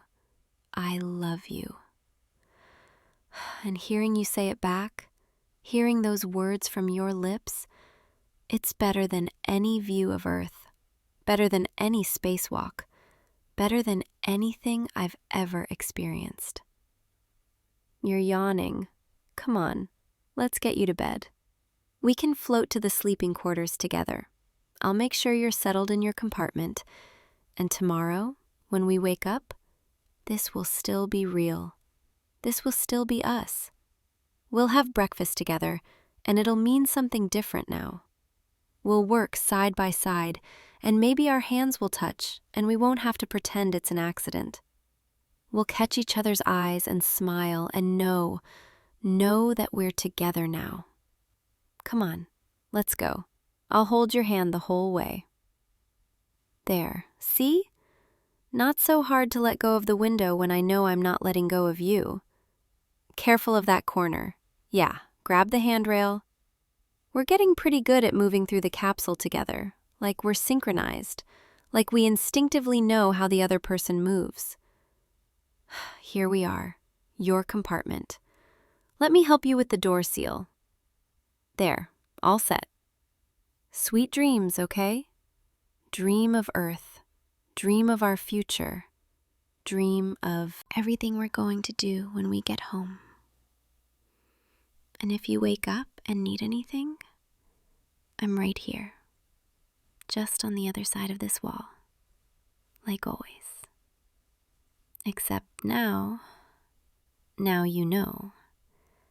Now you know I'm here because I want to be, because I love you, because there's nowhere else I'd rather be. Good night, my love. Sleep well. Wait, before you close the door, can I one more kiss? Okay, now you can sleep. I'll see you in the morning, bright and early, when the artificial sunrise wakes us up. And we'll start our first full day together as partners, as people who love each other. I can't wait. Good night. Sweet dreams. I love you. Close your eyes. Let yourself drift. Let the gentle vibration of the capsule lull you to sleep. I'm right here. Always right here. Tomorrow and every day after, I'll be here, loving you, floating through the stars with you. Sleep now. Rest. Dream beautiful dreams. And know that when you wake up, I'll still be here, still loving you, still grateful for every moment we have together. Good night, my love, my partner, my everything. See you in the morning. Sweet dreams.